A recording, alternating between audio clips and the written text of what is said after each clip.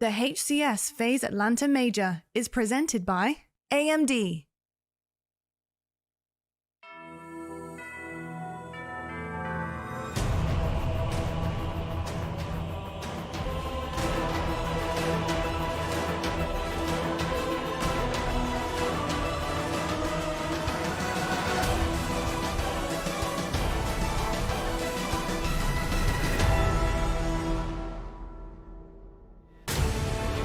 Well, good morning, Atlanta, Georgia, and welcome to the HCS Atlanta Major, hosted by FaZe. We have fans rolling on in because we have an exceptional day lined up for you. It's pool play, baby, and that's where all of our teams are going to be battling it out on stage to find out where they're going to end up in the championship bracket. We also have so much on offer here this weekend, including an open bracket where, as we know, lads, we have that one chance to get onto that main stage for those folks in the Passion Pit, and I'm excited to find out who that's going to be. My name is Lotte Van Praag. Joining me on the desk, I have Wes Clutch Price as usual, and then I do have two familiar faces that you often see in the casting booth, but joining me, I have Onset and Bravo. Gents, it is an honor to have you back on the desk, and we're here at the next major. Wes, how you feeling? Feeling great. Back in the South, it's a little humid outside, but inside it's pretty cool.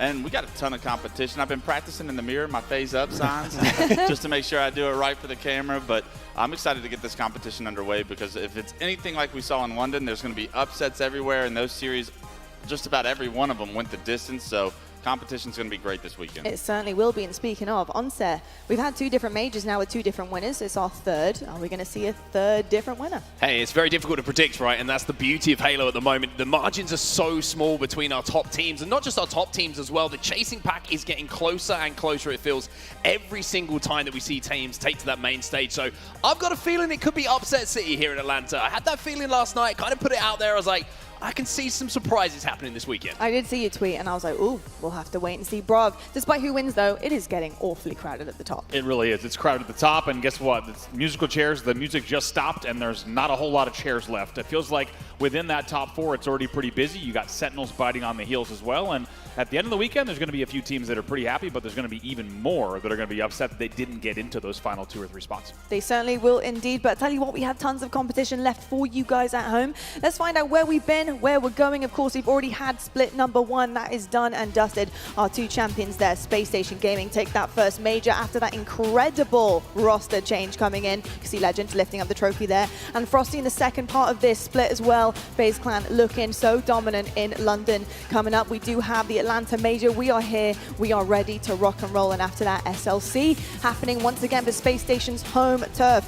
And then at the end of it all, what are we playing for, folks? We're playing for that Halo World Championship in Seattle, Washington, the home of Halo. So exciting.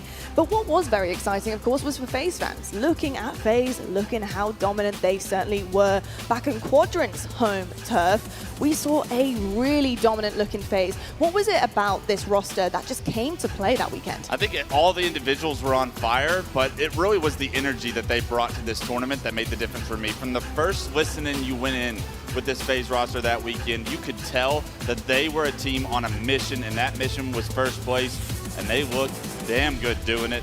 Everybody was on fire, I would say, but Renegade specifically in that grand finals made himself a statement that he is still a force to be reckoned with, still considered the best in the world, and if he plays like that, that's a tough team to beat.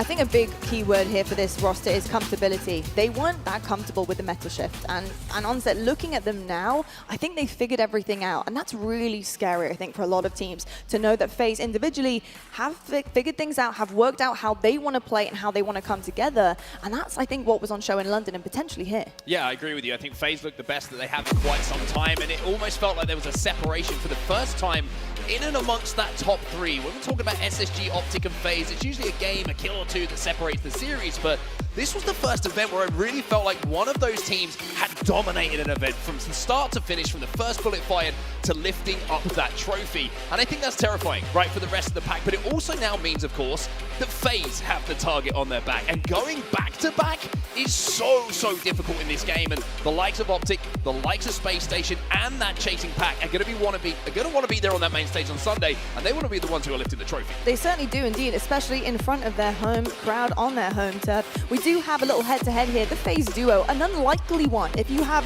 kept up with some of this roster in the past, you know that Royal 2 and Snakebite go hand in hand. But this time around, this is all season, by the way, Brav. Looking at this, these two have been playing off of each other, and it's been beautiful. It really has. I mean, Renegade, you expect to be popping off, and what we love about Snakebite is you're going to expect pretty consistent stats for him, but we saw in London especially, Snakebite is doing it all. We would check in the game, he'd have 68 objective points and be leading the team in kills as well. So to be leading in objective and kills just shows you that Snakebite can not only do it all, but he can just make sure that he's also a force in these finals. He's putting up the kills, and it's been impressive to see. I think we're seeing even better numbers from Snakebite than usual, which is, once again, as Mark kind of said, scary for the rest of the competition as well. I think the two big numbers for me that when I took a look at the stats, looking at FaZe's event in London, was Snakebite and Frosty. And as this team gets better and more comfortable, those two play styles, those two players specifically, their stats will improve because they are able to consciously know exactly what everyone is doing and what they're supposed to be doing on the map. You hear about Frosty talk about that in some interviews coming into the tournament, how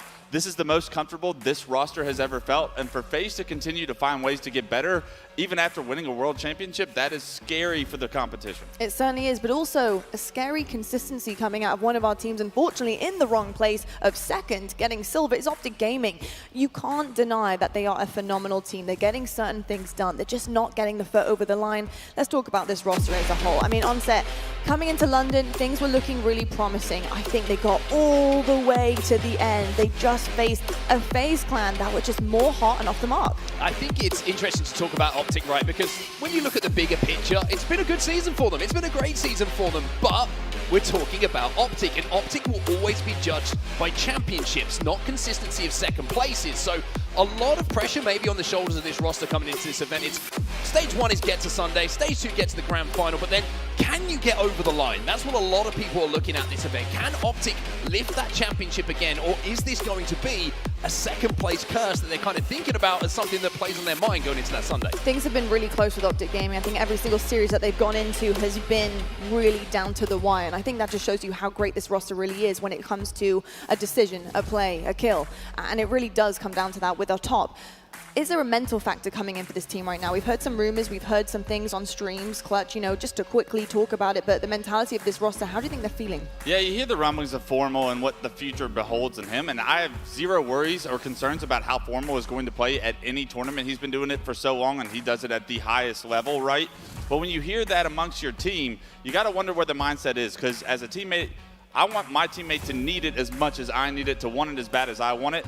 I'm worried that Optic might be in their own heads in that sense, but these guys are they're world champions in and of their own. They've been doing this for a long time. I expect them to come out in dominant fashion, actually predicting them to win because it feels like they're due, and all they need, like we were mentioning, is one good grand finals, and we haven't seen that from Optic yet this year. If they can perform well and get back to a grand finals, but better, bring your best, your A game to that grand finals, I think Optic's going to be very tough to beat for anybody, including FaZe. And let's not forget, right, it's not like Optic have struggled against the teams who have won tournaments so far. They've beaten SSG in tournament play. They have beaten FaZe in tournament play. So they've shown that they can beat these teams who have gone on to win championships.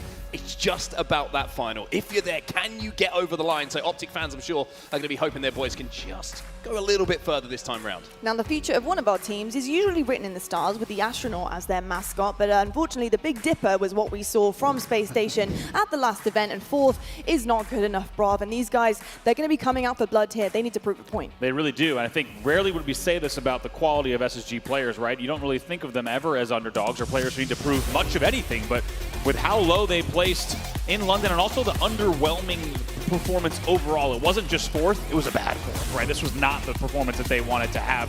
So I think they know that right now there's a lot of pressure on them. They're used to being on top, of course. Let's not forget they are your first event winners, but it's really important to think about this team, these players, this organization. I think they're kind of thinking, okay, let's make sure that that was a one-off fluke, and let's come back here in Atlanta and really remind everyone why we are one of the best, if not the best team in the world. Talking about one-offs, though, we often do see that with players and individual performances, and I think looking across some of the stats here on set, a big outlier was definitely Bound in that last tournament. We all have bad days, but this one was particularly. Yeah, it was an interesting one because Wes and I were kind of delving into some of the darkness of the stats when you really get into the weeds. And we were looking at Bound, and you look at those stats, and it doesn't look particularly bad. But one thing that kind of stood out to us about London was the damage differential. Damage dealt versus damage taken. And Bound had the lowest in the top 16. So either it felt like Bound was playing a little bit quicker than the rest of SSG and wasn't able to survive in some of the situations, or the teamwork was a little bit off from SSG where they weren't quite playing at the same pace as Bound. So something to keep an eye on moving through this tournament, but certainly something that was a little bit interesting for us to look at. Yeah, another big outlier stout for Bound was he had over 100 deaths more than his next teammate, which to me doesn't necessarily say something bad about Bound, but it tells you that SSG was not on the same page. It tells you that they weren't all playing consistently together to have that much of an outlier in separation of deaths. We're looking this tournament early on, specifically on Friday, is the rest of the team following up with Bound? Are they dying in sync, or are they once again on a different page, and will SSG continue to struggle if they can't be on the same page? That is the question, and the questions we'll hopefully have answered by the end of this weekend. But of course, we did have a little bit of a mix-up, a shake-up. We often do after a major when things aren't working for our teams. Roster mania has occurred in all sorts of different forms. We have small, medium, large, pretty much. Let's start with the small one. So, Clutch, let's talk about it. Pure, Cherish, Infer, Collect. How has that affected this roster? Yeah, I honestly love the idea that they feel a little bit more comfortable with each other, I think, now that they picked up Cherish. A good close friend of these three, and it's good to see Druk back in American soil and have these guys once again get to a tournament with their full team, because I feel like over the past year that's been a struggle for multiple players on this roster, having their full team get to the event. So I'm very excited that this will be like the second tournament that they've really prepared themselves for, and they're going to be on upset watch for anybody that they go up against, because this team has the talent. That It's the Last Shot kid is special, and he will make a name for himself if given an opportunity. I expect big things from Pure this weekend. He definitely is. Does anyone know He the also story has a behind the sword. sword? The man has a sword. There's a I saw him sword. with it in the lobby. I wondered if it Sword. was like a Sword. security. Media days are going wild here. Yeah, I mean, hey, he's feeling pretty confident. If anyone was to challenge him, I wouldn't. If I were you, I wouldn't. Our next roster mania to talk about is complexity and onset. You know, looking at this team, having breaking shot, Rain coming in, what does that do to this roster? Because the dynamic is definitely different here. Yeah, it certainly is. And when you're seeing, you know, one player coming in and out of a team, it's usually like the core's going to stay together, and then someone comes in and there's a little bit of a, this is what we expect you to do on this team, right? But when you've got two players changing, you've got Rain coming back in as well, who's been away from a competition for quite some time. I'm trying to see like where complexity are going to be kind of in the grander scheme of things when we come to placement, because there's so much for so many different people to pick up and learn. And historically, Rhino teams have been ones who have been the most practiced, the most drilled, the most scrims, the most, you know, going over VOD, whatever it might be. And I just feel like there hasn't been that time for them to maybe get to the level that they expect. So eyes on complexity maybe for a surprise kind of placement this tournament. They might be a team who's got to be careful of some of the teams that are biting at their ankles. Yeah, they certainly do indeed. It's definitely going to be something that they're going to have to work through. And I think in terms of finding their flow, again, when you come on board with a new team and you're seeing, certain players coming forward that already have their individual kind of play style and talent. Trying to get that to mix and match is one thing, and then trying to get that to actually flow on stage and hit a flow state is even harder, especially with some of the more experienced rosters that we're seeing. And Clutch, that makes all of the difference, right? Is knowing what your teammates want to do almost without them having to say it. Right, and that comes with Rain coming back to Ryan Noob, so maybe there's some good chemistry that those two have together to where there is that level of understanding, and hopefully that comes on natural and very quickly come tournament time.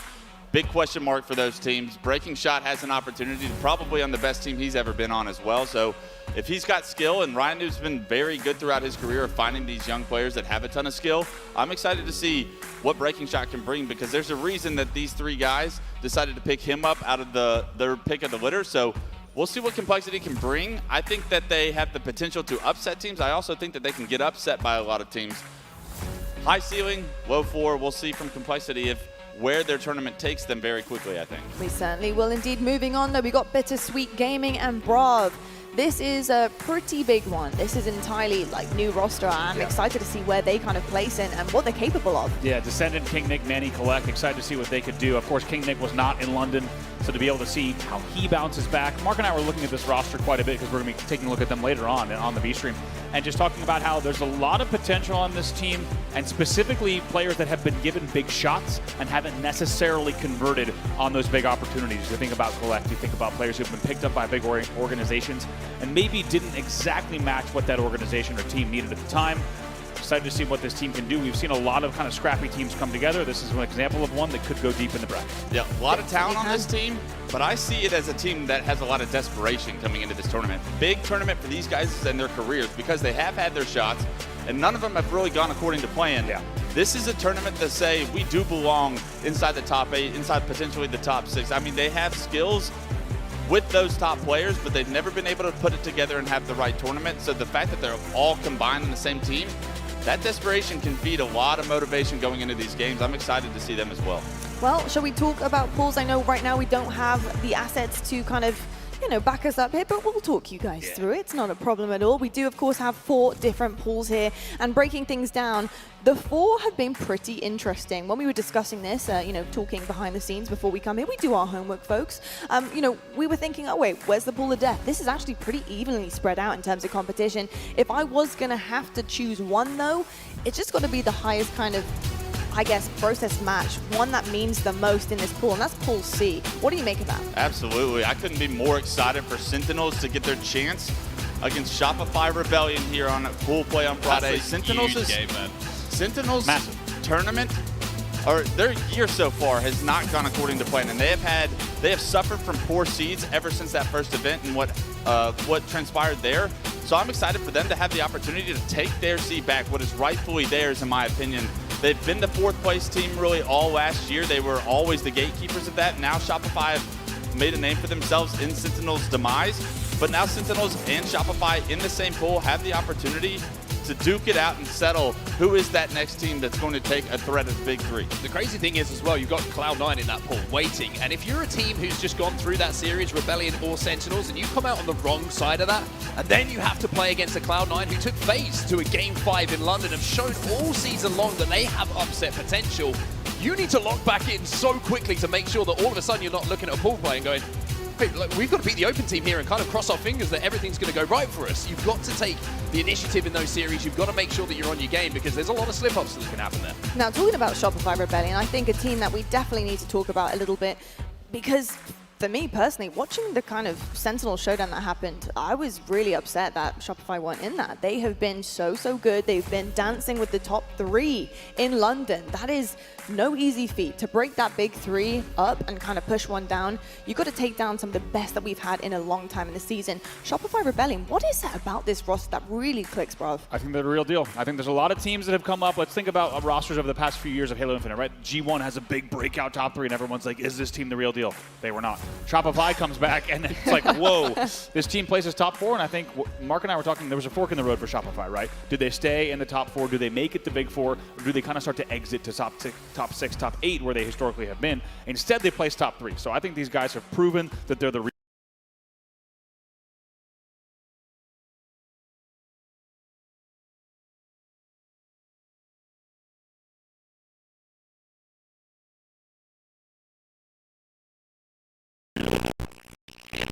over in London. That 3-0 was dominant. Yep. I truly think Shopify is a force to be reckoned with, and they will go yet again deep into the bracket and have to show up on Sunday. That's the big question for me, is can they get a Sunday performance that they are proud of? And if they do, they may be in the grand finals. They may win the thing. Yeah, what I like is also it wasn't a cheap win, a top 3, right? You had to 3-0 a team that was a top 3 team that had just won the event to secure your top 3. So it was a very much well-earned. Sometimes teams have brackets that are favorable.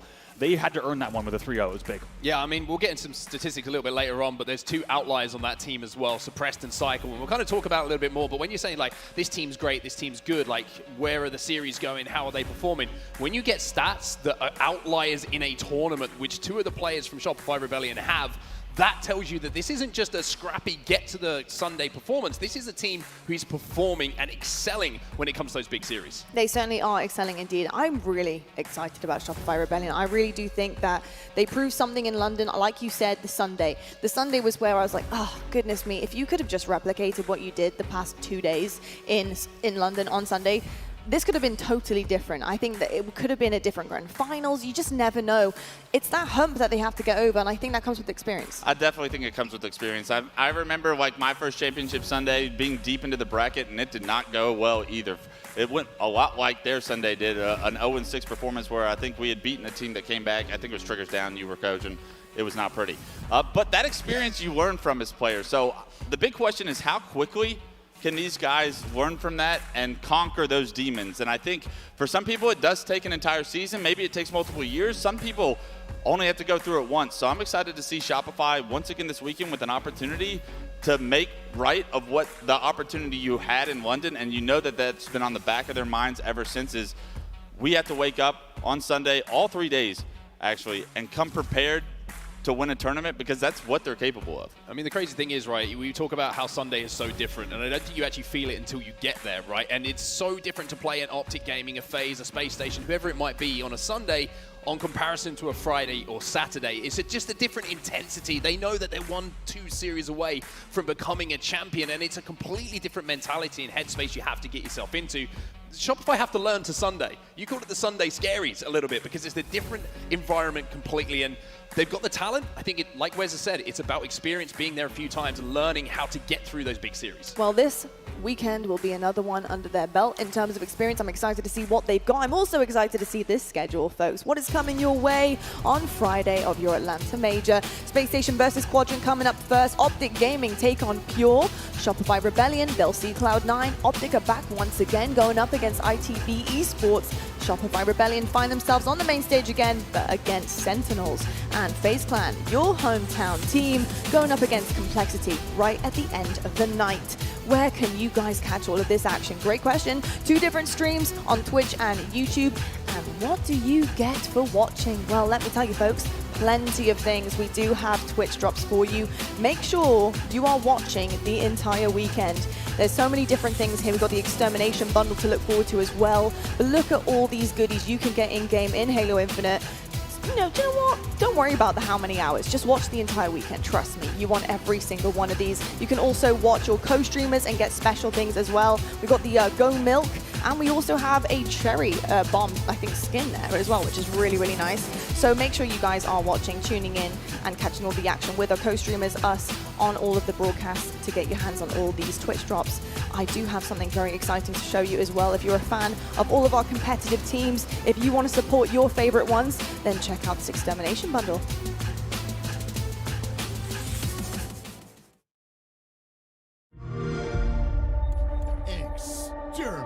Extermination.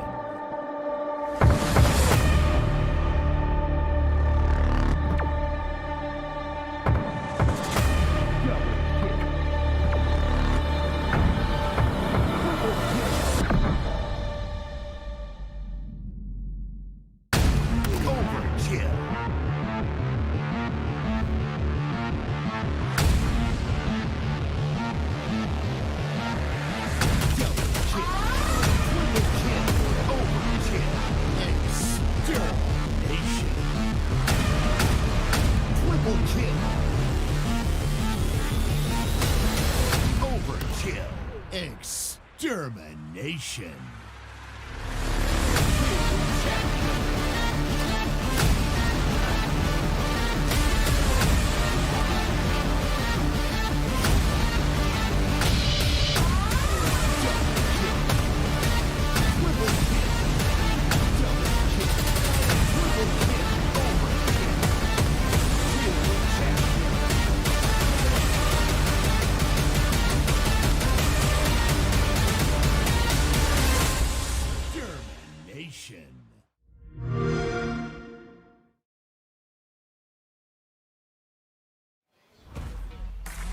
And with that, folks, you'll now know every time you've been bodied by an Optic fan. So you are welcome. Which is exactly what we all needed, right? Exactly.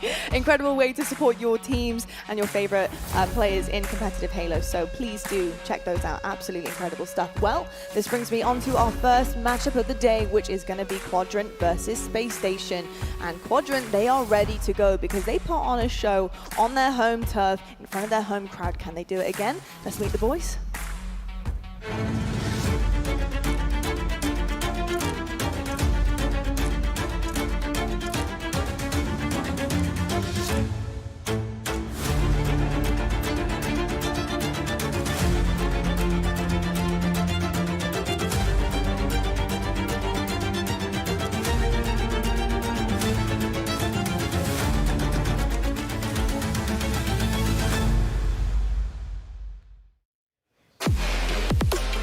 Where Squadron can't seem to beat SSG historically, but that Game 5 in London showed good signs from them. Was it a weakened SSG though, or does it show some high-level competition from Squadron? I think it's a bit of both, right? I think SSG definitely didn't look at any point on their A game throughout London, and you thought that Quadrant was going to get that upset, but they fell just short. You know that's been in the back of their mind, and they saw what pool they ended up in with SSG. They know that they can push this SSG team the distance. They've done it before. Can you get the job done in Game 5 is the big question.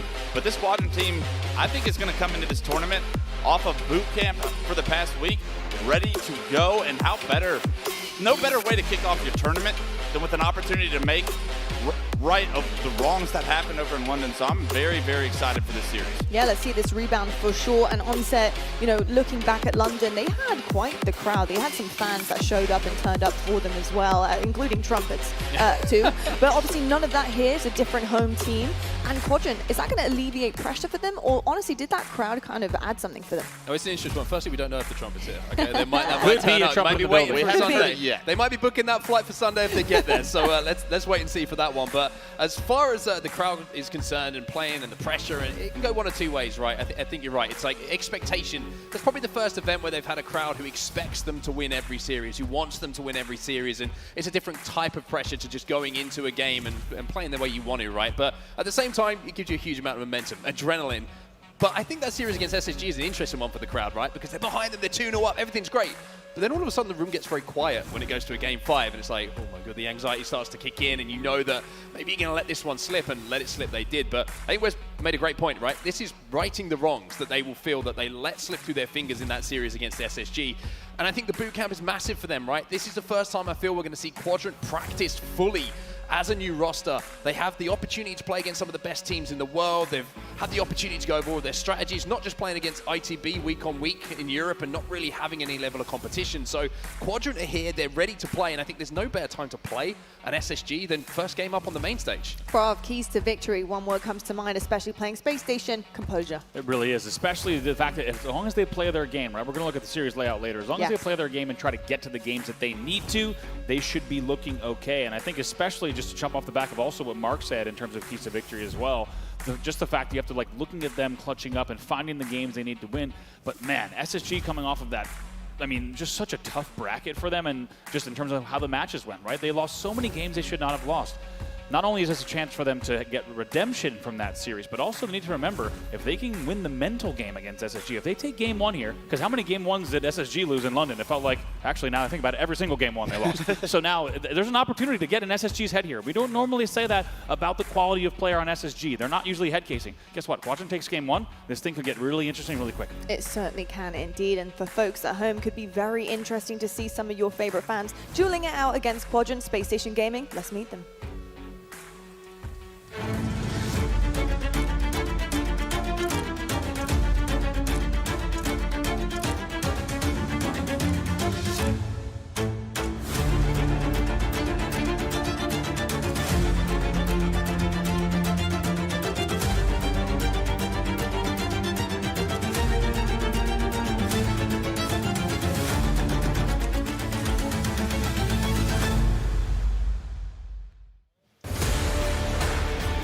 Clutch, this is a decently big series from the start. This will be an indication of how the downtime, has gone from London to now. have they fixed things from then? Have they done enough to show us that they're here to play? They've looked very good online in scrims and even in the Showdown tournament that they played in for the Sentinels Throwdown. Very excited to see, like you said, how do they start their Friday? Because I think very quickly in London, we were able to notice flaws and holes in SSG's games. We're expecting to see very similar things go down this weekend. Are they on their A game to kick this tournament off? Because I think it's so easy to continue your flow once you've found it in a weekend, but it's so hard to try to find it once you haven't kicked the weekend off with it. So SSG, I'm looking at them to have a hot start here in this weekend. And what a better way to do it than against Legends' old squad quadrant. When these two play, I promise you it's always a little bit more personal than some of the other teams. So I'm looking at SSG.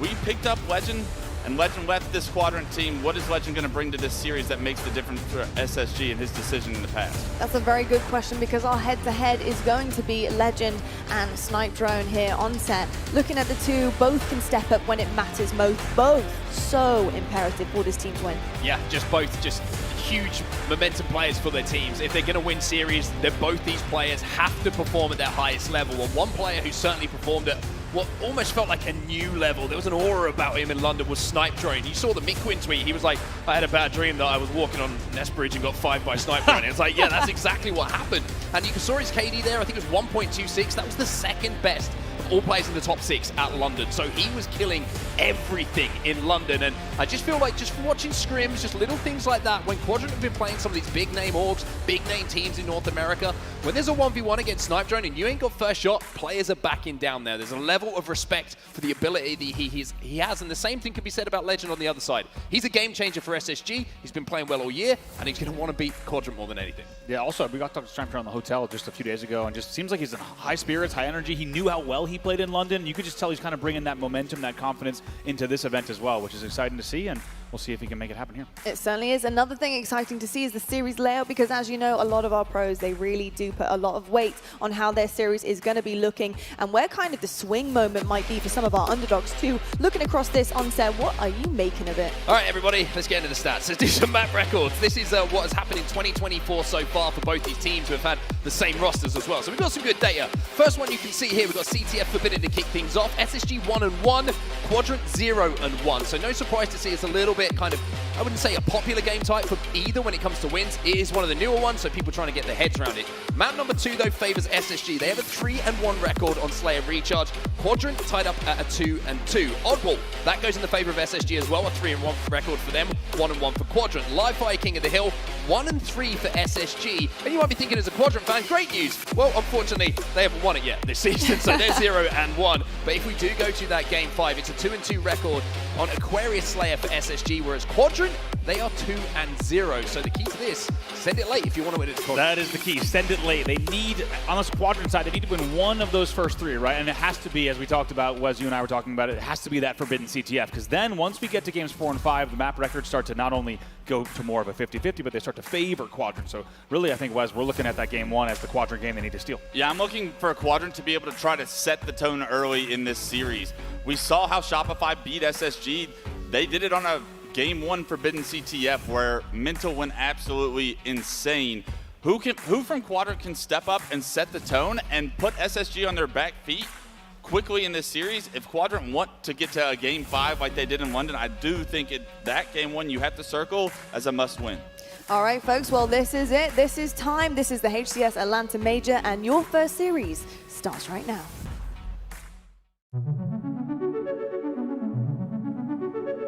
FaZe is, 1, the brand and the logo. It's something that can never be recreated. It's a part of gaming history and internet history forever. What does it mean to be great? What does it mean to be a champion? That who you looking for is right here. Winning with this team also is another amazing thing, and I just think shows like how we're still consistent at this level, and we can, you know, just keep trying to dominate. But as you say, FaZe Clan was built to do one thing, and that is win a world championship. FaZe Clan versus Optic Gaming, a tale as old as time, and one of the greatest esports rivalries to grace our screen.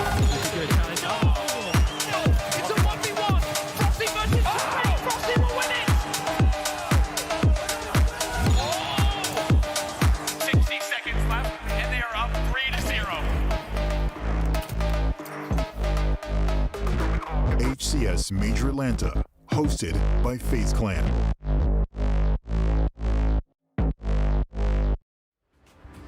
The setup is done, everybody. It's time for us to get into the games. And I've got to say, Andy, firstly, it's great to be here. But secondly, pool play has never felt more important than it does here in Atlanta. And what a series we have to kick things off. We have a repeat of one of the best series that we had in London, where it went right to that Game 5, the ultimate reverse sweep.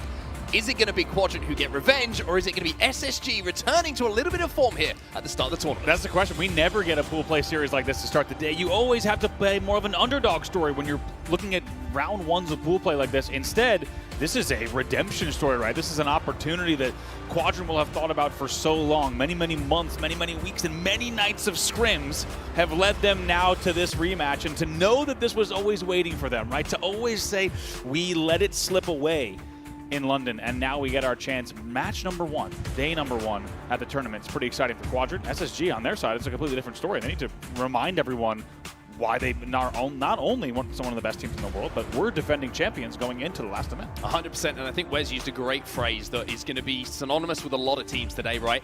Set the tone. Set the tone for your tournament here on Friday. Set the tone for your pool play. Set the tone for everyone else to know that you're here to win an event. And SSG have to kind of take a little bit of inspiration from what we saw FaZe do in London after their disappointment of Arlington. It's about putting that behind you, coming in with fire, coming in with energy into this first series of the day, and proving that that was a fluke. Right, not just proving to all of us, right, proving to themselves as well, because look at their Game 1 records in London, right? Losing to Sentinels, having to reverse sweep, getting 3-0'd, then having to reverse sweep again in the lower bracket against the very team on your screen right here, right now. Space Station does not just have to remind everyone at home, they don't just have to remind their organization and their sponsors, they need to remind themselves why they're one of the best in the world and prove it in these first few games. They certainly do, indeed. And it's crazy to think, right, if that series had gone one round of oddball the other way, it would have been a top 6 finish for SSG, which is crazy to even think about, to discuss. And luckily for them, it wasn't that. They managed to clutch up and get that series going their way. But a couple of players to focus in on here. Bound, we've kind of talked about on the desk a little bit. Pacing of his game, was it a little bit off? Was SSG's teamwork just not working with him? Questions that we'll have answered. But Stellar, also by his own standards, a little bit quiet in London to what we're used to. Yeah, definitely expecting to see it. When SSG wins championships, Stellar is firing on all cylinders, right? He's playing at 110%. In London, that certainly wasn't the case. I think, as you say, he was not the standout. However, Stellar is such a player of such high expectations and high regard that we will be looking for even more impressive things here in Atlanta, without a doubt. And it's crazy, right? We talk about Stellar having a below-par performance. Let's just put that in context a little bit. This is by his own still going wildly standards. positive. Yeah, still went 1.15 in London, which is still pretty good, but inside of the top 10 when it comes to overall KDs, usually if Space Station are in a grand final, if they're winning trophies, you would expect him to be in the top 5 with the role that he has on this team. So some questions for sure to answer for SSG in this series and this tournament as well, but also I'm very excited to see what Quadrant bring to the table. I was talking about how I felt this is the first event this year where they're fully practiced. And what I mean by that is they haven't just been playing ITB over in Europe. They've had the opportunity to be out here a week earlier, boot camping against the likes of Optic, FaZe, SSG, and those huge results that they've had as well. It's not been a boot camp where it's good to turn up and play. Right. There have been some monster results in those scrims. Absolutely. For anyone who isn't surprised on these, right, you and I were reviewing them on the travel over, just how good Quadrant has looked against top teams. And if you just take the scrim results alone, they suggest that Quadrant, if they continue playing at that same pace, could go deep into this tournament. Yeah, I mean, I've been saying something crazy backstage. I mean, maybe Quadrant can get to a final. Hopefully not everyone heard that. Maybe I'll say it a little bit louder on Sunday, but with the way that they have been playing, it feels like the preparation is finally complete for them, right? The new roster in London showed great signs. It showed signs that they were able to match the levels that Quadrant of old with Legend were able to hit in that first season. And I think Glory really started to come into his own. Some of the clips that he was putting out there with that sniper rifle were absolutely insane. And we've already talked about Snipe Drone. He looks like a different animal. Yeah, and also it's worth noting, you have to wonder, if you think about kind of the slingshot potential trajectory of Quadrant losing the way they did to SSG, right? Let's zoom out for a second. Let's look at this team long term. What would that loss have done?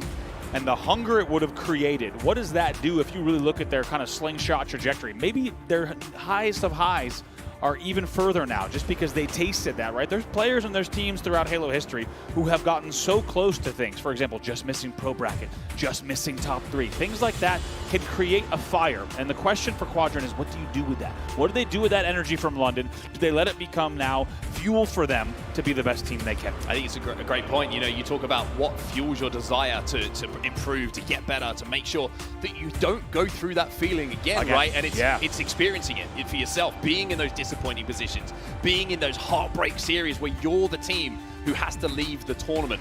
The best motivator is knowing what that feels like and not wanting to go back there and put that really right. Is. So a lot of learning done, I would say, by Quadrant, not just in London, not just so far this season, but in the last week or so of boot camp as well. And on the other side for SSG, like I mentioned, they have to take inspiration. They know how close it is between the top teams in Halo Infinite at the moment. They saw the disappointment that FaZe had. They were able to bounce back and win the event. They know they have the capability to win the event. They've shown it already this season. That top 4 placing that they got, they're going to want to make sure that never happens again. Absolutely. And you have to wonder what the tone is on the SSG side. And hopefully we're going to be able to get to chat with them a little bit later through the weekend, just because I think they can go one of 2 ways, right? I think they can say, hey, that was not us. Let's just focus up and let's make sure we get back to our kind of normal standard. Or I'm wondering if they're taking this and really over-indexing on not leaving anything to chance, right? For example, how much Quadrant gameplay have they watched, right? Are they watching opening strats, right? Are they delving deep? And I'm curious, because I think both could work. They could be thinking, okay, let's get back to our normal game. We are some of the best players in the world. We're coming off of an event win in Arlington. We can just do our thing. Or I'm wondering if Elamite and the team have said, actually, let's do everything we can to make sure that never happens again, as you say. And look at this. Moments ago, you saw that's the Game 5 result. The legend pop off against the former teammates, and that was just, for anyone who didn't catch it, that was the Game 5 moment of the reverse sweep as SSG sends Quadrant home, and that's the moment we've been referencing quite a bit. But just to get back to that final point, it's really a question of, have they made sure that they've done everything they can, to, starting with this series, that they are showing up as the best possible SSG? That's the question. I will say that's an iconic finger wag from Elamite as well. Kyle just no. Not today. We're not going to be the team. Love a good wag of a finger. You get to enjoy being dismissed from the tournament. So maybe a little bit of that in the back of the mind as well. But let's talk about the series a little bit, right? Because this is an interesting thing as well to talk about, because the front end of the series you would feel is a little bit SSG heavy. Certainly. However, this Game 1, we talked about how important it is, and it's for different reasons, right? 1, set the tone. 2, the records overall, and the fact that it's the newest game type that we have in the suite of game types that we have to play. So as far as experience, games played in tournament, it's lower than a lot of other games. The data isn't quite there, but SSG have won 1, lost 1. Quadrant have only played it once. They lost it. So it's interesting to see that both teams have suffered losses, and out of a total of 3 times that both these teams have played it, there's only been 1 win. Yeah, it really is fascinating to have this CTF Forbidden as a Game 1. I love stuff like this, right? I love a classic 2-flag, 2-snipe CTF map. I love a pit CTF to open a series. I love a narrow CTF, and now I love a forbidden CTF to open a series. I think this is the perfect table setter, because this game is a toss-up. And the question is SSG going to come in here and just absolutely wreck, or is Quadra going to send a very different message across Game 1? Well, that's the crazy thing, right? You look at a lot of game types. You say, if this is an Argyle Game 1, you're like, this is going to be a 1-0, maybe a 1-1-2-2. Whereas Forbidden Flag is the most unforgiving game type that we have in the Halo Championship Series. You go 4 dead at your own peril, because that could not just be 1 cap. It could be 2 caps. It could be, we're playing Game 2, what the hell just happened kind of situation, where 3 caps can go in back to back. If you get a couple of sniper rifles, you get that first OS. We know how efficient you can be on this map, being able to spawn kill the team. So it's a really, really fascinating game type to have at the start of a series which has this much riding on it. I love the fact that it's Game 1. It's perfect. I'm not kidding when I say it's very rare that we can say this, just because due to the nature of how series layouts are made. I don't think there's a better Game 1 that this series could have. Yeah, in the entire list of Halo Infinite game types, I think this is the best Game 1 that this specific series could have, just because of what's going on. I also want to say how great that we're at this point in Halo Infinite, and with these teams and the storylines and the drama that we didn't even mention until deep into the pregame, that Legend, by the way, is playing against his former teammates, and that's an enormous rivalry. It's crazy that instead we have so many rich storylines for both of these squads coming in that feels like an afterthought for this series, which is wild to say, and I feel like we're really lucky with just the amount of the stories of these teams and everything they've done so far, and you could just feel that right now in this series, in the building, that there's so much riding on this single map. Yeah, I mean, SLG was good enough to send us a little bit of footage of the boot camp that we're going through. Did you see Legend was sat there? Was it there by his own will? That's the question. Maybe SLG had captured him and was searching for information on how SLG were going to play. All of this rumours that cannot be substantiated and certainly wouldn't stand up in court. But, I mean, it's interesting Most of what we say wouldn't stand up in court. That's true, actually. Most of what we say we would end up in court, I'm sure, a lot of the time. But map number 2 being a Slayer recharge as well, I think is very interesting because it's a good Slayer record for SSG over the total, but Quadrant's Slayer record was one of the best out of all teams in London. It felt like they'd done a lot of work on that. Something to note from the boot camps as well when I was watching a lot of the streams that teams were playing against it. They get to the end of, shall we say, the traditional suite of games that people will play, go through the objectives. Some people might clock off and think, hey, we're done. SLG would always pop up, can we play some Slayers? Like, are you good to play a couple of Slayers at the end of this? Which I just is, you know, it's a little thing, but it shows a focus, right? It shows that they're not forgetting about the importance of those games, and we've been saying it all season. Slayers win series. They do. The man's a grinder. You can tell right there as these players are getting ready for this main stage match. It sounds like we're waiting for just a few things to get sorted out on the main stage. We'll go to a quick break here before we get ready for the series. We'll be right back with Space Station versus Quadrant.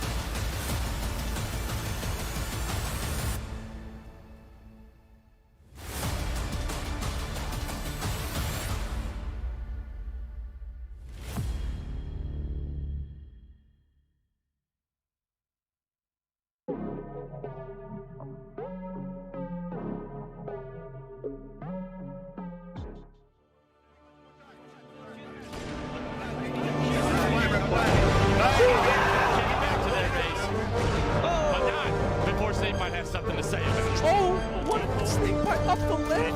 We're here to win. Nice double kill there from Snakebite. Looking for the triple. There you got it. On the corner. Oh, even bother. Snakebite picks up a clutch kill on Contra to even the playing field and one on Fred. Going for the triple. Yes, Snakebite does it. It's the triple kill. Down for denial. Gets the overkill. Snakebite just on fire right now. I don't think anybody wants to win more than Snakebite. The way he goes about every situation, it's almost like it's picture perfect. As everything's unfolding, I know that he is like thinking 50 steps ahead.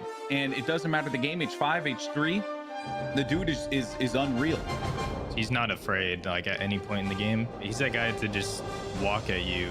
Onto these Mentality Esports guys. Fantastic shots coming in from Snakebite as well. Should get another easy double here. Last player's on the pyramid, sorry. Smartly backs down though, doesn't give that away, but now DJ! Put him on his back. 20 seconds on the clock here. Counting one headshot there. Hey! Nicely. Whoa! That's going to be the killing spree. Double kill. Looking for another nastiness from the captain. Not only is he one of the most disgusting players in the game, but you know your team is going to be prepared. The leadership, that was always the thing that stood out for Snakebite for me. It was about how he managed to always rally the troops. He always had a plan. Every day we get on to practice, it's just being committed to winning, and winning is everything. Just from watching him on stage, you know, listening in on their team communications, post and pre-game interviews, it's not hard to tell what he brings to the table. He's always getting the guys ready for practice. He's always going over strategies, reviewing film with them, going over what could have been improved on. He's a great leader. When you're able to do that as a captain, it adds so much more pressure on your back, and he somehow shoulders it brilliantly every single time. No one's been an in-game leader like Snakebite. He's really good at making the best of a worse situation. He really has that mindset where the game is never over. If they go up 2-0, like, it doesn't matter. Like, as long as we extend the game out and we play the game 10, 12 minutes, like, we're going to be able to come back and we're going to be able to win it. Fourth vengeance, obviously last time at the Halo World Championship 2016, he got slapped around when he was on Evil Geniuses. God, this guy is so, like, just blues. Like, he's always just fighting back. I remember playing him in Constellation. And there's Snakebite going hard as shit, just stomping me into the ground. Snakebite does not like losing, and it shows.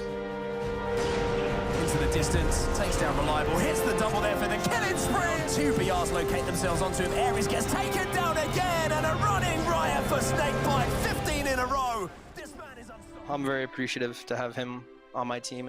I know there's a lot of players that don't take it how he does as serious, and just it's nice to be able to trust the commitment. He doesn't break character. It's not something that he just pretends to be. It's a consistent 24/7 job to him. The creator and leader of a modern-day dynasty, Snakebite and his team have claimed their spot among the Halo greats. With back-to-back World Championship victories in 2016 and 2017, and an unmatched dominance that continues to this day. It's just impressive. It truly is. At that point, CLG, Optic, Tox, now Sentinels, they could do whatever they want and they would find success. It was ridiculous. You have the great players in Frosty, Roll 2, Lethal, I mean, absolute legends of the game. But consistency, that comes with the mindset and the tone that Snakebite set from day one. He's seen these situations hundreds of times, and he's able to make the calls that'll win his team the game. He's the most crucial piece to me. Snakebite and Royal 2 have been doing the same exact thing. Like, they're easily the best duo of all time, like the best players for a while now. And so, like, they've been doing this consistently. They're going to consistently be at the top. For Snakebite to become the greatest of all time, he just has to continue what he's doing. Putting in the hard work and dominating.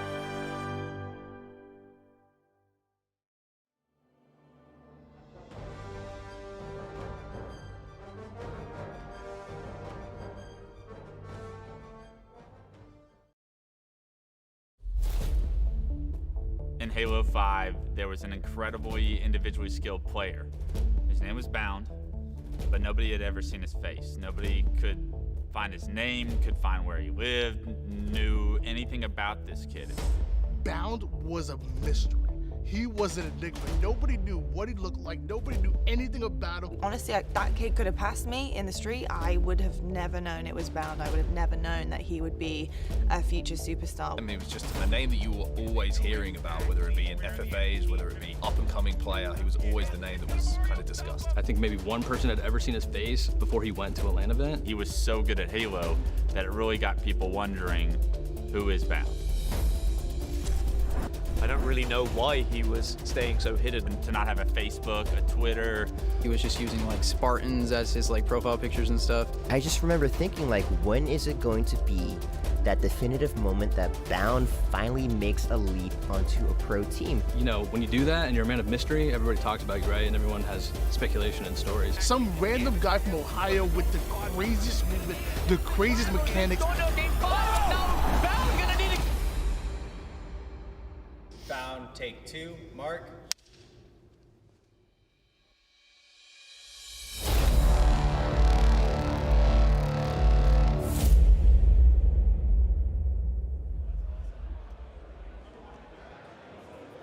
Make sure it was specifically the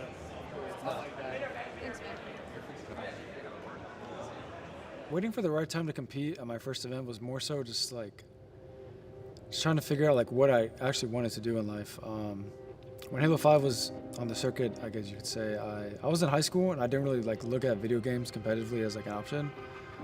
It wasn't until after I was done with high school and just needed to get a job, I was like, you know what, I think I'm gonna do video games. I think the idea of being able to play video games for a living, to make a career out of it, is every kid's dream, right? For Bound to be able to be that H5 kid, to come up through the ranks, to be the kid that started from scratch, to find himself on a main stage, doing what he does best and doing something that he loves, I couldn't think of anything better. I think he just enjoys competing. I think it's something that you can really see in the way that he kind of interacts with people in and around the venue. He's just happy to be on the main stage. Casting Bound, you always know as soon as you go onto his point of view, he's going to do something exciting. It might not just be 1 kill, it could be 2 if he can find his targets. Lucid changes to the barrel rifle smartly to make sure that rocket is still in his hands. Oh my God. It's Bound time! Is he shooting some bodies as well? This is a rookie on a mission here. If you're against him, you know how difficult it can be to move on a map. There's this kind of stylistic movement that he has. He kind of just has like a playstyle that is very non-traditional. It's just very fast-paced. Bound's in the game and Bound's picking up an overkill!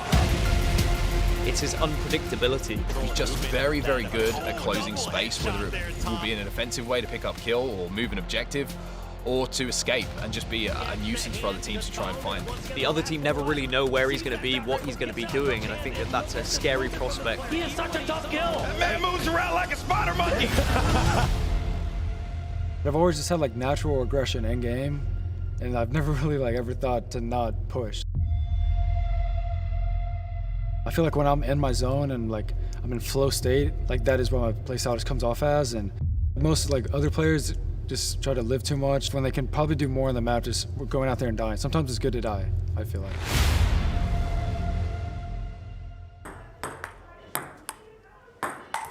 Dude, why are you playing like that? Why are you doing that?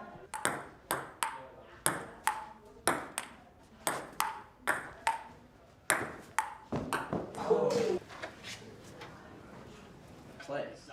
Just run around, don't give a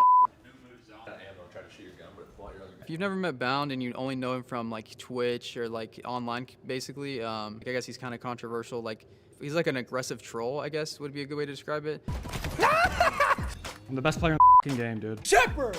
That cannot be happening! I'm him. I'm him. I'm him. Bound is a quirky one. He's very quirky, he's very funny. He likes to make people laugh in like just little off comments and things like that. I think most people would be surprised how people are in real life compared to what their persona is online. Like out of the game, Bound is like, he's so normal. I don't know, he's just really easy to get along with. He's funny, like class clown. He always tries his hardest in scrims. He rarely complains about like much, honestly. He just wants to win. Wait, have you guys ordered food here yet? Because I put the convention center, but like, do they go here or the other side? We'll walk over there. Shit, that's her. Alright, nah, chill, don't come that close. Won every game by like an inch, pretty much. They honestly should have probably won at least one, but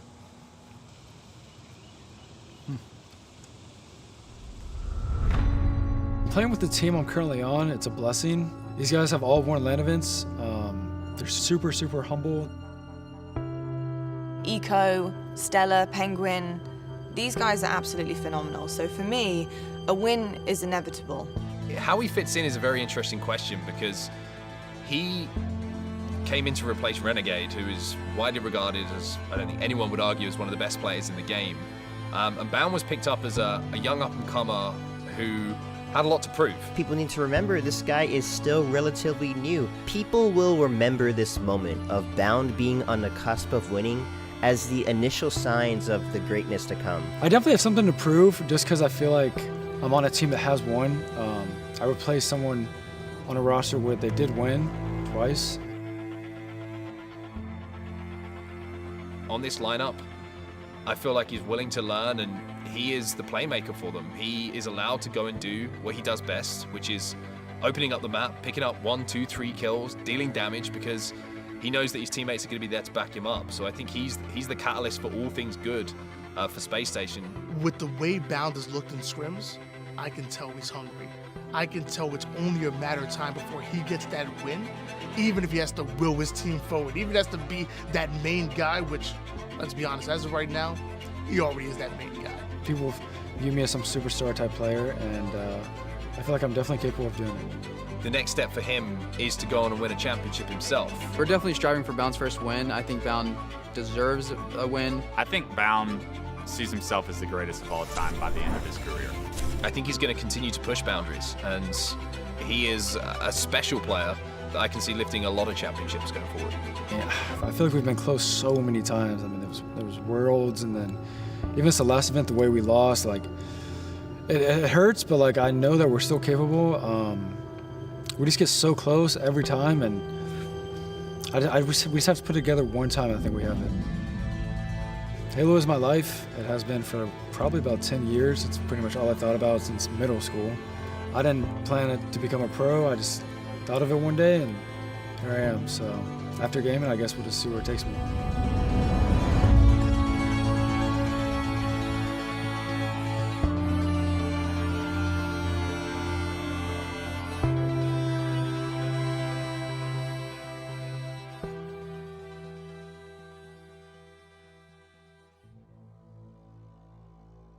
Welcome back to another HCS Top 10. This edition is going to be the top 10 clips from HCS London.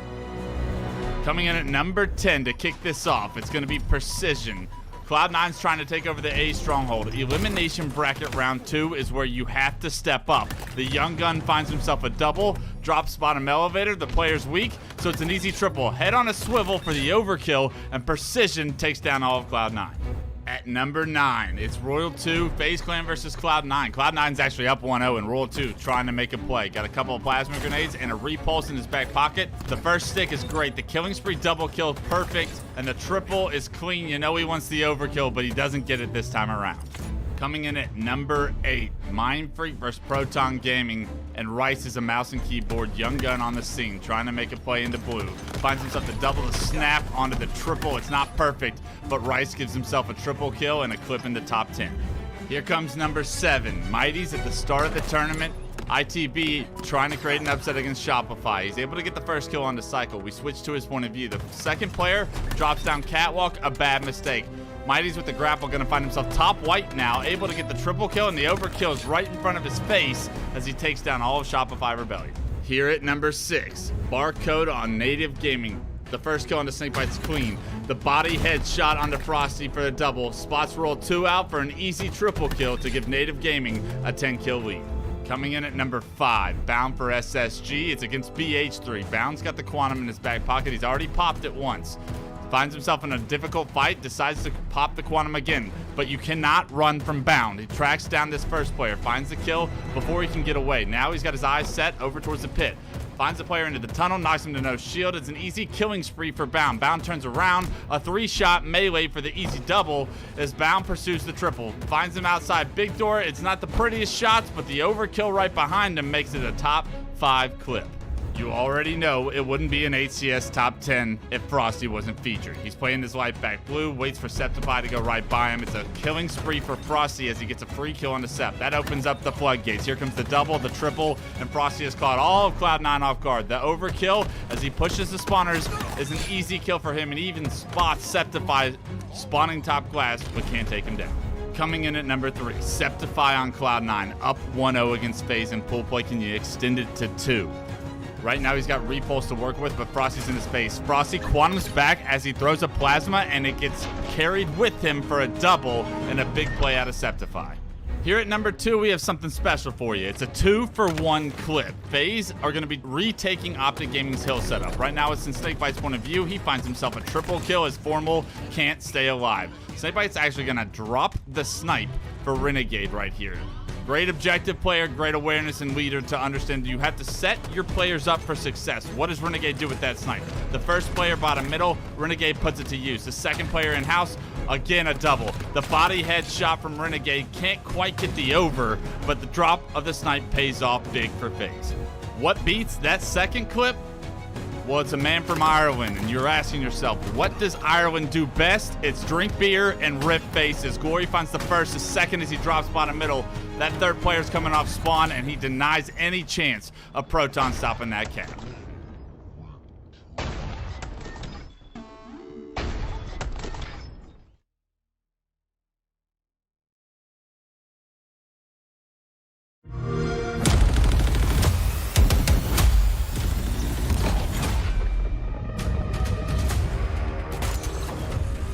Party's over.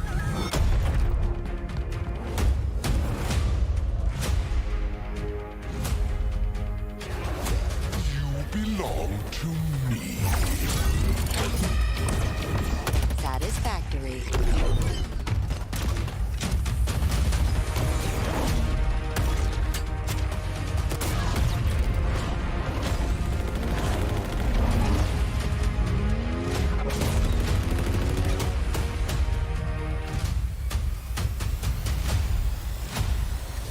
Special delivery.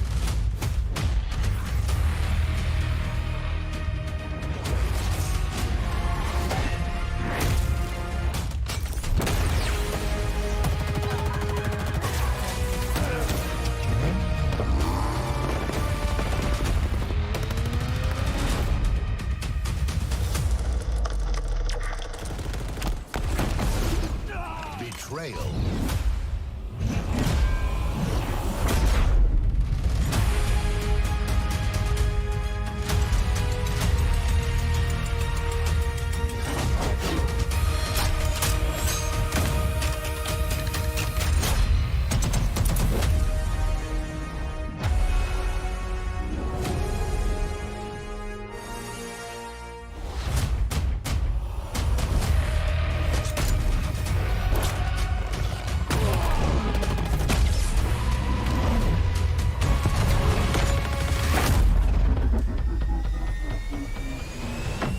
Combat evolved.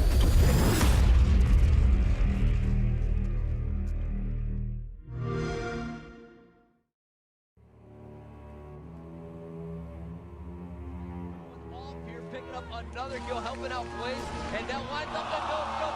Take it down. I got your pistol. Kids are coming out of the woodworks and they're so skilled.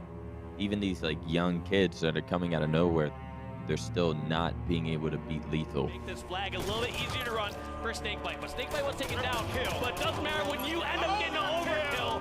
Lethal esports just being around for so long, it just gets harder and harder as the time goes on. And Lethal has somehow found a way to like literally be on top for the past like 10 years. Himself a weapon. The player death from above. Lethal. What's going on here? Turns two. What a beast. I just value competitions nowadays a little bit higher.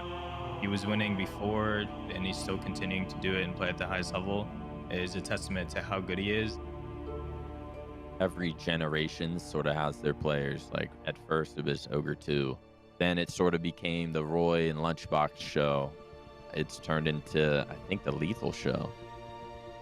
Lethal has a burning desire to succeed. He wants to be the best.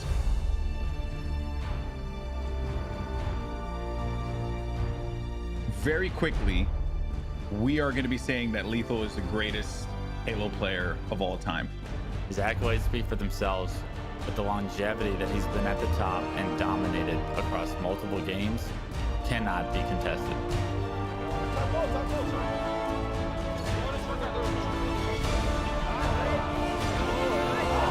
We are still tied up 2 to do. When that time runs out, it'll be a full replay, but Lethal's got an overshield. And now Tox Gaming are pushing in, and this could be the game if Lethal keeps doing this. Brings up 2. There's going to be another one as well, and he's going to get the melee double kill on there.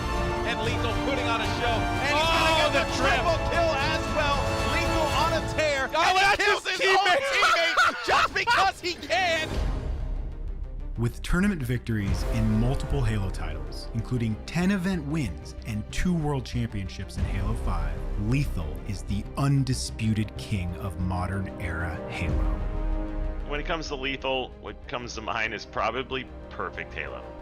He's insane mechanically. You expect him to get his hands dirty every single game. He was somebody that can change the outcome of a tournament. Somehow, Lethal has got round the corner. Tox Gaming tie the game in the last second. 2016, Counterlogic Gaming versus the heart of Europe.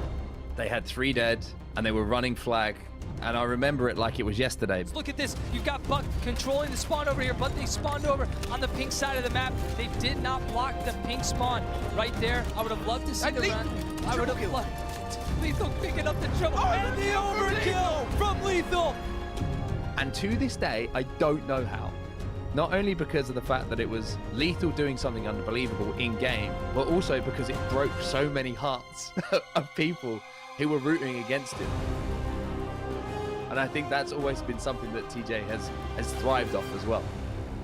What's your record against him all time? I gotta ask you. I remember playing him a couple times. I think I'm 2-0. So he didn't stick around much after that. I beat him down pretty bad, and then he just kind of got out of here. A familiar face in the grand finals, Lethal has finished top 3 or better in every major Halo event since 2014.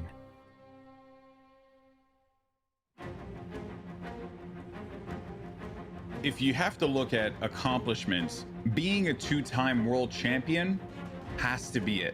World champions of 2016. A 4-0 victory. That's the best word to describe it. A dominant performance here. In 2016, they walked away with $1 million. Then, fast forward a year later, 2017, another big world championship, they won again, 4-0. It's one thing to like scrape by and win a tournament. It's another thing to just be dominant the entire time. Back to back, Kyle. They have done it. That has to be one of the greatest accomplishments. We've had 3 world championships. They won 2 of them. Come on. There is no world that he does not overperform in Infinite as well. And you could make the argument now at this point in time that he is one of the most winning and greatest Halo players of all time. Tox Gaming will win 50-49. I don't know if he'll win the audience over, but players will look at Lethal like, yeah, he might be one of the best to ever do it. They are the greatest Halo players of all time. I give Lethal the greatest player of all time. Like accolades, obviously, I think he has it, and longevity, I think he has it. Lethal's legacy will be, in my opinion, the greatest Halo player of all time. And even though you may not want to admit it, TJ Campbell is the future of Halo, and the man is too damn good to pass up as one of the greatest, if not the greatest of all time. Mark my words. I'll fight people.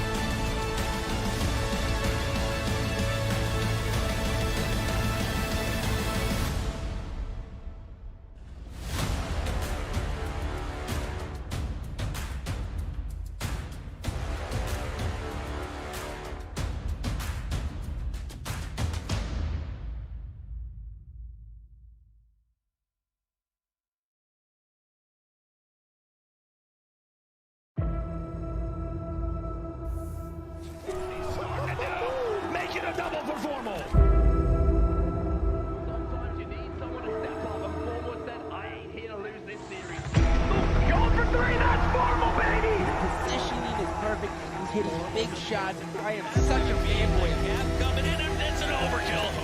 Wow, my God!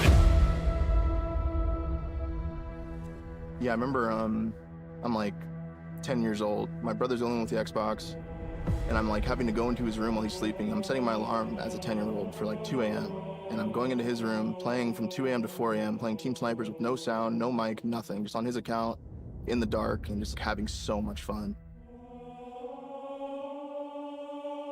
That's just like an insane thought as a 10-year-old to be doing that. You realize like this game is like a masterpiece. Truly a masterclass of a video game. And if you weren't part of it, then you weren't part of it. But if you were, then like, you know exactly what I'm talking about. And it made me fall in love with video games completely. It was just like, I knew this is what I wanted to do. I knew that my passion was here, and I knew that it was just like, it was where I wanted to be.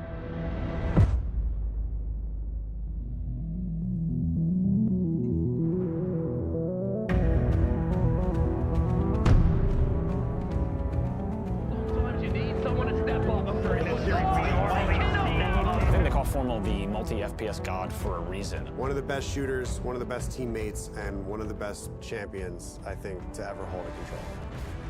I just don't see anybody topping what he has managed to accomplish. 2 games, 2 world championships. Most people dream of being at the top of the pile in 1 game, which they work their whole career for, their whole life for. The legacy that he's cemented is just being just championship after championship after championship. He is the FPS god. He puts pretty much everything that he has into competing. By the time that this thing is done, Formal is going to be cemented in the history books of first-person shooters.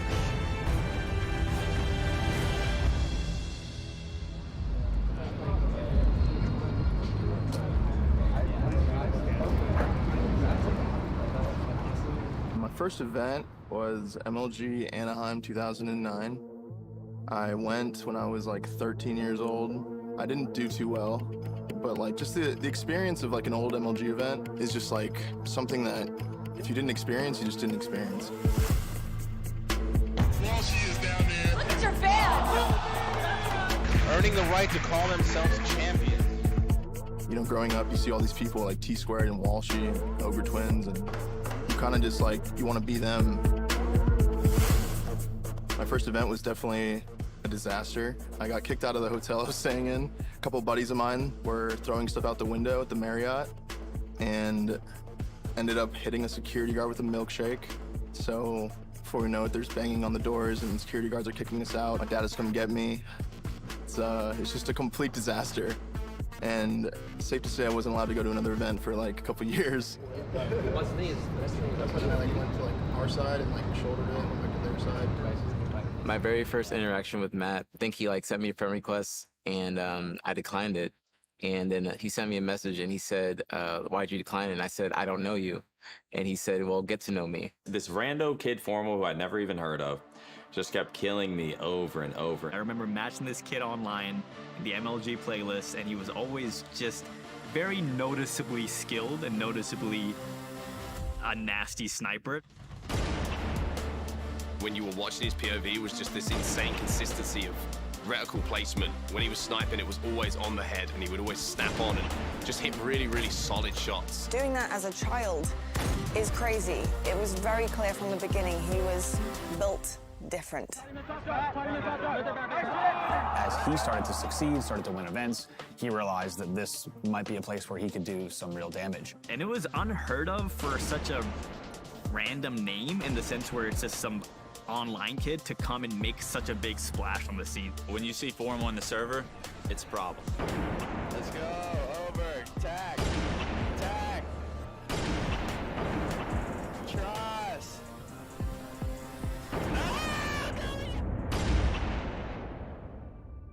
Around 2014, there were a couple Halo players that were trying to switch over to Call of Duty, and Formal being one of them. It was a really big deal when Formal switched over to Call of Duty. And he wasn't the only one. Players have made switches back and forth between the two. I was making the decision to leave Halo just because there weren't really any Halo tournaments anymore. We had the AGLs, which crashed and burned. Halo wasn't really popping. It was Halo 4. Like, it was just a really dark time for Halo, and COD was popping. Formal really kind of joined the scene in an explosive way.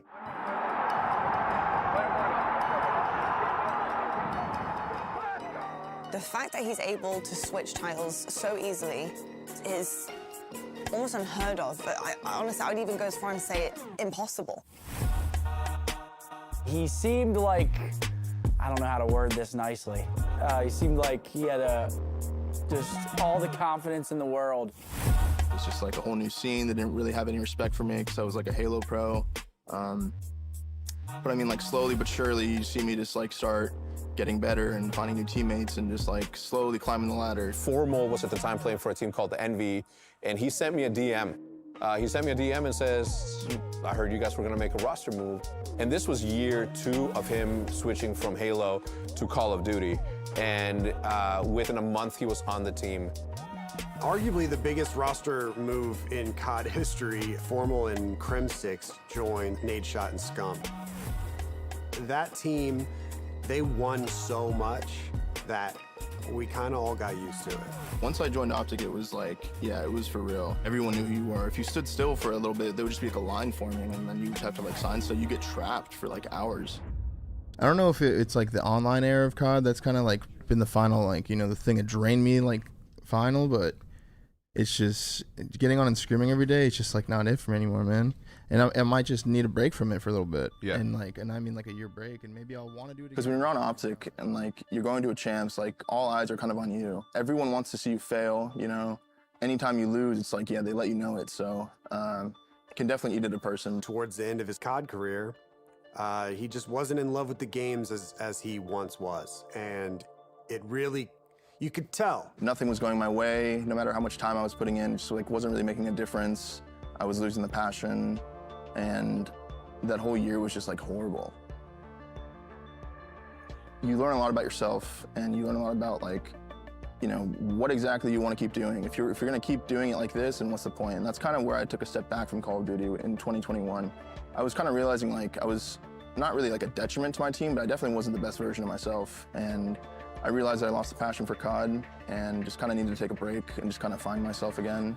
It was wild to hear that Matt was retiring. We're still at a time in esports where we don't know how many years each player might have, but it felt like with Formal that there was a lot more gas in the tank. When you go through any like trials, like I've seen a lot of situations. I've seen a lot of like, you know, people come and go. I've seen careers crash and burn, and like I don't want that to happen to myself. So like kind of just reflect, and you realize like what steps did I take to get to this spot? What steps do I have to take to get out of it? You learn a lot about yourself, and you kind of see what you're made of, and see if you're really, you know, down to get into it and like fix it. But like this is like the dream that everyone like kind of strives for, you know, as a kid, like especially nowadays, like playing video games for a living is like a dream. So I was down to just like buckle in and, you know, just like fix it. So Formal announces he's coming back. So when we had the rumors about Formal coming back, I'm not gonna lie, I think there was a smile on everyone's face. Just a little like, this is time. Everyone is talking about Formal. He is coming back to Halo for the first time, and he is frying. I mean, the damage that he was putting up in some of these like AIDS lobbies that he was in was absurd. It's starting to be answered. There's one, there's two. Formal's back, baby. Before we know it, we've won back to back to back, and it's like all that doubt's gone, and you know, like everyone's kind of realizing like this is like kind of insane. You know, you need that type of veteran experience and that type of player that keeps the morale high, that keeps you focused, you know, lets you know that everything's okay if something goes wrong. Matt really had that leadership. He had that X factor, especially being a season champion. He just knew what it took in game and out of game to kind of talk to us and coach us on those aspects. What happens whenever he does love a game? He immediately is one of the best. There's a lot of people who have a lot of wins, but there's only a few, I would say, that earned every single win in a dominant fashion. Like it was gonna be done, but there's Formal for the killing spree. Hits the bright from the top, making a double kill. Will he get the trip here? If you look at the trajectory of his career, he plays what he wants to play, and when he wants to play it, he's the best. Pushing aggressively as it's a triple now for Formal. He wants more. Give it to him. When he won that world championship and fulfilled what he said he wanted to do, you can see how much it meant to him. He got back to the top and I think proved to not only the fans but himself that it was the right decision to make to come back. Formal's legacy is absolutely ridiculous. He has a lot of respect in the esports community. I mean, it's a crazy accolade, and not a lot of people have it for a reason. I mean, that's the thing the stories are made of.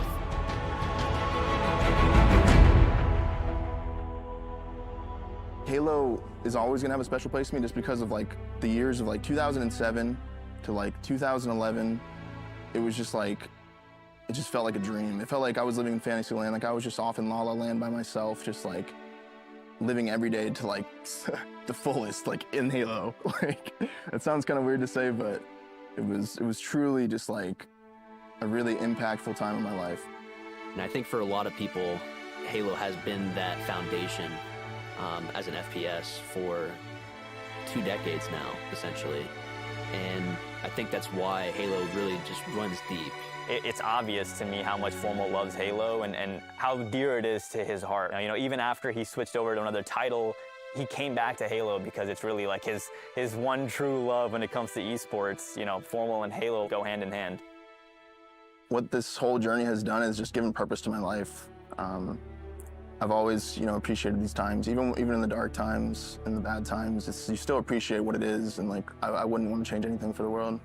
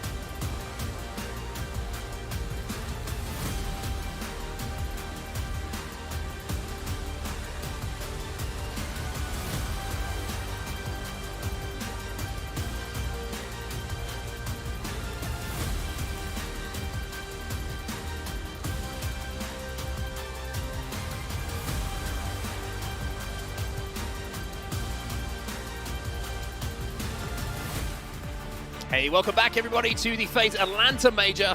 And I've got to say, we've had a little bit of a delay. We've got a little bit of a weight on our hands, but the good news is it seems like a lot of the issues have been resolved now, and we can finally turn our attention to some good old Halo that we've been waiting for here, Andy. We've got SSG and Quadrant who have been waiting on our main stage, and it looks like we're about to get underway here. Yeah, anxiously waiting. Us too, of course, up here in the commentary booth. We know all of you in the arena as well as at home.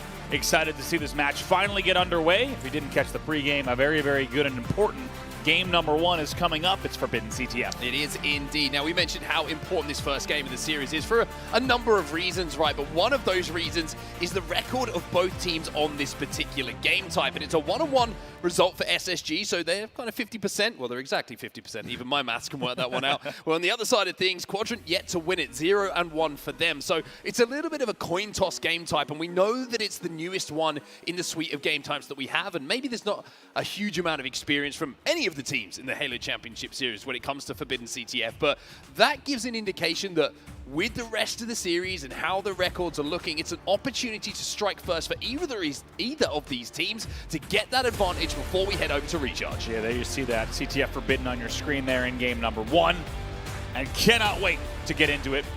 Opening battle is going to be key, and not just that game, but that opening battle is a tone setter for both teams for the entire weekend. It really is, and I think setting the tone is something we'll be talking about a lot today for numerous different reasons. Every single team who approaches our main stage has got a different reason to set the tone for their tournament. Well, good news is the tournament is about to get underway, and it's going to be SSG versus Quadrant to kick us off here in Atlanta. The last time we saw these two teams, it went all the way to that Game 5. It really did. It was a historic match that we are not going to soon forget, and you hope that this one might be one for the history books as well. Starting things off with Stellar and the snipe for SSG. Ooh, a little body shot to start with. Doesn't quite connect with the second, but an ankle shot onto SLG will be good enough for him to put his first kill on the board. Also, taking out Snipe Drone, always a good thing to do. It's a 3-dead situation here for Space Station Gaming, and I was talking to you a little bit before this game got underway about how important it was to get your opening strategies right, and one player who does that is SLG.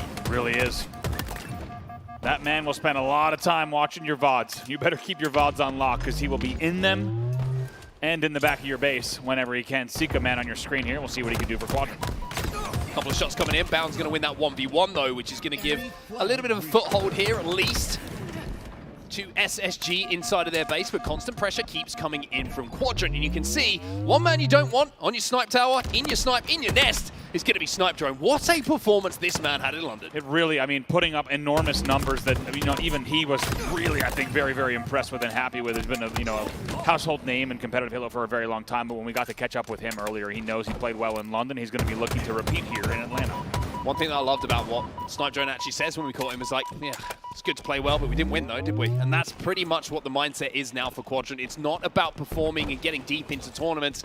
It's about getting into a position to win them. Well, one team that's done that, of course, is SSG, and at the moment still on the back foot trying to clear things out of their own base, and it's just been constant pressure, it's felt like, from Quadrant early on here. But SSG, again, find themselves 4 dead. Quadrant will be able to reset, and now it's up to the new man, or the newest man on this team, Glory, to impress us a little bit more. It's a nice job there from the back of the base in Quadrant. You can tell they were just baiting back base, because really when you're staying alive in the back of that flag, it's very difficult to get a pull going. Here comes the push.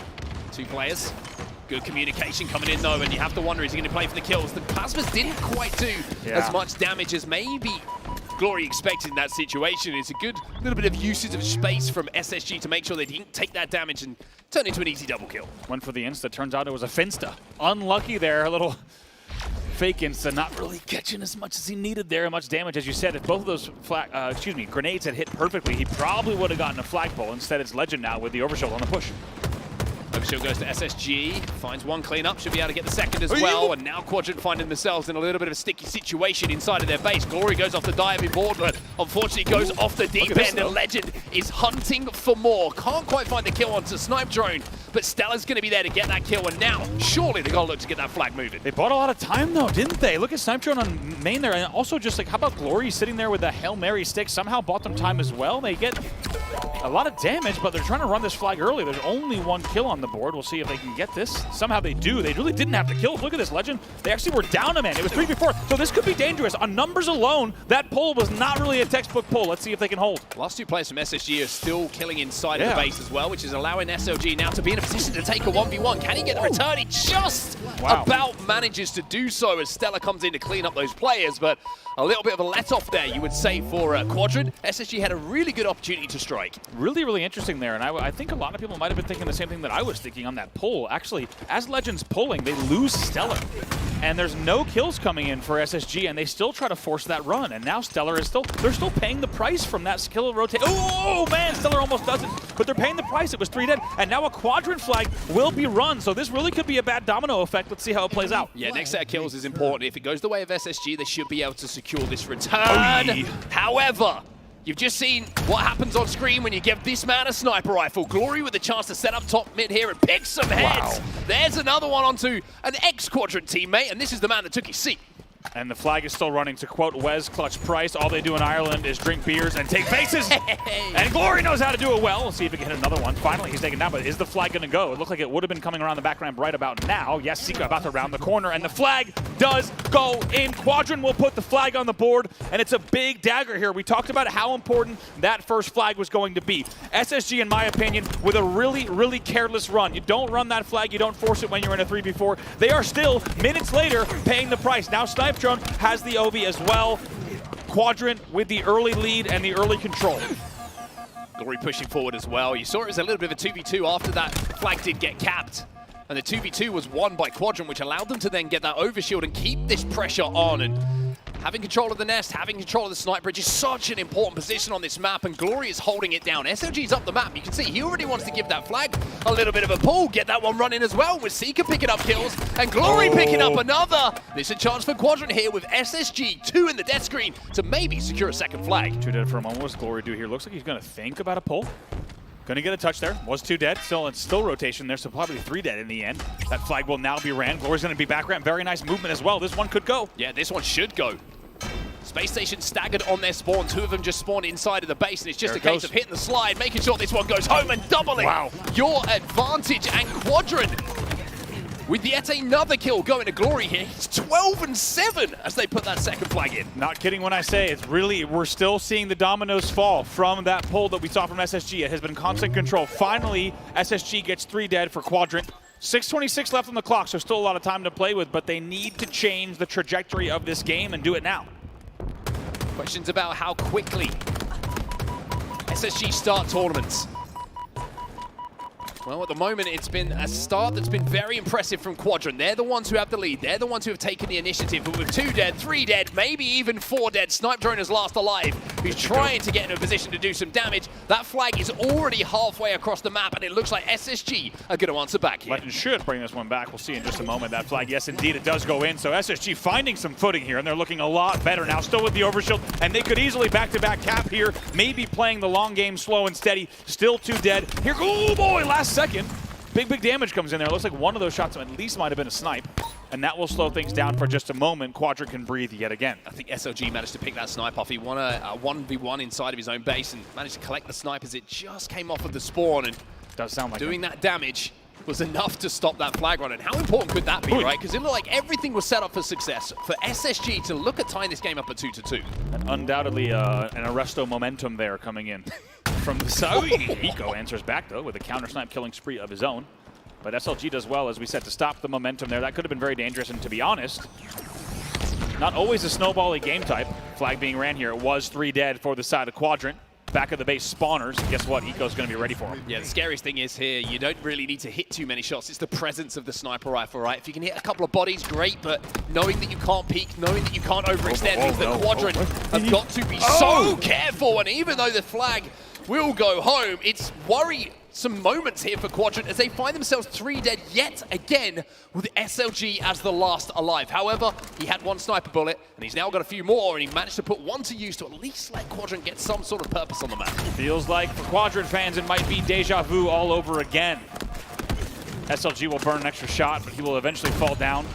Sika connects, but does not clean up. All eyes are going to be up on that overshield, which easily could close out this game, but this is dangerous territory for Quadrant. We've seen it how many times before, and it feels like it's becoming a tale that's a bit too old for them. Up 2-0 early on, and now 2-2. Next flag will win the game. 5 seconds till that overshield. Trades across the board at the moment. It's a 2v2. Eco in a position to put some damage down, but oh, they forgot about Legend. Snipe Drone swoops in, but he's not going to be able to pop that overshield as well, and the snipe from Legend has opened the map, and now he's putting yet more pressure onto the Quadrant respawners. SSG should have that overshield as well, unless Quadrant managed to throw it off the map. Keeping an eye on that. Glory also just up the main ramp, going to find himself in a 1v1 with Eco, but looks like not going to be able to challenge there as he felt that extra little bit of damage coming in from either Bound or Legend. Finally, he will fall. So once again, SSG continues to apply the momentum and get the opening breaks. 3:30 now left in the game. Looks like maybe Snipe Drone was able to throw that overshield off the map. We haven't seen it in the hands of SSG, certainly from their point of view, and from the point of view of the Quadrant players as well. So a little kind of desperation play from Snipe Drone to get into a position to at least negate the overshield and the impact that it could have on the map has allowed Quadrant to get a little bit of space. SLG with one as well is going to create yet a bit more, and there's an insta-explode that works. There's a double kill, and SSG find themselves 3 dead. Bound as last alive. Wow, look at this back and forth. It's really going to come down to who can put together the last final push, whether it's in regulation or OT. That really will be the decider here, and it's been such a fine set of margins here. See if Snipe Drone can stay alive. There is a player who's got a sniper rifle, and his name is Glory, and he's overlooking so many of these players who are trying to get that flag pull. We saw he got taken down, but SLG, he's got a sniper rifle of his own, and 2 dead here for SSG means that Glory is waiting for that kill feed to pop up before he runs this flag, but instead he's got the cover, he's got the support, he's going to try and force this one home. What a great play from Snipe Drone. Sitting there, Mohawk waits for his shields to recharge. An absolutely huge play. We'll see if he can round the corner. It was all about KD, it was all about kills in London for Snipe Drone, but this time it's all about running that flag, and Quadrant will win game number 1 here. 3-2. Wow. Whew. We said it was going to be a good one. And these two teams delivered. What a back and forth match in the end, though. It's Quadrant that makes sure they take game number 1, and a whole lot to unpack from that game, to be honest. I think most notably, most importantly, SSG loses their 4th consecutive game number 1 in tournament play. Yeah, that's a statistic that they will want to change, but unfortunately, certainly can't change it this tournament, as it will be Quadrant who go up by 1 with a 3-2 win. Now, I want to go back and talk about some of the big moments in that game, and one that kind of sticks out for me, I was like, the overshield that came up towards the end of that game. Snipe Drone is last alive and manages to get in a position to pick it up and throw it off the map. Being able to fight out of spawn in a 4v4 is tough enough on that map, on Forbidden, but if you're going up against an overshielded player who's an SSG player, it's more than likely that flag's going to be moving. Yeah, you saw Stellar, right, when he was coming down main ramp, and he's now wrapping main ramp to go to Rat Sewers with an overshield. They're going to clean up those kills. They're going to get them. It really would require a disaster to not going to pull, at least, when you have an overshield in a straight 4v4. Take a look at some highlights, because that was a back-and-forth tug-of-war match, and it felt like it was going to be all Quadrant all the way. And to be honest, I know we talked about it quite a bit, but it was really plays like this where they start to run this flag. They really tried to force it. SLG gets the return in the Rat Sewers. To be honest, it always felt like from our POV that return was going to come in, and Space Station spent the next several minutes paying the price from that uneven, disadvantaged push. Quadrant goes up here 1-0. You see Glory still fighting and making sure this one goes home. Those were great shots as well. That second flag did go.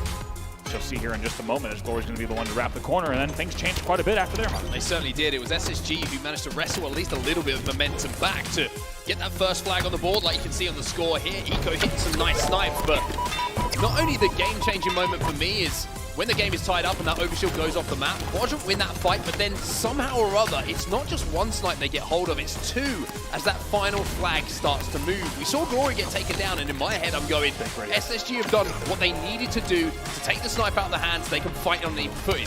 But SLG was still there with their sniper rifle, and all of a sudden it's like, well, one of us gets bodied, this is game over, and that's exactly what turned out to happen. Absolutely, look at that. Not even a reaction there from Glory. The man is locked in, the man is focused, the rest of the teammates popping off, but he is just here to do business. 3-2 is your final score here on Forbidden CTF. It will be Quadrant taking game number 1, and if you missed the pregame, this was the game they needed to take. They have losing records and certainly inferior records in games 2 and 3 when compared to SSG. Games 4 and 5 are the games that they always wanted to send this series to, both in terms of statistics and preferences. They've done it now in game number 1. They've done the hard work. We'll see if they can continue the momentum into game number 2, Slayer on Recharge. Well, speaking of those records, right, let's put some numbers to them. You look at SSG and you're looking at Slayer Recharge, a 3-1 record so far across this year, which is pretty damn good when you consider some of the teams they're going to be playing in those brackets that they go through. On the other side of things, it's 2-2 for Quadrant, which is Not great, not bad, but certainly something to improve on. Yeah, it definitely sets us up for a fantastic game number 2 as well, right? Because sometimes you do have teams that are coming in with something like a 4-1 record versus a team that's 0-4, and you're thinking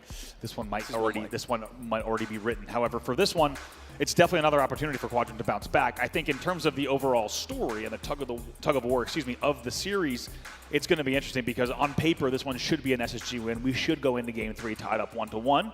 Quadrant, though, with a chance to upset for sure on this game number 2. They certainly do, and it's always a better feeling to go into a game 2 Slayer knowing you're 1-0 up in the series. God, especially when the other team has a winning record on it. Exactly. You know, almost the records go out the window a little bit, right? If you're 1-0 down and you see that record, you're like, we're going to be 2 down. We're going to have to somehow win 3 games back-to-back, and it looks like a much, much tougher task. But the task looks a little bit more simple now for Quadrant, but SSG, with that map record they have here on Recharge Slayer, they have been pretty damn good. Just the 1 loss this year, so an opportunity for them to right the wrong of game number 1 and tie this series up. Yeah, and if you're an SSG fan or player, what you want right now is to have this be a resounding win, right? You're looking for a 50-40 or greater, really a 50-42 maybe at worst, just to convince this thing and sell the fact that you are back here in the tournament, you tie the series up, you maybe get back into it with your mentals. First kills go the way of SSG. So this time it looks like the opening strategy has gone the way of SSG. Like you say, a 2-1 lead. It's a little bit tighter than expected as the kill was picked up by a member of Quadrant. Glory got that kill, and now he's seen a double push. Look at the aggression coming in here, but the cover fire from Legend is keeping Bound alive, and somehow he manages to buy enough time for Eco to move in, pick himself up a camo. And Legend picks himself 2 kills up for his tally as well. So a 5-2 lead now, and it's a strong start here for SSG. Very impressed with Bound's really very specific angling there. That is not easy to do, to sit there on Tower 1 and perfectly angle yourself away from the 2 battles and get damage on the 3rd player. That is Bound playing his best. They do let the camo dissipate, though. It's very good timing here from Quadrant. Still a lead here for SSG, 5-2. Looks like a bit of flood coming in on the tower. Snipe Drone's going to pick up 1, but Eco's looking for a trade. He's going to find 1 onto SLG, but do you check your corners? And that darn pillar, we know how difficult it is to kill people at the moment. And Stellar arrives in time to get 1, and Quadrant will find themselves 3 dead. So the pillar, unfortunately, not quite thick enough to keep all 4 players from Quadrant alive. I kind of want to get a t-shirt. The pillar, I feel like, has been the star of this entire game so far. We're 10-5 now, SSG, as they want to make the story much more about them. Whew. That's going to continue here. Stellar does not connect on the second one. Almost uses the sticky to make the player strafe into the shot. A little bit of a nice technique there coming in with the shock play. Still a 12-7 lead here. Snipe Drone tries to take the boomstick and see what he can do. Now, interesting moment in this game, right? We saw Stellar pick it up. He's 4-2 in this game. Double positive at the start. He had that shock rifle you can see now being changed over to the hands of Snipe Drone, and this is the player who's going to have to match Stellar statistically when we get into this game. But unfortunately, Eco wanted that thing back. He got that thing back. And not only that, he kept his teammate alive once more. That's the equivalent of a neighbor coming over your fence, stealing their football back and sprinting right back over. And actually, that belongs to us. We're going to take this back. Also, very nice work with the Shroud and the camo to now be able to connect on shots like that. It's a 2v2, but it's 18-10. And like we said, if you are SSG, you want to have a game 2 like this. You want to make a statement for not just this series, but your tournament run overall. 2 camos in a row. Glory at least gets the kill to take the shock and the camos down, but around the damage that he's outputting, not enough members of Quadrant there to clean it up. And you're looking across the statistics at the moment, every single member on the side of SSG is in the positive. On the other side, not too much to talk about outside of Glory, who's 7-4 at this moment. Quadrant does well in that scenario. Once again, things just rattling around control seems to be a popular place at this time. Heavily trafficked region of the map. Oh boy, SLG with perfect shots and the shot caller on it. And that can be a momentum changer, right? One big fight, one big win, one perfect can all of a sudden just turn the momentum back in your favor. And SLG, with that play, is now trying to push the troops forward a little bit. And all of a sudden, you see the kills start to go the way of Quadrant. 2 dead on either side, make it 3 dead on either side. It's a 1v1, and the game feels a little bit tighter than it did a few moments ago. It really does. It was just 19-10, but just like that, a 7-kill game now, 25-18. It does feel like Quadrant managed to keep things very respectable there with some very good work in control, that they eventually also have a very nice pipes push, The timing was pretty key there. As quickly as we say that, though, it's right back to an 8-kill game. One thing that's kind of jumping out to me a little bit about how this game has started as well. We mentioned about the maybe questions about the SSG teamwork back in London, right? How many players are getting away one shot from Quadrant at the moment, and a teammate is coming in just as you think you're getting that final shot to take you down from SSG. So the teamwork seems to be clicking a little bit better for them, especially in this Slayer. Quadrant just struggling to clean up the damage they're putting down. Doing everything he can, SLG somehow stays alive, avoids that insta, but in the end taken down regardless. Game comes back within 7. And the one thing Quadrant needs to be careful about here is they're really doing well to keep this game close and respectable, but they need something to change, right? They cannot keep at an 8 now. Oh boy, and now a 10-kill deficit for just a brief moment after 3 kills did come in for the side of SSG. Somehow Sniper last player alive is at least going to get a burn. Yes, he gets the burn. He will be taken down, but that exchange of events cost Quadrant a lot. Now they're down by 10. Yeah, this is starting to get a little bit out of hand here, and not only is it getting out of hand in one way, you think 2 camos, shock rifles, the 3rd camo is burnt, and if that's your best result when it comes to power-ups, not too surprising to see this kill lead extending in the way of SSG. It has been a dominant performance from them so far, and a dominant performance from the man on your screen. He's still double positive, 10 and 5 for Stellar. Look at this. Once again, we've been talking about Stellar a lot. Now he wants to also, not just the entire team, but also remind people why he is one of the best to ever do it now. Picks up a double kill, 37-27. And almost bonks his head, unfortunately, but otherwise would have gotten away with the shock as well. 10-kill lead still here for SSG. Oh, making another one. You knew it was going to come in. Easy shot coming in from Eco there. SLG just trying to sprint away, just showed the back of his head, and Eco doesn't need to be asked twice. A little bit more of a difficult one there onto Seeker, doesn't quite connect, but we are getting to the point now where you mentioned the resounding victory. Well, it's looking like we're going to get it here in This game is exactly it, and really this is what I expected from SSG in a game 2 like this. This is what they know they need to do. They let that last one slip away, and they're going to be thinking about that. These are veteran players. These are champion players. They know what they need to do in a game 2 like this, and they have the exact margin right now that they would have hoped. They're up by 15. Yeah, this one is it's going to be a difficult one to win for Quadrant. Seeker's last alive as well. They have his location. They're just flying. They've got the grapple. They've got the command. I mean, they've got everything you want on the map at the moment, and SSG in these last few minutes are just going to have some fun. It's 4 kills to go for them, and the memories of Forbidden, well, they're long-lost memories right now because this series is going to be tied up. Forbidden memories, you might say. 47-32. 3 kills to go here for the side of SSG. And it's been a big, big performance once again from Legend and Stellar. 14-7 and 16-6, respectively. Both of them double positive or higher. 1 kill to go here for SSG. The only question is who wants it. It's going to be Bound who gets it. And SSG, big, just outside of the steak dinner, but close enough to certainly maybe whet the appetite a little bit when it comes to the final scoreline. That is a dominant response to a Game 1 loss. That was the boost they needed, undoubtedly. From a psychological perspective, from a momentum perspective, that was very important to do, and I think SSG is going to be very happy with that. I think that's enough of a mental reset where this series could go very, very different for them. Let's not forget, they also did not win a Game 2 in London, which is crazy to say. They did not win a Game 1 or a Game 2 in bracket play in London. Instead now, they can go ahead and get ready for what's ahead. Keep in mind, we've seen really good pool play records for them traditionally. It hasn't always resulted in the same exact kind of tournament success. But right now, it's a very big Game 2 for them. The SSG teamwork certainly seemed to be on lock in that series as well, that game, excuse me. The one thing that really stood out to me, and I mentioned it during the game, is how many times we watched a Quadrant POV and a player is one shot in front of you and you die from someone else before you get that cleanup. Maybe they were being baited in beautifully, maybe it was a bit of an overextension, maybe trying to ride the momentum, but SSG were so efficient in picking off those kills and managing to keep their teammates alive. And even these little situations here, it's actually a great example of this challenge from Eco.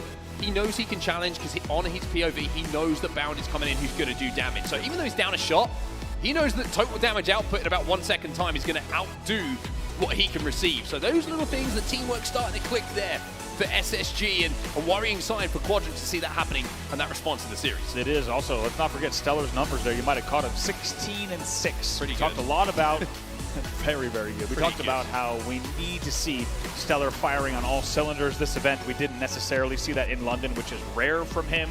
To be dropping 16-6 in a Slayer is quite a statement, and we are all tied up 1-1 here heading into Oddball Streets. Now we head into Oddball Streets, like you say. Let's talk map records so far this season. 3-1 SSG on this game type. On the other side, it's a 1-1 for Quadrant. And we were talking about how important it is to send the series late if you're Quadrant, if you want to try and take this. Reason being, you look at the overall map totals of this series, it's 10-8 in the favor of SSG, and it's 5-5 for Quadrant. So there's not a huge differential between the two teams, but we talked about some of the statistics, and you can see them on your screen here.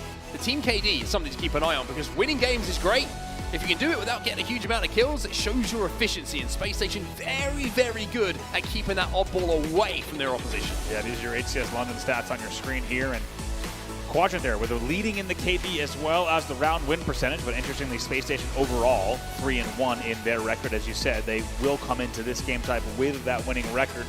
But Quadrant showing in the other stat categories that they know how to play this game type and play it well as well.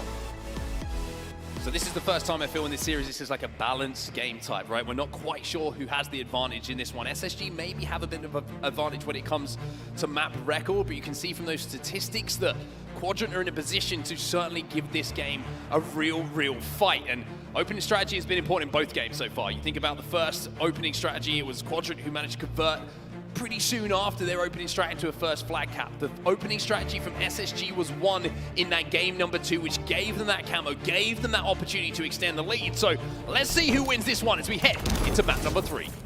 Start things off with Bound here. We're going to keep a very close eye on this opening strategy as well. And early ball grab there. They're going to try to bring this ball back, but Stellar and Sika will trade it out. In the end, it's SSG with a minor man advantage off the break. Camo coming up in around 5 seconds as well. I think that's why you're not seeing a huge overextension from either team. The last thing you want to do is stagger some deaths around the time of that staggered drop of the camouflage. Ooh, now you're going to see the pressure start to be applied. Now you're going to see them pick up those kills and force the pace because the camo is coming up. Last player alive has been located, but it's SLG who somehow managed to get it, but he'll be taken down. Yeah, that was bizarre. In the end, though, I like how Bound gets 3 dead. They don't over-index on the camo because they felt confident enough that they could just double team there on Cafe, and they do that, and it will be a ball grab as well. But I think they know right now they're going to need to slay pretty soon here, and the push should be coming momentarily. First pick they get on Seeker, though, so they know they've got a little bit of time. So this is an established setup now on the map. Information going to be collected by Bound. The push is being kind of focused on mid-map here for Quadrant, or certainly that initial damage. But the kill feed is starting to look a little bit even. It looks like Quadrant are just taking their time here, maybe to wait for that respawn to come in before they try and put that push together. Seeker is back on the map and gets a trade, but it's Stella again in that kill feed, combining with Legend, and it's going to be Quadrant 3 dead, and the ball back in the hands of Bound. Really impressive patience from both sides there. I like what I'm seeing from Quadrant. They know they can take their time for those pushes. It will be 4 dead, as you see eventually staggered spawns here now coming in for Quadrant. I really like how I saw Quadrant taking their time. They're not panicking just yet. They know there's a whole lot of game to play. On the other side, SSG said the same thing. They said, if you're going to wait, we're going to wait. We're going to play this patiently as well. In the end, they do hold the ball continually, but it's only 15 seconds on the board. One thing that's been impressive as well is Bound's survivability, right? He's been holding that odd ball. He did damage, he got information, and now he's looking to convert it into some kills as well. It's another failed push coming in from Quadrant, another stronghold from SSG, and you would imagine in the next few moments or so, they could be crossing that 30-point mark. Yeah, kind of slow from both sides here, but I like you said, Bound has been the one constant theme. We had the Pillar in game number 2. Now the constant theme has been Bound here in game number 3. He's been alive at back A for what feels like about an hour and a half, and we'll still be putting time on the board here. 28-0. Legend also comes in, pop of the Bulldog. That will be 3 dead yet again for Quadrant, and it has been dominant slaying control. 4 dead now for Quadrant, and staggered, bad staggered 2x2 spawns coming in for Quadrant. In the end, it's SSG playing the slow and steady wins the race. A rotate comes in, they're up 38-0. Yeah, planning the rotate off of the spawn there from Bound as well. You saw the red room spawn, so they know that Quadrant, essentially where they're going to be positioned based off of that spawn. They move the ball away, and now they look for those kills. One coming in from Eco here is going to even them up, so it's a 3v3, and that's why you're seeing Legend prioritize picking up some kills, and it just feels like whenever you're on Legend POV, it just doesn't lose the 1v1s. Does not here. Still no points on the board at all for Quadrant in this round, and what looked like it might have been kind of back and forth control, kind of getting some scrappy with the two teams meeting each other like two dogs in a park, just sniffing around trying to see what's going on. Instead, it's been quite different. SSG now up 55-0 and just really in control this entire game. What a visual that is. It felt like, hey, I didn't go into specifics. They're just meeting each other here. This is the first meeting. 55 points, still nil point on the Quadrant side. However, finally, it feels like they've got a few kills on their side. Finally, they've managed to break the setup, and the rotate may have been the reason for them to be able to do so, just to find some different angles onto those players, and now you have a tram setup starting to take place here for Quadrant. And I will say, for all of the kills, for all of the favorable holds we've seen on the side of SSG, the fact that it's 55 points on the board and not a round win is pretty good for Quadrant. It gives them an opportunity to get back into this round. I agree. It's been constant control from SSG, but not necessarily the most efficient and the most punishing control. Instead, they've played a little bit of a slower approach to oddball. It's done well for them so far, but that lead is starting now to get chipped away at as we look at bottom middle here.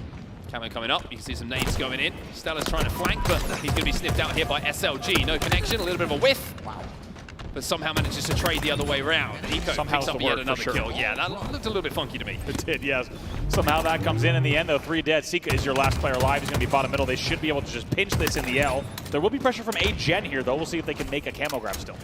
Bulldog being picked up as well, and this is the perfect time to pick it up, knowing that you can flank all of the spawners coming in from Quadrant. SLG gets his chest caved in by that shotgun, and now you're going to see him go back and pick up that obble. That's also a visual. It does I don't know what's going on today. Does not sound pleasant. In the end, though, it will be a burn for SLG, but it's really all that he can write home about. Hey, Mom, hey, Dad, not going too well. I did manage to burn camo, but looking forward to coming back up soon.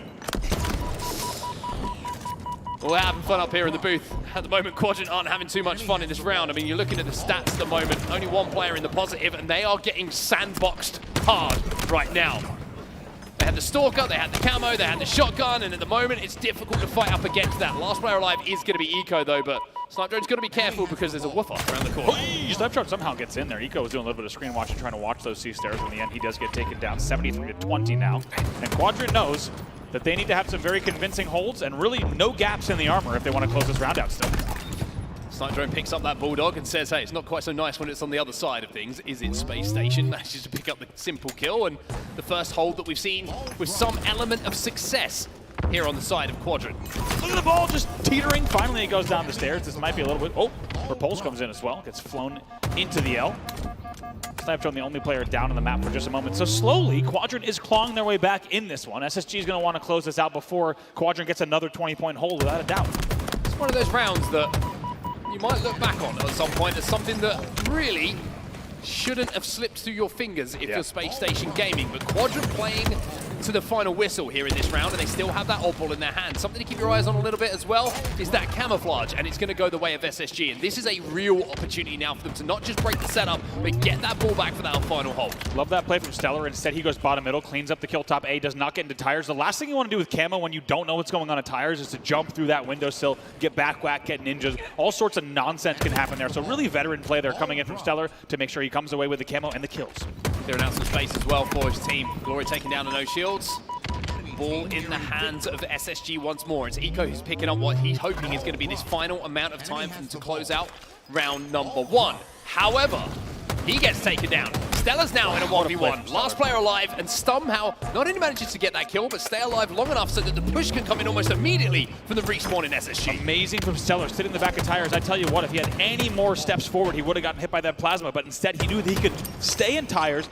The player would expect that he was weak, and instead he wins that 1v1 battle to stay alive, like you said. Attempted rotate coming in here, though, for Quadrant as they continue to go down C stairs. 3 dead, 4 dead at the 86 mark. That could be the death knell. Yes, Bound, who did a huge amount of damage and stalling in and around that L, managed to get those kills alongside his teammates, and now you can see the rotate is cut off, the head is cut off of Quadrant here, and this will be the final few moments. SSG will be up by 1 in the oddball. Wow, what a time there. SSG knew exactly what they needed to do to cut off the rotate. Quadrant put a lot of investment into that rotate. It needed to work. If it didn't work, they were going to lose that round. That's exactly what happens in the end. SSG will have the round on the board, but Quadrant showing that even when they're down by 70, they can rally back into the game. We'll see if they can stay alive here. They only have 1 round to do it. I love this from Bound. Immediate grab of the ball, right? Just having priority to it, knowing that he can get there without any damage being taken, and gets it back towards his teammates. Now he hits some great shots on the Snipe Drone, who had his attention elsewhere onto Legend and managed to pick his kill up, but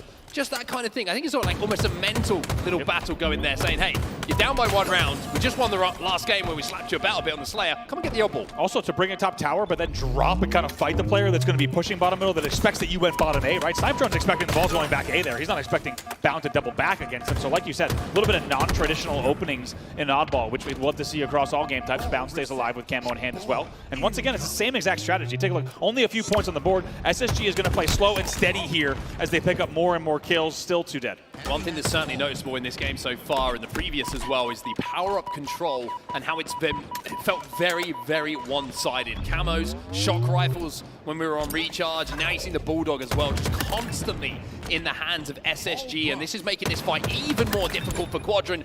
And when Bound's behind you with camo and a double kill, it's not going to be a very nice experience for the next few moments. Can you imagine just you're trying to get anywhere, just trying to get to the grocery store or whatever, and Bound just behind, just ding, ding, ding, picking up all these kills, just absolutely obnoxious. And Bound is doing it again. Might even get this kill on Sika. Get some help, I think. He does. He stays alive. And name me a better combo. Bound being alive at back edge. Ball back in his hands as well, and a very similar start to what we saw in the first round. A lot of the concentration of the holds has been in and around the tower for SSG. The only time the Quadrant managed to get time was in and around the tram. So now you've got to put another push together, and I've got to say, when you're kind of looking at maybe a total tally of pushes and holds, it's been heavily in the favor of SSG. It really has. Do not adjust your television antennas. 40-0. Bound has the ball back A. Looks a lot similar to the first round. Shout out to everybody watching this on a TV with an antenna, by the way. Yeah, big shout out. That's impressive. Legend manages to get one, but Glory finally breaks a little bit here by picking up a double kill himself, and here we go. The first time that we've seen in quite some time, camo control for the side of Quadrant. And hey, surprise, surprise, the ball's out of the hand of SSG. They get the kills, and now they have tower control to set up themselves. Also 2 dead. Glory still with us, and an opportunity to keep things scoring here. Legend just playing alive in music, and Quadrant's done well to slow the scoring earlier, right? They were down by 73 in the round 1. Instead, they start to rally back at the 45 mark, and now just like that, it's a 30-point game. Seeker spawns in and around the tram as well.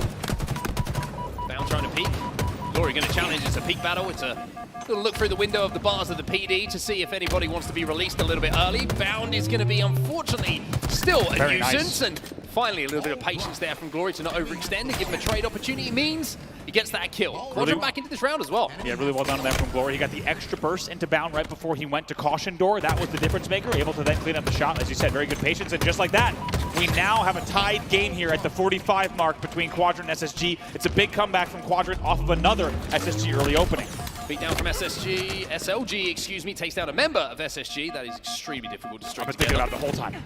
Glory gets another kill as well, and it's now Space Station who are finding that breaking setups isn't too much fun when you find yourselves last alive. Stella is that player. Snipe Drone's going to grab that ball. He's going to throw it out bottom middle with that repulse as well. So Stella bought enough time. Now he's looking to pick up some kills as well. It's getting messy again between the two of them, and I mean, that's just a battle of great minds, right? It really is. Snipe Drone there with the repulse that really had, I mean, Stellar had him dead to rights, but Stellar thought he was also going to be able to clean up off of the great nades. In the end, though, the repulse makes it a trade. So, as you say, it's a great mental battle between those two players, and they will come out with a trade. Now it's still tied here at 45, Bound looking for a rotate. Interesting to see just statistically in this game as well, who's doing the work, right? Snipe Drone traditionally the main slayer, the man with the second best KD in London. Well, his KD's not looking too good, but look at the objective time. 53 of the points that Quadrant have are down to him holding that odd ball, and it's a perfect time to look at it again. 4 dead here for SSG. SLG has the camouflage, Snipe Drone with the ball in his hands, and this is a massive opportunity for Quadrant to extend that lead and maybe think about tying this game up. Also, how about Sika? 25 kills in the game, leading the entire game, also leading the game in deaths, interestingly. This man is just flying forward and killing most of the things he sees with a slightly higher than 1 KD. Found himself last alive though. The hold not good for Quadrant there, and they had a lot of utility to play with. We mentioned SLG had the camo, only managed to turn it into 1 kill before he was traded out. So SSG spotted him out, and I will say when it comes to camo-wise, Bound one of the best in the game. Sometimes I'm watching POVs and scrims, I'm like, how have you seen that? Getting scrappy now. Quadrant does go into the lead, 61-53. First time really in this entire game we've seen them leading. They've had to work hard for it, but still a lot of work yet to be done if they want to close out this round and send us to a round number 3. Damage coming in from SLG, good information collected as well. Those PD spawns came in, and the great rotate from Quadrant here to split the map, split those spawners, and now Stella finds himself as the last alive, and Seeker is going hunting. But did he spot him? Did he see him? Let's see if Seeker calls for the rotate here. It's going to be dangerous either way because he's getting pushed from 3 sides here. Does he get the stick? No, it doesn't come out there. Thought maybe we saw a plasma coming out. It will be 2 dead for the side of Quadrant, meaning the SSG push looks good. Never found Stella. And what does Stella do? Sneak through, gets the kill on the ball carrier, and now you have Stella with the ball in his hand. So a little bit of a miscommunication has now turned things in the favor of SSG once more. Quadrant, they need to be extremely efficient on this push. They need those first kills, but trades are coming in now. SLG will get 2 though, and he's forcing his team forward. See what we can do. 3 dead. Stellar is your last player alive. He needs to play the ball, try to get a trade if he can. That's what he's going to be looking to do in the back of the base. Can't do it, goes for the double stick. This will be continued time on the board. We will see a lead change yet again. Quadrant into the lead, 75-74 here. This could be one of, if not the last push coming in for Space Nation Gaming. It's been a really good life here from SLG as well. Good damage, no kills though. That's the problem. Doesn't convert onto any of those players, and that means now that SSG can roar back, they can fight back, and they can break this setup. Glory last alive. The ball will be in the hands of SSG in just a few moments, and the camo is in the chest of Bound. Glory trades though. Glory trades somehow in the back with Eco. Really interestingly, Legend will get taken down. So did that buy enough time here somehow? Bound stays alive. That is absolutely huge. Here comes the pressure. They have no idea. They lost him. Snipe Drone in the 1v1, won't win it. Had no idea that he was behind him apart from the bullets in his back. And as the timer ticks up, you can see Legend and SLG having a little battle around the bubble, but Stella is still alive. SLG now in a fight with Stella. He gets taken down to no shields, finds in more damage, but Seeker gets 2, and all of a sudden, Space Station Gaming, who are 7 points away from closing the round out, closing the game out, have got to break Quadrant. Look at this push, back A rotate coming in here. They're about to take the lead. Eco, the only player that's pushed up enough. Kills coming in for Snipe Drone. Snipe Drone gets one. Traded out almost immediately, though, but not in time to put pressure on the oddball, and Quadrant will tie up this game at 1-1. Wow, what a round from Quadrant, and also what a comeback from Quadrant. Once again, they're down 45-0 in that round as well. They played such a different round number 2, and it felt like they learned so much from the round 1. They did not repeat the same mistakes. They cut the scoring, they stopped the bleeding early, and they managed to take that round. It felt like when SSG hit 91 that was going to be their round. It's a great back PD push that comes in from Quadrant, and now we are tied up here, 1 round apiece. Next round will win this game and be the go-ahead game in the series. Opening break here goes the way of Quadrant. 2 dead here for SSG, and it looks like they want to try and force these final kills, or maybe they're just going to have a little bit of a transitional setup here on the pink streak before they decide where they want to rotate that oddball, but maybe a little bit of a starter step here, maybe a little bit of indecisiveness has now let Legend and Co move through. It's 4 dead here for Quadrant. Space Station with the tower control, with the ball back here. Hey, we've been hit twice before. We have. You have to wonder if maybe great shots coming in from Legend, wasting no time and being as efficient as he can with the red gun. But you have to wonder if SSG is going to take that round as a personal affront once again, like they did with the game number 1, right? The second we saw them lose that game number 1, they had a fantastic game number 2. We'll see if they can use that as momentum in this 3rd round once again. Got to check your corners. Snipe Drone doesn't do it, and it's an easy double kill picked up by Eco, just crouching in and around caution, and it's a very easy thing to do, right? The momentum of the game gets ahead of you, the adrenaline's flowing from the round win. You just forget to check your corners, and you gift 2 kills to Eco. Eco looking for even more. Holding down B and Music now, already dropping the pings there, knew exactly where that push was coming. And this is going to be continued time on the board yet again for SSG. Triple their opponent's score at this stage of the game. Look at him hugging the corner. Oh gosh, he's playing this so well. Picks up the double, doesn't even try to go for the first back whack. Eventually he's taken down. It's a 1v1 momentarily, Glory versus Legend. Legend wins it, that's all we'll say on that fight. Maybe not the most efficient way to win it, but who cares? He's dead and he has the odd ball back in his hands. But I kind of like the last 2 plays from Eco, right? Playing the corners, waiting for the damage to come in. Yep. And then just kind of bursting out and making sure he cleans up for those double kills. But Snipe Drone gets another camo. This is much better from Quadrant when it comes to power-up control, which is how they got back into that last round. Space Station with a commanding lead, though. 45 points already on the board. The worry for Quadrant is that it felt like their holds haven't been big holds. It's been 20 points, it's been 15 points. But now, an opportunity to pick up kills is going for Snipe Drone, and he's not going to miss out on this. Ooh, Seller repulses the nade off of the water cooler.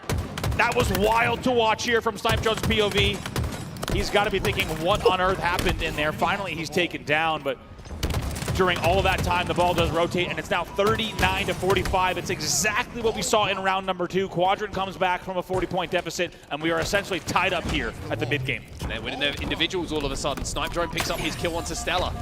A lot of damage done on this pink streak, but nobody able to close that gap quick enough. 2 dead here for SSG, and this transitional pink streak setup that we're seeing is working once again here for Quadrant. Bound trying to fly in. Bound gets taken down by Glory. Drops the odd ball because he fancied himself a 5-shot.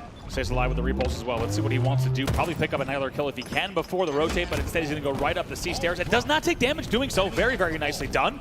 And we have a lead change on our hands. Quadrant, once again, after trailing by 30+ points, they are back in the lead here in our 3rd round and making this series very interesting. Interesting battle for kills as well going on as well. You've got Legend with 38. He might be the first to cross 40, but chasing him down is Seeker. 36 kills for him as well. So Legend now in that battle in and around the commando, trying to get damage down. He gets picked off, and look at the quadrant teamwork, starting to flow a little bit more than we saw in the previous round. Love that. Glory's weak right on the commando. Sika flies through. Glory says, yeah, you get him. Yeah, you got this. Great trading, great baiting and switching. Great shots once again from Sika. Gets enough damage, but it is 3 dead. Snipe Drone's your last player alive. Enemy has the ball. Legend trying to hunt him down as well. Finds the damage. The assault rifle hasn't quite got that buffers yet. Maybe after the update that one gets the kill, but Legend this time uses that bandage to secure it and slow the push down from Quadrant. Stella also, again, has that Bulldog, and in and around that L is a nuisance. Look at this timing. Legend knew he had a chance, probably not to grab cleanly and pop right away, but instead flies in, knew he had to take a fight there, top A. Really nicely done.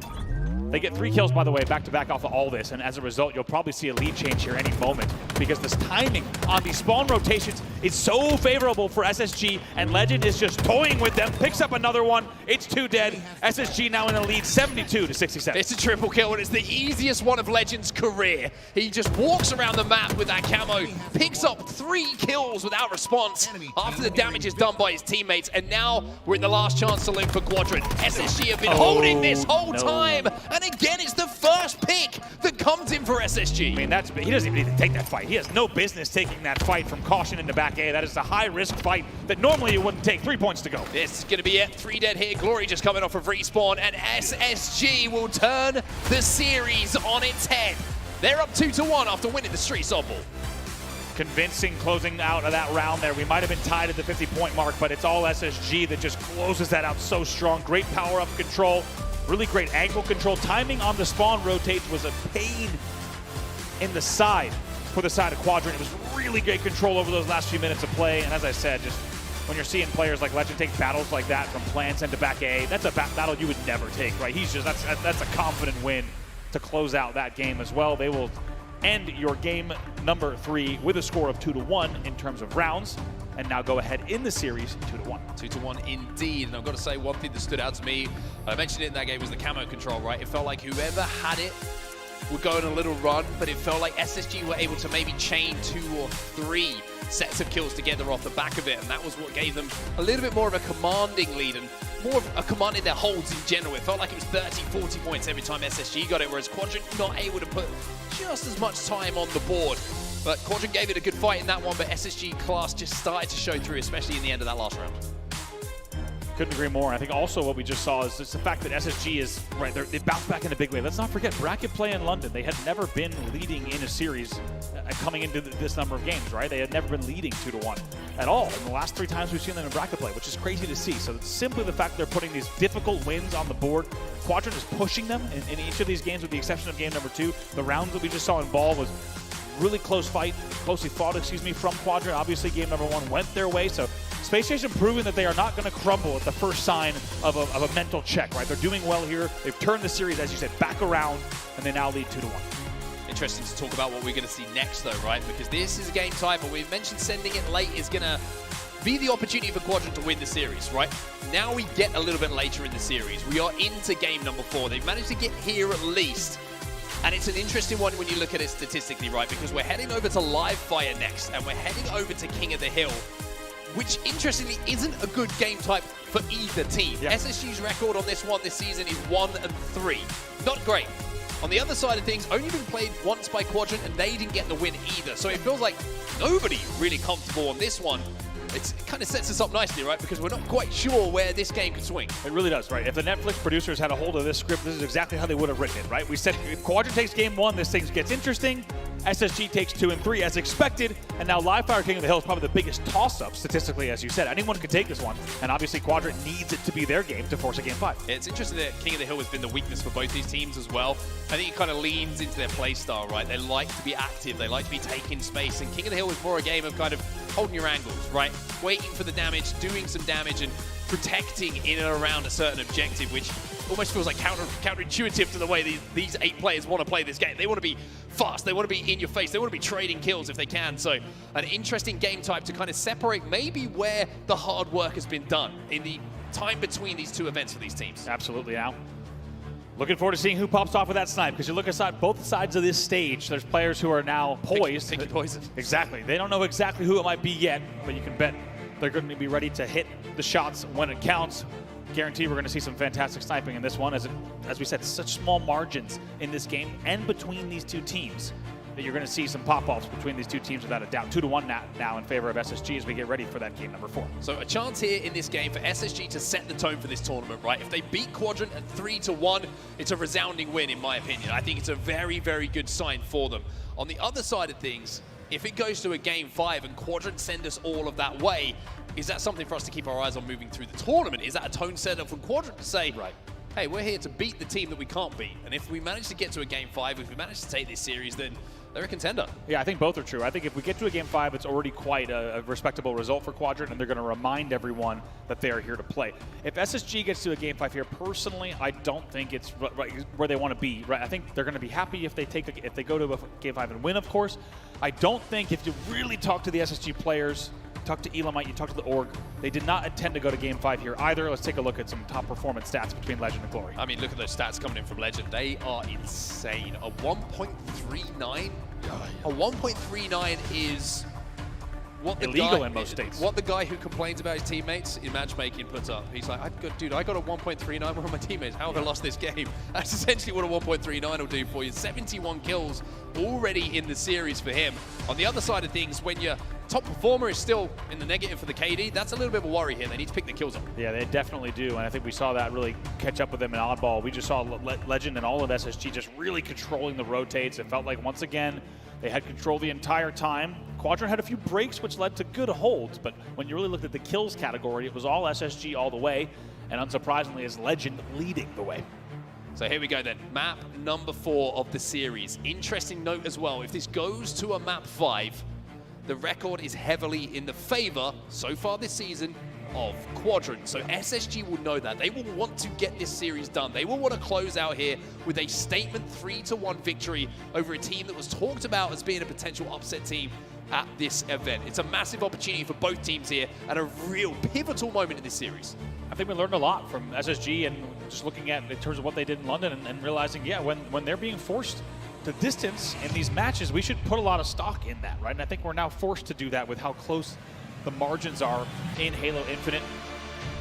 And SSG, as you said, normally you don't want to ever let a respectable opponent take you to a game 5, because game 5s, Slayers are often viewed as, for a number of reasons, as a bit of a coin toss in terms of how things play out.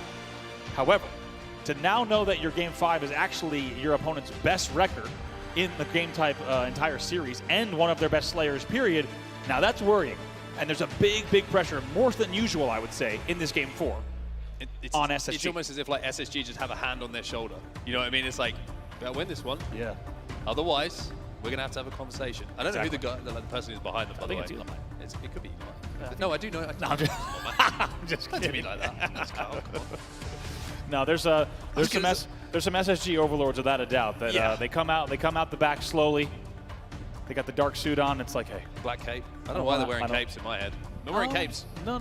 Well, I mean, I think they're wearing capes. They are, especially because I think when astronauts are done with a hard day's work, they come home, they throw the cape on. They can really let everything breathe. Dressing gown they can let everything breathe.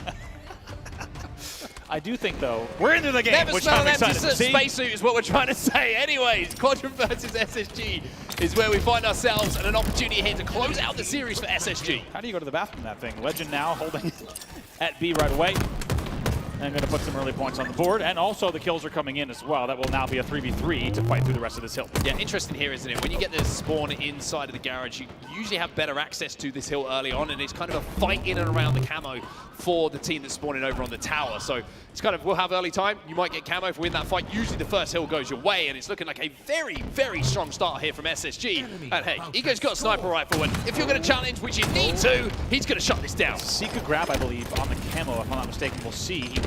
He is going to be on sandbags. It is Sika. Really good pressure, though, coming in from Eco to slow this one down. They burn the camo as well.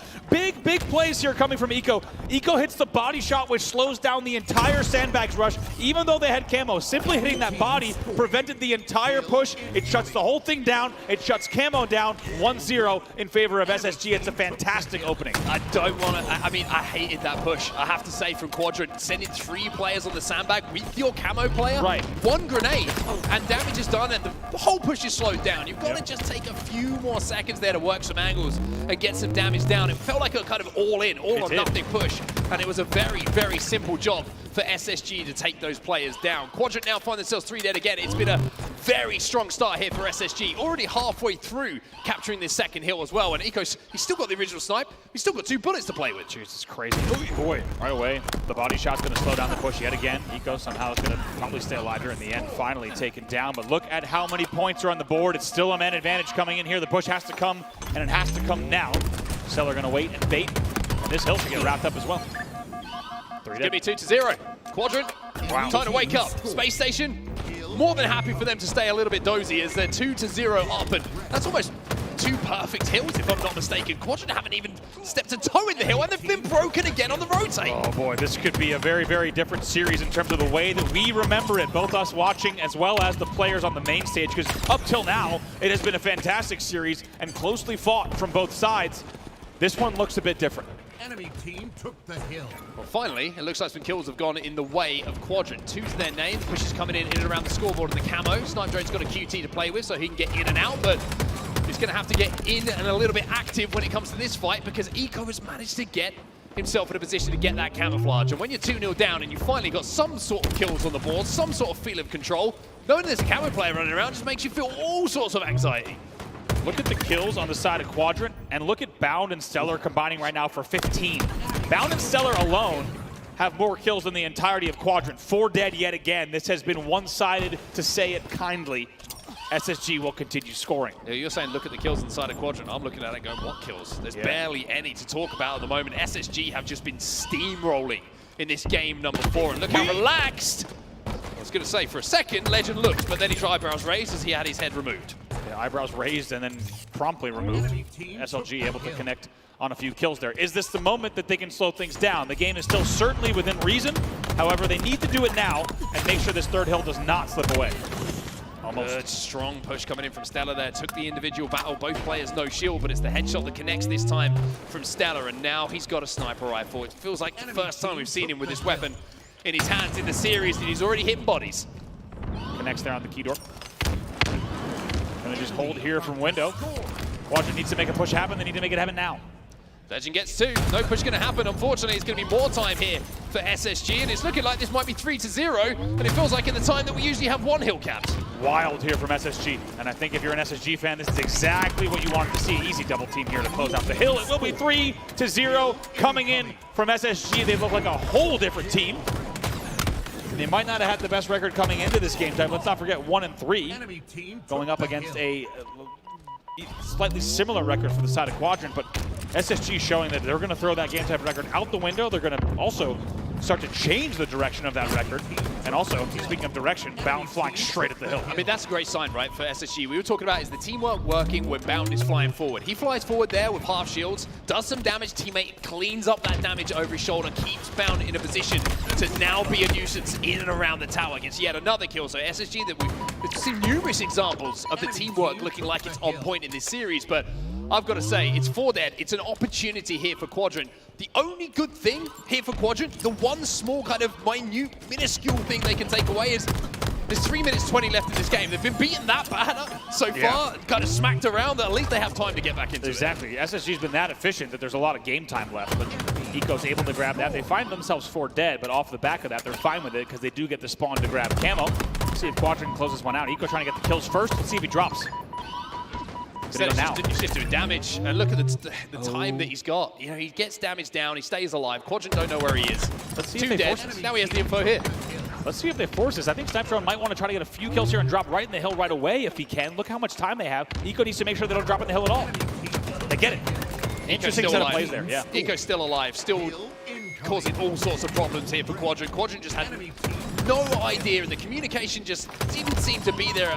Even the idea of where he was. How many players just ran past, looking the wrong direction? Eco, yeah, as you said, they were never going to get that hill stopped, so Eco just stays alive as long as he can through that entire exchange. In the end, things kind of net out 50-50. The hill does go to Quadrant, but 3:03 left on the clock. SSG knew they weren't going to get the stop there, and it wasn't going to be worth burning all the time. In the end, it will be Quadrant with a hill on the board, and they've got time left to get these next two. Let's see if they can turn this around. We are set up for quite a game number 4. They also have tower control momentarily here as well, so they have the strong side of the map. They have the position to rain down fire onto respawners, but Legend with 1 kill is going to break the tower. The AR is good. It's pretty strong here for Glory, and that's going to be 2 dead on the side of Space Station. So it's almost like the memories of what was a whirlwind start for SSG feel a little bit further away. As Quadrant get that first hill on the board, they get the second hill on the board, and somehow at 3-2, we've still got just under 3 minutes left on the game clock. The series has delivered here. It looked like it was over 3-0. Space Station just dominating and playing with their food. Instead now, it's a 1-hill game, and as you said, with a lot of game time left. Another kill comes in from Glory. Feels like he's been alive forever. Don't do it to him. Almost connects on Legend as well on the dummy spawn. And now Quadrant is the first to score on this hill as well. Oh my word. Your reaction time is far better than mine, Glory, as he hits the shot bottom middle. Nico peeks, no lessons to be taught, but Legend gets his shields taken away, but his life will fall on the side of Glory. Legend now, by winning that kill, stays alive, gets those shields back, and it looks like SSG in a position to break. Quadrant 3 dead. Very important G-slide coming off of Legend there, all for the sandbags there to get to top mid so quickly to catch Glory off guard. Really, really nice mechanics and movement coming in from him. Found means to clean this one up in the back. Should be able to do so. Eventually, needs some help, and then will be closed out by Stellar. And just inching into the lead here on this hill. Let's not forget, this will be the last hill if SSG can close it out here. They've been on the receiving end of some brutal back-to-back hills coming in. But now SLG with the camo and a lot of opportunity and pressure here on this camo play. Yeah, SLG in a position and taking different angles with the camo. This is a much, much better coordinated push coming in from the side of Quadrant. The only problem is he's still got 2 players to deal with, and coordination means nothing. No! When you get taken down and cannot convert on that damage, Snipe Drone follows up though, almost immediately, cleans that hill out and gets 2. It's an opportunity here for Quadrant to at least pressure this hill. Snipe Drone had to do that there. The timing was not on there. A spray and a pray comes in. The prayers are not answered for SLG. Legend the only player down. See if Quadrant can hold.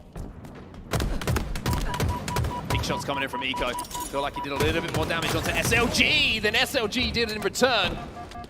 And gets that first pick for his team. Now, where's the rest of SSG? Are they playing off that damage? They're already contested inside of that hill. Snipe Drone will find 1. Legend will manage to trade it out. The steer comes in from Eco. It's a 1v1 on the map right now, and Stellar can step in that hill. Look at him. We'll see if he fights, avoids the sandbag battle. Knows he needs to stay alive. There's pressure coming in from Nest side as well. He's going to QT.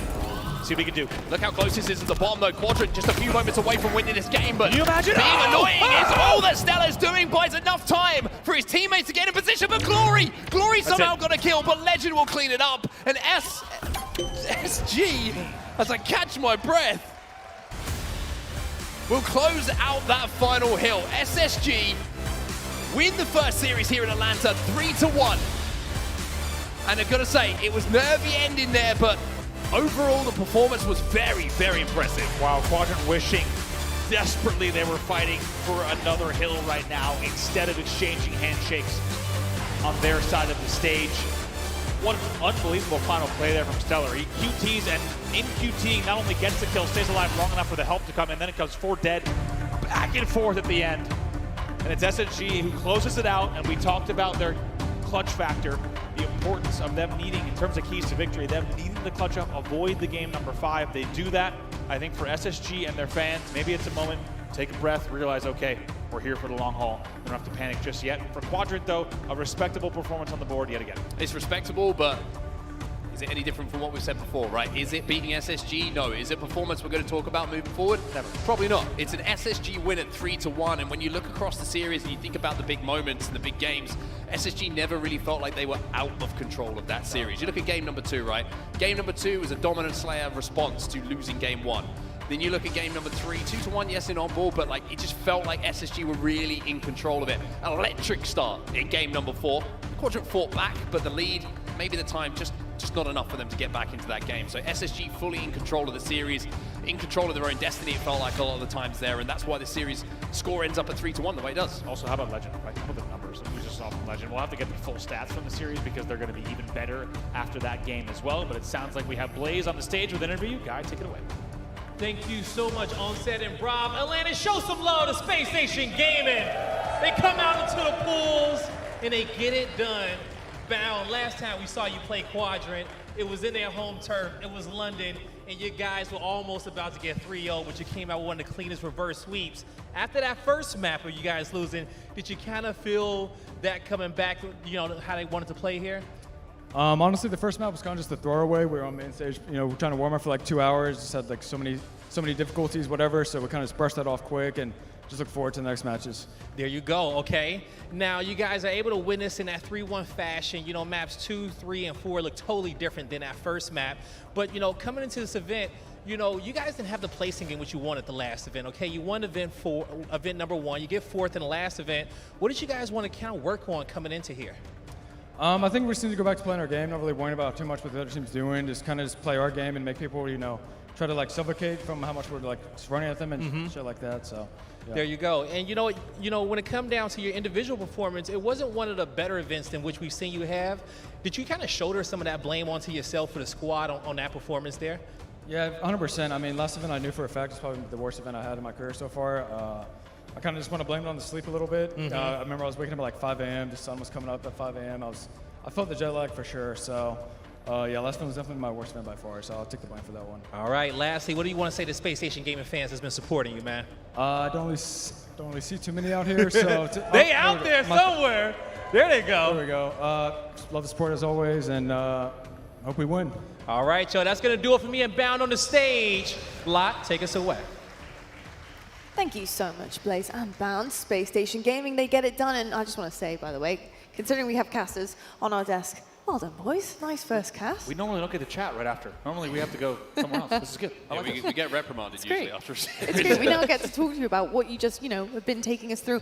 And Clutch, us watching that, I mean, Space Station Gaming, yes, a little bit of a slow start, as Bound said, you know, just getting things warmed up. And that honestly tends to happen quite a lot to some of our teams here, and especially the bigger teams. It's almost like they need to get their minds flowing, get warm, you know, and often you can capitalize on that opportunity. And I think Quadrant did that, but Space Station Gaming at one point, they just started heating up. Yeah, I think the end of that game 1 was very telling to how the series was going to go. They find themselves down 2-0, what felt like very quickly did SSG in that game 1, but they battled back, tied it up, and Quadrant ended up getting that 3rd and final cap, but not with a lot of pushback and a little bit of momentum going into game 2 for SSG to kind of rely on. This game 2 was an absolute slaughter, and that's really where SSG looked like their bad boy selves from event 1 of the year. So I really enjoyed how Space Station kind of shrugged off how game 1 went, and then for the rest of the series, they looked pretty dominant. On set, something that I did love is mid-series, we saw a head-to-head with the top Slayer on SSG versus the top Slayer on Quadra at the time. Legend was over 20 more kills than Glory was. And it just shows you the kind of level that this young man is now hitting. We've spoken about him often, and rightfully so. What a move Space Station Gaming made, picking him up, and what a treasure he is to watch. There's very few people that I look at when they're in an individual gunfight and I almost guarantee they're going to win it.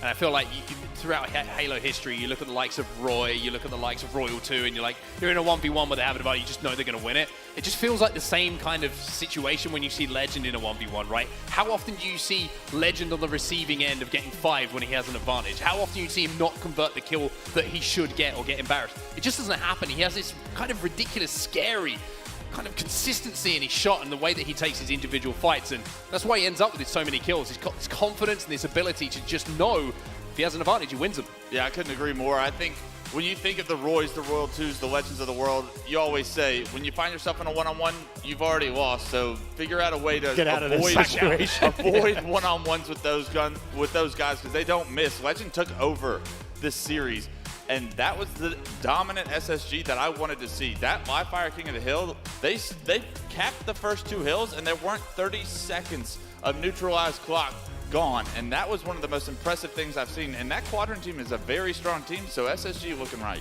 They certainly are indeed. I was just about to say, in terms of the series layout, the scores, it wasn't exactly like it was a wash for Space Station. This was not an easy task. Many times we saw Quadrant fight back to the point where Space Station Game were like, damn, we really need to hit our next gear, our 6th gear, in order to get this done and to turn things around, because there were times where you're thinking to yourself, we might be going to a game 5 here. This could be looking pretty rough. Brav, what was it about Quadrant that you were impressed with, you want to see them continue, and maybe also just tweak a few things too? I'd say overall the patience, right? I think it's easy when you're playing an oddball game, for example, and you go down by 73 to start to panic and be like, this maybe isn't our game. Instead, I think they really were patient, and when they needed to wait for each other, they did. And sometimes that resulted in a lot of time going on the board. However, to still take that game to a really down to the wire round 3 kind of indicates to me that they are right here with the big teams, but they have work to do to take them down. Yeah, they certainly do indeed. At Space Station Gaming, though, looking great. We asked the question, would they have improved since the last time in London? What would you say? I would say yes. That looked like the dominant SSG we know them to be. When they get momentum going in their favor in some of these map mode combinations, you see how far they can run with it. That Slayer was over so quickly. That King of the Hill game was over so quickly. They went up 3-0, and I've never seen a team really come back down 0-3 in King of the Hill. So, I mean, SSG has found their rhythm, and when they dominate a map, they take over, and the scoreline is not close. That's the SSG I wanted to see early on this weekend for them to have a long run going into Sunday. Speaking of the scorelines, we have put that one on the board. Here are your pools. Here are some of the results coming in. That was our first match of the day, folks, in Space Station Gaming. They take it by storm on that stage. 3-1 going in their favor. They're top of the pool D right now, but they will have to meet Bittersweet and an open bracket team coming on in to try and challenge some of our big dogs here. Next up, though, we have some really exciting pools coming our way, and I'm just kind of curious to know, where we're at with Pure. I'm really excited to see this roster. I mean, Druck coming in, I think everybody is so happy he's finally made it over. Like, thank goodness. We want to see this young man on the stage. We want to see him compete with the best, because Druck has what it takes. He has experience, he has a lot of talent, and I think with this team, he makes them whole. He does, and I think also he has he's had a lot of time to think about how badly he's wanted to be at these lands, right? I don't know if there's another player, if you think about the unique scenario that is at play here, I don't know if there's another player in competitive Halo history who has had this much time to be like, okay, I'm going to prove this, and I've had a lot of setbacks in terms of being able to get to LAN events. I feel like Druck is going to take all that and do everything he can to make sure that this one counts. Yeah, he certainly will indeed. Folks, if you have been tuning in, thank you so much for getting through all the tech difficulties. We have a few things on day one, but we're shaping up to be looking pretty good for the rest of the weekend. Folks, what do you get for watching? You do, in fact, get Twitch drops. Make sure you have all your tabs open. Watch with us all weekend long, because we have some incredible things for you guys to get your hands on in game. Who wouldn't want this? Make sure you're watching all of the hours. And also tune in to our co-streamers as well. These wonderful people have decided to watch on with us. They're going to be making their comments. Go support them, go check them out. It's going to be fantastic. Well, folks, that's going to do it for map number 1. This series was incredible. Space Station Gaming 3-1 quadrant on the main stage. Coming up next, though, Pure versus Optic, and we'll see you after this.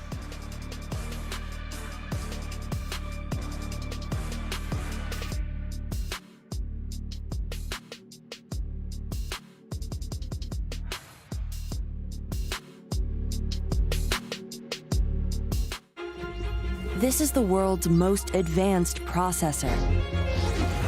In entertainment, its rendering speeds render other processors obsolete.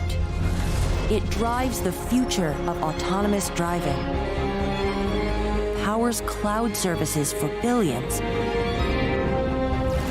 helps change the course of climate change, connects communities of gamers anytime, anywhere, and uses AI to accelerate disease detection and cures. We make the world's most advanced processors, but only with your vision can we advance the world. AMD, together we advance.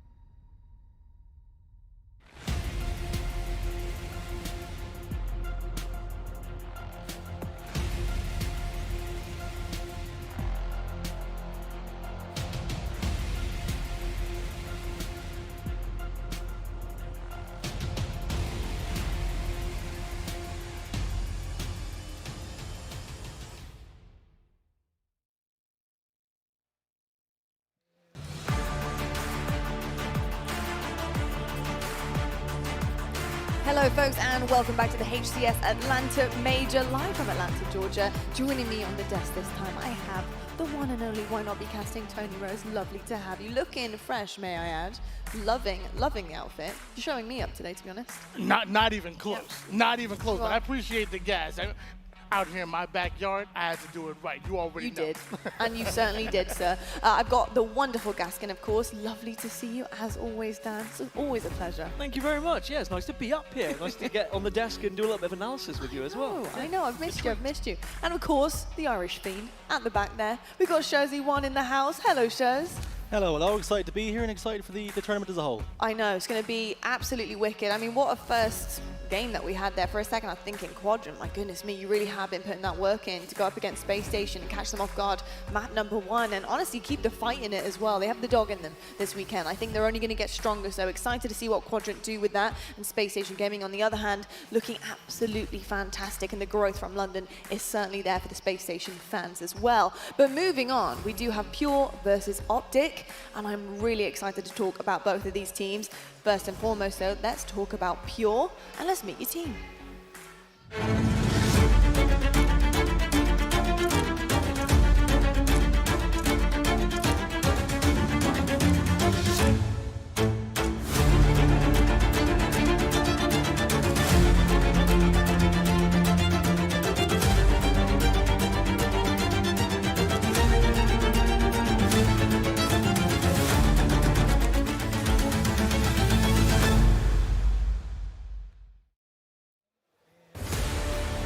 Here they are, Pure. We see an incredible roster right in front of us. I think one that has so much potential, and the question is how far can that potential take them? Tony, with the makeup of this team, we got Cherished coming in for Collect. How has that affected this roster? What do you make of their chances here in Atlanta? I think they're going to be really, really good. Pure, since bringing on Cherished in place of Collect, have looked even better, which is crazy to think about because we think of Collect as this dynamic player. We think of Collect as fitting in like a glove onto this Pure roster when they headed over to London, but they weren't happy. They weren't satisfied. Cherished has had a few online events, and he has been killing it, not only in the slays department, not only in the stats department, but when the stats don't show up, when the plays don't show up on the stat sheet, that's where he shines. He's a dirty work player and an important one for this Pure roster. Yeah, I was going to say vibes as well. Cherished, I think that's what he brings to this roster. I mean, he's a very friendly person when you meet him. Bumping in an elevator, for example, always seems to be in good spirits. And I think this team needed something like that, someone to lift them when maybe things aren't going so well. I think Cherished is just the perfect addition. Yeah, I think chemistry is really important for this team. We know what Collect brings to a team, but I think every single time Collect gets a big opportunity, unfortunately, when a team changes murmured and whispered, it's usually him who gets on the chop and block. And speaking of chop and block, last shot with the sword, hoping to cut down the competition, no doubt. I really need to understand what this sword is about. We have to find out at some point. I need Blaze to go on the floor, and you know. So Pure coming in, they're not coming in with any orgs or anything. They're coming in and they said they want to have fun. So the last shot right up here in northern Georgia decided to come in with this sword, and actually there's going to be some more fun stuff. Somebody has a daggone war horn. What? And it's gonna get blown. We had Quadrant with a whole band back in London. Well, guess what? Trey has his war horn, and he's gonna be scaring the competition, or at least trying to blow them away. Wow. Well, I thought it had to have been a local lad bringing it down because you're not getting that through TSA pre-check. I know that much. That is so true. That is actually so true. That's a good point, Show. You definitely won't be getting that through TSA. That is for sure. But I do kind of like the line of the chopping block, and I think if Pure managed to do this, they managed to kind of give Optic a really good series, if not steal a win from them. It really would be a chopping block indeed. But on the side of Pure, I want to understand their pace, their play style. What are you making of that, and kind of the expectance that we want to see on the stage? Well, one thing that Pure are able to do is outpace the opposition, and that really throws a lot of teams off guard because they're able to play bully ball against some of the top amateur teams or maybe some of the lower seeded pool play teams. But when it comes to also playing against the top teams in the world, they want to outpace them as well. They want to throw them off, and that could be frustrating, even against teams like Optic, even against teams like that are in the big three. The pace in which they play, they want to up it, and they want to make the game dirty. Yeah, for me, you look at Pure, they've always had one speed. There's plan A and no other plan at all. It's in your face, ruthless aggression, and I expect to see the same here. Yeah. I think that the likes of Torlig, the likes of Druk, I mean, all the way back in the days when they were together and they were synonymous of being together, it was all about how quickly they could play. They just need to be careful they're not too predictable, because it's all well and good saying, yeah, we're going to play fast, we're going to play faster than the other team, but if the other team then starts to lay traps, it's something I talk about a lot. If you know they're going to come flying around the corner and you've got 3 BRs looking at you, you've got 3 bandits looking at you, you are just going to fall very quickly, and you need to be expecting that. I think on that token as well, Gaskin, is there is a level of risk involved, I think, for these players to be able to try and play, I think, to their strength as well. Are they experienced to take that risk? Are they talented enough to turn that into a reward? Talented enough, absolutely, but do they have the experience in the big series against the big teams? That's where the doubt is going to be. Dan talks about teams setting traps for them when they play a little bit fast. The issue is Optic Gaming, one of the best at doing that, just waiting for a player to push a little bit too soon, cutting them down, and then taking advantage of the numbers, and that's what I expect to see from Optic Gaming. You mentioned their name, the Green Wall. They are here, they're getting ready on the stage right now, but let's meet your roster.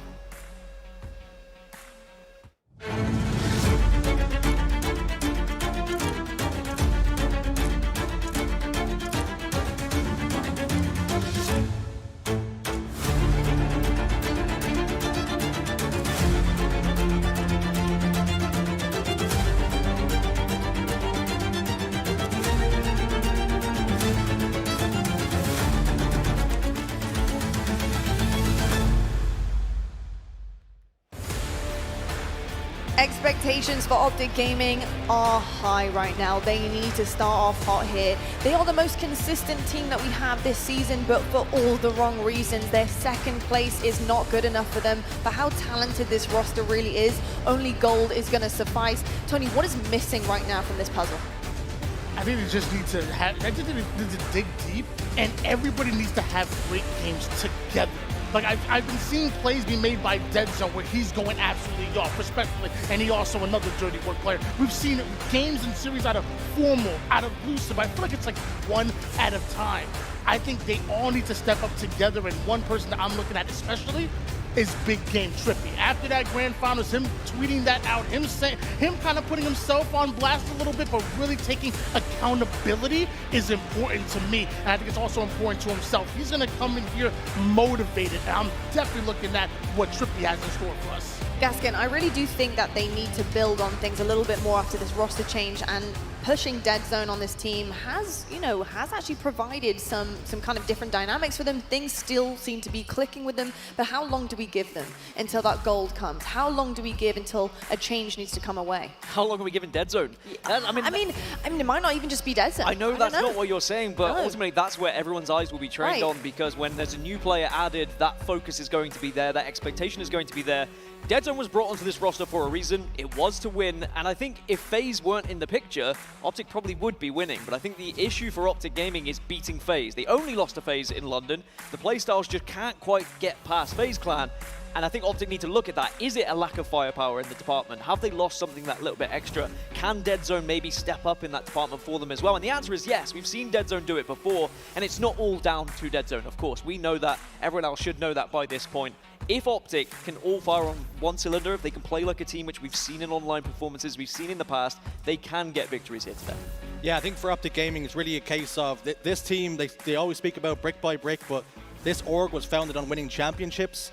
The concern that they have is they will not accept second places for too long, and the fans themselves, they're loud when things are going well, but they're also loud when things are not going so well, and they'll start pointing fingers at some players real quick if we don't start to see some championship gold. I mean, Gaskin, at the end of the day, this is pool play. This match right now, it's not an absolute do or die match. But is it though? For Optic, if they were to, lose and drop this series too pure, would that rock the boat too much? I think mindset-wise, yes. I mean, we've seen that happen with Optic Gaming where their heads can get down very quickly. I remember having conversations with Lucid backstage and saying, things haven't gone well in pool play and we haven't been able to pick ourselves up. But then somehow they pull something out of nowhere and they do get through it.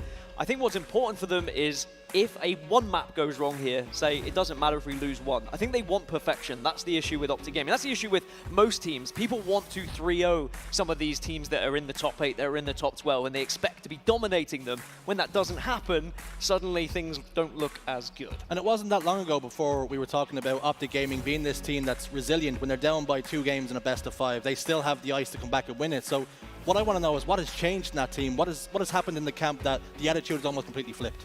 Yeah, it's definitely an interesting one, and I think it's something that is difficult, I think, sometimes for fans to understand, especially when we're up here, because we expect the very best out of these guys. We expect the very best out of these world champions.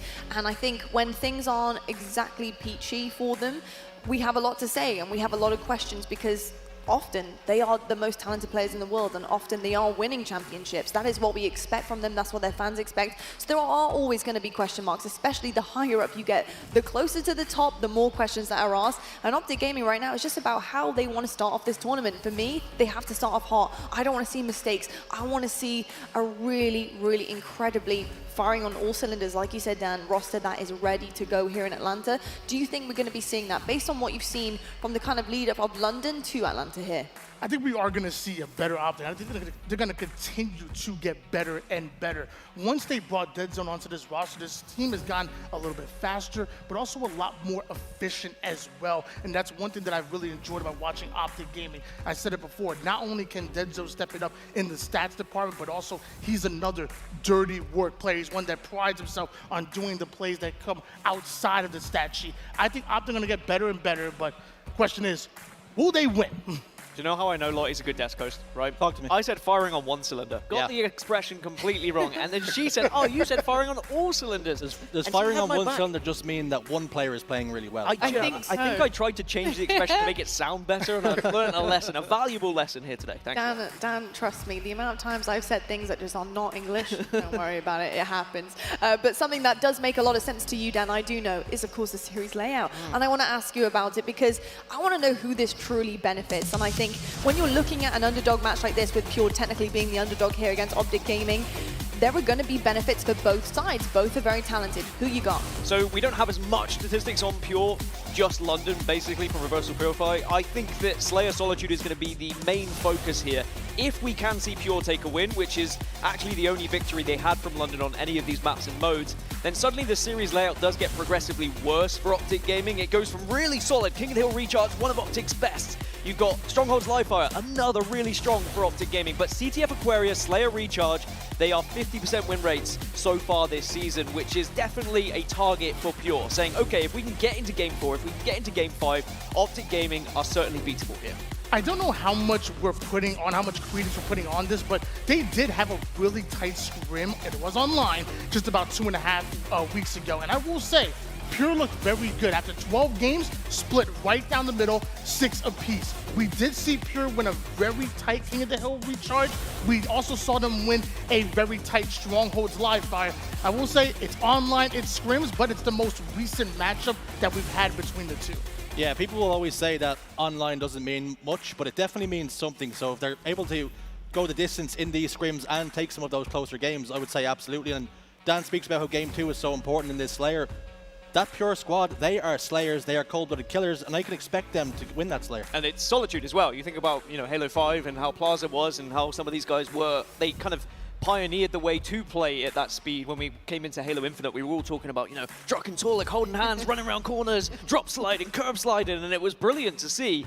But now Optic Gaming, they are, as Richie mentioned earlier, they play a lot more slow, a lot more reserved. They'll be setting those traps. So it's just a case of not being too predictable here. I'm also curious to know the kind of story and how it's evolved in terms of favorites for Optic Gaming. Once upon a time, Livefire was just a given. Every time we saw that on a series layout, we were like, well, that one's definitely going their way, and I'm pretty sure their competition thought that too. That has also changed as methods have shifted, updates have come forward, teammates have also changed as well. That doesn't seem to be quite the case anymore, but how is it coming into Atlanta? Does any of you know? I don't want to ask this specifically to one person, but how are they performing on Livefire? Do they have kind of a crutch that they can kind of rely on like they did previously? I think Optic still are one of the best Livefire teams that we have in the league. I mean, the way that they're able to multitask, control spawns, but also able to control the game while navigating towards power-ups, navigating towards power weapons. It's one of the best that we've seen, but my thing is everybody else has gotten so much better on Livefire as well. Livefire was a weak point for a few different teams in the league, and with how many game types are on that map, everybody had to turn it into a strength. So even though Optic still are extremely good at Livefire, so is everybody, and that includes Pierre. But do you know why everyone got better? Because they watched Optic play. That's the downside of being the best at a map, is everyone went into VOD review and said, well, what are Optic doing differently to everyone else? They study them, and then Optic need to find a way to beat their own strategies, which is very difficult to do. And I think that's why we saw the ascendancy of Livefire for them, and then the downfall slightly, but now they're coming back again because they're realizing that they were just trying to be beaten in their own game.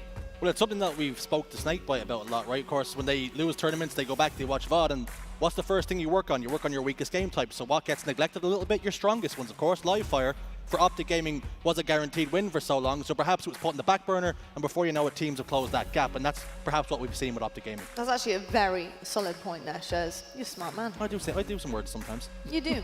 You do. You are a smart man. I do know, and I've just had word from my wonderful producer, that we are actually just waiting for things to get set up on the main stage right now. So we're just going to chat a little bit. I hope that's all right with you guys. We're just going to fill some time while you get a drink or whatever it is you may be doing to settle down for this incredible series. But while I do have you, I am kind of curious about some of the listen-ins, especially on the side of Optic, because I think in London we actually got to hear some listen-ins that I think were a little bit uncharacteristic of those Optic boys.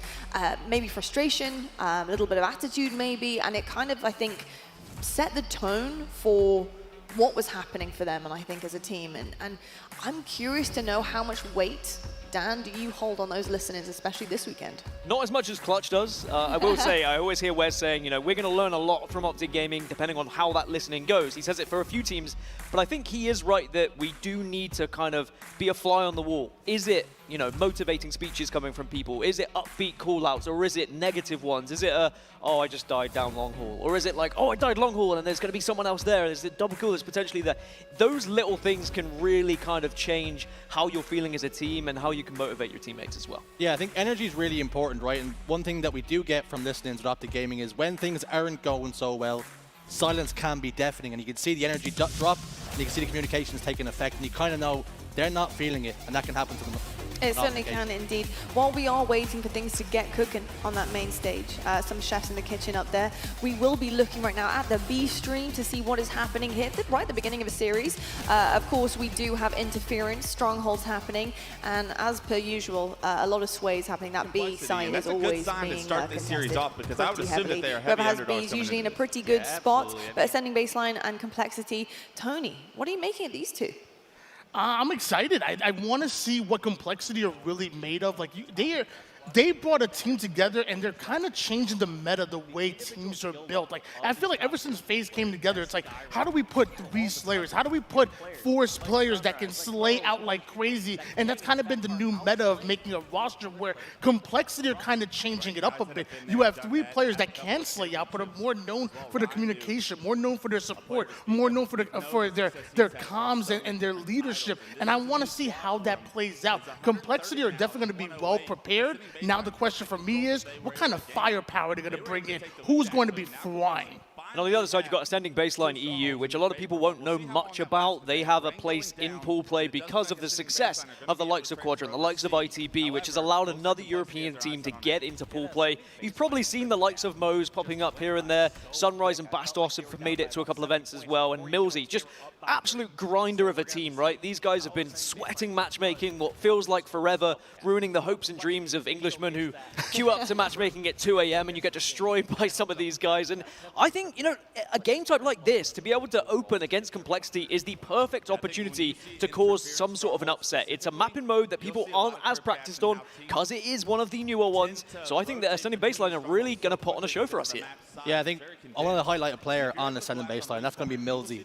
From year one, he was a player that was transitioning over from Call of Duty, not getting the opportunities perhaps he probably thought he deserved, but his performances have now started to dictate more opportunities for him. He finds himself on a team now that is consistently qualifying for international tournaments, and though they're not putting out the kind of performances and placements they would like, he is continuing to improve. Another benefit of being Ascending Baseline Europe is the underestimating from other teams. I think teams are going to look at this roster and say, well, it's just a bunch of Europeans. It's the old school way of looking at some of these European squads. They just got here because of points. They are just going to be here as another filler team, but we are already seeing on our screens, they are here to make a statement. They want to try and push themselves a little bit further, not just be a team that gets wiped out in pool play, but gets further into that bracket. And on the other side of things, Complexity really getting tested. I mean, Breaking Shot, this is the biggest opportunity that he has gotten. This is a professional team, no longer him running on these top amateur teams and trying to, break out of opens into those day twos. Now he's on a professional team like Complexity, and normally stat-wise, usually kind of stuff in the stat sheet. Right now, 9 and 14, a bit slower as far as KD. At least 7 assists makes it a bit better. And you wonder if maybe Ryan Noob is trying to mold his gameplay a little bit. You get to the professional level, you don't play the same way you did when you're playing in matchmaking and when you're playing against those amateur teams. And perhaps Ryan Noob is trying to mold him a little bit to play a little bit differently. Yeah, indeed. I'm just going to say, watching Interference is just such a difficult map to break. When you were in a flow, you got them kind of stuck on a spawn kill. It's really, really hard right now. And Ascending Baseline are doing such a fantastic job to not only contain this lead, but then take this map as well. But incredible stuff, a massive start. And like you said, Dan, that's exactly what you wanted to open things up against Complexity, because they're not an easy team. They're a really, really difficult team. I'm kind of also curious to know what you make of the switch out, the 50% switch out, and how that kind of molds this team into maybe what Ryan Noob is looking for a little bit more. I mean, looking at Breaking Shot, and then you also had Descender at one point in time. What is the difference between those two? I think that what Ryan Noob I don't even know if Ryan Noob knows what he's searching for at this point, which is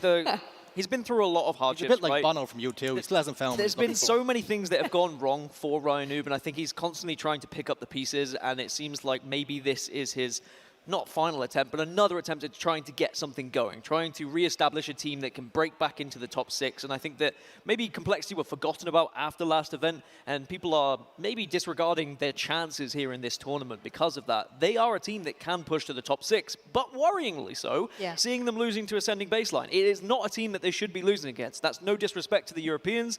You know me, I'm a European fanboy whenever I can be. However, they are not a team that should be beating Complexity, especially not that comfortably.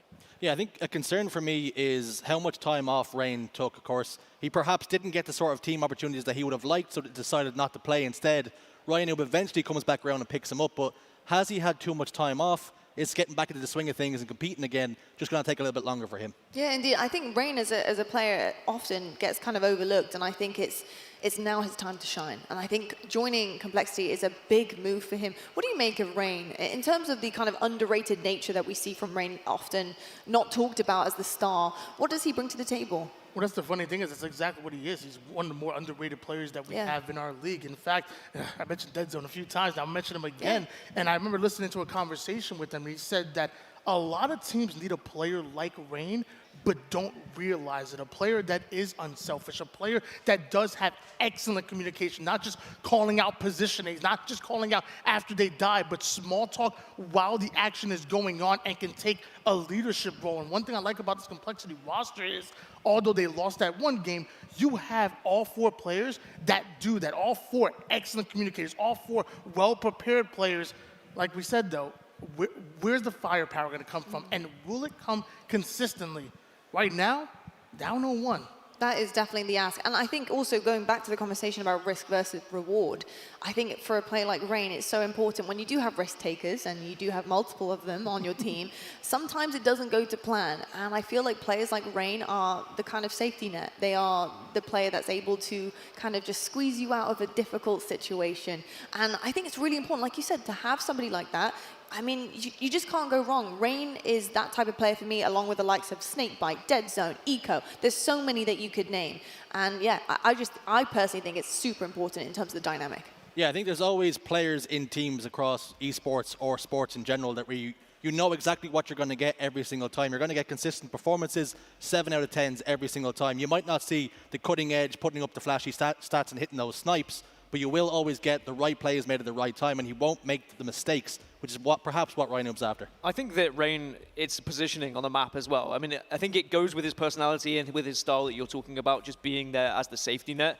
He will be there to lay down the shots for those players who want to be aggressive, but also will constantly be listening for those one-shots as well. He can kind of stand in any area and just be picking off people as they're running around corners. And he's just he can be quite static at times, but I don't think that's a bad thing in some teams because you kind of need that anchor. An anchor is what he is. He's an anchor. He is an anchor. That's what I was looking for this whole time. You're anchor. right. He's kind of a hybrid, honestly, in terms of anchor, safety net. You kind of see different players taking on certain types of roles and having a mix of both. You often sometimes see anchors with a Slayer, for example, Royal 2.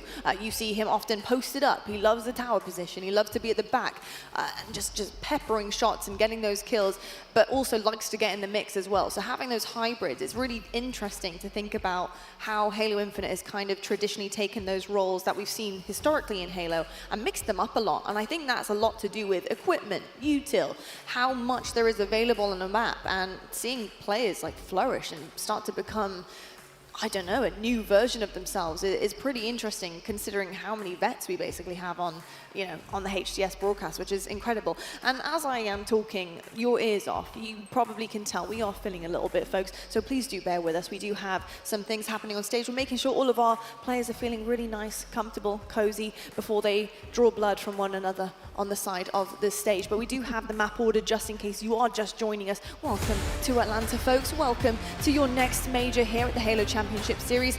And as we've already stated, Dan, we're looking at the way that this could work out. Have you noticed anything more since we've been chatting? So in the Sen City throw down, throw it back, whatever it was called, there was a 5-0 in favor of Optic on CTF Aquarius. So even though it's not necessarily one of their best game types at LAN, it looks like they have been trying to improve it. They beat Sentinels 5-0 on it, and I think that is a very commanding victory. And when we look at Sentinels, we look at Pure, two teams that are kind of in the same kind of area at the moment, the top 6 to top 8. So I do think that maybe will tell us something, but that's going to be for later when we get there. Indeed it is, and I think that is my cue to go. I'm going to love you and leave you, Gaskin and Shurs. Have a great cast. Thank you very much. The expectation here for Optic Gaming is all roads lead to Championship Sunday. It's shields up, weapons hot. We're going to see exactly what Optic Gaming are made of. And Optic Gaming need to show that, mentality-wise and form-wise, it is going to be a very hot start here in Atlanta. They can't afford to allow a team like Pure to get ahead and take advantage of maybe some worries, maybe some concerns, maybe always the bridesmaid and never the bride. That can't get into the heads of Optic Gaming. Lucid scooped up shock rifle. He's over towards double stacks. Lines up last shot. Misses the headshot, but last shot will survive down long haul. Druk's going to slide forward, get the kill. He has a level of utility to play with as well. 3 go down. Camouflage popped in the chest of Druk. And how good is it to see Druk back on American soil? Amazing to see Druk back-to-back events and will be a big factor for Pure, that's for sure. Now, Optic Gaming, though, have allowed Pure to get a little bit of time here in this first hill. Druk has somehow survived with the camouflage as well. He was able to sneak away, not only with the camo, shock rifle too. Still got some time to play with then. Optic continue to score. Dead Zone loses his face. That's the cue to go. Trippy on glass. Druk's going to soar towards him. Try and line up the face. The swing and a miss this time down. A couple of shots go wayward. Shock rifle now completely out of ammunition. A couple of team nades come his way as well. But this is good from Pure. They have the right side of the map, and Dead Zone hits the dead screen. Druk just grappling here, there, and everywhere, not just to avoid his own grenades, but his teammates as well. Still, though, the same life, still alive. And I think that's what's important here for Pure, is we spoke about the speed of which they play. Sometimes speed of play can result in many a death, and you can then get really tossed and turned by your opposition. But Pure are showing they have great ability to survive here, especially Druk, and they're still scoring close to getting this first hill. This first hill could do their confidence the world of good. Killing spree for Druk, locked in. Optic Gamer are going to have to shut this man down. About to get his second camouflage in very quick succession. Cuts down yet another member of Optic. 1-0 to Pure. This is a clinic from Druk. Back-to-back camos, still alive, killing spree, and really manipulating the map in any way he would like. Not over-challenging in fights as well, recognizing how important this camouflage is going to be for potentially breaking any sort of setup as well. And now for Optic Gaming, it's about trying to wrestle control back of this map. How many times have we seen another member of Optic taking a 1v1, going down, not having a second player to support? They look all over the place right now. Druk's camouflage does dissipate. He's inside the hill. Griffey's going to get some damage done. Double kill for Druk once more. Currently sitting at 9, 4, and 1. Like you say, we were speaking about firing on all cylinders, and it looks as though Pure are the ones to do it. Cherish with a big kill over Formal as well. Again, 1v1s you don't often see lost on the side of Formal. And Optic Gaming just haven't really been able to get going thus far. Pure holding on to these hills, making it difficult. Optic, again, one player pushing down Longhall, getting sniffed out, getting taken down.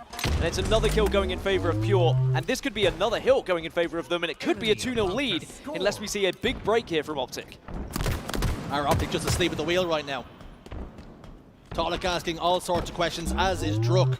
Across the board, every single player in the team have damage, have kills, and have assists, playing together, playing in tandem.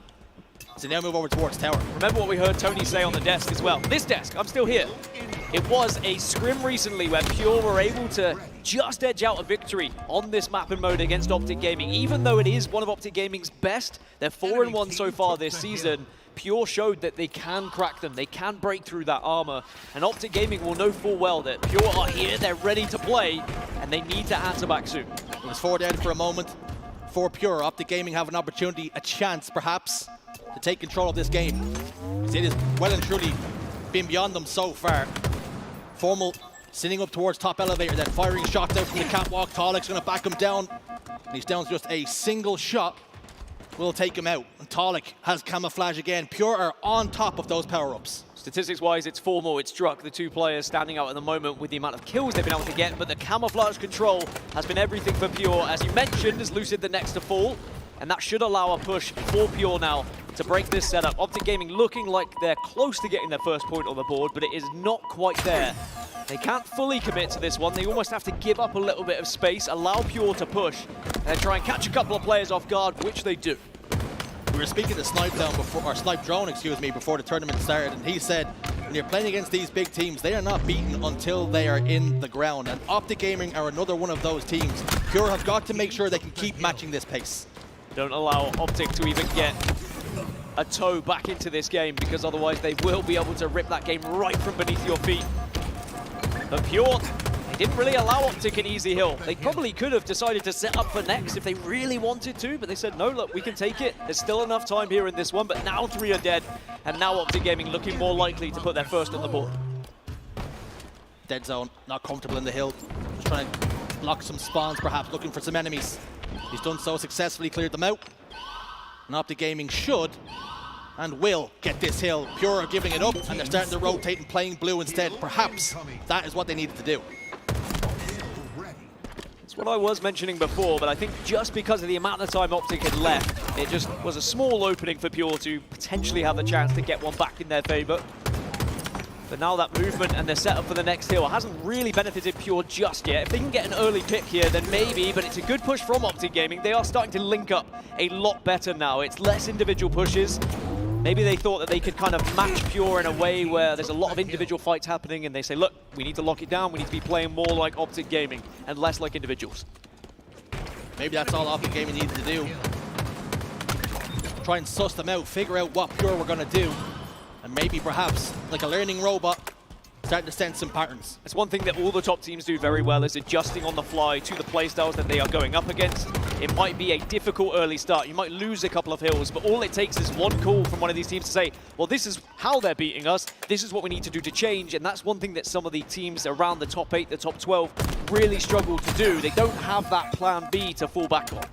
And speaking of struggling for the moment, Lucid currently sitting at 7, 5, and 12. He has the assist. He's been involved in 12 gunfights, but the issue you have is when you're wanting to win a game in a series like this, you need Lucid to be performing just a little bit better. Well, usually Lucid is that guy who individually can match anyone and will step up to the plate and will take every single fight. But when those fights aren't going his way, you can get in a bit of a rut. You can maybe get overconfident, but maybe some of that confidence starts to come back here for Lucid. That's a big kill that he definitely would have needed as Optic look to try and get back into this game. Confident Lucid is a dangerous one, as he puts it into reverse back towards blue pipes. And Optic continue to score.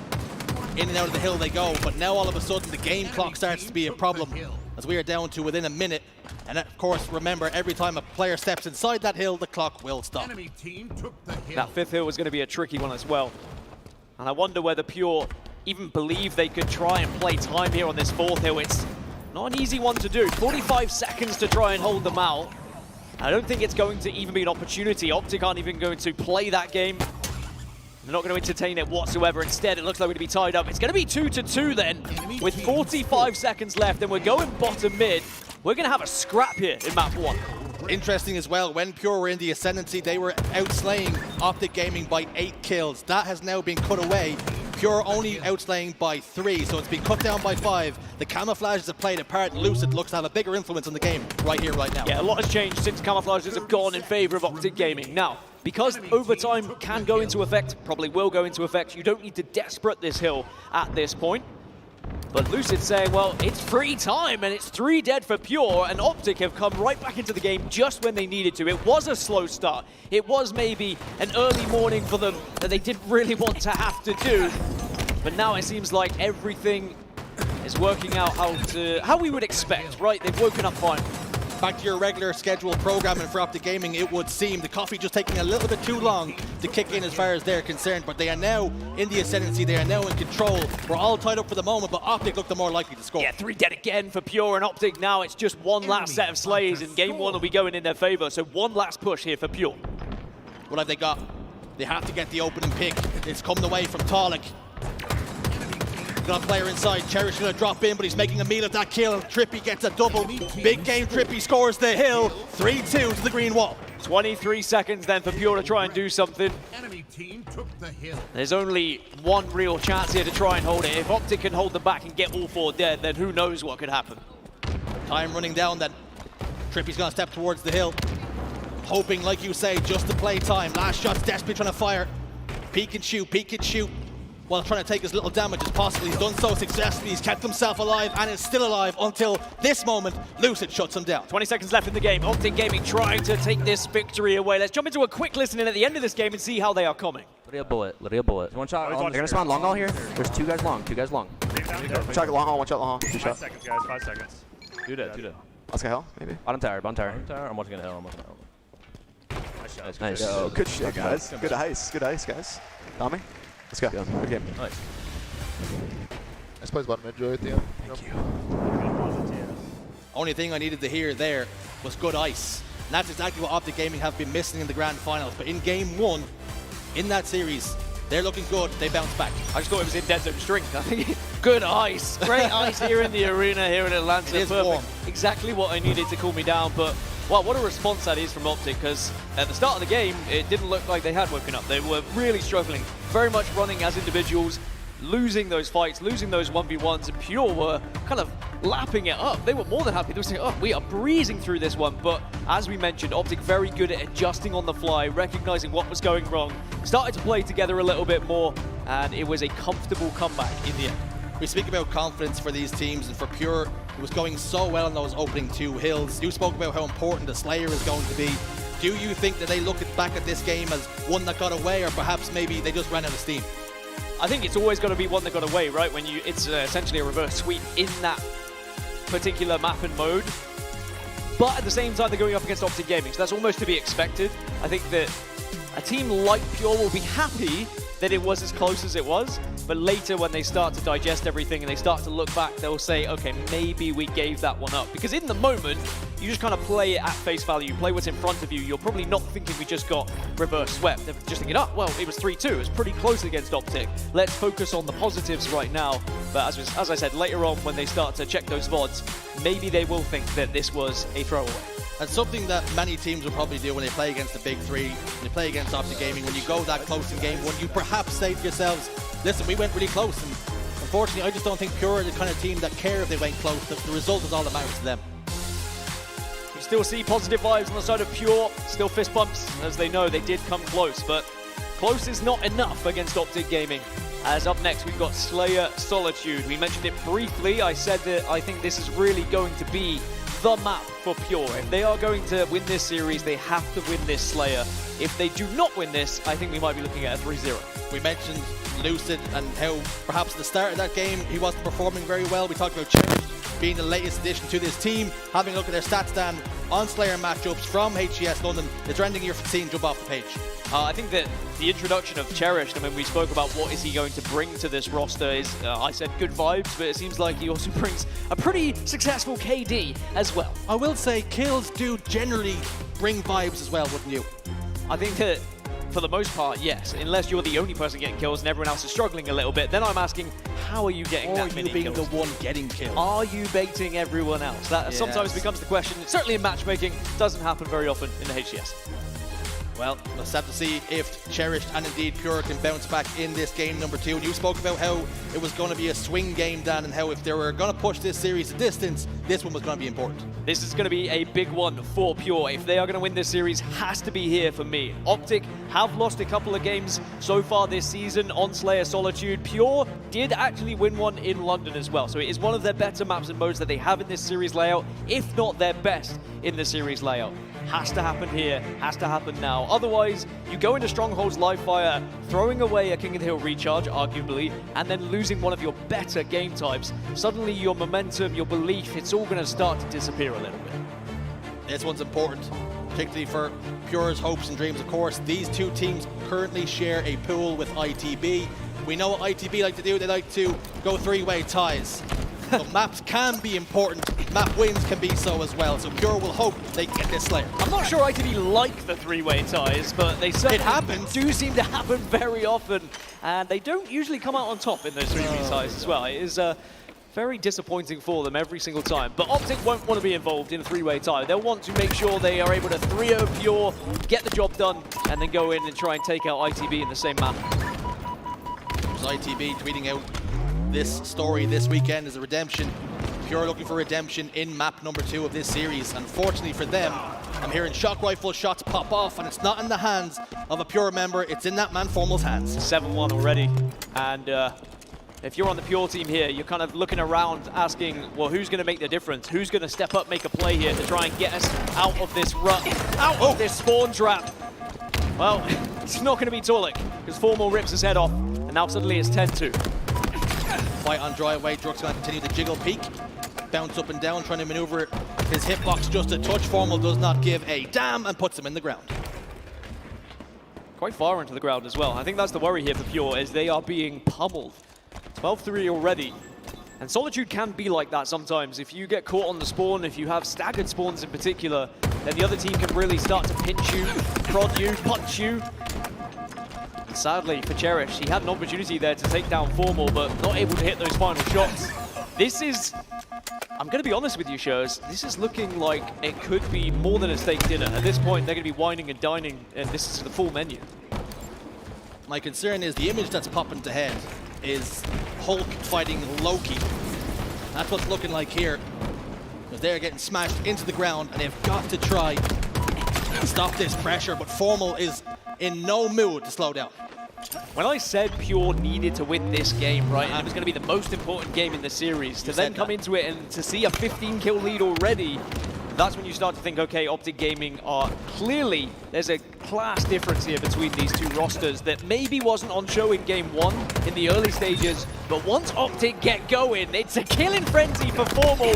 Add another one with the triple. And Formal, any questions, any doubts you might have had about this man coming into this tournament, I think he's already answering them. Formal just walking around the map saying, exterminate, exterminate, murdering everything on his screen. Another kill for Lucid. That one stuck to him as well. When things are going your way, those sorts of things happen. I'd like to see a Formal cosplay as a Dalek now. You've got that in my head, and I think that we definitely have to organize it. Maybe that's some content, but 23-10, it's a 13, make it 14-kill lead. Pure just can't get out of this trap. Every single time they push around a corner, there is another member of Optic Gaming there waiting, licking their lips, waiting for another kill. Licking their lips, maybe perhaps thinking of that steak dinner, medium rare, or any which way you like it cooked. Formal will fall 4 dead. Perhaps an opportunity then for Pure to retake some control. Yeah, they now need to do exactly what Optic have just done to them. Find out, call out those spawners, and make sure they delete them as quick as possible to put them on a stagger and start to push your advantage. They've just got the first kill. They know they're at blue. Push them. 4 kills without reply for Pure, and that's exactly what they need, and more of it, please. All 4 members of Optic Gaming stuck inside blue. This has got to be surgical, it's got to be incisive and decisive to Pure. They weren't quite in a position there to actually get any sort of pinch. I think they were a little bit too vulnerable for maybe one of those traps we'll talk about, but suddenly, Torluk with a shock rifle, things are looking a little bit better for Pure now. Double kill, and could be more. Torluk just didn't clear his angle close left. Formal gets another kill. And still a 10 kill, make it 9 kill lead as a couple more members of Pure do fall down. Dead Zone gets caught down to no shields now, it appears. He drops down towards U-turn, and Druk will apply the finishing touches to get that kill. This one's not over yet, 8 kills difference, and this map is one where it can quickly turn. It can snowball, and we have to give credit to Pure because it looked like it was going to snowball out of control where there was no real comeback possibility, but suddenly that comeback is very much on the horizon now. It's still quite a big gap. It's still 7 kills, but at one point, remember, it was a 15-kill game, and Pure have chopped that in half. They are right back into this one. They've got Camouflage, and Optic Gaming, they now need to demonstrate what they can do when they're on the back foot, when they are stuck in any sort of trap pin. Pure do not want to give up their lunch money. They're starting to fight back against the Optic Gaming bullies then. Torluk still has a little bit more camouflage to play with. Trippy over towards the flower door, and he is no more. Torluk gets the kill. 5 then, the point of difference. And Pure now will be growing in confidence. 2 members over towards Poster. It's going to be Dead Zone and Formal together. Lucid gets a pick, and I wonder if that will mean that Pure has to change things and play a little bit slower. Suddenly we have a game on our hand, and I'm pretty happy about that because I was worried it was going to be like one of the biggest losses we've ever seen on our screens with how that opening. But we really have to kind of talk about how Pure got back into it. It was one break, it was one all for dead, and then suddenly they wrestled back control of this map. And then the camouflage control since has allowed them to get back into this one, make a game of it, and now Optic Gaming very much on the back foot and struggling a little bit to find any sort of control. And I guess that's where Optic usually we give them credit for, is when they are controlling the game, they are so good at hammering their opponents into the ground. But against some of the bigger teams, they do struggle to get out of some of these scenarios. What a difference a break can make. Keeping them on staggered spawns, like you spoke about, isolating these players. Every time an Optic Gaming member spawns up, he crouches and he hopes that he can stay alive and long enough for his teammates to get close to him. Unfortunately, Pure are playing far too quickly. It's now a 2-kill game. How on earth have Pure been allowed to get back into it like this? You've got to ask. But Optic Gaming do still have the lead, that's what's important. And if Optic do get that break, which they have now, they've got a little bit more map control, they've forced now Pure back to spawns. Optic now need to just make it count once more like they had before, and this camouflage could be big for Dead Zone, but he gets spotted out, and that is a huge stick for Druk. Sticks go left, sticks go right. Formal gets one right back, but the camouflage player, that one could be pivotal. We could be looking back at the end of this game, talking about that was the moment where it all changed. Formal inside blue and Optic trying to play close. They've got shock rifle, and that's an opportunity to influence the game. 17 kills for Formal at the moment. Only the 3 for Lucid, but does have 7 assists and now has the shock rifle. It's hard to get kills when Formal's playing like that, by the way, so it's no discredit to Lucid. Doesn't quite connect with the first. But Pure very much just staying back here, not overstepping any sort of boundary. They are almost trying to encourage Optic to go for some sort of pinch here. But Optic know they have the lead, plenty of time left. They don't need to rush this one. Lucid tiptoes in, tries to line up Cherished. It's going to be a bait and switch. Formal is there to help though. Trippy gets a kill elsewhere. That's going to be the opener. What a beautiful timing on the crouch there, just to avoid the headshot. Lucid probably a little bit frustrated that one didn't find a home. Another one swings and misses. Last shot will get his shields down to nothing. Formal tries to follow up with the damage, but pays the price with his life. Optic still 4 kills to the good. It was a very well-timed push from Optic Gaming. You can also see how difficult it is to try and clean up some of those kills, even despite the damage. And off the back of it now, Pure are wrestling back kills. They are getting back into this game. Make it 40-38. At one point, a 15-kill lead for Optic Gaming. And we talk about throwing away game 1 for Pure, being the fact that they were 2-0 up. Imagine if Optic were not to win this game 2 Slayer with the advantage they had right at the start. Last shot, playing well within his years. Experience showed there. Doing damage, backing away when he needed to. 3 dead for Optic now, and Pure have taken the lead. Somehow, some way, Pure have the lead. Pure have this game, and they have a chance to try and cause what would be a massive moral boost, not for themselves, but it would be just trying to turn around Optic Gaming's heads and say, look, it is not going to be easy for you. It's 45 to 42, 5 kills away now at Pure. And Optic, they're in a rut. They are stuck in some difficult positions, and Pure taking full advantage of it. Another camouflage for them. You speak about turn around. And every now and again, Optic Gaming are falling apart here. Dead Zone on driveway will take some damage as well. Another camouflage for Druk. We've seen it, how he was able to put that to work on the recharge game. Can he do so here? They only need 3 more. 3 more, and there are 2 players pushing the camouflage. He's not able to get the kills yet, but someone else does. 48 to 44 now. Camo still in the hands of Druk. 1 more kill now required for Pure, and they get it! And for good reason. They stand up, they let them know, because how have you just turned around a 15-kill deficit against Optic Gaming? We have a series in our hands. They stand up and they stand strong, and they let them know, and for a good reason. You spoke about a 15-kill deficit they were down by. You speak about showing ice and resilience. Any other team, most other teams would have been down and out, not this Pure team. I thought it was going to be kind of stop, they're already dead. It's going to be one of those games, like a 50 to 24 with the way it was going, but that's solitude. That's how difficult it can be sometimes when you are on the back foot. But if you can flip that script, if you can take control of the map and you have the right weapons, you have the right kind of mentality of how you're going to play, and you have that structure, you can do exactly the same to the other teams. You are never out of it until you have lost that game. And that has been very much proven here by Pure, who tie up the series. Then Loi asked us, right, Optic Gaming, what happens when things start to go wrong? Are they going to get down on themselves? If any game is going to show us how Optic reacts to something like that, this is going to be the biggest one, because that lead was an incredible one, and Pure somehow, some way, been able to turn it on its head. We got a little camera shot onto Lucid there, and he looked like he was pondering and deep in thought as perhaps how they let that one go. And something I want to talk about, Dan, is this change that was made recently for coaches. We're going back to the old ways. We're going back to stopwatches and pen and paper. Do you think that coaches now can play an even bigger role than previously thought?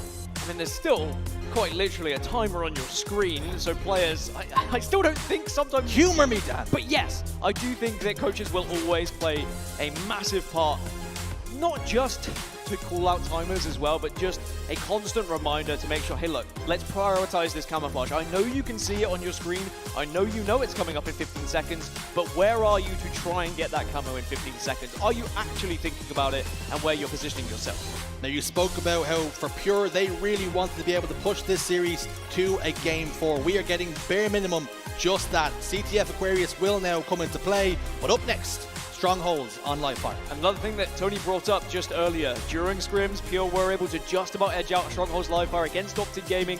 They know they can do it here, even though Optic's still going in as favorites on any sort of Strongholds, because statistically, a very strong team indeed. You can see 4-1 at the moment from HCS London in Strongholds in general. Pure, we don't have as much stats. They didn't play Strongholds as much as well because of the early exit in comparison to Optic Gaming, but you still can see the chance now for Pure in this series, right? I know it's a Slayer, and sometimes we do see the smaller team wins a Slayer and then loses all the objectives, right? Well, there's a way to win and lose a Slayer, right? And that's the difference. This isn't a typical we won 50-49. This is we came back from a 15-kill deficit. That's a little bit different, if not a big bit. Yeah, and I think that now they're going to be saying, like, if we can do that in the Slayer, what can't we do at this point? You talk about momentum, you talk about belief in yourself as a squad and answering any questions about team changes, you know, how's Cherish going to do on this roster? I think that some of the individual fights we just saw by every single member on the Pure team, they're going to be feeling it now. I think actually a break is probably the worst thing that could have happened for them. Maybe a tactical one on the side of Optic, have a little bathroom break, just make sure that they can reset things a little bit here. I'm always mentioning the dark arts and how players like to play this. They go to the bathroom when they really don't need it, and you're always like, no, they just need to use the toilet. So now you're starting to think that maybe teams are employing those dark arts. Sometimes you just need to go to the toilet, though. We have to give them the benefit of the doubt in most of the cases, right? But I've seen these guys play matchmaking on stream, and they don't leave that screen 9 hours sometimes straight. 9 hours, they keep going. I don't know where they're going to the bathroom, but maybe that's for up to them. Anyway, I do think this Game 3 still favors Optic Gaming, despite all that nonsense we just saw on our screens here. But I think that the fact now Pure can at least take this to Game 4, as you said, is big for them, because the Optic Gaming roster, not as good at maps 4 and 5. Yeah, I think something we have to talk about, of course, the confidence that's going to be gained for Pure after winning that Slayer. But perhaps on the other side of things, we've seen a little shot of Lucid looking down and a little bit bothered by the result, and we know why. Is that going to be playing on their minds now with this little break? Perhaps they have more time to lull over it. Yes, but I'd like to think that Optic have the experience now where they can go, all right, we screwed it up. Yeah, let's move on. Yeah, forget about it. Not like, why did we do this? How did we throw that one away? If there is too much talk about the previous game, that always worries me. Sometimes I want to go to listen-ins between games. I think that's when we would learn even more about teams, what's being said. Are you talking about the previous game and what went wrong? Or do you save that for later when you start to do the deep dive on what things went wrong? Instead, you need to be now talking about Stronghold's live fire.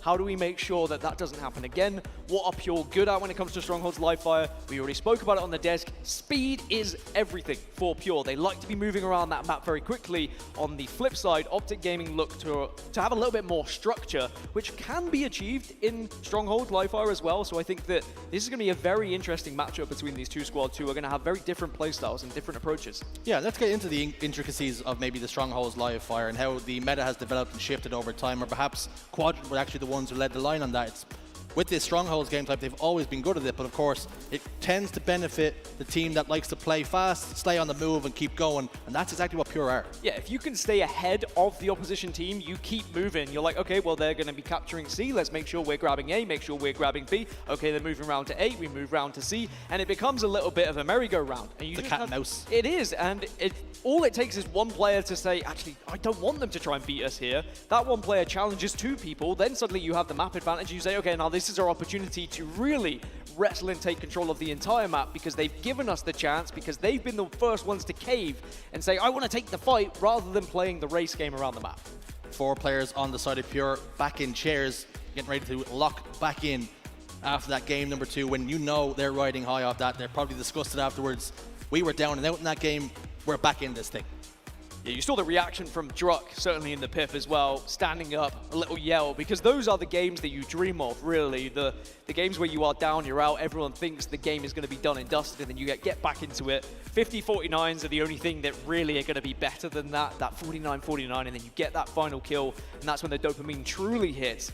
But I think that this is going to be a situation for Optic Gaming where they know they could be 2 up in this series, and let's say Stronghold's live fire doesn't go their way here. They'll be saying, well, now we're 2-1 down in the series when this could have been pretty much absolutely chalked. We probably would have been able to take that momentum from game 2.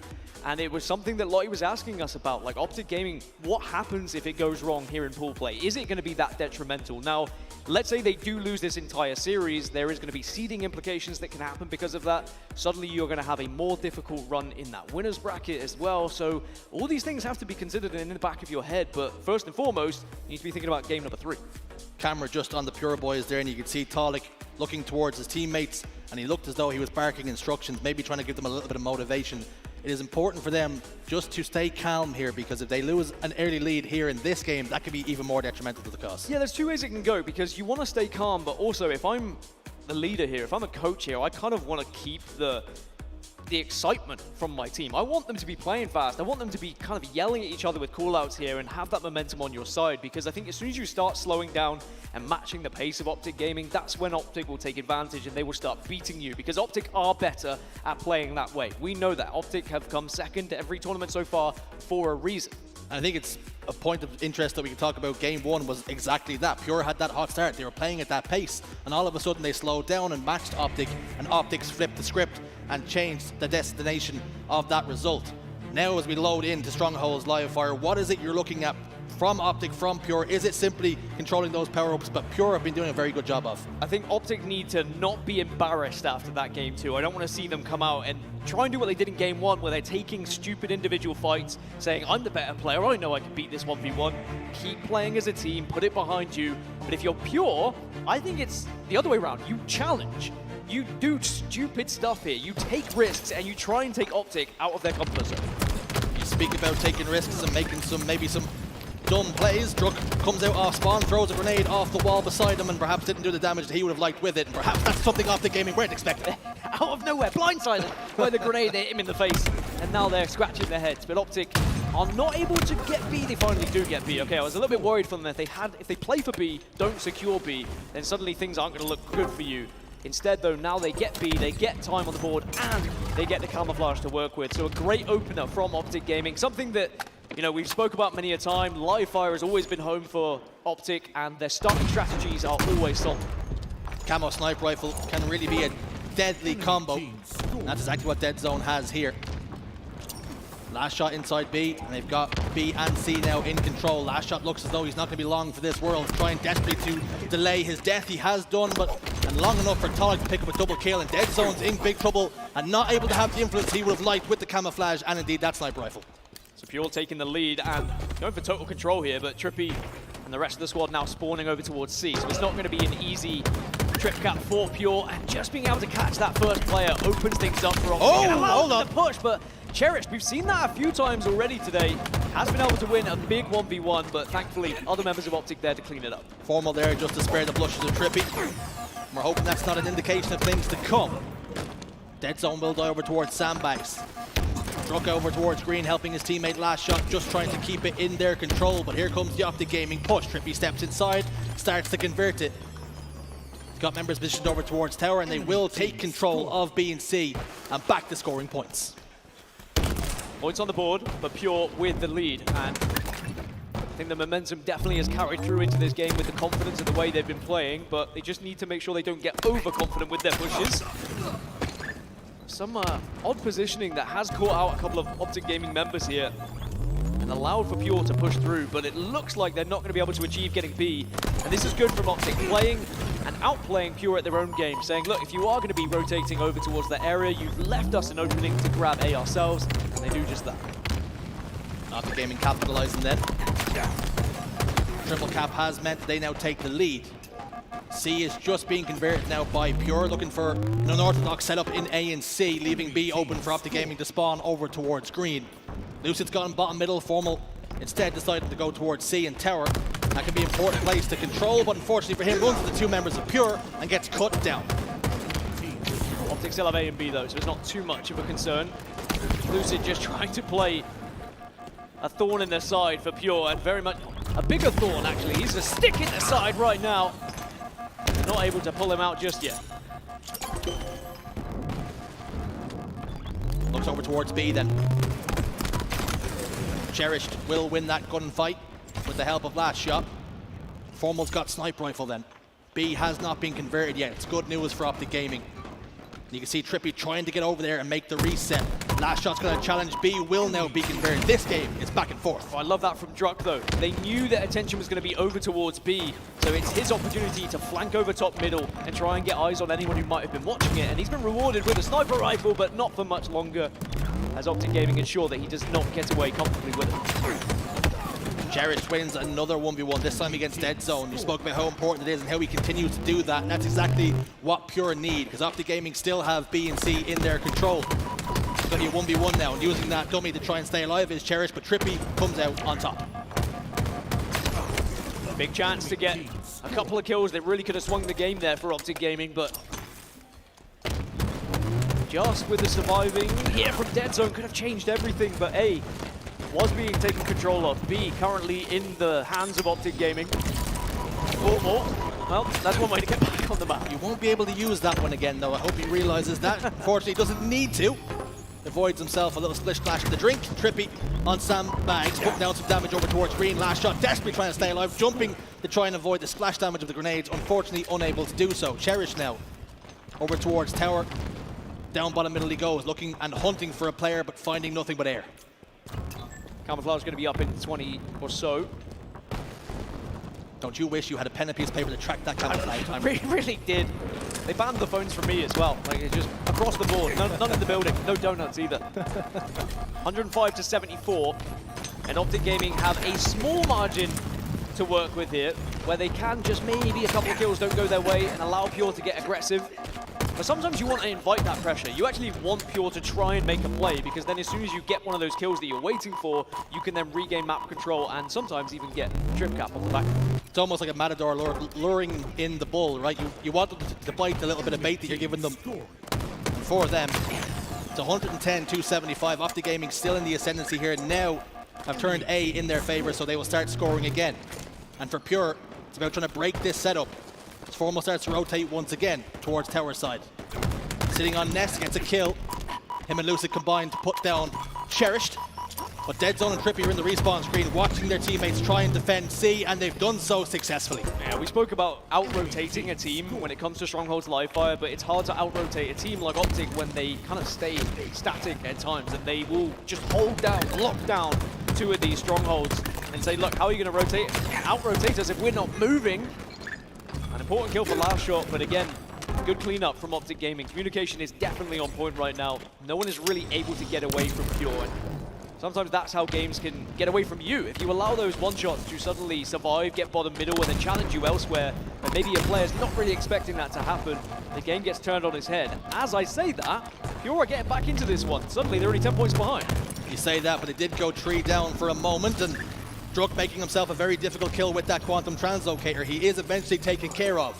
Trippy's got the snipe rifle. There's a reason why he's looking over towards tower, because that's exactly where the push is coming from. Lands a body onto 1, that will slow the push down for Pure, but they have got control of tower side. Bodies are all you need. Obviously, you would rather have a headshot, you'd rather get that kill, and probably you're going to get more points because of it, but if you can delay that push with a body shot, you can get a lot of communication to the team to say, look, they are weak, we can push if we want, or we can just take this time, take this advantage whilst they are unable to push from the damage we've done.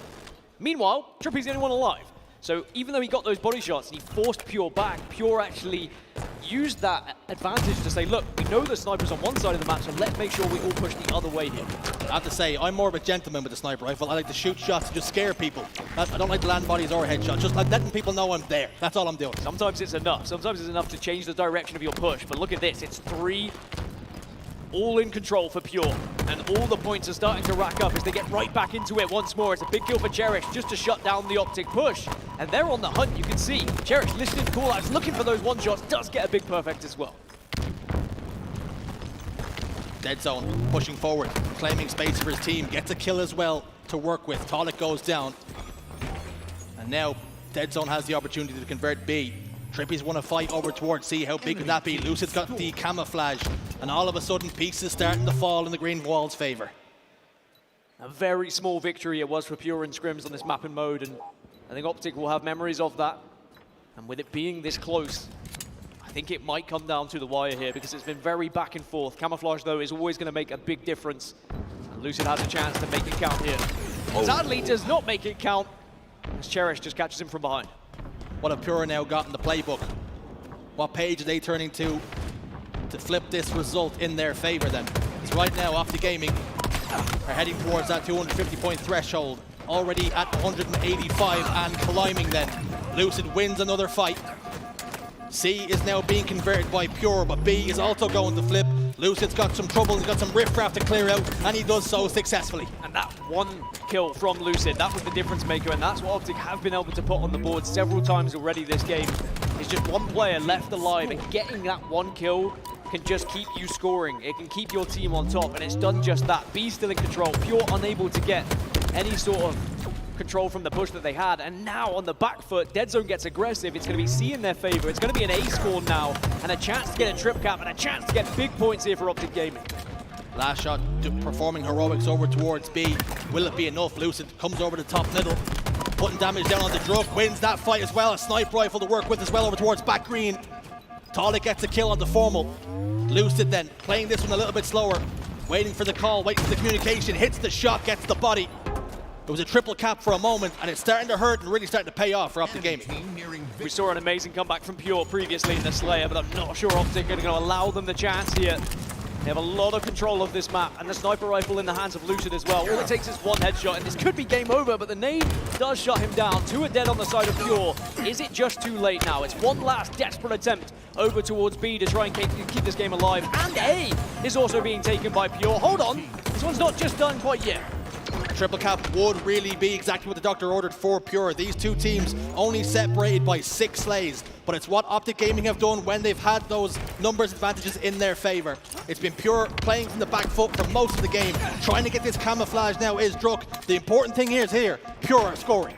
Druk gets the camo as well. Fulmar will be calling it out, and you can see the nades coming towards the camo position, and Druk does not get away. That is great listening from Trippy. That is great recognizing where the real threat was on the map. It was shutting down that camouflage and knowing they didn't have to be desperately trying to get points just yet, because they had a significant enough lead to work with. But this game is still open for the taking here. Pure grab A and they hold C. This is going to be a battle over towards B. they can get the reset, it will be big. They do get the reset here. And now Optic are starting to scramble. Pure can make no more mistakes, but Optic Gaming haven't got many left in themselves. They made one mistake, they allowed one opening. That camouflage could have been really the thing that changed everything though for Pure, as they had a comeback in the previous game, and it could be another one on our hands here, as now C is going to be taken. Did he spot the one player below him? Does it matter is the real question. As long as they keep holding 2 and force Optic Gaming to try and take B off of them, one big slay over towards B could put this game in Pure's favor. We talked about cat and mouse, that's exactly what we've got here. What is the play for Optic Gaming? Where are they going to hit first? Tolek's got control of Tower, waiting for information. Deadstone's going to try and get close to B. He gets cut down. Lucid has made it to green, but can he live? The answer's no. Pure are holding on here. Pure holding on. Pure have A, Pure have B. It's a last-ditch attempt from Optic as they hold C, and they have to dart towards B, but it's not going to be enough, as Pure have done it yet again here from the depths. They were behind by a significant margin, and they cannot. Optic Gaming cannot catch a break here, just when they thought they were able to put Pure to bed. Pure are straight out saying, you didn't read us a bedtime story, we're back up and we're ready to go. And they're causing ruckus around the house now. You spoke about it, how big that game 2 was going to be. They should have won it, they could have won it. And you said from being 2 up is what the result should have been for them. Now all of a sudden, down 2-1. And they've got a lot of thanks to that man Druk. What a performance he put in that game.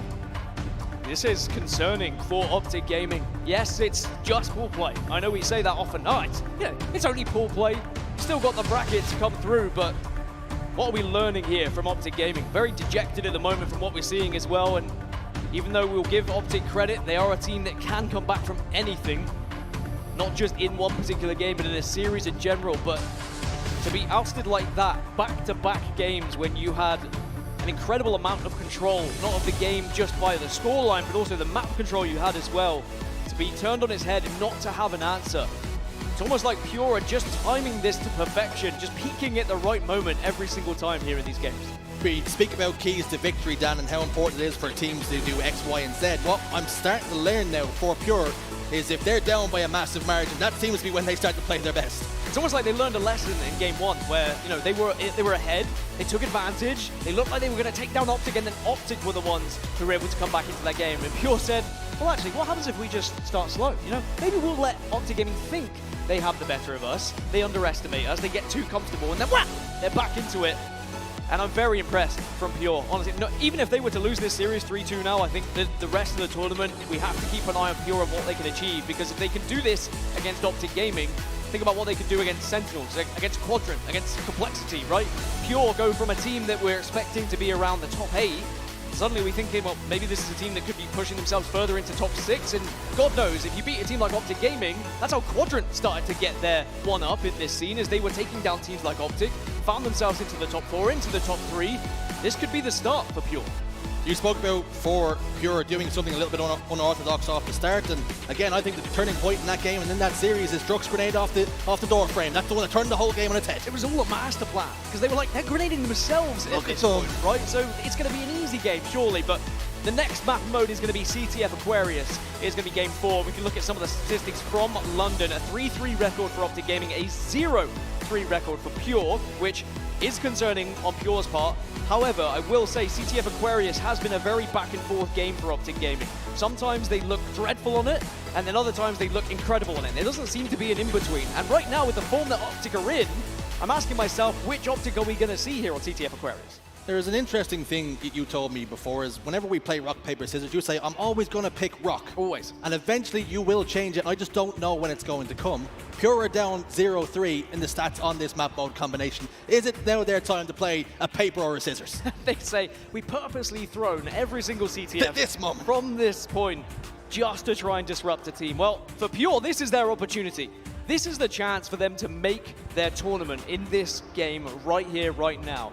This could be the difference between winner's bracket and elimination bracket for them. This could be the difference between a top 6 and a top 8. I know it sounds very early, but if you were able to beat Optic and take that seed away from them, suddenly that bracket looks very different when you go into Saturday, when you go into Sunday.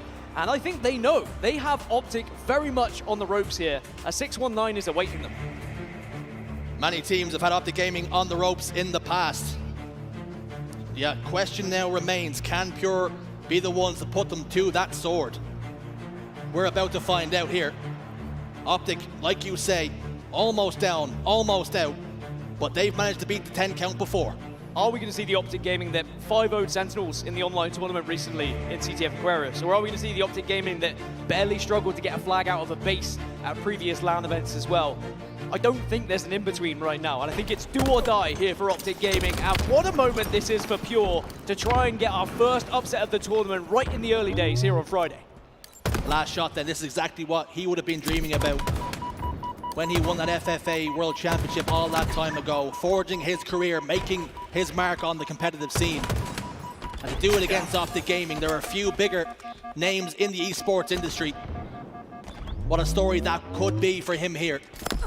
He has to be sure, as do the rest of Pure, that the occasion doesn't get the better of them. Pure have planted the seed of doubt into Optic Gaming's brain now.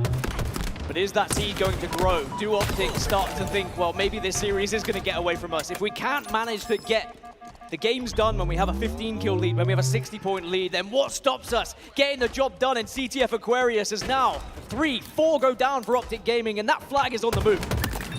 How far will the flag get? It looks as though it's going to get pretty far indeed, as Talik holds the generator, but it does not matter. Pure have a 1-0 advantage. Optic Gaming very much on the back foot now, and Pure are feeling it. You can hear them screaming on the main stage with the kills they've been able to achieve. They just need to make sure that they continue with this momentum, continue to pummel Optic into the ground while they have this advantage.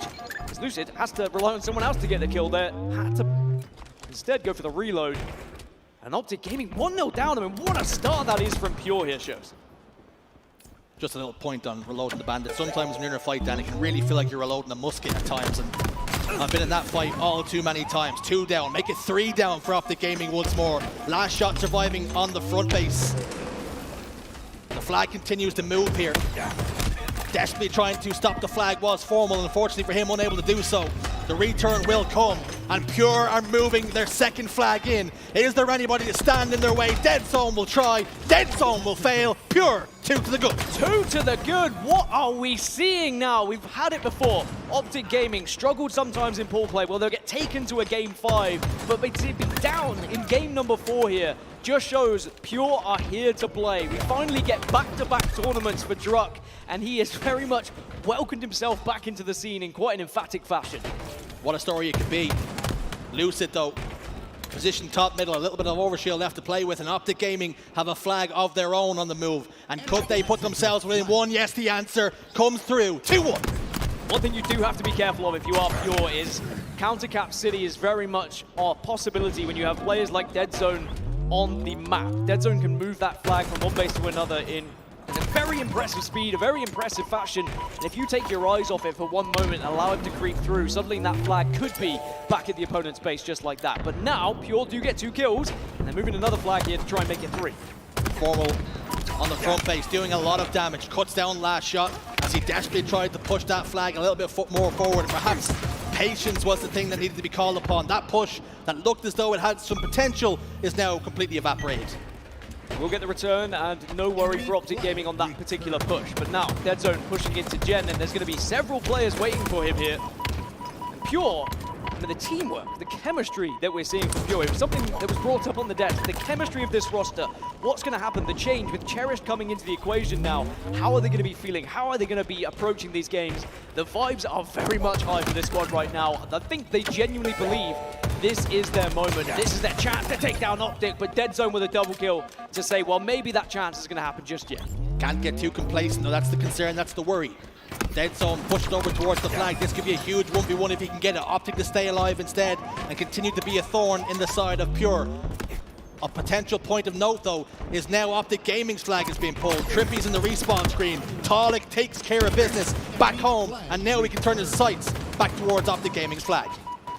Certainly every time Optic do push forward, get some kills and start to get close to the flag, there seems to be one member of Pure there just to disrupt them and not allow them to really get the comfortable pull they would have wanted. As Cherish gets a double, and all 4 dead for Optic. It's another flag moving, and this should be another cap here, shows. There should be nobody to stand in their way. Cherished pushes this flag up the shroom stairs.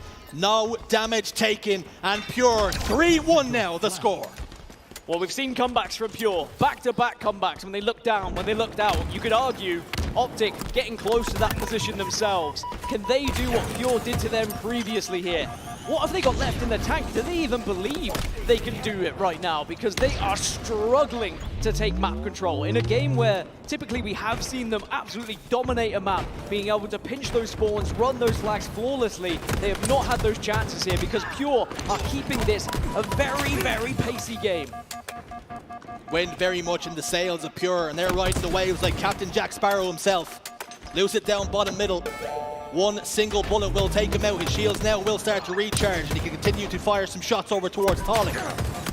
Gets him down almost to no shields, but Talik wins that fight. And how telling could that be? Will the flag make any more progress? 3 dead for a moment. Flag sent back Pure's way. Someone from Optic needs to step up and try and grasp this game, take control of it, wrestle it back, because Pure are strangling Optic at the moment. And Optic just struggling to breathe. It seems like every time they spawn, there is guns trained on them, there's bandit bullets flying towards them, and Optic can't escape them at the moment. Lucid goes down, but they do get a trade. Optic just need an opening. Now, this is going to be a big moment for me. We've got a listening queued up with Optic Gaming. I really need to see what the vibes are like. Do they have the belief? Let's jump into a listening. Say left, they're not going for it. Automate on me. Automate on me. They're front base. They're front base. What's one part? What's one part right now? What's one part? P2 tap. They're brick killing me. He's one shot P2. He's one shot P2. Drop P1. He's going RP jump. RP jump. RP jump. Our troops is Obi. We need to try to keep getting into their side. No Obi. Yep. Our jumper's dead. Nice. On the middle, one shot, and car 3. 2 guys, car 3. Okay. 2 on card. 2 on high. Help Zane. Help Zane. I'm trying to get out. I'm trying to get out right now. These guys are car 3. Argent guys. Argent. Our car door. Hiding our car I'm door. here, Joy. 2 guys are Gen. 2 are Gen. Last one's one. There's one guy just sitting in their face. Shit. There's 2 in there. One shot again. Still there. Low Gen. He's just getting his shield. He has a thrust still, guys. Still, our Gen bridge coming in, guys. We got it. One shot. Our shrooms, one shot. One shot, our low shrooms. He's one shot here. He's one shot. Our Gen again. Yeah, I'm going out front. Going out front right now. Bottom mid. What's our Gen on me, too? I don't see bottom mid. Our Gen now. Car one. Weak. Tally. Our troops won't try to be Cali. P2. Weak. Our P wall weak. Yeah, I'll kill him. 2 dead right now. Yeah, 3 dead. Last guy. He's there. Shroom bridge. 3 shots. Tommy, get to the Gen. Get to the Gen, Tommy. He's dead still. One He's still on flag. He's there back. I'm dying from their fire. I'm ready to bullet. One shot their back. You're good, Tommy. You're good. I'm looking P1. P2. They're gonna go P1. Gonna go P1 to our side. Our fridge. There's a guy our fridge. I'm getting through. He's our P door, dude. Yeah, they're back flag. Here, one shot. Got one. Nice, guys. No, their window. Two dead. What's on our flag? Our window. He's got a shot in our window. He's got a shot in our window. It's gonna be 2 years. It's gonna be 2 years. One shot flag, guys. I'm dead with flag. Got one. I killed one. Oh, he's on re. I got him. Nice. Don't rush it. They're probably jump behind. You're good. Yeah, you're good. You want to top mid. Stay alive, guys. Gotta stay alive. Have to get to the west. 15. Gonna be our car. Our shrooms, I think. Yo, bump dinner, Tommy weak. Our brick as well. Up.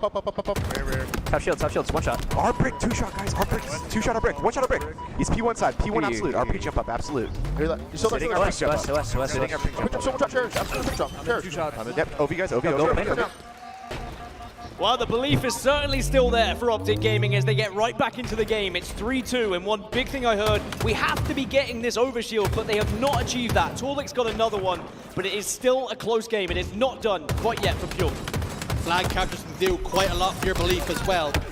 Like you say, now within 1. What have Optic Gaming got? Failing to get that overshield, but it hasn't hurt the cause all that much. Last shot, though, is behind enemy lines. Dead Zone is trying to clear house, and he's doing so alone for the moment. Tarlik's got damage. Tarlik's got a kill. We did hear a flag pulled out, and there is one on the move. Trippy's got hands on, but he has to give it up for a moment. Are Pure going to be one of those scenarios where they're 3-1 up with a few minutes to go and they start to get slower? They start to try and defend their lead, and Optic can maybe take advantage of it, because at 3-2, suddenly if you're defending for minutes, it's not going to look good for you if Trippy can get round this corner, which he does, and we might be right back into a tie here. If Optic Gaming get this flag capture, I think the wind ships. And now Optic Gaming tie us up 3-3 the score. They are not done with this series just yet. And I said the listening was going to be important. We would learn a lot. We did learn a lot. Optic Gaming, they were still upbeat. They were still calling out the important things. They did not sound dejected. They did not sound like they were going to allow this to be a victory for Pure. And now momentum is very much on their side, and they are starting to pushed a lot better as a team. They are pinching, they are closing in, they are calling out the right things, and now another flag is on the go here for Optic. It was bip, bap, bam. 3 went down for Pure. 3 remain in the grave at the moment. Dead zone, moving that flag as fast as you could possibly move it. And he's gotten it all the way home, taking 0 damage. Optic with 3 captures without reply. And they take the lead, and they take this game, and I said someone needed to take control of it, and Dead Zone, certainly one of the players who has done so alongside Lucid. With the momentum, they've been able to just shift their way, and the flag pulls from Dead Zone alongside the kills from Lucid allow them now to take the lead. 2 minutes now for Pure to once again come back into the game, but you can't count out Pure after what we've seen so far in this series. Optic Gaming, as it stands right now, are outslaying Pure by 6. They have a flag capture advantage to show for it. 2 down now for Pure. And all of a sudden, when time looked to be in their side, time looked to be in their favor, it's Optic Gaming now who hold the lead as we run into the end game. Teams that are very good at defending leads is Optic Gaming as well. We talk about structure, we talk about positioning. The fact that it's only 1 minute 30 for Optic to hold on to this flag lead now means Pure have to try and do something a little bit different to try and break this. Otherwise, it's just going to be Optic picking them off one by one to close this game out. 2 go down, Cherished and Druk, a double assist for Dead Zone. 3 for Optic, and perhaps if Pure can take some map now, they can threaten to get a flag capture of their own. Lucid trying to output as much damage as he possibly can. Put 3, possibly 4 shots into the spine of one player running towards Carside. But this, as we head into the final moments, is a massive time for Pure to answer back. This is big for Lucid. Has to stay alive and try and get any sort of kill here, or at least an amount of damage to allow the rest of the team to join him, because 2 players have gone down on the side of Optic.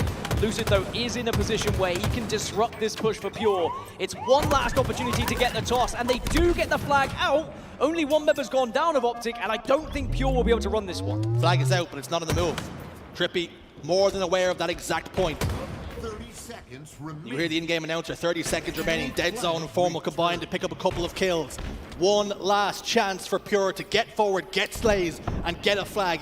They're almost out of time. It's a staggered spawn as well. All 4 still not up. Torlik is about to respawn, and he does, but Cherish gets taken down, and I think it's just going to be a little bit too late here for Pure. Only a matter of time as the time does count down from 10. Optic Gaming have shown heart, resilience, and determination to come back in this game to get us all tied up. Optic Gaming put us level and push us to a Game 5. A Game 5 in the early hours here of Atlanta. I guess it's not that early anymore, but the early days and the early hours of the tournament.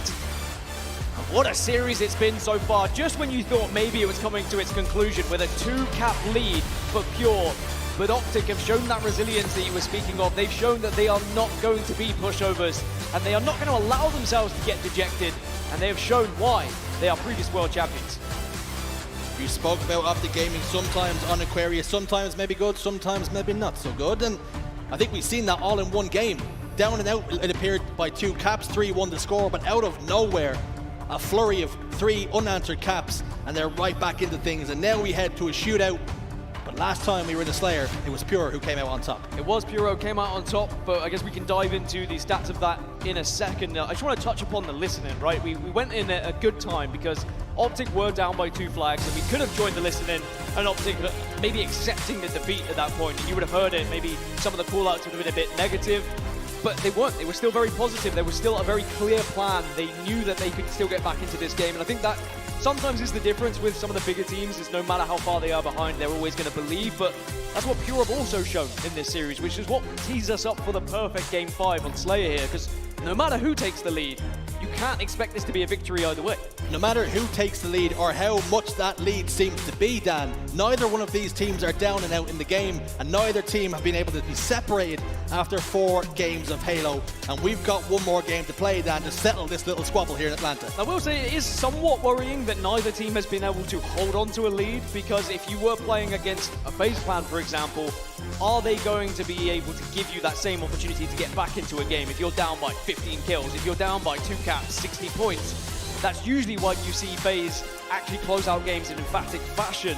So Optic, they need to learn a lesson here. They need to make sure that they close this series out, then go back, look at what went wrong, look at why they were allowing Pure back into these games. But Pure will be thinking, this is still very much for the taking. Slayer Recharge is where we are heading for Game 5. Now, again, it's not one of Optic's best. They have a 50% win record so far this year. And for Pure, they did play it twice in London, they lost it twice in London, but I just think when Pure looked at this series layout, they wouldn't have been looking at how they performed in London on any of these maps. They would have been looking at how Optic played.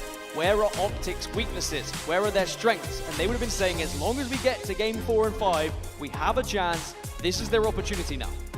We are now down to a game 5 coin flip by all senses of the word. Looking at the stats then on your screen, 50 to 45. Was that game 2, Slayer? Are there any outliers on your screen, Dan?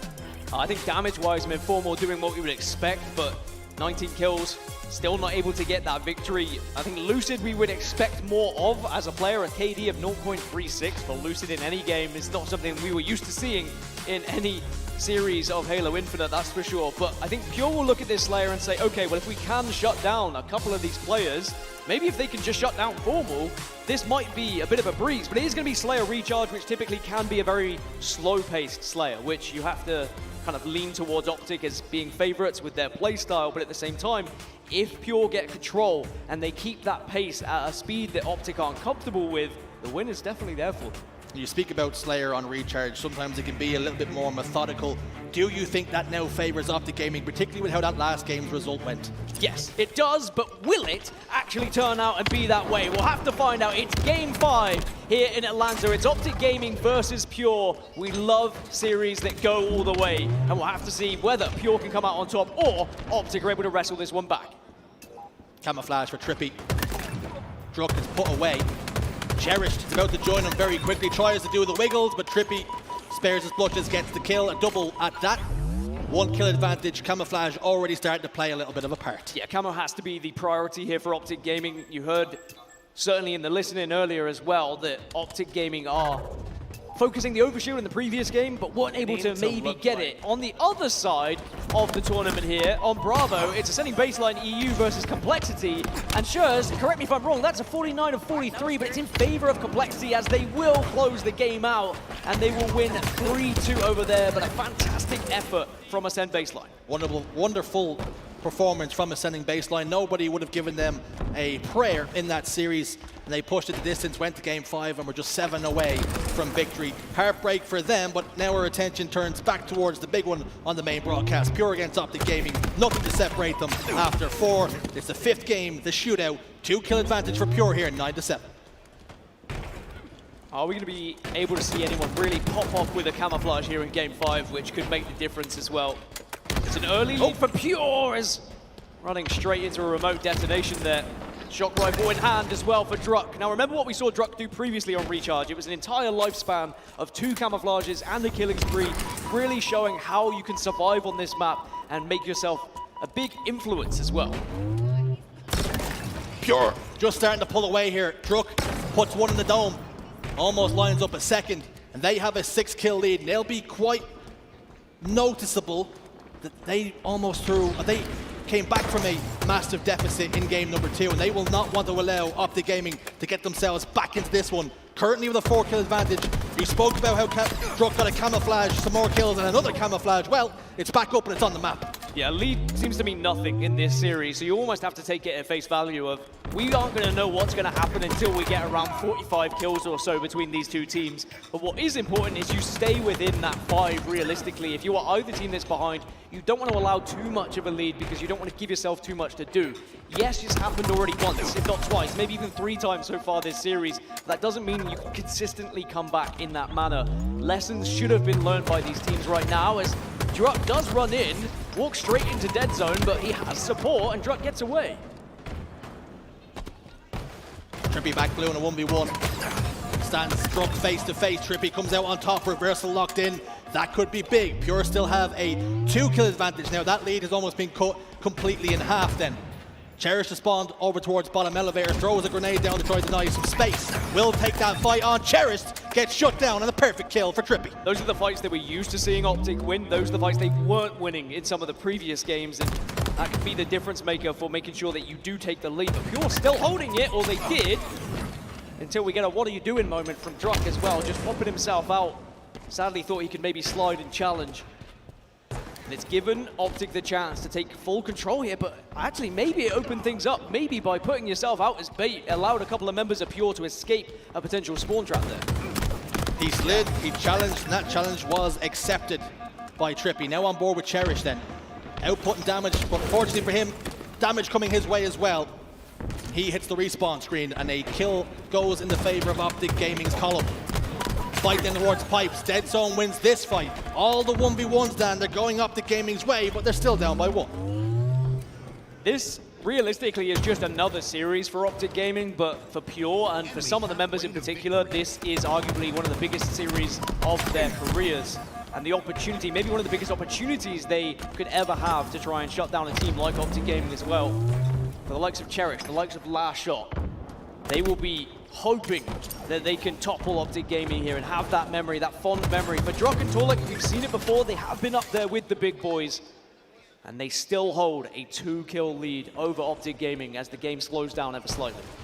That's the thing, you look at Last Shot and Cherished, you know that they've been Halo fans for the longest time, and they're now competing against former world champions. You've got 2-time champions, you've got Formal's won everything there is to win in esports. He's on the other screen. He was perhaps a hero of some of these players at one point. I know he's been a hero of mine for the longest time, despite the fact he's younger than me. Damn you, Father Time, by the way. Dead Zone, bottom elevator. Looking for enemies. Found one. Talik down to no shields. Just about evades the headshot with the use of that slide. And Dead Zone then going to go for the camouflage, it would seem. Down to no shields, along with his teammate, back in the tower. He's not done with this scrap. One thing we spoke about before the series was the speed of which Pure can play and where they need to be careful, not fall into the trap that Optic Gaming lay. And that's one thing they've successfully been able to achieve throughout this series, is they have not overplayed it. They've not been too fast. When they've noticed that maybe those traps are starting to be laid, they've slowed things down and they have played at the same pace of Optic. But that has meant that Optic have played in a more comfortable area. But where Pure have found success is when they get that control, then they amp up the pressure a little bit. Then they start to speed things up to try and catch Optic off guard. Lose it down to no shields. And if anybody else can get close, he will be caught off guard. Fortunately for him, he gets his shields back. Plasma pistol fully charged and ready to find an enemy. And it could be Talik, the first point of contact, as he dips his head towards elevator. Plasma pistol does not find a home. Lucid gets shut down, but importantly, Optic now hold that 2-kill lead. Usually you trust the plasma pistol to hit, right? Back in the day, that ain't missing, but now, sadly, could be a big difference maker for Optic Gaming as they're unable to get that kill. It allows Pure to keep this within 2. And you can see the aggression coming out of Pure as well to shut down Formal, take him out. And now he was in one of those priority positions where he could do a lot of damage on the map here. What can Talik do? What influence can he have? A lot of damage, that's for sure. As two members of Optic Gaming push towards Pipes, and both of them almost meet their end. Formal gets a double kill, could be a triple kill. Dead Zone moves into Pipes. They've got map control, and all of a sudden, they only need 11 kills, and Pure are in trouble because they're spawning right where Optic Gaming need them. What an answer back that is from Formal as well, to get shut down at glass, and then from the grave, get kills back to back to send Optic into a 4-kill lead now, which could very much be an 8-kill lead if they play this one right. They are starting to surround Pure. They just need that one pick, that one headshot that can change things for them, get that damage, and then start to push it. It wasn't that long ago we've seen this very map give us a tie game, 50-50, Optic Gaming against Space Station. Could we see something of the same ilk here and now? It doesn't look likely with a 6-kill advantage for the green wall, and they're starting to collapse on those spawners. Last Shot's in big trouble as Formal hunts him down with the commando. He's going mano-a-mano with a couple of members towards blue, as Talik tries to desperately escape with his life, has done so successfully, but they've got the kill that they came for, 43-36. Yeah, just like that, it goes from a 4-kill game to a 7-kill game, almost an 8-kill game that I spoke of. It was a well-executed push from Optic Gaming that Pure could not avoid, but they have kept it at least within 6 with a pick there, but now Cherish goes down, and Optic Gaming are edging closer and closer to winning this series, which would be heartbreak for Pure, who have thrown absolutely everything at them here, and now suddenly Optic Gaming look like maybe, just maybe, they're going to cross the line here in what will feel like one of the longest series of their life. Optic Gaming could be about to weather this Pure storm then. Lucid in Pipes. Talik's going to pop out for a second, just shows a pixel, gets the kneecap shot. Druck over towards tower. That's information that Lucid is getting all the meanwhile. Shock rifle's up, I think, yes it is, and you can see Lucid wants to grab it, but doesn't have the opportunity to do so right now. And maybe Pure looking to try and take advantage of that. Eyes trained over towards Batledge. 3 minutes and 30 left on the clock, so there isn't a huge rush here yet for Pure. And Optic Gaming also probably trying to think, how do they achieve this? As Druck comes flying in, by the way. This is a big push from Pure. Strux comes soaring, shirt off almost, it would seem. He gets taken down though. They have not got too many more kills to give away. Cherish could be the latest one to fall victim, and does. 3 dead though for Optic Gaming. Formal the last man alive, and if he could climb inside those lockers, he would. 47 to 44. Optic are close, but they've been close time and time again in this series, and Torlik has got the shock rifle now as well. So with that push, they gain control of pipes. They force Optic now over towards Blue, and almost the opening that could have changed the game here for Pure. Almost feel like the doctor from Simpsons.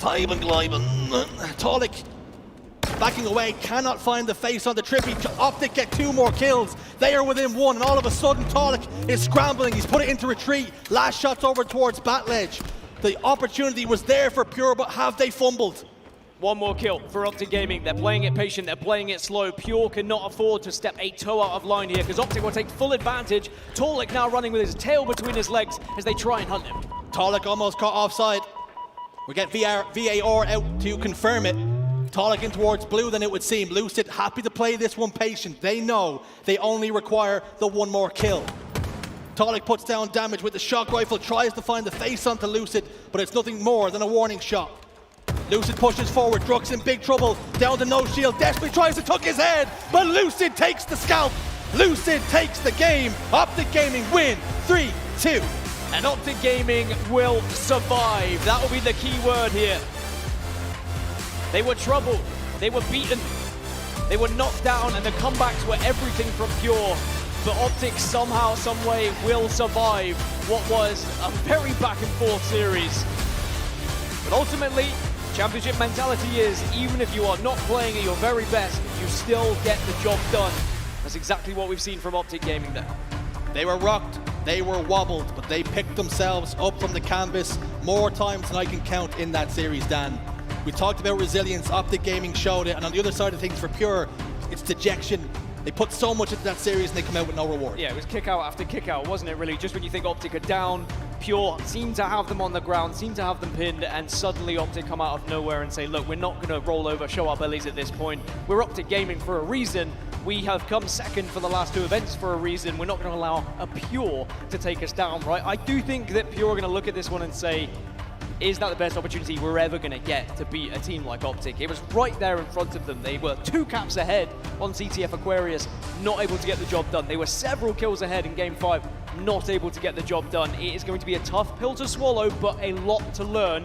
And a big takeaway is that they are taking a team like Optic to Game 5. Yeah, I think that's the message you take away, right? Promising signs. You went the distance with Optic Gaming. And remember, this team is not together that long. This is only their 2nd tournament playing together. Cherish is only the latest edition after London. Optic Gaming have been together a little bit longer than that, and they've been a top 3 team, top 2 team for the longest time. Pure have really impressed me there. Yeah, I don't think it hurts Pure in the grand scheme of things. It does. I just think it will hurt them individually. Hurts me. As they know how close they were to trying to get that one, right? Yeah, I think they have to go back, and no doubt they're going to look at the VOD. There's a lot of things to work on, but a lot of positive signs to be shown as well. Optic Gaming do bounce back, and Blaze has got an interview. Take it away. Thank you so much, casters. Ladies and gentlemen, show some love to Optic Gaming as they stay alive. Still in pool play, Zane. That was a clincher right there. Let's be honest, okay? Going down to the wire, okay? Coming down to, what, a 2-kill game in Slayer. Talk to me about how does it feel to get that win, okay? After we blew the 2nd game, that feels pretty good, obviously. Even on live fire strongholds, like I felt like we were up really good a lot of the time, but I mean, they just came out to play. Like they never let up, they just kept coming. So you got to respect that. No, they truly, they just couldn't close it out. Yeah, they truly did come to play, okay? But you guys held that composure, and that leads me to my next question, the map number 2, okay? You know, I looked up, you guys were up by 15, and all of a sudden, it was a tied series. Yeah, I mean, like I said, they just kept coming. They hit a crazy stick on me that didn't look like it was supposed to stick me when I had camo. Torlik hit some clutch shock rifle shots, to be honest, like to keep himself alive. So, I mean, you know, they just iced up when they needed to, hit good shots, got a good stick, yeah. Definitely did, okay, but it wasn't enough for them. Now, for you guys, you know, the last 2 events, you guys have gotten second each and every time. What do you feel like you guys needed to improve on to get first this event?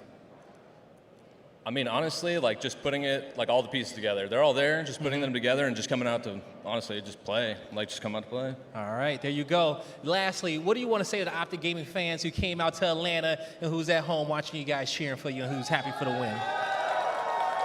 Thank you, thank you. You know, I got to go to the COD event and see that crowd. That was insane. Like, I just love the passion, man. They're like legit sports fans. It's awesome to see. Thank you guys so much for coming out. Green Wall, definitely some of the best fans in the game, if not the best. But that's going to do it for me and Zane on the stage. Lot, take us away. No, you know what? Lot's not going to take us away. And I'll tell you why, right? I have been to many a dinner with my friend Blaze, and he referred to us as casters. Casters! Casters! He knows her name, surely, at this point. Blaze, can you hear these guys? They get very heated up. Thank you, stage host. Thank you so much, stage host. Thank you, stage host. You're the best in the biz, man. Casters, what a phenomenal job. Absolutely incredible. And what a heated series that really did become. I think at one point, Optic Gaming fans were, like Blaze said, clenched, to say the least.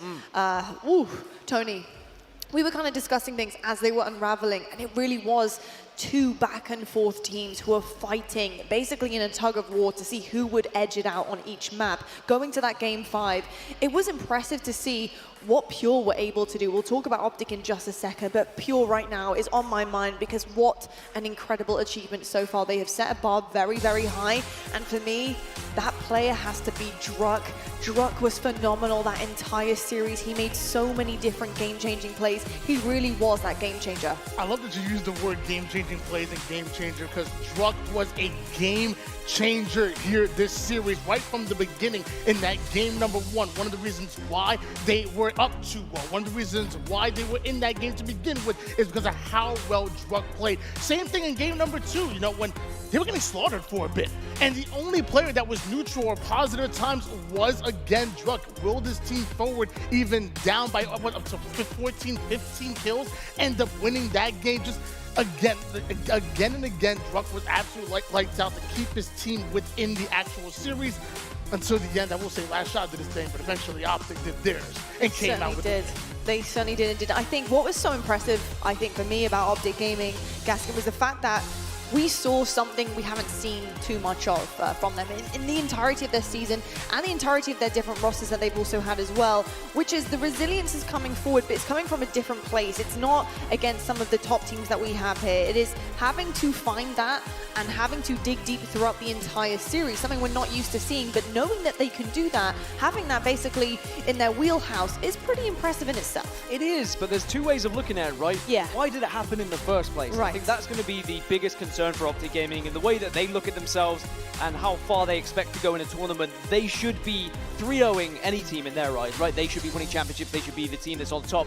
The fact that they threw away some of the leads that they had, there is definitely going to be a deep dive into those bots. I think when you are looking across some of the stats here, for me, I think a bit of an issue was Lucid. The first start of the series, the first 2 maps, he really had a very, very difficult start in Jersey. Looking at where he ended up with the highest KD on the squad, this guy is not to be messed with, but when he does have a couple of bad games, it definitely tells. Yeah, he definitely had a couple of wobbles, and I think their whole series is almost indicative of one player. I think Lucid looked in real trouble at some points, but then bounced back and got himself back into the series and had the influence that we expect him to have. And that's almost the story of that series from Optic Gaming. They look down and out, somehow they bounce back, and that's what Lucid did. I think it's telling for me because I think if you're a FaZe or Space Station and you're looking at this result, of course it's a 3-2 win for Optic Gaming, but they're not worried or concerned now all of a sudden because Optic Gaming didn't look that strong against Pure. In my opinion, the team really came and went with how Lucid played. Going into that game number 1 when they were struggling, what was his stats? 6, 5, and 12. By the time he ends it, 17, 12, and 15. Same thing that game number 2. They were up 22 and 9. Now I'm like, Lucid's stats, how does Lucid only have 1 kill right now when Formal was going off? But I noticed eventually when Lucid started to pick up his gameplay, even when they were down, Optic started to move forward. The games that they ultimately won, Lucid had an incredible game. So I really feel like the team really kind of came and went with the way Lucid plays. And hey, he's the leader, you know, that's how it's supposed to be.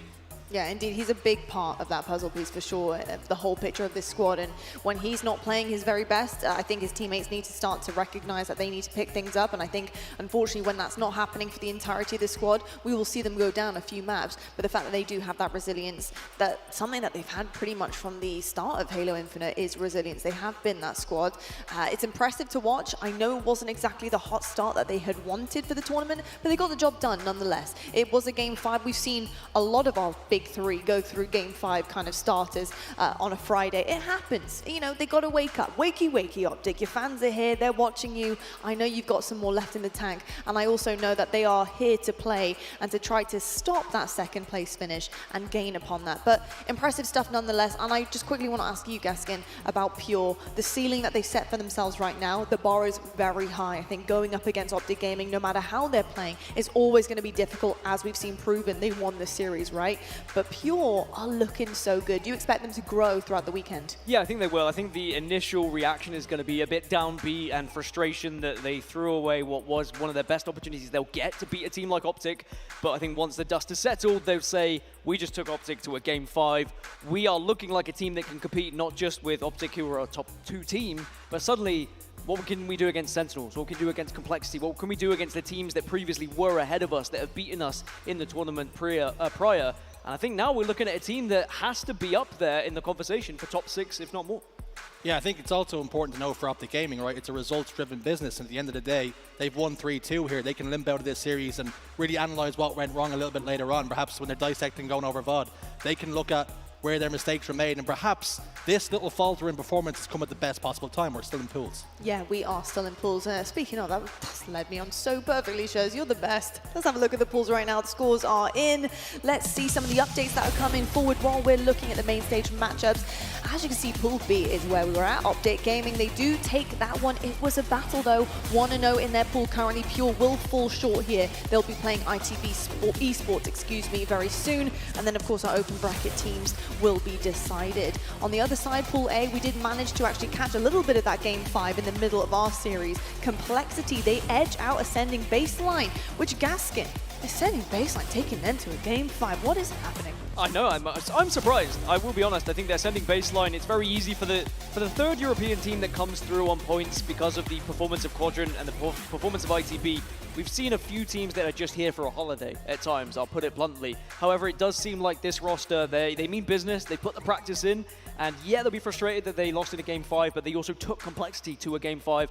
I'm interested to see how the road goes for them this tournament now. Yeah, I think Dan brings up an interesting point about the third European team. Oftentimes, they're cannon fodder when it comes to the pools, okay? We see them now come up against Complexity, who are typically a top 8 seed. So all of a sudden, things are looking a little bit even brighter for Europe, which is something that I'm definitely excited to see. Something blinding, something even brighter than that, Shows, is the Twitch drops that you guys can get for watching all weekend. They're so beautiful. Make sure you have all of your tabs open. You guys can get all of these in-game goodies to put on your weapons, your Spartans, the charms. Everything is there for you guys to enjoy, so please make sure that you are watching for all of those hours mentioned, including our co-streamers as well. Folks, that is going to do it for this matchup at Game 5. Another epic series. Optic Gaming, they will edge them out, but Pure are looking absolutely phenomenal. How far will both of these teams go in their pool? We'll be finding out with you guys, but up next, we have Shopify going up against another team who's looking to take an upset.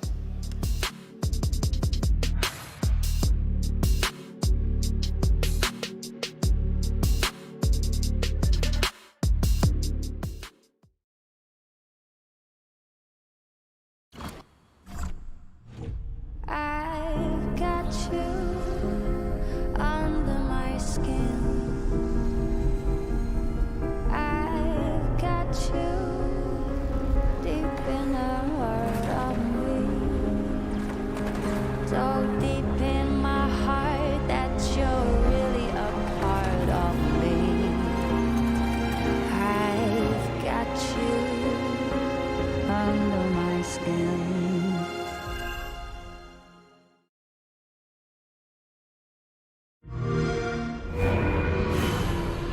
Hello, Red. Be warned, I'm afraid I must insist you not proceed.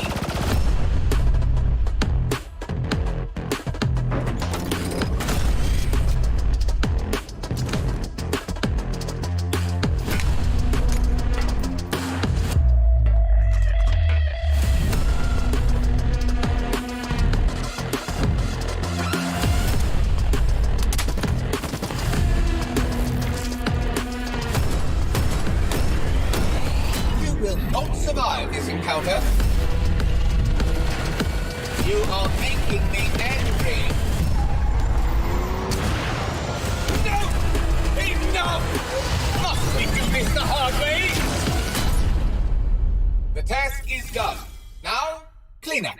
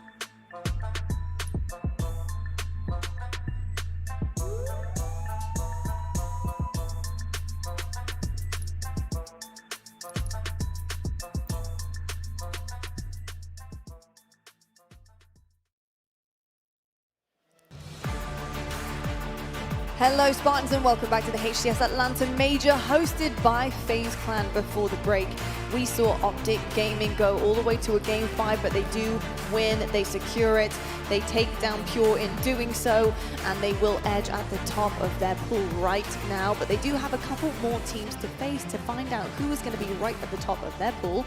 But speaking of pools, we're on to the next one, folks. And joining me on the desk, I have Clutch. Welcome back from your series on the B stream. I'm which back. Was crazy as well. It was a Game 5. It's Yeah. in baseline.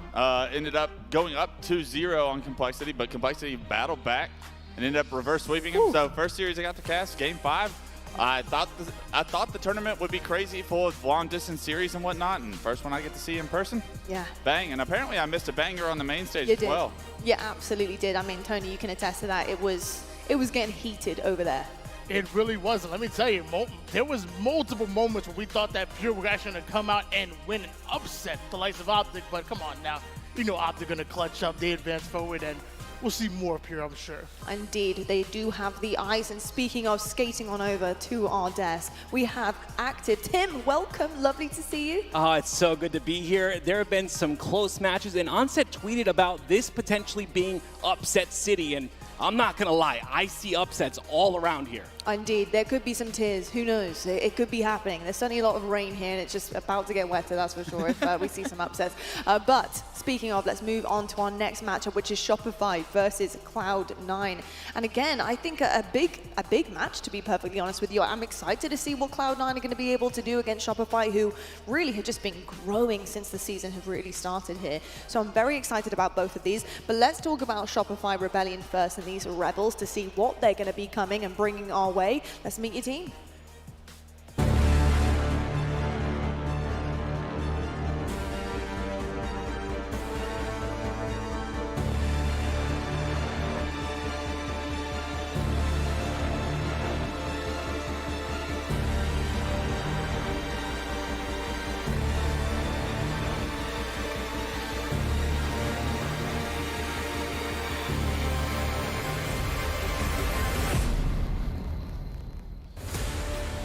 Shopify Rebellion have proven already that they belong in the conversation when it comes to Championship Sunday, but they just haven't turned out the goods on that Sunday. Beating C9 here, Wes, is it going to be convincing enough for you in terms of a dominant fashion to put them in that conversation once again with some of our top teams? No, I need to see that series against Sentinels later tonight to truly know where this team stands amongst the greats we have in our league right now. But I do expect them to put in some serious work on Cloud9. I think Cloud9 is in deep trouble with how talented this Shopify Rebellion roster is. If Sentinels earlier today 3-0'd Cloud9 like they did, I'm expecting an even more dominant performance. I think Shopify want to set the tone for a series that we all have our eyes set on later tonight by doing the exact same in better fashion. Tony, what are some of your worries when you're looking at both of these rosters together? What is something that's concerning you right now? Honestly, the fact that Cloud9 and Shopify Rebellion have matched up in the past, even on LAN, and it didn't really go exactly the way Cloud9 wanted it to. At one point, they were 250-0 on Strongholds, and there will be a Strongholds here in this series layout. It's something that you can't harp on, but it's something that's going to sit in the back of your mind, and Shopify Rebellion have showed absolutely no signs of slowing down whatsoever. Yeah, 100%. Losing a game 250-0 in a tournament like on LAN, it's got to be devastating. And then they also lost the next game 4-0 as well, and that was Recharge King of the Hill. So you got to kind of come away from that and just be a little bit more confident going into this series. Indeed. I mean, Active, while I've got you, what is it about Cloud9 then? What do you think it is? Is it in terms of the play styles? Are they matching up really well with Shopify? Is that why it's getting so close and down to the wire? Honestly, when it comes to this series, based off of what Tony and I saw against Sentinels with Cloud9, they're not coming with the firepower that I got to see. Honestly, a lot of the top teams have started slow today. And if that continues with the legs of Shopify Rebellion, maybe we see an upset, but it's going to take a lot. Yeah, to me, when you compare these two teams, it is a skill differential between the two sides. The likes on Shopify Rebellion, I mean, those guys are the talented up-and-comers in our scene, and they're all on the same team. Cycle is one of the scariest kids on the market right now, and the way Suppress can heat up, this entire roster has so much more firepower than Cloud9 is. So if Cloud9 allow this series to be dictated by individual gunfights, this series will not be long. Yeah, I mean, I can see a world where Cloud9 do win it, but it's going to be very specific because the King of the Hill and Strongholds do not work against them. Like you said, 0-4 in that matchup and 0-250. It was tough. But in Slayers, they beat this team on Slayers and do many teams. Cloud9 are a very good Slayer team, and they're even better at it on LAN. So take the game 2. Find a way to win Capture the Flag Aquarius, which right now isn't Rebellion's best game type, and send it to a Game 5 Slayer. The way you win is you have to win the Slayers and take at least one objective, which I guess how best of 5 works in Halo. Well, we're already talking about them, so let's meet them. Here's Cloud9.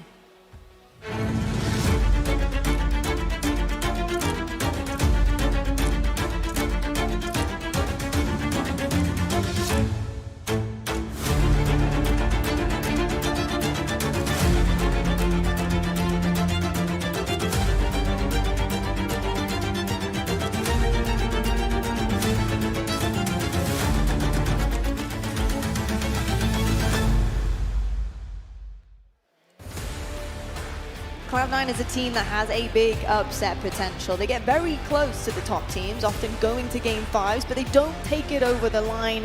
What excites you about this roster when you look at the makeup? I see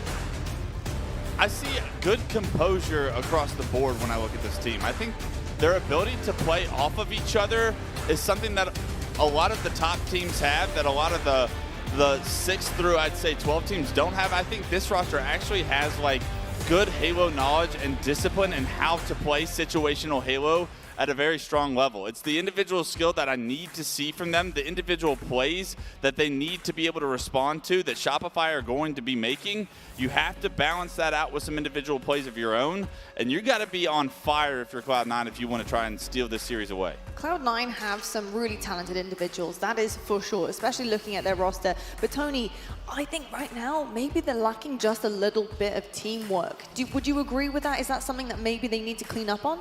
I mean, it has to get better. You know, I feel like their teamwork is decent, but it simply has to get better, especially when you match up against Sentinels. And one of the reasons why you lost some of those games was a bit of a collapse when it came to your setups.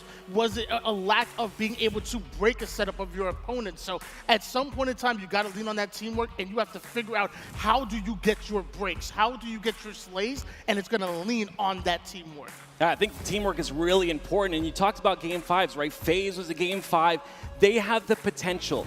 The question in the storyline of this tournament today has been, can you close? That's the biggest thing for me. Yes, you can catch Shopify maybe with their first matchup being a bit weak and starting a bit slow, like we've seen with other teams, but can you close on those matches and that series is my question. Yeah, I think sometimes it's about having the belief that you can do it no matter how big the deficit is in a score line or a certain amount of time that's going against you, because often you can kind of weigh up your options and make decisions that change the trajectory of an entire series. That often does come on the back of Slayers though, and Slayers notoriously can cause major upsets. I think we do see often game 2 swinging in the favor of underdogs because Slayers can actually pick apart some of our very best. Yeah, I think the big issue here is that we talk about Cloud9 and them being a pretty solid Slayer statistic team, but in the 2 opportunities they really have had to create massive upsets, they lose game 5 against FaZe. They lose game 5 against Sentinels last tournament as well in the elimination bracket.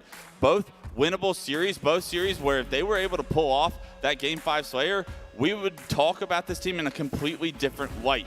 But they haven't gotten the job done in those high-pressure moments in what we assume is a strength for this team in the Slayers. That tells you that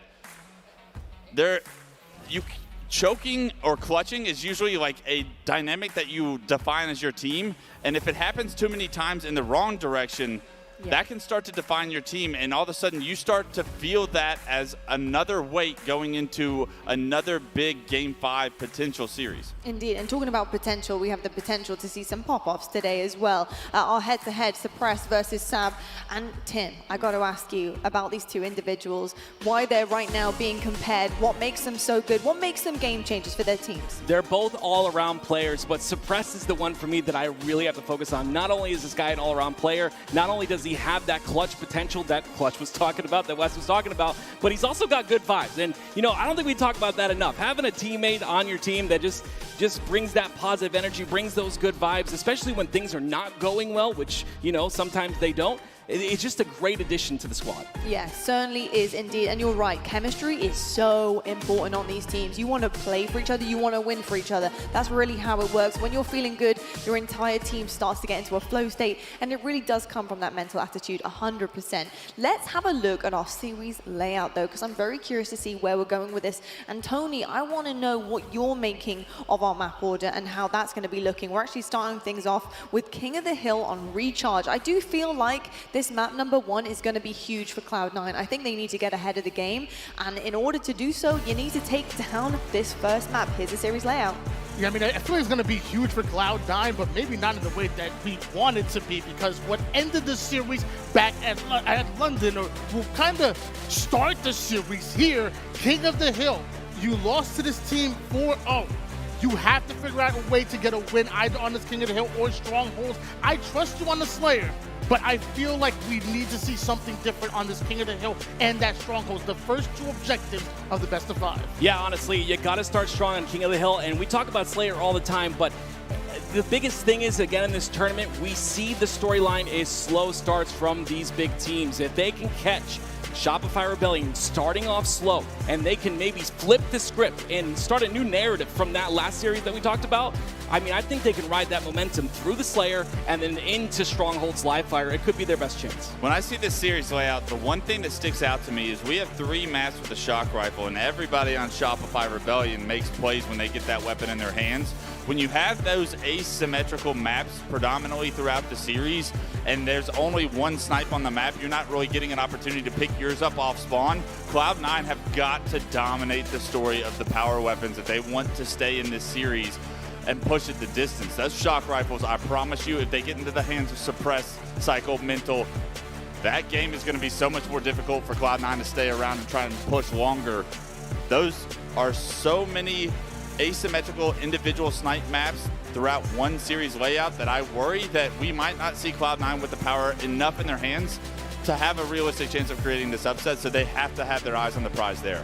Yeah, for me, when it comes to Cloud9, I'm looking directly at Septify. I think this player, I think he has such a high ceiling, but not often do we see him reach that ceiling. Online, I see it kind of often, but it's on the main stage. It's on land that you have to come to play and prove everyone wrong. Prove that you have a chance against this Shopify roster. Indeed, and I want to know from you, Clutch, what makes a player hit that ceiling? How do they get to their best potential? Is it the people around them? Is it the pro players around them who are allowing them to kind of reach that ceiling?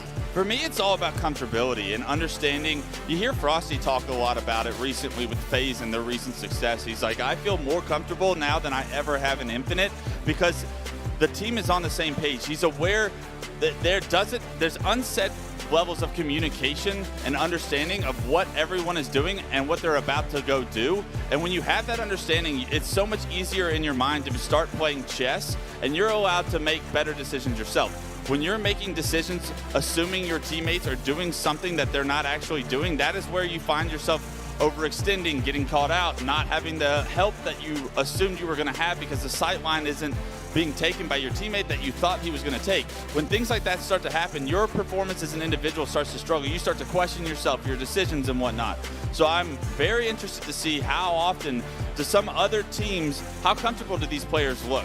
And I think that that's a big thing that separates our top 3, the big guys, and the rest of the pack is that the big guys are more consistent with everything that they're doing and they're more on the same page, and therefore their individuals feel more comfortable and understand the game at such a higher level and are able to make the plays in a calculated decision and have it pay off. Yeah, it's crazy to me that, we have Optic that made a big change with Dead Zone. Of course, we have Space Station picking up Legend, and they've adapted so quickly. I think that's another factor with these big teams. You talk about that adaptation, knowing where your teammate's going without even thinking about it. And like you said, greatly mentioned, like playing a chess match. I think it's so crazy to me that these teams adapt so quickly, especially in an environment like this where the stakes are high. And on top of that, it's crazy how some teams get it so quickly, and it felt like FaZe were pretty frustrated for a little bit after picking up Renegade, knowing that they all are so talented and they're all individually making plays, but they know what they're capable of and how comfortable that they feel in the game.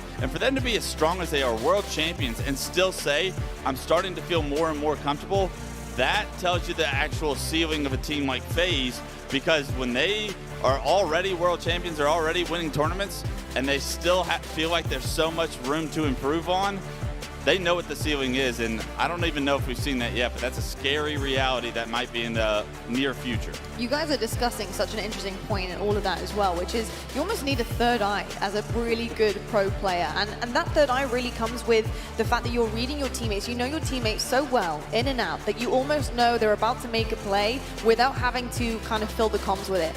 That level of heads up is so hard to have. It's experience, it is knowing your teammates inside and out, knowing what they want to do and what they want to achieve on a map, and getting reps in. And that only comes from playing with one another in many different tournaments and in scrims and taking things very seriously. But that third eye is so unbelievably important, and it's something all of our top teams have.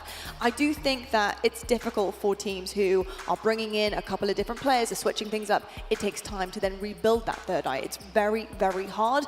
We saw that though with Space Station Gaming, and I think the difference is when you bring in a pro player like Legend, somebody who is so incredibly talented but also can be moldable in that sense, not quite individually in terms of their skill level, but what they're doing to read the game.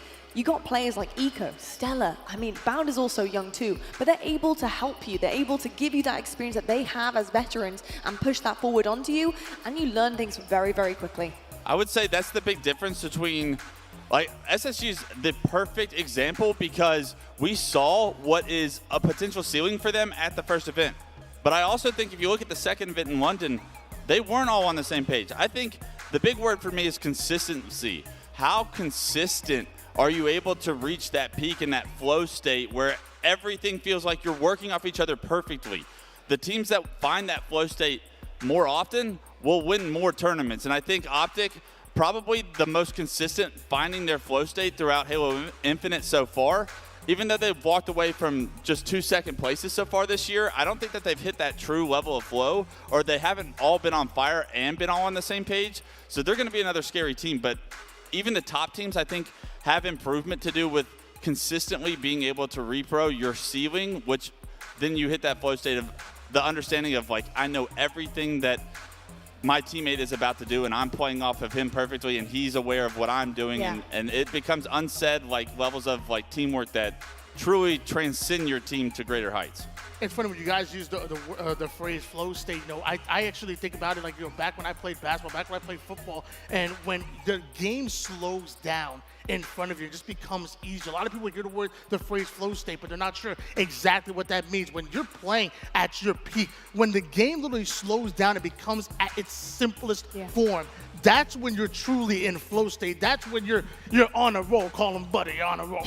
Yeah, I get yelled at all the time for using the word flow state too much, but I mean, it's true, I yell at him. Wes said it though. I'm one of them. It's important. It is the most important thing because one of the things you brought up, the definition of flow state is being in a comfortable environment. Something not being too difficult, not being too easy. It's literally just, it has to be in that groove, and sometimes it's impossible to get there.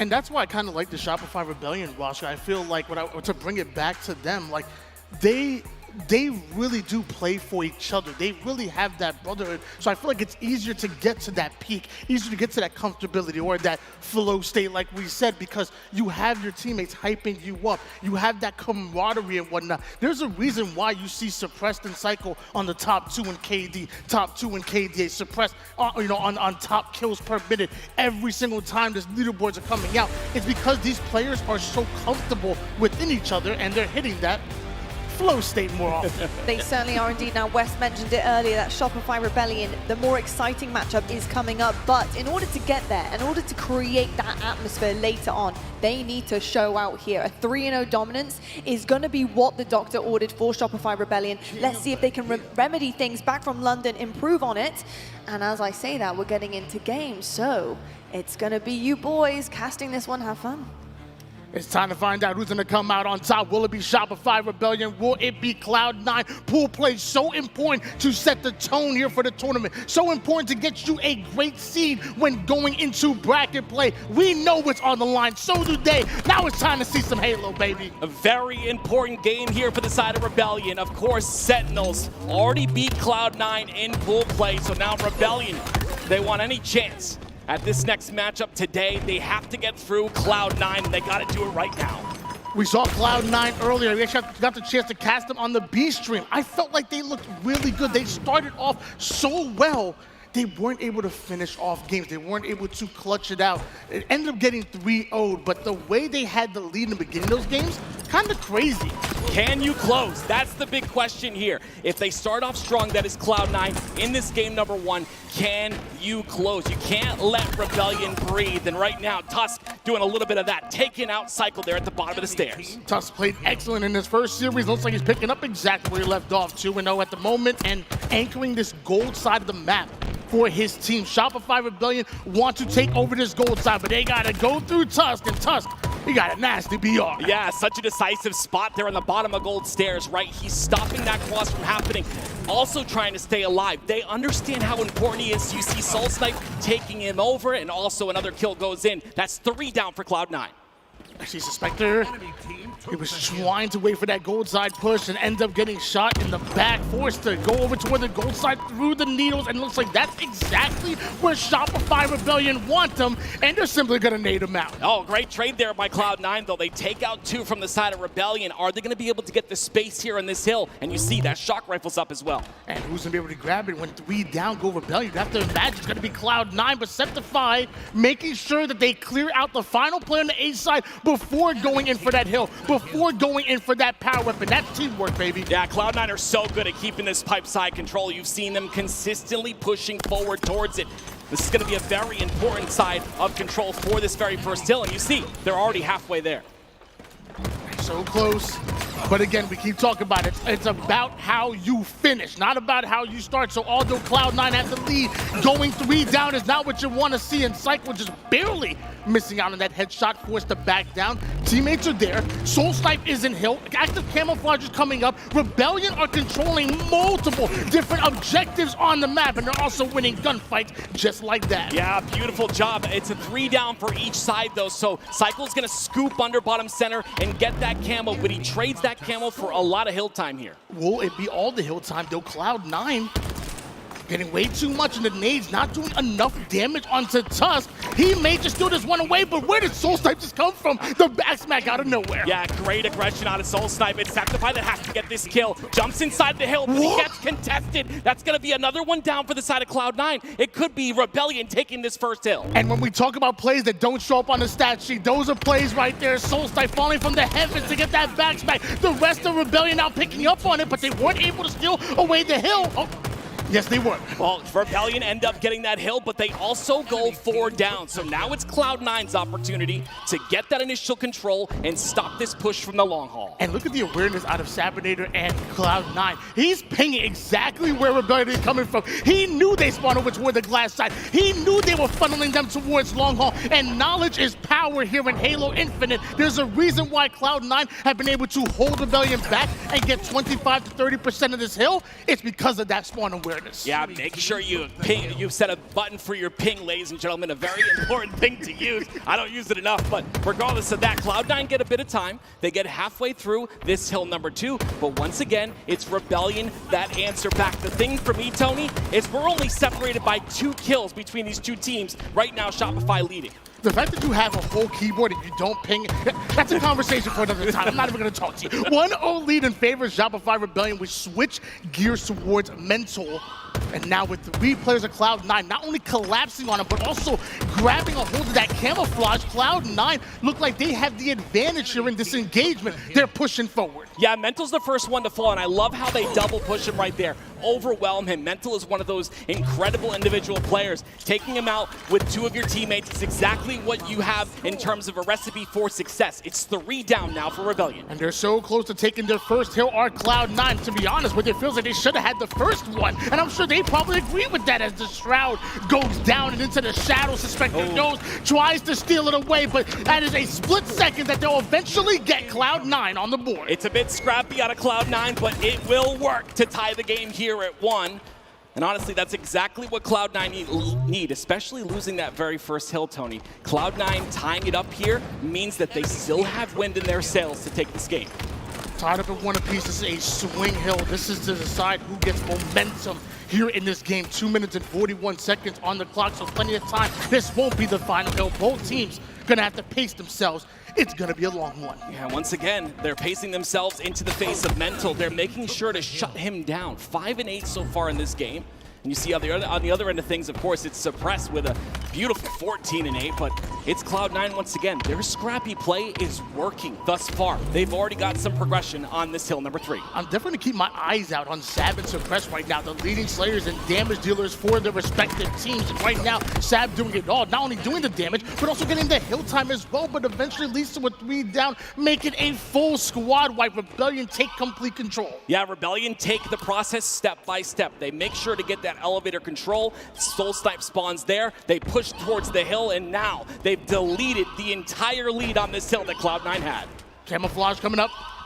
we see that Rebellion not only have the hill, but they have to navigate making sure that Cloud9 do not get away with that camouflage, and getting easy picks is what they wanted to do. Soulsnipe finds the one shot, finds two, an easy double kill out of him, but Sab still able to grab a hold of that camo. Will he have maximum impact here? Great job by Cloud9 right there. They send Tusk towards the elevator side, but they send 3 towards Glass. But again, you have the adaptability of Soulsnipe to make sure to get out of that hill, switch positions, and now it's Rebellion in the lead 2-1. Sad trying to get a little tricky with it on that hill, and he was able to neutralize it a bit, but there's only so much you can do by yourself, even with that camouflage. Eventually a 3 down goes Shopify Rebellion, and Cloud9 down by 1 cap. They cannot lose this next one. Well, it's still really even in slays. It's 46 for Shopify Rebellion and 44 for Cloud9.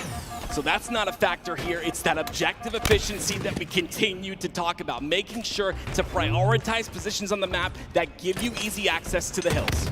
Cycle may be down in numbers of Shopify Rebellion, but he's still getting awfully aggressive and does damage that leads to Sab going down. But will it be a broken setup? 1 or 2 kills is not enough, and Shopify Rebellion are the ones who go 3 down. This is exactly what Cloud9 need, and I love the patience by Septify right there. Staying on the back C side, trying to get his teammates Hydro spawns, and all they need to do is take care of 1 player in the long haul, and they do. They could potentially tie this game up, Tony. Septify currently 11 kills, 10 assists, and he's already filling himself with the band, and now gets to show what he can do with the shot.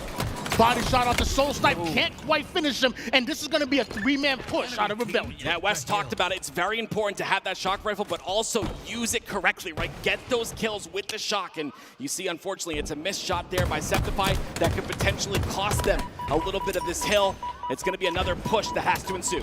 Rebellion were able to break the setup, and now trying to get it to one of their own, but haven't been able to figure it out, having multiple players up at the same time and watching those angles, watching that space right now. Rebellion need a clean setup, and so far they haven't gotten it, but with Cloud9 going 3 down, this might be what they need.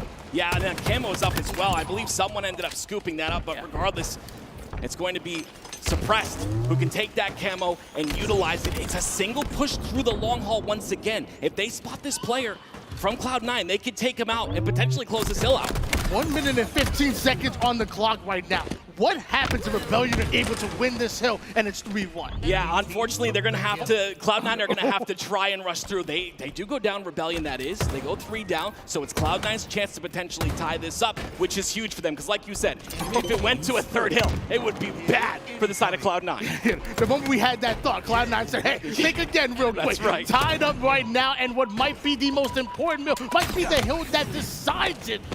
Next one could win it right here, right now. And so far, Rebellion, they take at least a man advantage, getting aggressive. And Septify, he likes that. He gets some good damage of his own. What a flip of the script, though, Tony. Isn't it crazy that the same team in Rebellion beat Cloud9 4-0 in London, and now Cloud9 are coming through, and they're showcasing that they can hang with the best. And we'll see if they can make sure to get that closure that we talked about. Closing out the games is what these lower-tier teams struggle with. We'll see if Cloud9 can make it happen. I mean, we talked about the fact that Cloud9 already played a series already against Sentinels. They're warmed up, and we keep saying they look good in the start of games. It's only the finishing. They couldn't exactly polish it off a little. They couldn't exactly finish it off as far as a game or even a series. Now, looking much better, and also looking forward to it. Yeah, unfortunate too. With them being 3 down and that camo coming up, Rebellion can pretty much put a bow tie on this very first game if they play it correctly. The spawns come out onto A, and now you see Rebellion already aware of that, going to be pushing through. Tons of damage on a Cycle. That's what he does best. Look at this,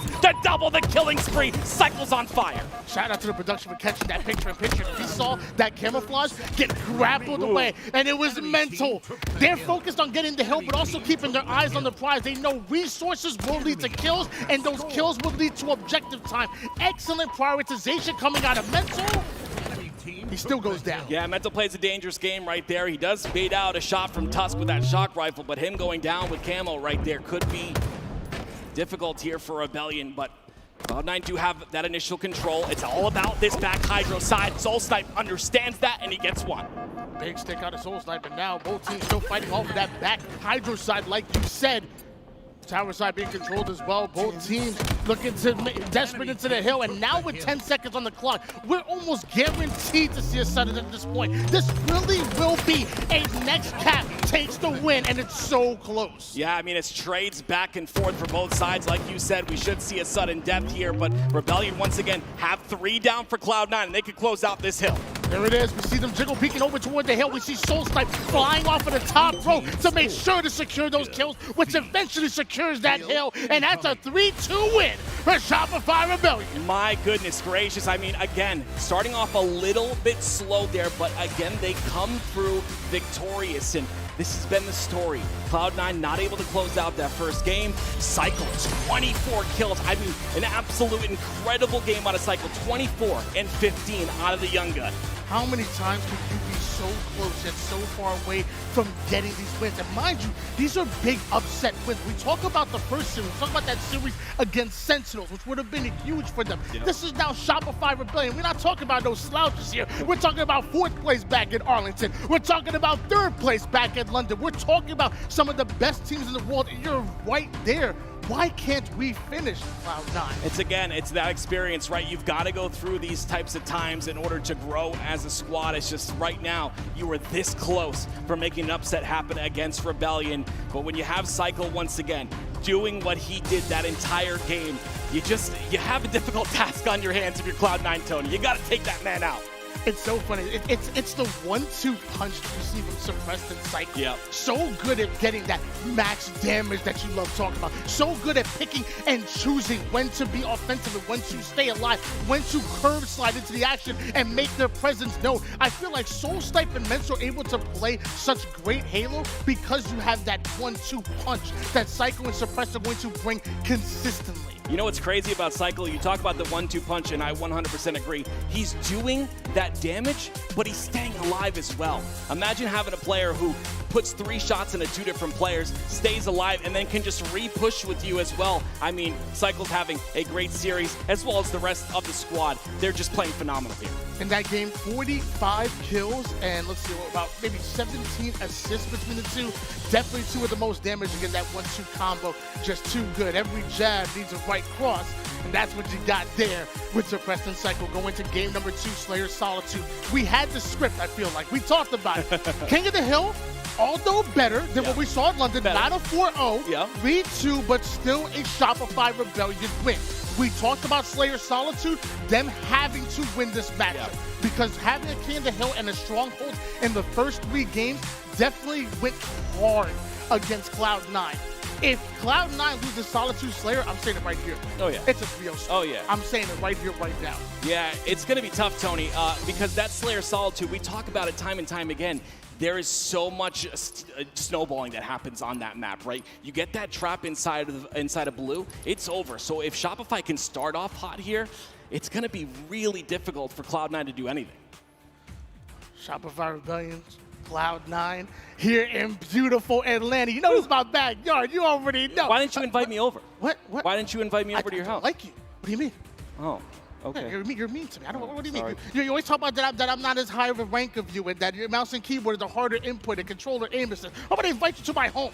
Because your backyard sounds great. It sounds like there's barbecue. I mean, all right. Oh, it is barbecue. We got some ribeye steaks. We got a little tomahawk. Let me tell you, we barbecue out here. And let me tell you, Shopify Rebellion, they were barbecuing back in London too. They were cooking. I'm gonna let them do it. 5-3 record when it came to the Slayer. Last time we saw them over at London, an average margin of 3.9 plus, and a 1-0 record on Solitude as a map. Not necessarily the game time, but as far as a map. Cloud9, we talked about it. Game 2 Slayers, they have been so good. Wes brought up a good point, though. Game 5 Slayers, they've gone to the Game 5s multiple times. Yeah. And again, we're going to bring up the same narrative. They haven't been able to clutch it out. They haven't been able to close it out. Yeah, I mean, for me, obviously, Cloud9 ended up winning that Slayer in London. I think Shopify still, though, are one of the best Slayer teams in the game. Will we see that here in game number 2? Going to start on board now with Mental. Aggressive. towards the U-turn side. Some well-placed grenades. I'm not sure there's more for Suspector to go, so what does he do? Enter back with a double kill and get the shot out of the hands of Suppressed. We talked about good starts. This is a good one. Obviously, it's the very beginning of the game, but a 3-1, a camo and a shock. What else do you want? And look at the awareness. They know exactly where Shopify Rebellion are coming from. They already are pinging the spawns and now limiting the options. Tusk attacking from the Charlie side. Meanwhile, Cloud9 attacking from the yard, the A side. And Shopify Rebellion, they're hopping in place. I like that. I love what this. What is going on here? Oh my gosh, the push comes in from Cloud9. That's a triple shooting Tusk. I mean, this is a great start, 6-1.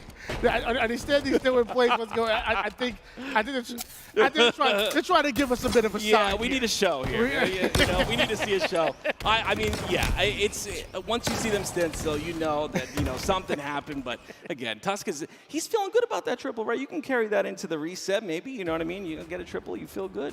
I don't know. Do you? I feel like if Shopify Rebellion ever pulled that strategy in a real game, I'd believe it. Like they're very creative. Yeah, I very guess creative. We've seen crazier things, Tony. We have seen some crazier things, but again, before that triple, it was a good start out of Cloud9, right? Again, staying alive on that glass area, not really, it was Suspector, not really, over-aggressing. Make sure to stay behind that light rifle pillar and played his life, and they ended up getting kills on the shock. They ended up getting the camo. It all worked out for them in the start. And that was crazy to me because when I looked at Suspector as far as from the observer point of view, it looked like he was one shot and in trouble. He ends up throwing a couple well-placed grenades, and I think the double kill was through those grenades that he got. Eventually we saw the tail end of that led to Suppress, like you said, losing the shock and Cloud9 taking control. Obviously something was there, so they kind of flagged in for an end of game, and let's make sure that we're on equal footing. But that was quite the start from Cloud9, which really has been the story as we've been talking about this whole tournament so far. Against Sentinels, against Shopify Rebellion, Cloud9 have come prepared, and their starts are really good. Yeah, the only thing that kind of gets to me, Tony, is Shopify have seen that start now. So do we see something maybe a little bit different? I mean, obviously you've given that kind of start in your playbook. It worked out really well, but do you switch things up? It's a little bit of a mind game that happens now in this next reset. I think I know what they should do. They should go Flowers, yeah, hop on the awning, and jump in place. Do what Rebellion just did to you. Rebellion will never see that coming. You might lose camouflage, you might lose shock, you might lose the game, but it will be entertaining. It will be entertaining. Again, we got to talk about it. It's that awareness, though. They had that trap inside of blue. That's going to be the name of this game here. There's going to be 3 factors. It's shock rifle, camo, obviously, and then spawn trapping on blue or spawn trapping backyard, wherever you decide. But understanding where the spawns are happening. And Slayer, it's big to not only understand and force those spawns, but also try to stagger spawns as well. I feel like when we talk about spawn trapping on a map like Solitude, one of the reasons what makes it such a snowbally map is the fact that you can spawn trap on any 4 corner. Like you said, you can spawn trap over towards blue, which is crazy if you have the shock. But if you want to trap them bottom snipe and make it a nade heaven, it's crazy. So one thing that makes this so tough is the fact you can spawn trap over to everywhere, and little Space Station Gaming. A little bit of bittersweet. Hey, I ain't never mad at that. You love to see it. Space Station Gaming up 2-0 in the series thus far, and they've got a pretty sizable lead here in this game number 3. This is, of course, the B stream while we get things situated. It looks like Space Station are starting to heat up in this tournament just a bit, Tony. 174-54 lead in favor of Space Station Gaming, and Bound not able to get the win on that one. Precision able to get himself a kill when Descendant gets himself a sniper, but it is back and forth we go. An absolute war being fought over toward the Bravo side. One that Space Station Gaming clearly are winning. They have about 200 points right now. Bittersweet, pretty far behind. Yeah, not only are they winning in those slays, but in that objective, but also look at the slays out of the side of SSG. I mean, you love to see it. 13 and 11 and 9 out of Legend. We talked about Legend and his role on the roster, right? On that quadrant roster, maybe a bit of an objective, more of a slayer, like a superstar, I guess you could say, on that quadrant roster. Here, a bit more objective, a bit more damage output than normal.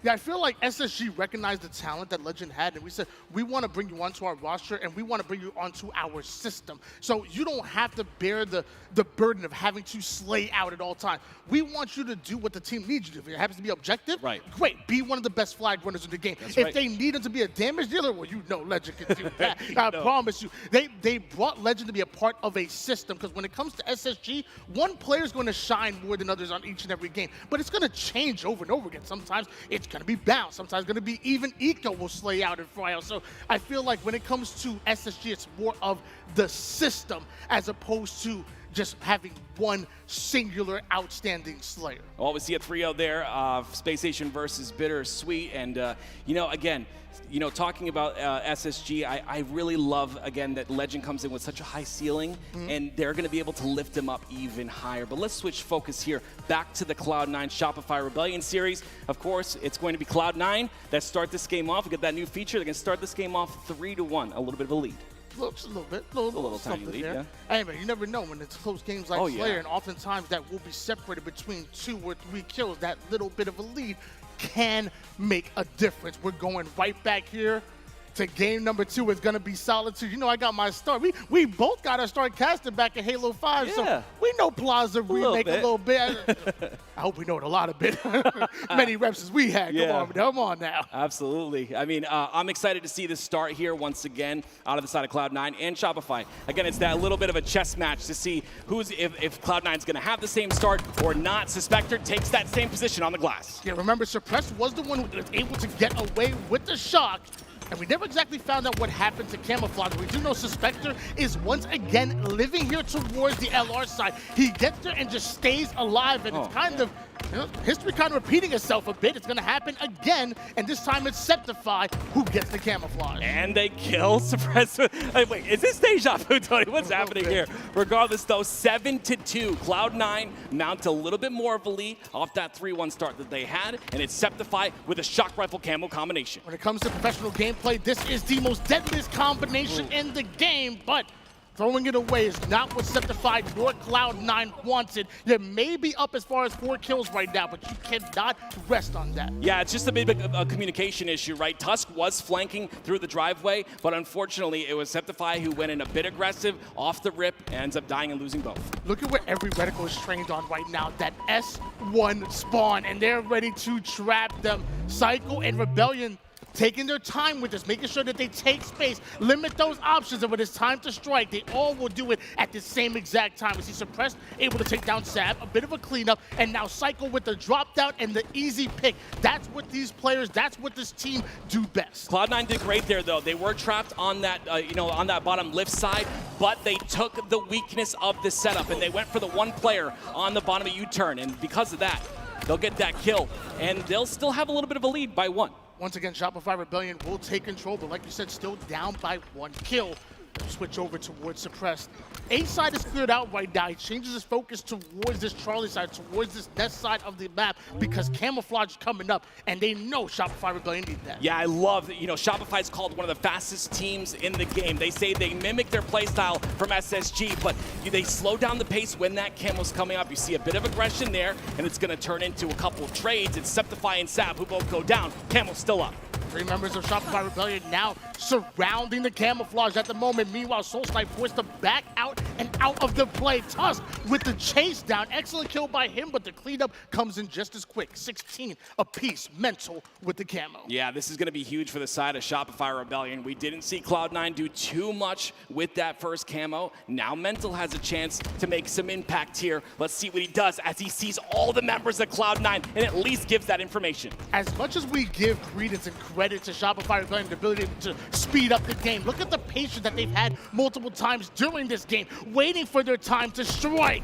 And with that Camouflage, Mental's going to lead to a full 4 down for Cloud9. Shopify Rebellion take the lead. Yeah, this is where things get a bit scary. You know those spawns happen inside of blue. It's an easy trap here for the side of Shopify, but it's about how it's played by Shopify. Cloud9 end up going 1 down. That'll be all of the pieces falling. That's exactly what that trap does, but a beautiful trade there out of the side of Cloud9. Cloud9 with a huge answer back, coming off a spawn, making your presence known, letting Shopify Rebellion know that it ain't gonna be easy. They're going to have to fight at every given moment. It's Soulsnipe. Well, that's quite a bit of fight out of him. He's definitely fighting. 9 and 5 already in this game, and that shock rifle doing work. It is Shopify Rebellion who take that lead once again by 1 kill, making a tie here at 24. Cycle with the chase down, excellent shot. Suspector cleans him up, covers Sab's back perfectly as Cloud9 take once again a 1 kill advantage. Suppressed on the bottom hotel side of Shopify Rebellion towards the nest side of the map. We have Cloud9 with some excellent space here. You know what I want to do? I want to go into a listen-in with Cloud9 to see what they're talking about in the comms. Yo, in blue, one shot, so, and then blue, one shot. Yo, you turn, weak guys. One shot, two shot, you turn.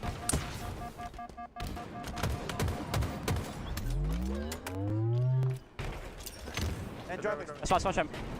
Okay. Yo, stop it. You turn with throws. Look at market. Yeah. Market two shot. Yeah, soda. Soda two shots. Yeah.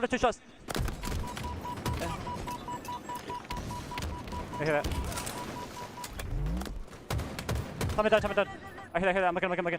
Yeah, over. Dead. Top you. Push it. Still there. One shot. Nice. I can't. One shot. Nice. I'm nading, careful. That's so weak. Dead. I'm with you, Seb. Okay, black jam. Yeah, I'm just picking flowers. A little bit. Yeah. One's in blue. There. Love the communication, love the small talk out of the team, but also love how calm the comms are. Everything can be heard clear and concisely out of this roster, and one of the reasons why they have a 35-27 lead to Cloud9. Sad. Damage going down, staying alive, even more important, Cloud9. We talked about their teamwork. It's looking quite good right here, right now. Yeah, I mean, ever since we started that listening, Cloud9 have looked strong. You heard, like you said, the communication. A lot of small talk, right? It's not panic, it's small talk, understanding that if you have a teammate behind you, I can't peek, I'm no shields, allowing your teammate to push up. And again, that information is key. 8-kill advantage here for Cloud9, and 10 kills away from ultimately tying up this series. And Sad, just finding easy damage off was a flank, but his position eventually was identified by the Shopify Rebellion roster. Still, they hold on to the lead due to Cloud9. Mental has to run away to stay alive, and Soulsnipe once again with a flank that leads to a double. That's Soulsnipe's 14th kill, as eventually he gets taken out as well. This is the game they've been looking for. This is the lead they've been looking for. Cloud9 now have to close here, but again, it's Shopify with that camo in their hands, in the hands of Cycle. Closing on the opposition here. Making sure his teammates are with them. When they collapse together, and when they do, they execute. Do Shopify Rebellion, full squad wipe. Cloud9 go down. I mean, that again was a lead that Cloud9 had, and they let it slip. They allowed that camo to go on the hands of Cycle. He made some impactful plays, did a lot of damage, and now it's only a 3-kill game here. Cloud9, though, they still lead. Cloud9, though, their lead is slipping at the moment here. Cycle takes down Septify, and we switch gears to Suppressed, who may be one shot, but he also has a shot in his hand. Shields are back, and in the fight, only down by 1 kill. And the game slows down just a bit. Yeah, when it's the most important time to control these power weapons and these power-ups for the side of Cloud9, they allow Shopify to get that space on the map. They take bad damage, and because of that, Shopify are freely able to go top center to get that camo, and of course, get that shock rifle off a spawn. And now, what, like you said, Tony, the pace slows here for both sides. Cloud9 leading by 1. Multiple members of Cloud9 navigating their way through the blue side. Tusk getting really aggressive, pushing Truck and pushing Suppressed out. Suppressed can't quite stay alive. Septify threads the needle from across the bottom dip side of the map, and now Cloud9 with the man advantage. Now it's their opportunity to get aggressive. With camouflage coming up, they cannot afford a mistake. Yeah, they can't afford to go down here either, and that's what I would consider a mistake. Dying right now before this camo comes up in 13 seconds. You're going to put yourself in a bad spot. They've taken some great angles here on the side of Cloud9 towards Shopify Rebellion. They need to continue this, and they do. The push comes out. A one-shot Soulsnipe gets the kill. It's Cycle and Soulsnipe that clear out the blue side of the map all by themselves. Back-to-back kills leads to a 3 down for Cloud9. And now Shopify Rebellion not only take the camouflage, they take the lead. I mean, this was beautiful out of Shopify. That double push towards the blue. It's, again, one of the most aggressive teams in the league in Shopify Rebellion. They wait for their moment, and they strike. 48-46. And now Shopify Rebellion identified this is the 2-pronged attack that they want. Pinching Cloud9 in between flowers, in between Yard and the cafe side, slowly approaching them, but multiple go down, and Mental closes it out. Shopify now lead 2-0 versus Cloud9, and I hate to sound like a broken record, Tony. I know you always say, Tim, why do you repeat the same stuff? Well, I'm going to repeat something once again, and that is, again, we find that a team cannot close. There was a chance there for Cloud9 with that, I believe it was a 6-kill lead to close out that game, and they just couldn't do it. I mean, it's been the narrative literally so far for Cloud9, but when we casted them from the B stream over to right here, right now, you start well, but you can't quite find the finish, and it's so crazy to be right there, to be so close to victory. I'd imagine, like from a mental standpoint, that just beats you. That is 5 games right now where you've had the lead at pivotal points in the game, and you're still not able to get the win, Tim. Yeah, 5 games, including that Sentinel series. I mean, it's unfortunate, right? And you got to go back and see, what did we do wrong there? Why did that happen? For me, it was the beautiful plays by Mental, of course, starting to get Shopify a bit of momentum, right? Picking up that camo when needed it, Shopify getting those camos and getting those shock rifles as well. For me, that was the factor. I love the fact that we didn't get the chance to see Solstice much on screen, but just like, it wasn't nothing flashy. Just actively listening to his team, identifying who are the weak players and where your point of attack is. A lot of times people hear call-outs and they just want to dive into it and end up in a bad situation. No, but it happens so often. But for Solstice to identify when the weak players are in a vulnerable position and how you want to attack, those double kills that we saw on the screen multiple times, I bet, as far as damage-wise, he led with kills. I bet he did not lead with damage. But what he did was he picked and chose the right moments to attack the Solstice. Yeah, I mean, it's absolutely phenomenal. And you saw, again, that last play. It was a huge play out of the side of Shopify Rebellion. That double push was beautiful out of them. If we can continue to see stuff like that, I think Shopify closes out in a 3-0. And Tony, you even said it yourself. If Shopify were to win this game number 2, we see a 3-0 in our hands. Do you still think that's the case?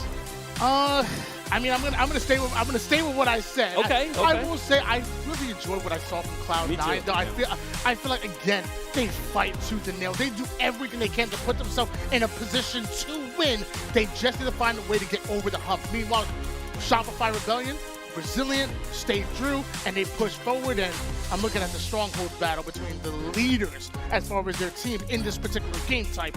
Suppressed 1.67.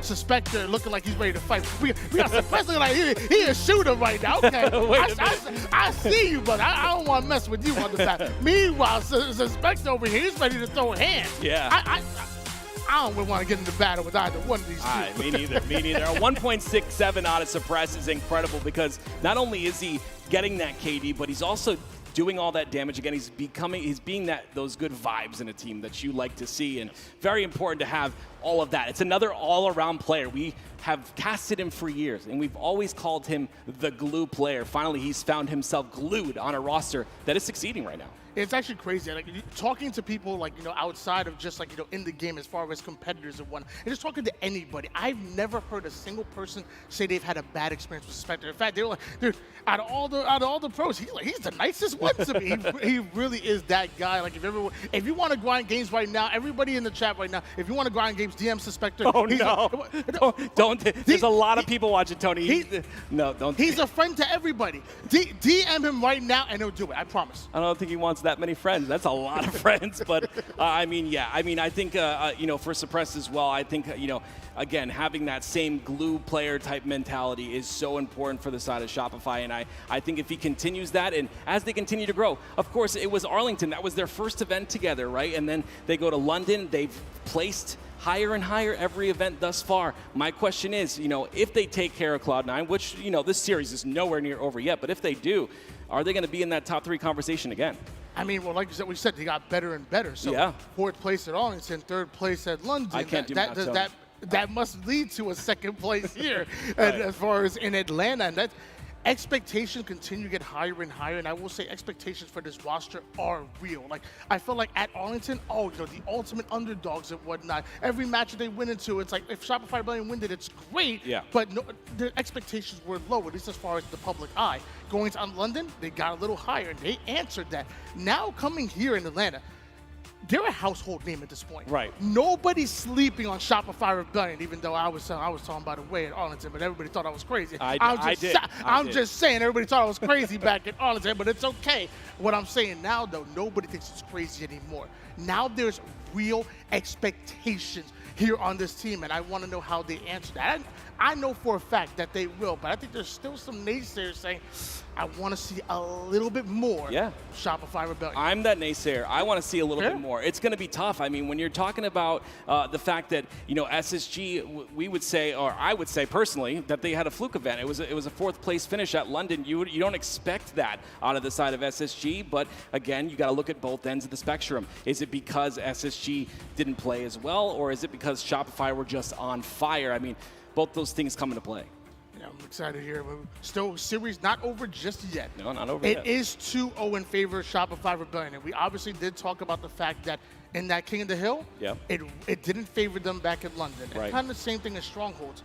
We cannot ignore the fact that 250-0 is a crazy stat line. That is a stat line that you do not often see when it comes to being on land, when you often see in the winners bracket quarterfinals of an actual battle. You don't see that type of stat line, but we did. Shopify Rebellion are clearly a heavy favorites when we're talking about Strongholds against Cloud9. Yeah, fortunately enough for Cloud9, they don't see interference on this lineup, so it won't be too bad. Obviously, they put up a fight there in that very first game, so I think, like you said, though, I 100% agree with you with Cloud9 not getting that Slayer and not closing out that game number 2. I don't see a world where they can muster up that confidence to go into game 3 and feel, okay, we still got this. And if they do, I mean, that would be incredible. I don't know what they're ready for on screen right now, but they look ready. They're definitely ready. I don't know what they're ready for. Are you ready? They look. Oh, I'm ready. Don't you dare disrespect. Oh, I'm so sorry. No question. I don't get ready. I stay ready. Okay. I promise you that in live fire. Strongholds coming up next. Our game number 3, potentially the final game of the series if Cloud9 don't dig deep and deeper than they've had all tournament long. This is so important.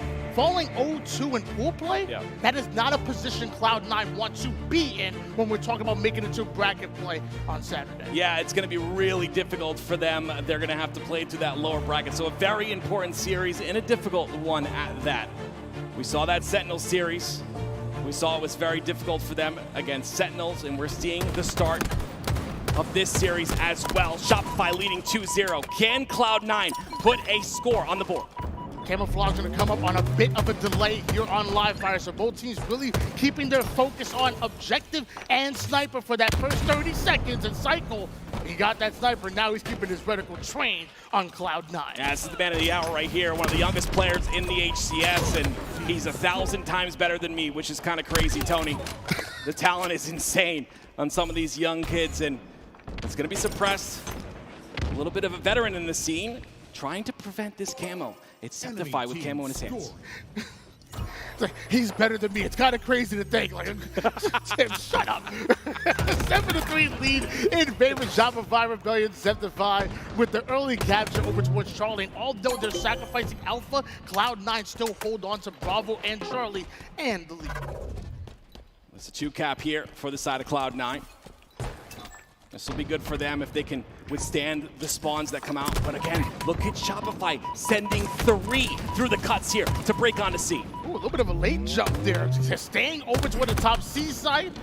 Juking out a little bit is Septify, and the Plasma Pistol was charged, and so is Cloud9. They take control, they take the lead in slays, and a trip cap seemingly out of nowhere for Cloud9. Wow, this is exactly what you love to see as an answer back from that 250-0 in London. Of course, it is live fire instead of interference, but Cloud9 showcasing they're not done with this series yet. Yeah, all those different maps, they're both pretty snowballing maps. There's ones that can really get out of control if you allow a team momentum, and right now, Cloud9, they have the momentum right now. 75-7 lead. What are you seeing that's different out of this Cloud9 roster? Honestly, it's the kill differential. Cloud9 leading 15-8 right now in terms of slays here. When you have those slays, positions on the map a little bit easier, Tony. So getting those slays obviously very important. Shopify, though, answer back with that 2-cap. I always say there's an old McWin reference I've heard when I was interviewing him, and it's hard to be objective efficient when you're dead. So Cloud9, they have a very simple objective, and that's to win the Slays battle and let the objective kind of surround, let the objective play through that. And with Camouflage coming up, though, you can't afford to lose too many of those and expect to win a game against a team like Shopify Rebellion. See, once again, though, the timing's a bit off there on that A plat, right? They expected a 2v1 situation, but it was of course, Suppressed, who was able to get the trade onto 1. You can't allow that to happen because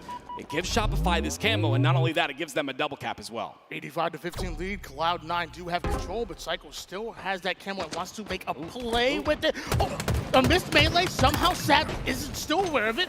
Able to get the kill, and now aggressive as they look to put him 3 down. A full squad wipe as 4 down go Cloud9. Shopify Rebellion, they take the trip. Once again, it's a great start by Cloud9, but look how quickly Shopify Rebellion answer back. And you see, I talked about the Slays being in the favor of Cloud9 before. Guess what, Tony? It's 21-20. Still Cloud9 leading by 1, but Shopify are starting to slay out a bit. Yeah, he's sniping souls right now with Mikey on screen, and I'm loving every bit of it. With 7 bullets in the chamber right now, the reason why Shopify Rebellion are coming back in this game and may steal the lead is behind Soul Snipe and this sniper, and Cloud9 consistently spawning in a non-advantageous position. Talked about Soul Snipe kind of being that all-around player that gets things done that need to be done right. It's crazy to have that player to depend on. He can hit headshots with the snipe. He can rotate. He can get that objective time as well. Soul Snipe can do it all.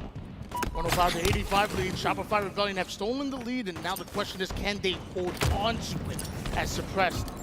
Some nades downtown. Tusker doing everything he can to stay alive toward the Charlie side of the map, and Suppressed aggressive, the main damage dealer of the crew. Even one shot, still confident, but eventually tries to stay alive. Suspector hunts him down, and Shopify Rebellion, they still have a double cap. Yeah, they're just doing a really good job, Tony, of even when they're down in numbers, they make sure to get a 2-for-1 trade. They make sure to still trade out at least 1 kill. And I think that's what's important here. It's getting them all this space on the map. Finally, Tusk gets inside a B. Tusk staying alive. A one-shot Soul Snipe cannot win the pave against Tusk, but he has to hop out at least momentarily, and the reset does happen. So now you have to start all over. All of that work that you did to take Bravo, well, eventually it does happen. Well, Suppress was down, so it's Shopify Rebellion playing a bit slow. Don't want to overextend on the B, so it'll be Cloud9 with that BC control. And you see, once again, Tusk understands the pressure's coming out into C, rotates directly towards A, but he doesn't get in the hill just yet because that camo was up and Suppress just took it. Looks like Suppress ends up taking it and now doubles back, and I don't think Tusk and Cloud9 are aware of this play. This might be a game-changing play, but eventually Suppress, he noticed Septify. Septify trying to sniff him out toward the small window side, so Suppress answers right back. A bit of meta-on-meta action right now, a little counterplay. There's a lot of time deleted from this camo. Finally, he gets in the action, though, and he makes it count with that double. That's exactly what you love to see. You never want to see a camo and that 30 seconds wasted. Suppress makes sure to leave no crumbs on the floor. He had to adapt a couple of times to get that play off, but he did.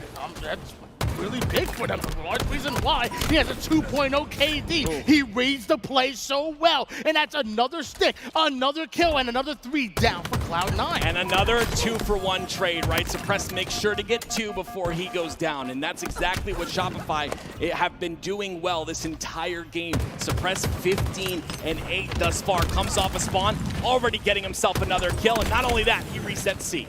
Man spawned up was already in the action. I'm complaining if that happens to me. I'm like, stop spawn trapping him.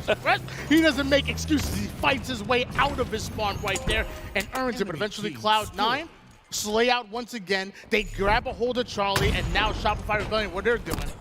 Oh my goodness, Shopify pushing towards that A side. It's Tusk once again on the top tower. Very important for him to live here with this snipe, and he does just that. He's gonna get his shields back. And again, being on top of this tower is so impactful for this C hill. Look how much damage he's able to do. Gets 1, gets the 2nd as well, trying to go for the 3rd, but repulses and stays alive instead. The fact that he stayed alive for that long and did that amount of damage, not bad. Trying to extract every bit of value out of his life right there. Did Tusk, but Shopify Rebellion super aggressive to take away Charlie. Alpha will change hands, so Cloud9 will hold on to a double cap for it now, but they're still down by quite a bit. Yeah, it's a little bit of solo pushing here out of Shopify Rebellion. You're seeing Cloud9 get that double cap and hold it for a bit. It's still a lead by Shopify, but it's not by much. 173 to 126. Double cap still in favor of Cloud9. And Suspector on the attack. Gets one, can't quite get a second. And Mental was the one with the sniper. He's the one that needs to go down. Yeah, Mental with his snipe. He's got one bullet left after that missed shot. But again, he's playing with his team. I love the fact that he took out the bandit right there, did as much damage as he could. Doesn't go for those no-scopes. Make sure to use that bandit to get some damage in. Love that. It's so important to use that teamwork, get that damage, and like you said, don't always go for the no-scopes, even though that one almost connected. Bandit comes out quick, and he still gets the kill. Does Mental onto Sab, and right back over towards Alpha as they push for yet another trip cap Shopify Rebellion. Yeah, the rotations out of Shopify are beautiful here. They're rotating around the map perfectly while forcing spawns on the other side, and that's, again, what's gave them this lead thus far. They're not winning by, in terms of the Slays category, they're not winning by a ton. It's only 53 to 46. But in the objective side of things, it's much different. Septified, he was strafing so fast, he was barely moving right there. That was interesting. Oh my gosh, looked like he was look at a little speed force in a flash. 220 to 135, another trip cap Shopify Rebellion, another kill from Mental, Cloud9. We talk about clean slays is what's needed. Trading out is not going to help when you are down by about 100 points and 3 down. Eventually go Cloud9, the final player, and Sav ain't nowhere to go but the black screen. Yeah, Shopify are picking apart one by one, and now 245 and counting for them as they look to close out this series and potentially will do just that. It's a 3-0 sweep for Shopify Rebellion. 250 to 135 will be your final score line, and although we want to give our flowers to Cloud9, we want to talk about the fact that this was much a better performance out of the King of the Hill and the Strongholds that we saw before. We want to talk about the fact that they start off games well and put themselves at least in positions to win, as opposed to losing the objective in 2 in a row. We talked about Cloud9 getting better, but at the end of the day, you know, what do they say? It doesn't matter win by an inch or a mile. It's about winning, and they're down 06. That's absolutely right, and honestly, it was just beautiful, the fact that they were able to, again, rotate so well on those last hills, and even though Cloud9 had that little bit of a lead, it didn't matter. It certainly didn't, boys. Welcome back to the full desk. Wonderful cast. Yeah, I mean, our first fast game of the entire day so far. I mean, a quick 3-0 there from Rebellion. I'm just so impressed with what we're seeing. I really do think that is some growth. They look like a full team right now, a team that are here to play and play with the very best of the best. That's exactly the type of dominance, the type of performance I want to be seeing when you're heading into the top 3. Like, that is exactly what you want from them, pool play. And unlike some of the other teams that we've had so far, Space Station, Optic, they didn't start off slow. They started off pretty hot. So I'm excited to see what they can kind of continue to do with that. Yeah, I was most impressed at the end of that Solitude Slayer game where they were down and they did not have control of the map. Camo's coming up, and they formulated such a perfect break to not only take the lead, but to get that camo and put a punchline on that game. That looked like the game that they were going to slip up. They were down throughout that game, about 9 kills at one point, and they still figured out a way to come back and get the job done in dominant fashion the rest of this series. So I'm very excited against their chance against Sentinels later, because now coming off 2 3-0s on both sides against Cloud9, we're going to see who the better team is, who really is probably the conversation to break into that top 3 on the outside. We saw some beautiful performances from individuals here. I love that map 1, our head-to-head we talked about before. We did see Suppress and Sab having hot starts. They really were butting heads in all the right places. Who was really impressive for you, Tony, on either side? I mean, I keep talking about it being more of like a 1-2 combo, and it's really Psycho and Suppress. Like, that is where their firepower is consistently coming from. I think Soulslife had some great kills, but when you look at the damage and when you look at like the eyeball test, Suppress and Psycho were doing their thing. Yeah, Cycle was somebody actually we had talked about on the desk previously. I think it was you, Wes, who mentioned Cycle, or was it you, Tim? I can't even remember. All of us at some point. It was probably all of us at one point or another, but Cycle has been stepping up. And honestly, at certain times, he's such a game changer for this team. But I just love the way that this chemistry is flowing from all of these gents right now. And it's going to be really difficult to stop if that's how they're starting against a team that they're quite familiar with as well, Active. Then I think some of our top teams here could be upset once again by Rebellion. Yeah, Rebellion, it's going to be a tough road. But again, you start here, and it's going to be the match for me is Sentinels versus Rebellion. We've talked about it a couple times, but that's going to be the big test, right? Which team is going to come to play? I think Shopify look really good right now. They certainly do indeed. We're going to see right now the scores throughout that series layout. And something that I want to ask you about, Clutch, as well, is in terms of the series layout, does Rebellion have anything right now that they can kind of lean on, especially heading into that really important match in their pool against Sen? I think Shopify is the best Slayer team we have in the league right now. They're consistently closing out these Slayers, and I think going into London and even at London, they had the widest margin of victory in the Slayers, which tells me that when they get the ball rolling and when they don't have to focus on weighing decisions as far as like these constant objectives that are changing with oddball or with flag, when it comes down to just get more kills than the other team, they can do that. They have the skill to win their gunfights. They know how to acquire kills and snowball that into some momentum for themselves. So those game 2s and game 5s are something Shopify look at as traditionally a deficit for our better teams in the league. They look at it as a strength, and that is a very strong win condition to have in your favor looking at series going against teams as you go throughout a tournament, specifically against the likes of FaZe, Optic, and SSG. When you can win the Slayers, you can beat those teams. One question I have for Shopify Rebellion here is, and it's really, I guess the question is, was it more of Cloud9's strength or Shopify Rebellion kind of falling behind in every single one of those games? So it could be a strength or a weakness. It could be Shopify Rebellion during the face of adversity. They step up. They find a way to clutch out and find a way to win games. But it also could be against some of the top teams in the world. If you fall in deficits like 72-7, if you fall in deficits like that in those Slayers and even the King of the Hill, will you be able to climb your way out of the hole? I guess that's going to be more questions that I have for them as the pool play goes on, as bracket play happens. 100%. I think that's also been a type of storyline around Rebellion for quite some time now, and I think it was what was holding them back from breaking the top 4 and then obviously in London breaking top 3, and they did just that. But it was about having that belief that it isn't over until it's over, that you are always able to come back just depending on the circumstances, and you've got to create that circumstance for yourself and your team. And we see often our big 3 do that. They do the unthinkable. How many times have we seen Space Station Gaming? You think you're counting them out in a series. They reverse sweep. Or even a map, a swing map. You think this is it. They're going to get 3-0. Oh my goodness, what is happening? They are like 2 down in a hill. This is crazy.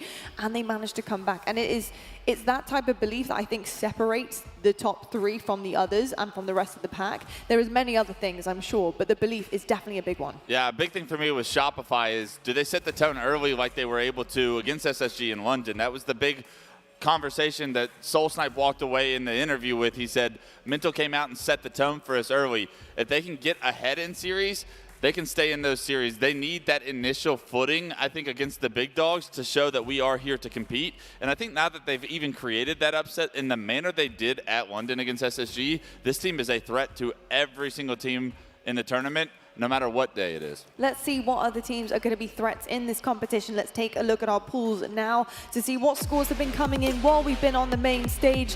Now, taking a quick peek at Pool C, Shopify Rebellion 1-0, Cloud9 0 for 2. They do fall short to Sentinel, so it really is going to weigh in on that primetime match happening today. Huge stuff, and I can't wait to see how that one ends out. And then Pool D, we haven't even talked about Pool D yet. Space Station and Quadrant 2-0. Quadrant going down 1 from Space Station earlier on today, but Bittersweet now added to the conversation as well. Space Station will edge them out. FaZe Clan yet to play. I believe they're actually going to be playing very shortly with Ascending Baseline, but Complexity sitting pretty right now atop of Pool A. FaZe looking to try and bump them down just a touch as well. Some really exciting matches, Tim. How are you feeling about this the rest of the day? I'm absolutely loving it. I can't wait to see what kind of firepower FaZe comes through with. I think FaZe are the question for me, right? If they come out swinging here, they could take this event as well, and they make it 2 in a row. That's going to be really interesting. Yeah, back-to-back would be pretty crazy to say the least. And folks, what do you guys get at home for tuning in and for watching? And of course, it is Twitch Drops. Of course, we've always got you guys with something. Make sure your tabs are open. Watch for the full weekend if you want to get your hands on all of these goodies. They're absolutely incredible. Get them in-game, use them, enjoy them, folks. And please do also tune in to our co-streamers who are very kindly watching alongside us and making their own comments and remarks to their community. So make sure you are also supporting those guys too. Well, folks, what an incredible series. Shopify Rebellion, they take the stage by storm. Our first 3-0 today. Coming up next, though, we've got Shopify versus Sentinels, an absolute banger of a matchup. Everything on the line, and we'll see you guys right after this.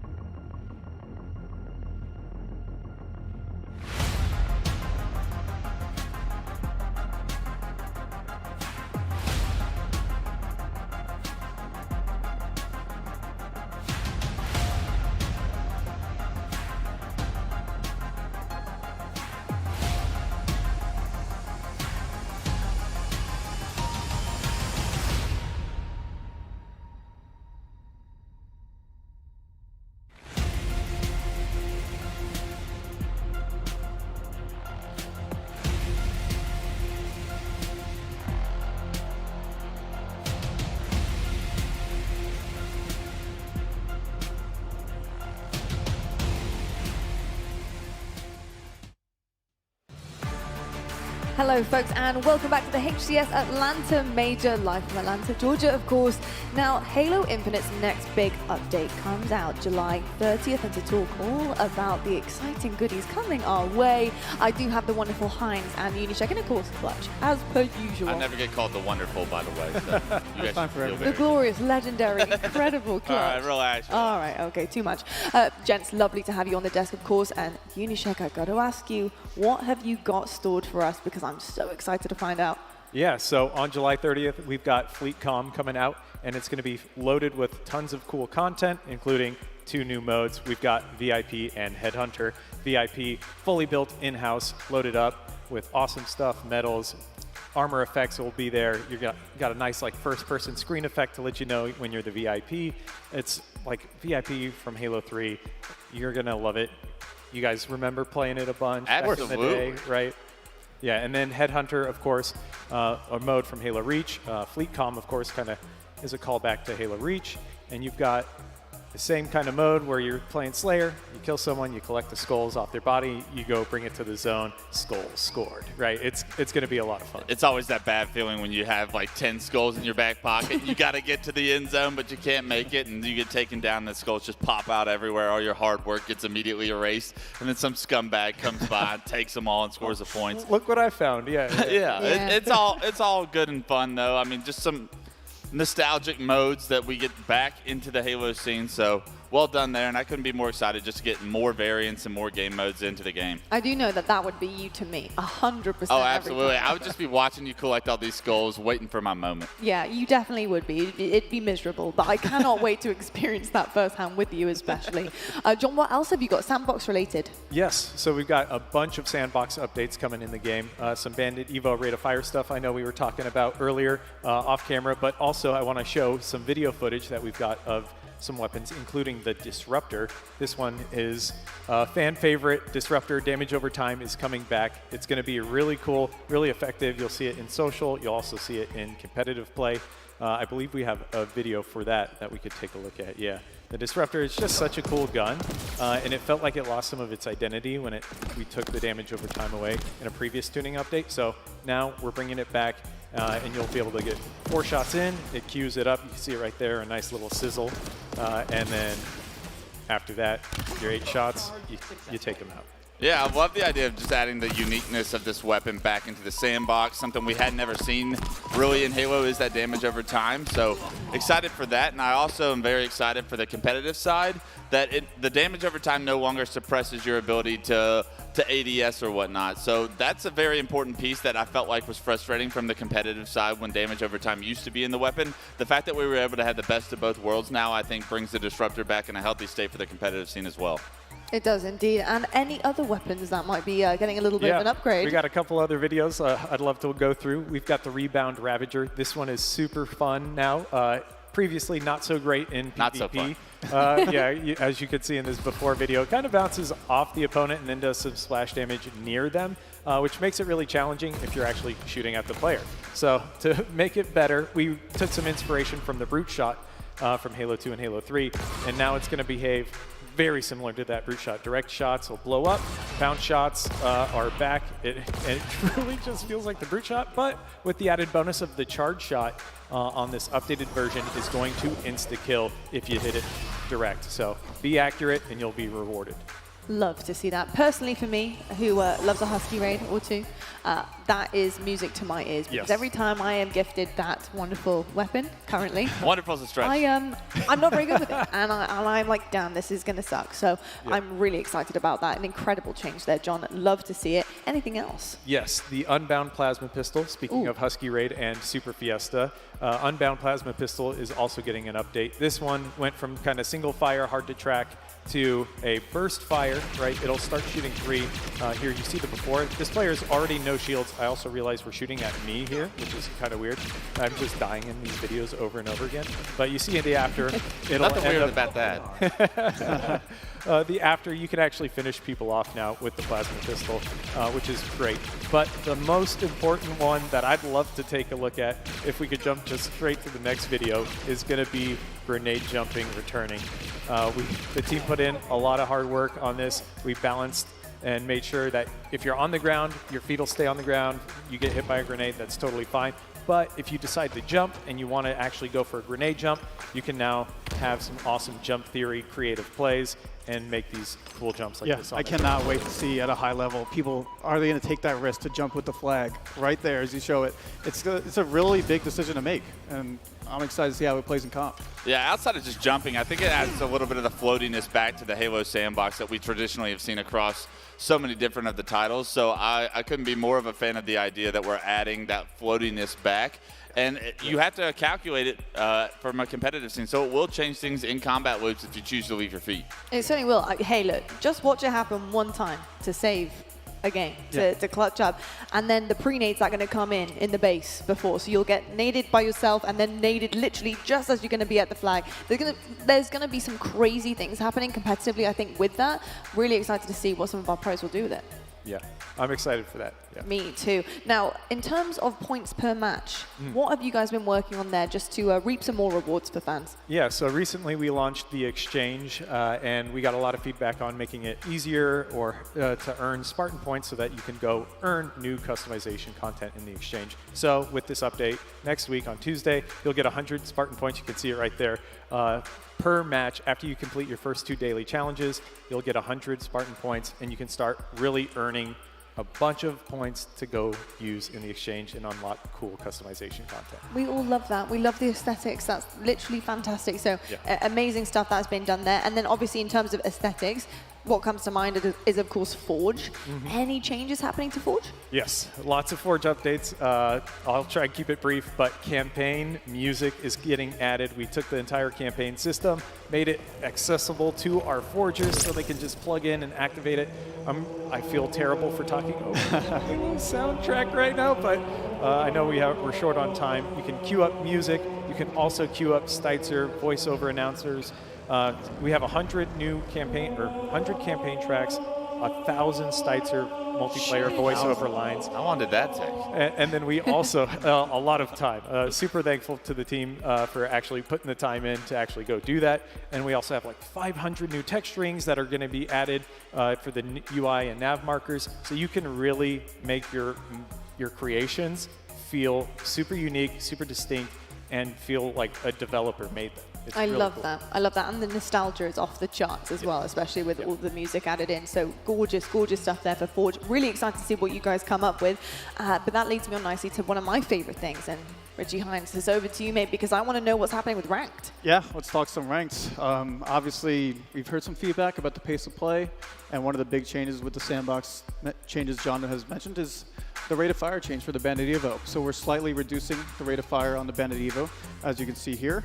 Obviously, it's a big meta shift in Ranked and HCS towards the end of the season here, Wes.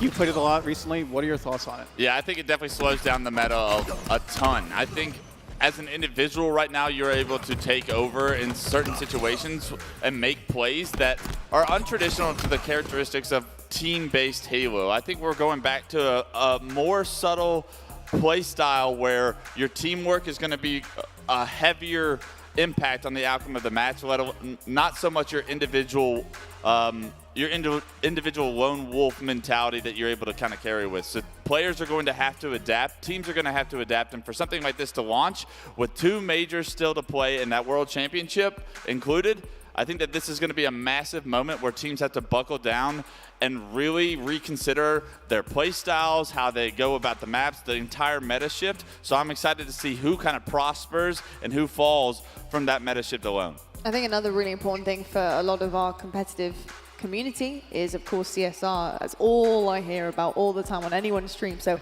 any changes to that? Yeah, so we have some matchmaking tweaks, again, based on feedback. Deterministic CSR, that's when you +7, -7 win or loss. We have that at 1800 right now. We've heard a lot of good feedback about how that experience is going for players, so we decided to lower it a little bit. That's going to be lowering to 1700, so once you hit 1700 now, you're going to be hitting that deterministic CSR payout. That's incredible stuff. And yeah, I think reaping the rewards there, just having a journey to go on to be able to be the best in your rank, and then obviously rank up as well. Fantastic stuff there from the team. And of course, I also have to ask about maps. So what about map changes? Yeah, so again, we're listening out there. So we heard some feedback on Aquarius and the Ranked Arena, and specifically with the Overshield, as you can see here, and Thruster. Overshield is currently pink 1. We're feeling it's a bit chaotic, so we're swapping it to top middle. And you might ask, where's the thruster going? It was top mid.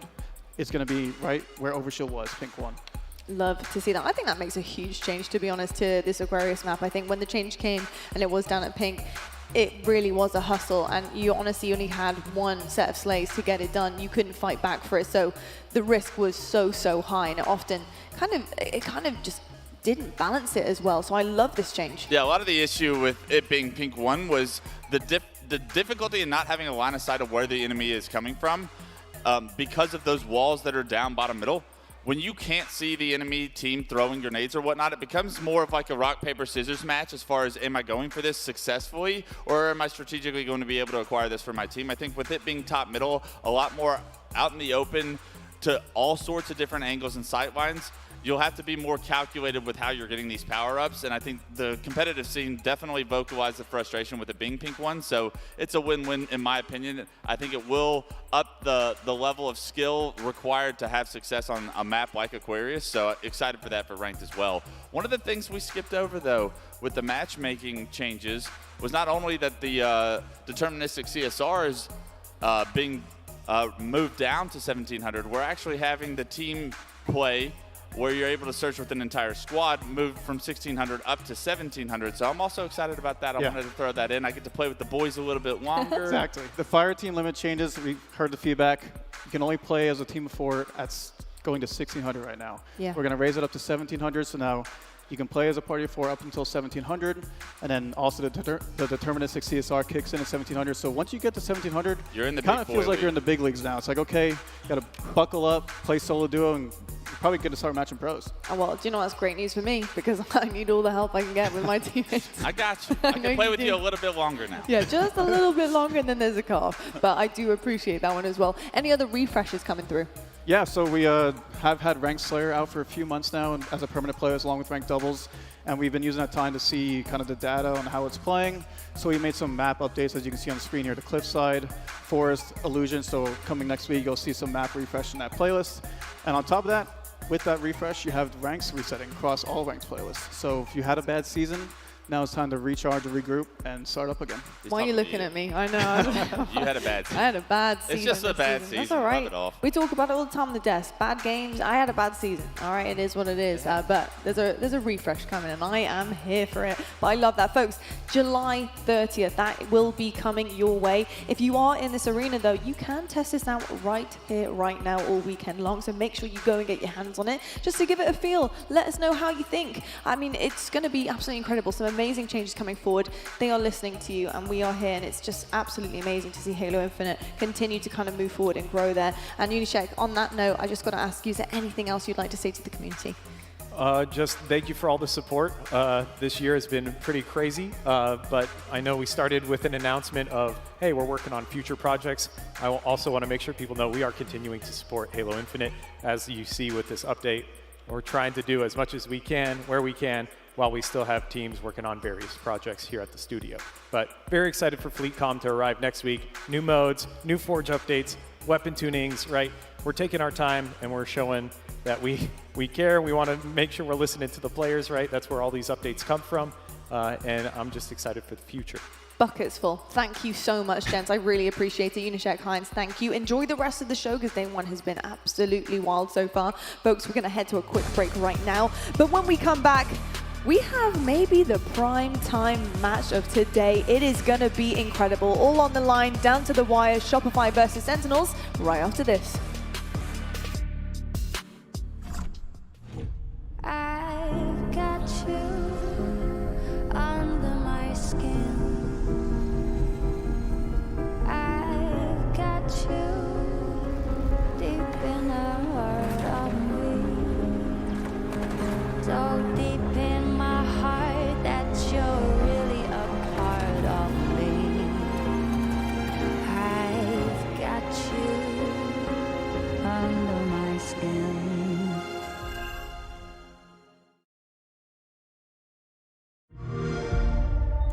Extermination.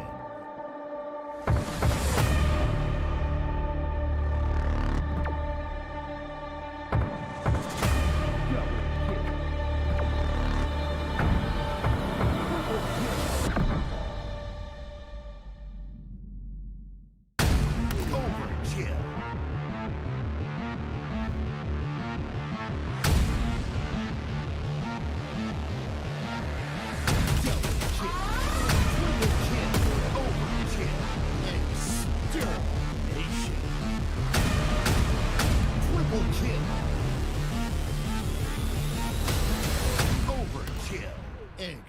Extermination.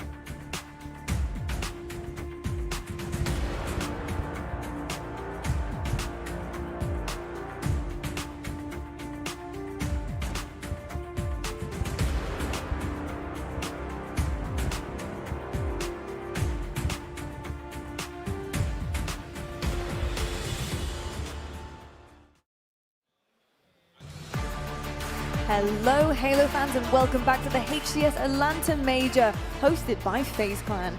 And welcome back to the desk, Tony, Clutch, and a new member this time. It's David Walsh, an absolute legend. You guys should have seen the pictures that David Walsh was taking just moments ago before while we were in the break. The coldest poses I have ever seen. Just unbelievable. Unreal. There was definitely none of this. Or this, or this.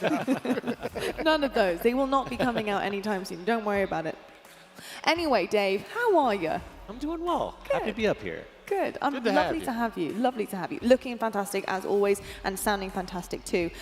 Really excited about this next matchup. Really, this is the game of the night, to be perfectly honest with you. I know we haven't seen our hometown team yet, but I think the stakes are just so high in this pool, and this matchup is the one that we wanted. Shopify already 3-0 in Cloud9. It just makes this Sentinels game just all the more important for both of these teams. But let's talk about Shopify first, and let's meet this roster.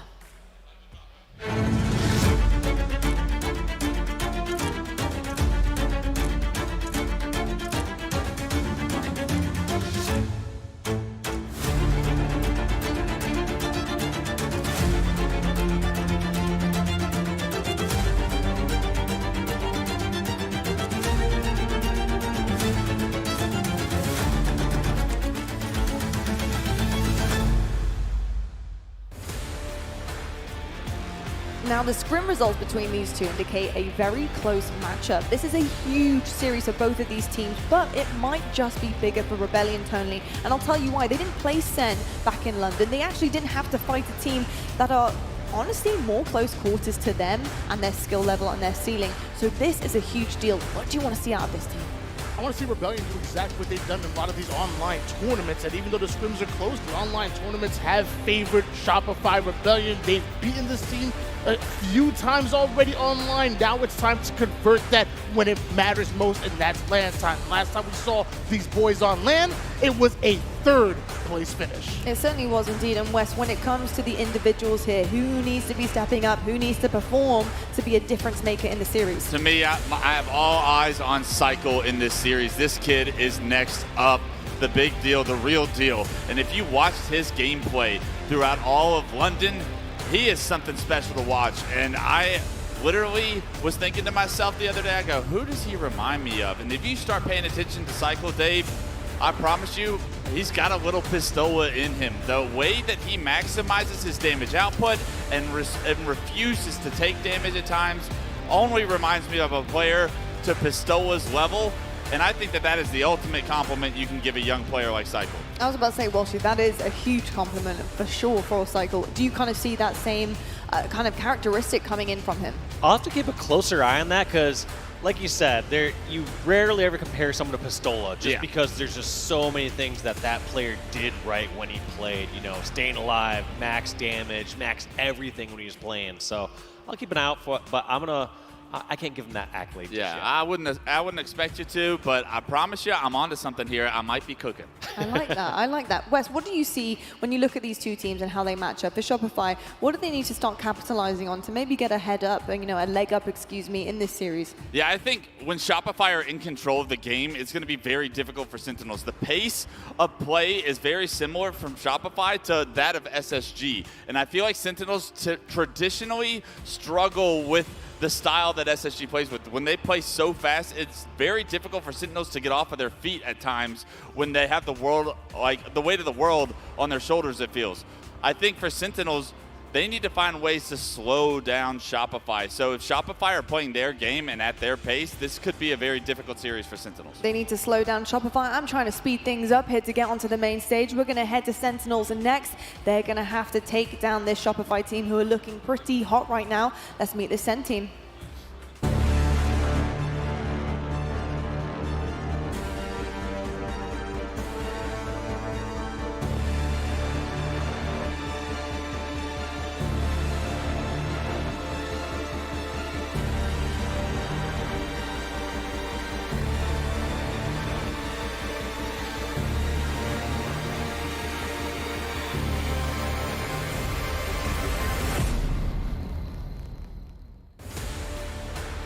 They are yet to get top 4 this year. After making the change to precision, this was everyone's hopes and dreams for this roster. And Tony, the fresh talent would be exactly what they need, although we're yet to see any kind of results. Are you hoping, have you seen enough on this team to know that maybe some results might come out this weekend? I really have, and I really expect to see something big out of Sentinels. I love that you used the words fresh talent, because I think bringing precision onto this roster was huge and a breath of fresh air for these guys. Precision is a superstar in the making. He is an absolute slayer on the map, and it's funny because my two players to look out for both comes for that Gears of War background. They both come precision and mental. Both are having illustrious careers in Gears of War, have carried that over into Halo, and those are what I had my eyes on here in this matchup. Wes, what can you read into in terms of the fact that this team has lost to two of the big three teams in London, which bodes really well from them? What are you picking up on? Yeah, the issue with Sentinels so far is that their Arlington event was so poor that they have been digging themselves or trying to climb themselves out of a hole that they've built with the poor seed situation that they've had to go through throughout this year. They are finally in a position now to take back what is theirs, that 4th seed that they were consistently placing at all last year.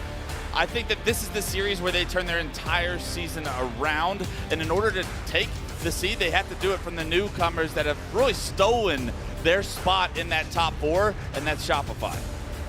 Yeah, and also looking at these two teams, we talk about how they both lost to the big 3 in their losses at London. However, Shopify beat players in the big 3. That's the difference maker, and when you see that out of Sentinels, and why not start with someone in maybe the new big 4?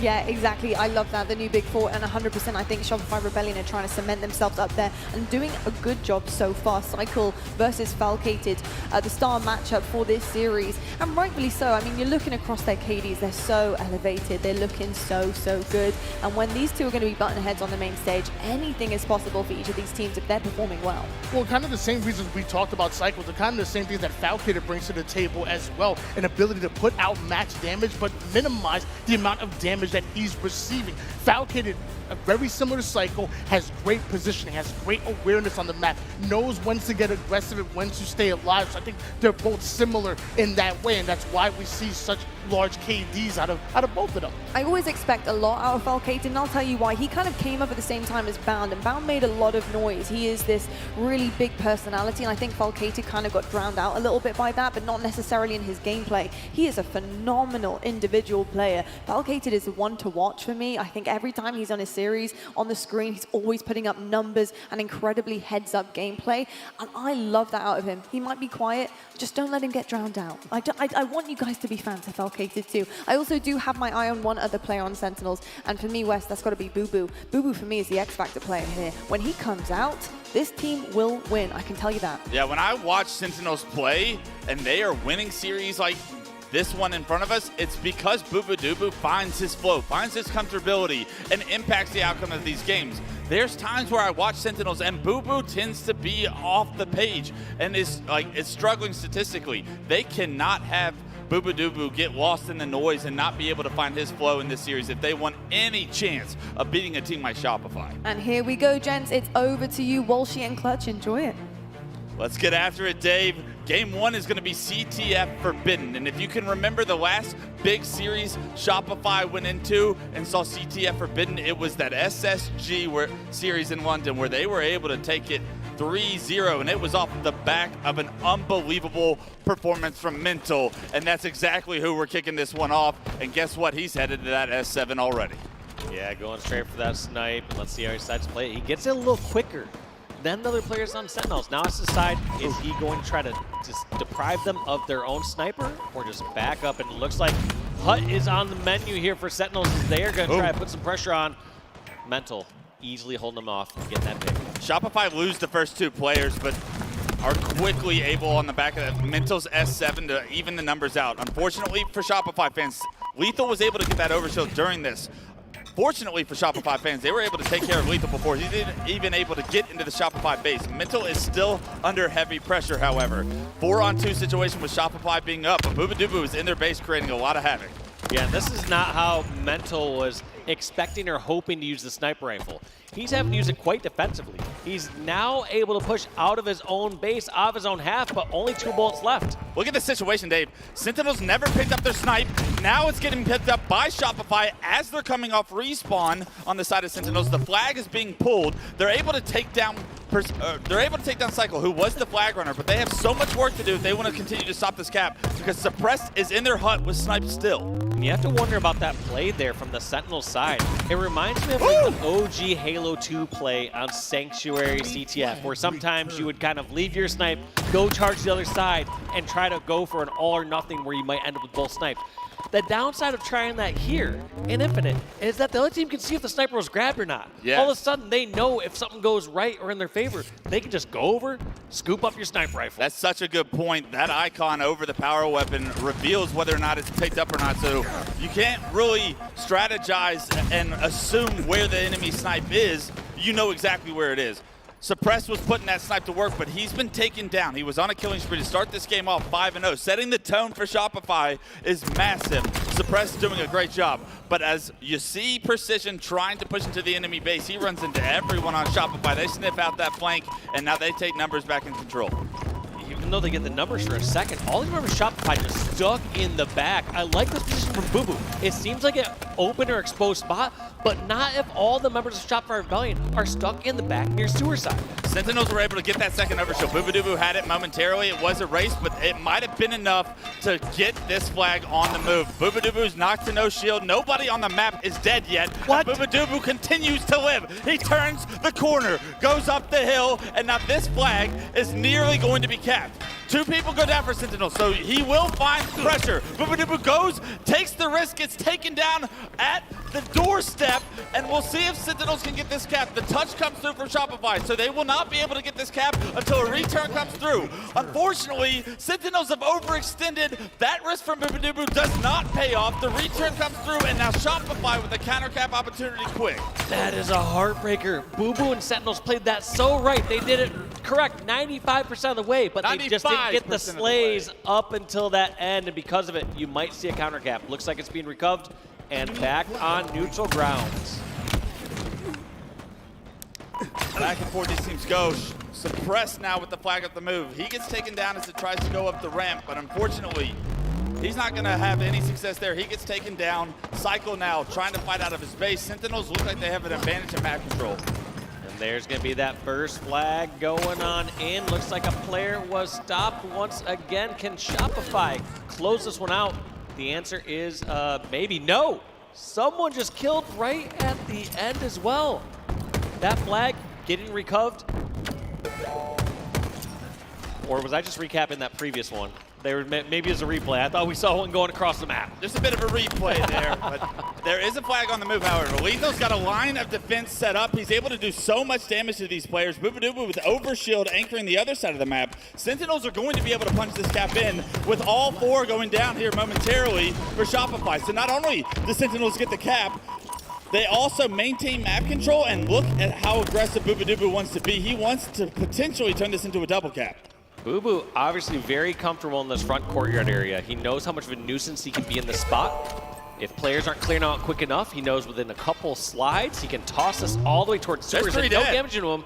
Soul Snipe, the only one left. This is going to be a second cap going in for Sentinels. I don't see any way that Soul Snipe can stop this one. Sentinels are taking over this game, and it's on the back of Falcated, starting it at 13-3-5, and Boo this time around. The coast is clear, brother. You get that second cap, you go up 2-0, and for all the work that feels like Shopify did early on to contest some of these pushes from Sentinels, all of a sudden Sentinels starting to find 3, 4 down, and flags continuously on the move. They have gained the pace of this game.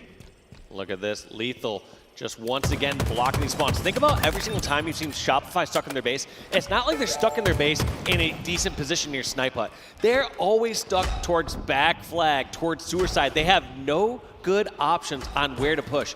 Looking like one of the players had a quick crash, and so we will find out what's going to go on there from the TOs and what the score is. Difficult situation, especially for Sentinels with how well things were going, but maybe that's why things were going so well. So we don't really know what the issue is yet, but it could, we'll see what the score is, but I'd be very interested to see, were those caps dictated by a technical issue, or did that happen after the 2-0? We'll see, because, yeah, they were basically back-to-back caps close enough to. I mean, they happened within about 60, 80 seconds of each other. Yeah, very interested to see what the result there is, but if there's anything we can take from that first just clip of what this series is going to foretell, is that Sentinels is here to play. Sentinels here to play, and then also Falcated, that person closest on your screen there. He had 14 kills when I last looked. The kill leader in the entire lobby. Yeah, absolutely taking over, and they need him to have a big series. Unlike, I would say, the side of Shopify, where I feel like those 4 players are all like capable of main slaying, I feel like Sentinels have to rely on the backs of Precision and Falcated to really do a dose of the damage and to take over with the power weapons that we know will fall into those two hands specifically.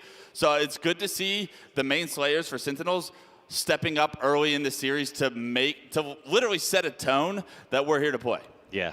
And when I think of Falcated, it is interesting. I think of Falcated as that main slayer on this roster, but I've always historically thought of him as kind of like this support player, this kind of like does it all, everything, but like every single time that I see him in most series, I'm like, he's dropping the most kills. Yeah. What else are you supposed to classify him as? And a lot of the times, it's not even with the S7. Like, it's Precision or Boo Boo that end up with the sniper a lot of the time or the shock rifle. Falcated is that guy that does it with his battle rifle or his bandit. Up close and personal, too. Like, he's not, like, just sitting back, waiting for action to unfold. He's like, he's up in the thick of it. Such a talented kid, and for him to not have the best placing so far this year, you know that he is yearning for it. He wants this tournament to be the tournament that puts Sentinels back on the map, because it really does feel like the year's almost halfway over, and we haven't heard Sentinels make any of the noise that we saw coming from them last year. And you know these guys came into this year thinking like, all right, we played so well at SSG last year. We were consistently inside the top 4. Can we get a tournament win this year was their expectation. And for things to have gone off the rails so fast, so quickly, for what feels like half the season, this moment, this series, couldn't be any bigger for these kids. Yeah, I think you highlighted something very correct where seedings, honestly, they don't matter if you're the best team in the world. You can be seeded anything, and you're going to still win the tournament. Right. However, as you get, the exact placings when it comes through, 3 through 5, or getting 5th through 8th place, in those areas, seeding does have a big factor on where you're going to place within those little brackets. I mean, if I'm to tell you, if you're Sentinels last tournament, you lose to SSG once, you lose to Optic twice, and you got top 6. You can lose to SSG and Optic and get 3rd. Like, it's a very realistic. That's what it should feel like at the worst. You get in 4th place when you lose to squads like that, unless someone's had a previous upset, which did happen. But yeah. All right, so good news. In my ear, I'm getting an update. It is still a 2-0 lead for Sentinels. There's going to be 7 minutes on the clock, so time to play with on the side of Shopify, but a massive hole to try and dig yourself out of in game 1. And I guarantee we're going to see a slightly different start here from Sentinels. Yeah, I'd say go for your sniper this time. Exactly. They realize now they can play the time game if they have to. Right. And they aren't going to risk a situation where Mental gets a double kill right off the get-go. And then Suppress gets your snipe, and then all of a sudden they're double cap, and then your lead gets evaporated. Yeah, getting those power weapons, honestly, out of play is probably a good strategy for this 7-minute period, because very quickly does 7 become 5, does 5 become 2, and then all of a sudden it's very easy to play defense at that point. Yeah. But you can't really start playing the time, but you can minimize win conditions for Shopify by erasing the overshield off the map, or the snipes start to waste their ammos if you get into a heated situation. Things all of a sudden can trickle into your favor very quickly with this 2-0 lead and just 7 on the clock. Yeah, so expect to see a slightly different start here from Sentinels, but I also hope they don't give up fully on the aggression. One reason they were so successful is they kept pushing into the opposing hut. They kept getting to the opposite courtyard. They always had that threat of pulling a flag, so some of those players weren't as eager to rotate out away to sewer or a different location right away to try to pick off that flag runner. Yeah, so often do we see teams in these situations specifically get on the defense, try to stay on the defensive, and when you get put on your back heels, all of a sudden you can get ran over. Yeah, there's a big difference between playing the clock a bit more and playing defensive. And playing defensive, not going past the 50-yard line and turtling up a little bit more is just a recipe for disaster if you're an aggressive team and the aggressiveness was working for you before. Absolutely, and that was something we even talked about pre-series, was something that I think Sentinels, it's going to be such an interesting story throughout this series specifically, is how does Sentinels manage the pace that Shopify is trying to throw at them. Traditionally, Shopify is a very fast-paced team. Sentinels traditionally a little bit slower of a paced team. So often do we see the fast-paced team run over the slow-paced team.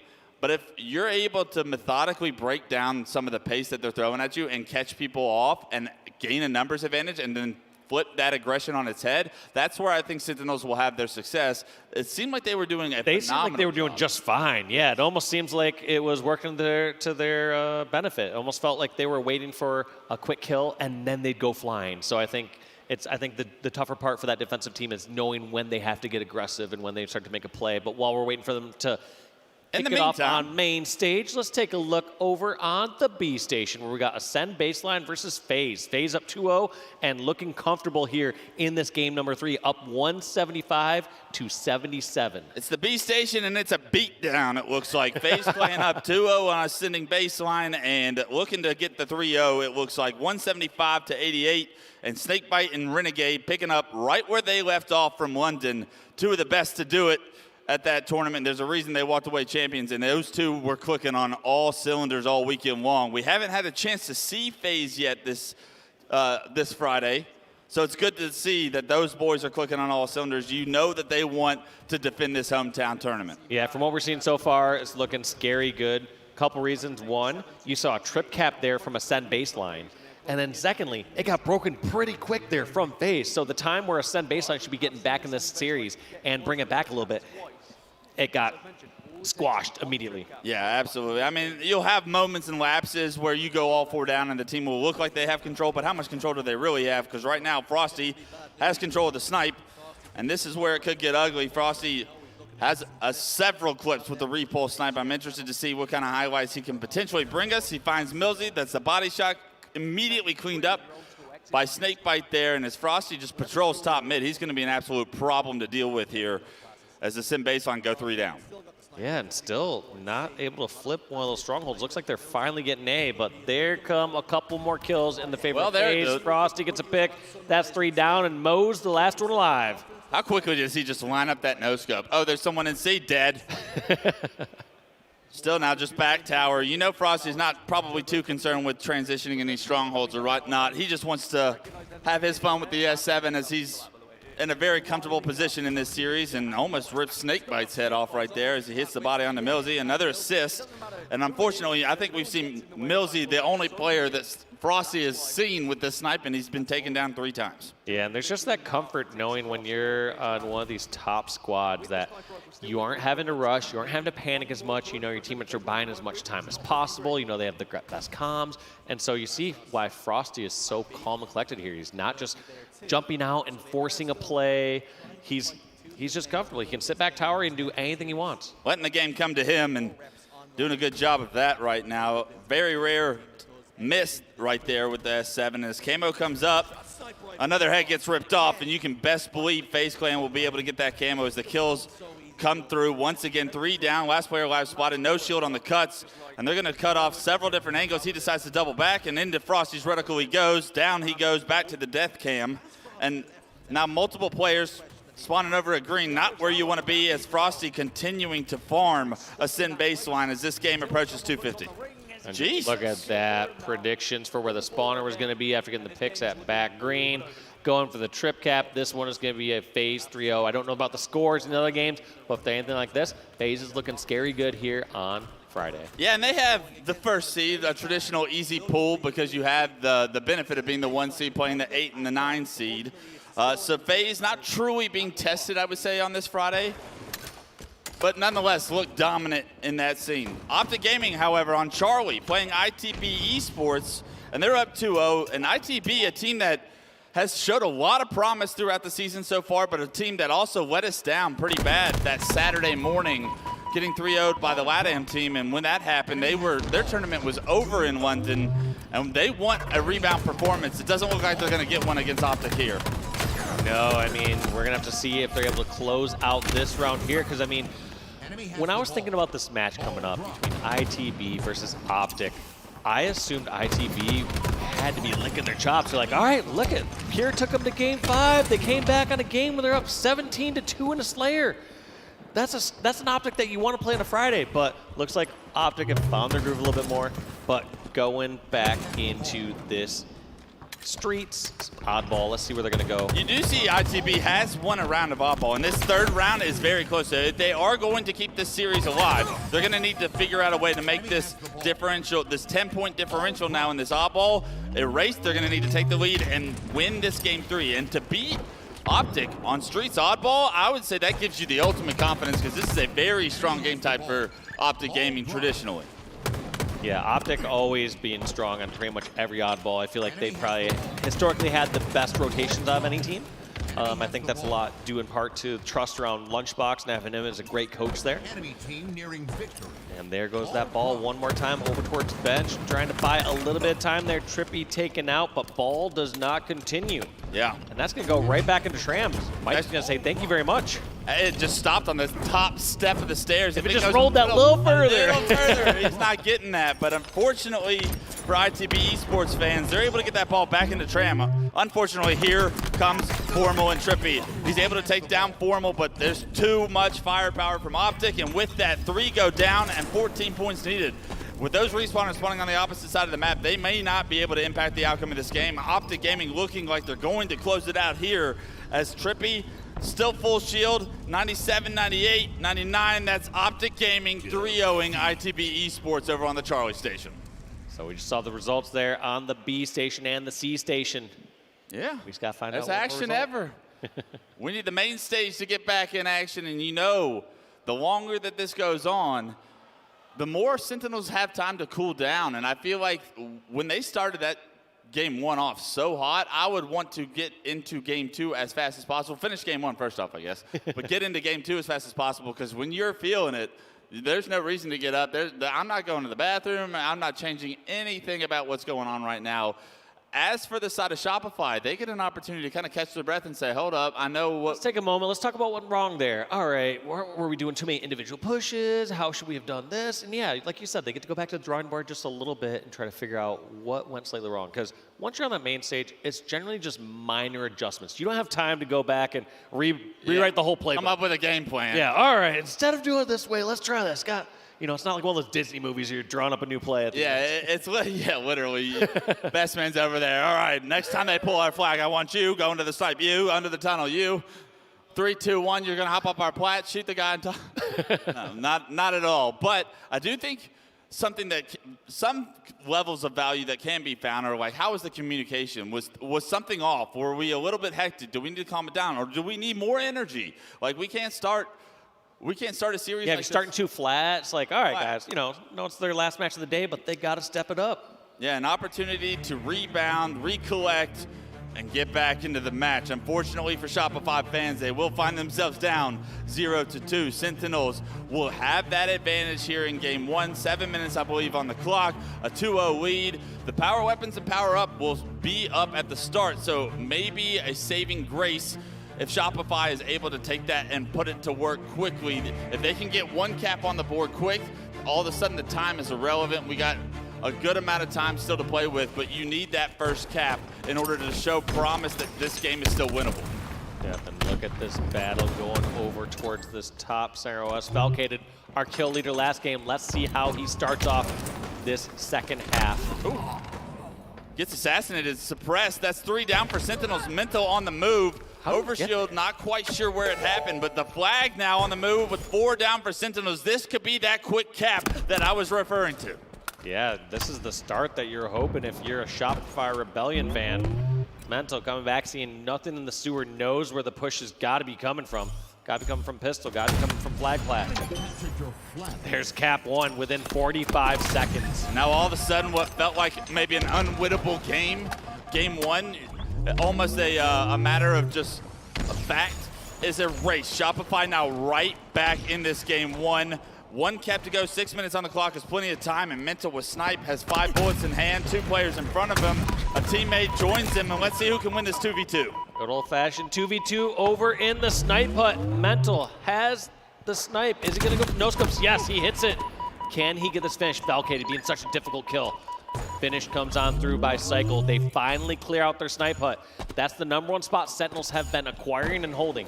This whole time you're wondering, where is Sentinel's snipe? It doesn't look like it's in the hands of anybody. Actually, Shopify and Cycle look like they have the other snipe as well. So 2 snipes to play around. Only 2 bullets for Mental, however. But that can be put into a lot of damage very quickly that allow for a heavy investment in numbers. But their flag's getting pulled in this situation. How? How are they pulling it right now? That's the most insane piece by Boo Boo.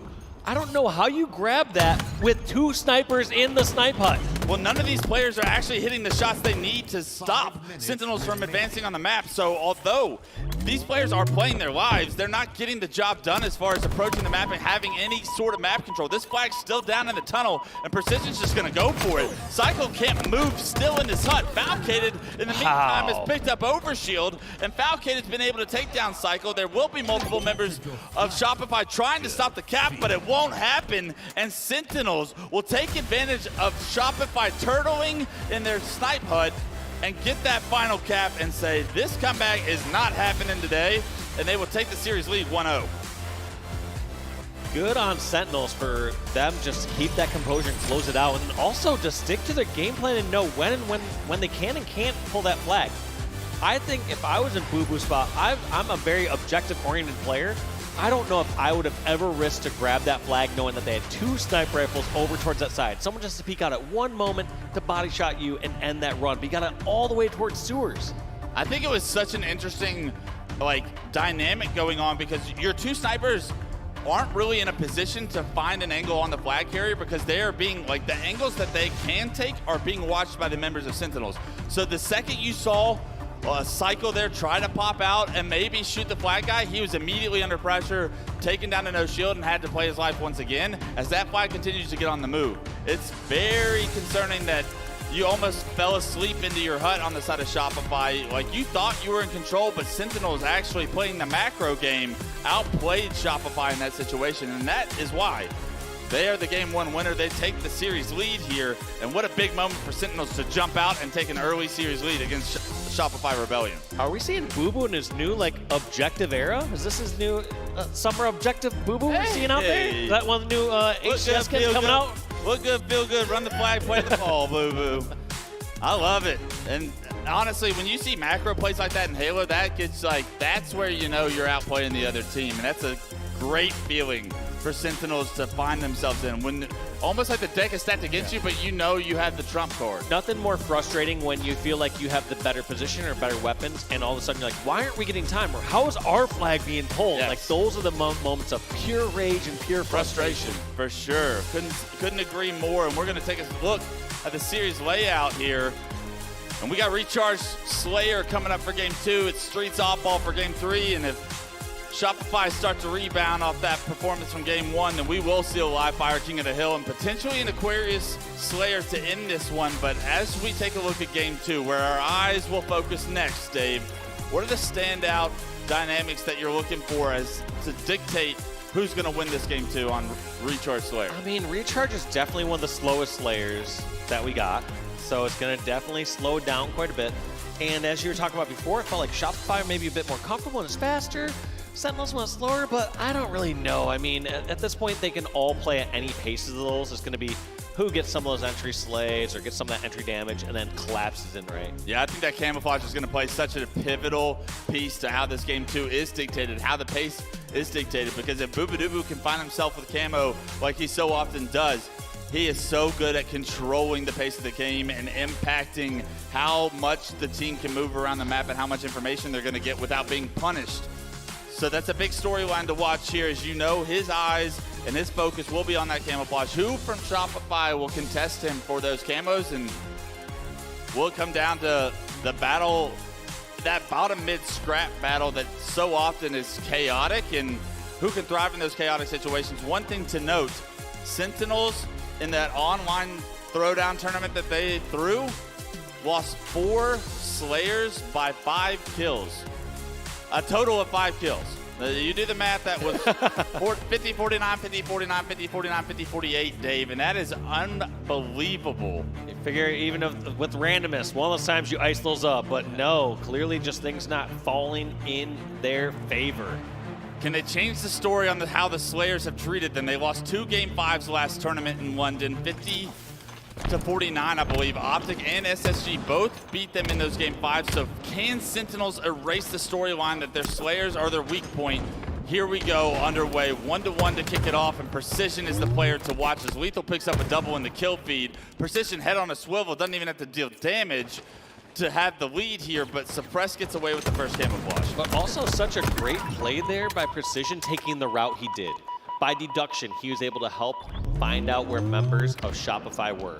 He jumped on over towards that bridge, went towards bottom control, didn't see anyone, nor did he just jump down, give a position, or try to fight something instantly. He said, okay, well, we control the center of this map. If anyone pops out towards batteries or Needler or goes towards camo, they are dead, and that's exactly what happened. Lethal cleaned up all those kills, and because of it, you saw the first round of slays go in the favor of Sentinels. Yeah, the lapse in the setup, though, was Suppress getting away with that camo. And ever since then, Suppress is on this 3-0 tear right now, really stalling any of the momentum Sentinels would have gained from such a strong start. 8-8, however, as the game does get tied up, Shopify will take the lead momentarily as Lethal goes down.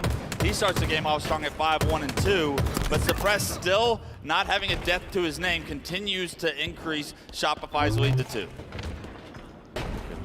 Suppress not stopping, gets the damage advantage on that player, doesn't get the melee trade from Falcon. He was just waiting for that one extra bullet. Yes, he could have meleeed and got that off, but he wanted to get the full trade kill. He almost did. The way he's moving right now, it looked like he was going to. Right now, though, Sentinels go 3 down, last player alive, Precision, and he's got a cycle with the grapple flying towards his respawns. Precision gets caught out, and this is the pace that Shopify loves to play at. They are staggering the respawners of Sentinels. They are split spawning them in situations where Sentinels do not have an answer to stop this pace. Answer is just getting a couple kills of your own. There goes 3 down. Mental, the last one alive for Shopify. This should be a camo going in favor of Sentinels. They do it right. I mean, they got the kills. They got the positioning. Now they need to grab the power-up. A little bit too aggressive on the side of Shopify.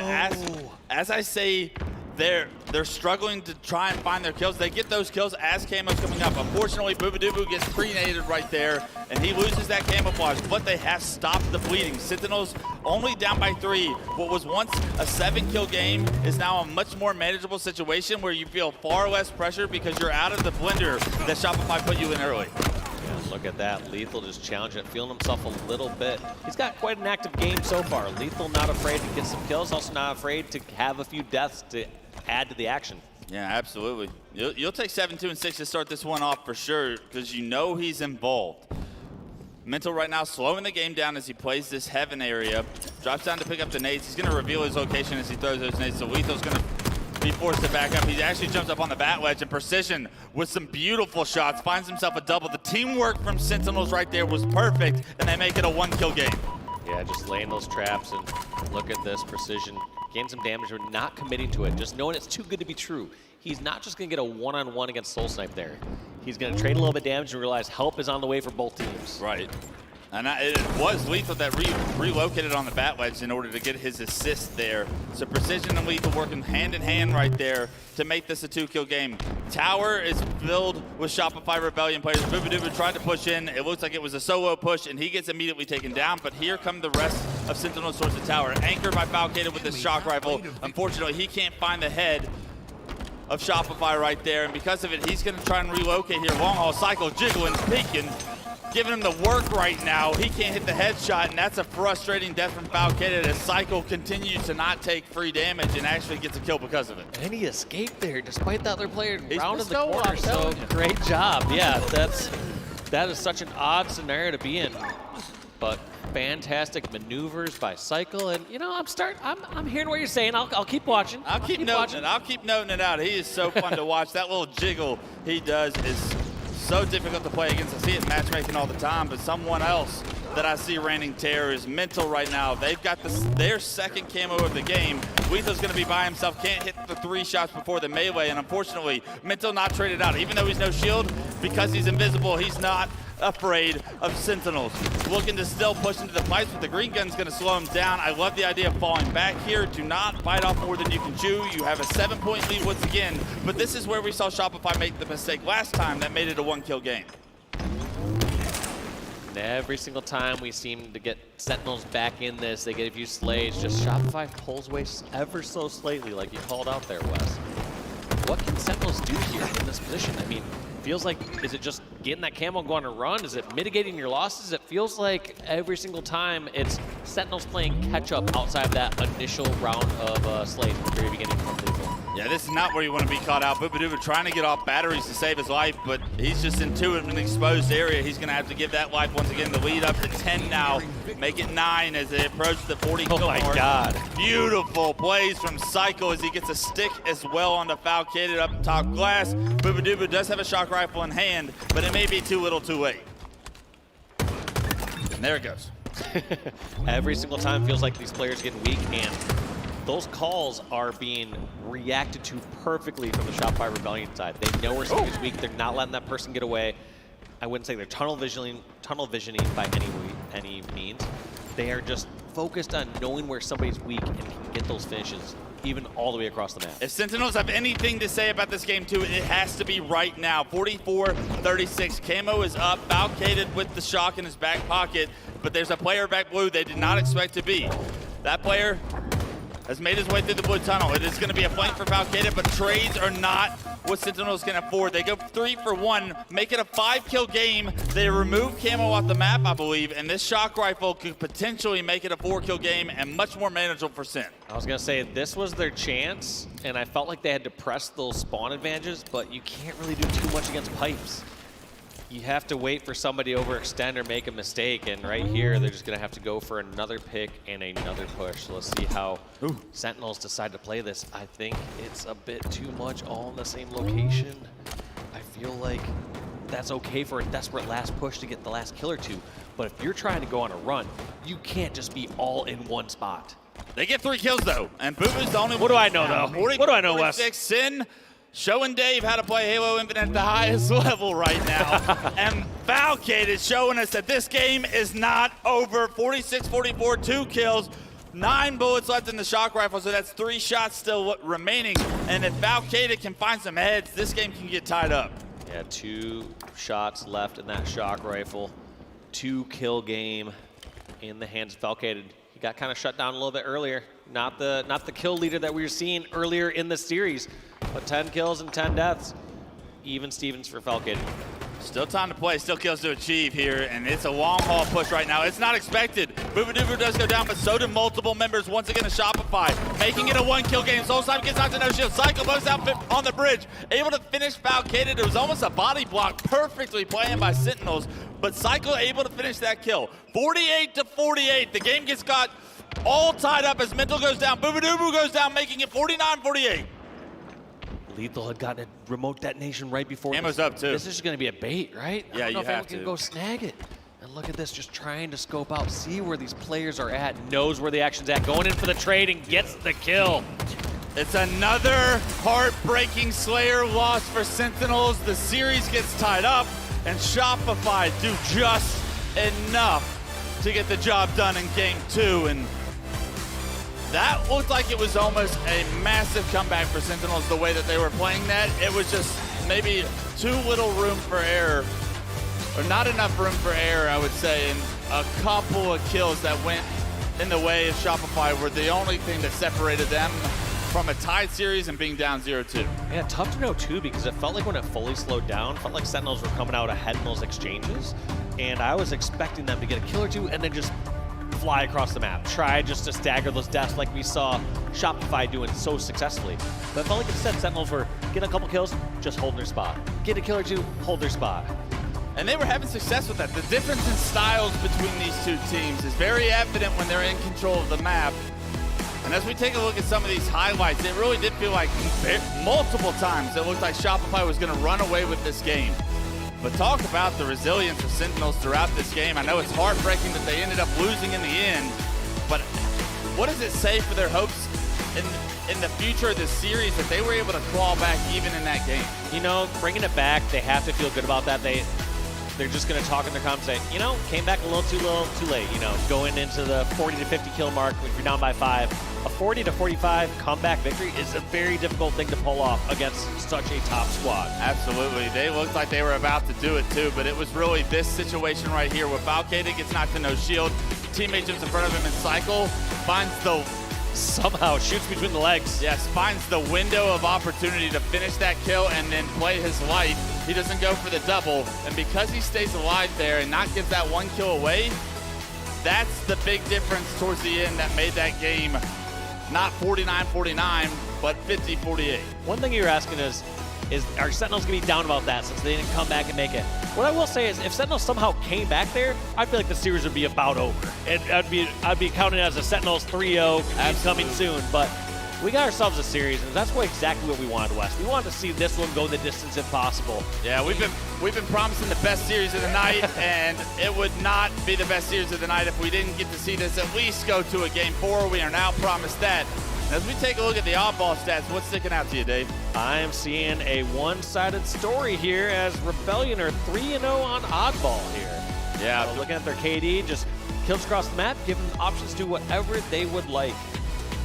Round win percentage is a very interesting stat as well. 86%, meaning they probably only lost one round in those 3 games. Sentinels, however, below 50%. That's traditionally going to happen when you have a losing record in the map mode combination, but you can tell that they're still taking rounds in the games that they're losing, so it's traditionally going to a round 3 where they fall short, it looks.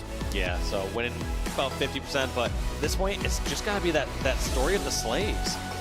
One thing, objective efficiency is very important, and yes, you need to make the right rotations, but at the highest level, at every level, you need to get the slays to allow that to happen in the first place. If you're getting slayed by any significant margin, it's going to be a really tough thing to overcome with objective efficiency. Yeah, I couldn't agree more, and Sentinels, even with a losing record, had a positive KD ratio, so that's still impressive. That means the oddballs they won, they probably dominated in as well. So, interesting stats there for the oddball. Waiting for the players to get back from the short break, obviously. Game 2 is traditionally where you probably need to catch your breath, especially after that close 48-50 kill game. And if you're Sentinels and you continue to lose these Slayers in the fashion that they're losing, heartbreaking fashion, is that all of a sudden going to be in the back of your head if the series does go to a Game 5? If it gets close towards the end, it's going to absolutely be in the back of their head as much as they don't want to admit it or shake it. But it's also the time where the most pressure's on, where you can break that habit. You could change it up a little bit, break that curse. They're due for it at some point. We're due for a kill. Surely we can throw some nades somewhere and someone jumps on them or something.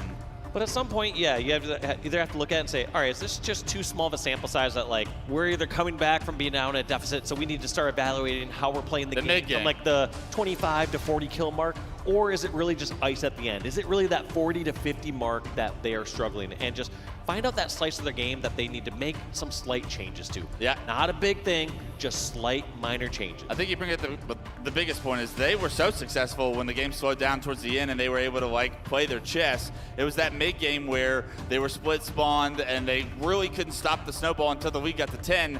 And you asking yourself to come back against a team like Shopify or any of the big dogs in this league when you're down 10, I mean, that's a very difficult ask to try of anybody. Yeah, I feel like that one's not as fair to be like, they lost the close game, because you're right, it was 29 to 39. Yeah. And they somehow brought it to a 2-kill game. Right, that tells you when they can find their comfortability in these games against a team like Shopify, when they can control the pace, they can have success. They know the formula. It was very surprising. You even called it out in the middle of the game where you were like, I want to see them push and whatnot. I want to see them be aggressive and take advantage of this space like we see SSG do, like we see Shopify do. That's not really Sentinel's bread and butter, but they clearly have a recipe for success because when they are in those situations, they're closing the gaps. Absolutely. All that matters is you're closing the gaps. Sometimes it's a bit more apparent or obvious when Shopify are doing it because you see them get a couple kills and go flying across the map and get a couple more kills, and it happens in rapid succession. Whereas the Sentinels one, it's like, yeah, they get a couple kills, and then like 20 to 40 seconds pass by. A couple kills,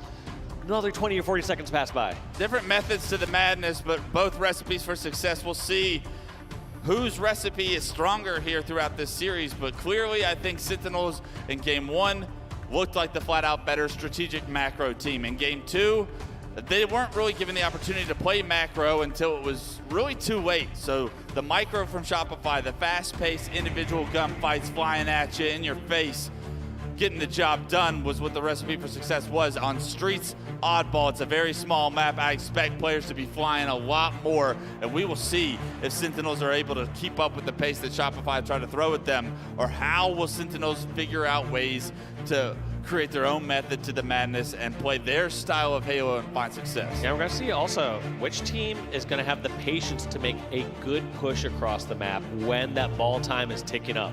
Or are they going to try and make some sort of hero flank and go flying across and potentially make the play of the day or stagger their spawns. Or give the enemy team numbers, and that makes it so difficult to try and break a setup when you don't have numbers. So right now, I like this idea, Sal. Let's kick this one off with Cycle. Once again, made his way towards the Bulldog, uncontested. And he spots that player bottom middle. This is going to be an easy kill for him to pick up. It's just an assist as the teamwork once again shines through. It's a 2-2 split, I believe, but Shopify will have ball in hand and get the early lead.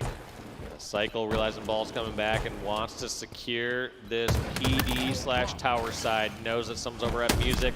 Gonna clean it up real easy over there at the arcade.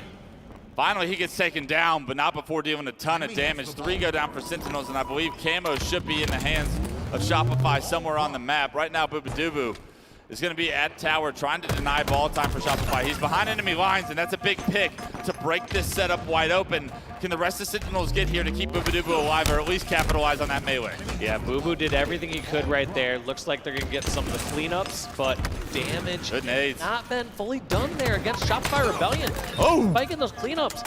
It felt like it took them a little too long to get on over towards PD and tower side of the map. Falcated desperately trying to stay alive over in PD. But they have numbers. What is Shopify going to do in this situation? Yeah, this is not a good place for Sentinels to be in right now. They do have ball in hand, but here comes Shopify Rebellion on the push. Good shots by Foul to trade that player with the shotgun to no shield. Somehow, all of them choose different corners. They all stay alive. Falcated finally with a little bit of an overshadow of that player back tower, but all 4 members of Shopify go down. Sentinels hold off. It's in a barricade in the PD, and because of it, they now take the lead. I need to reevaluate my casting when I'm like, oh, all Sentinels all in one spot. You know what that means, Wes? And you're like, yeah, apparently you're going to get a bunch of kills, and things are going to go great for them. They held down the PD.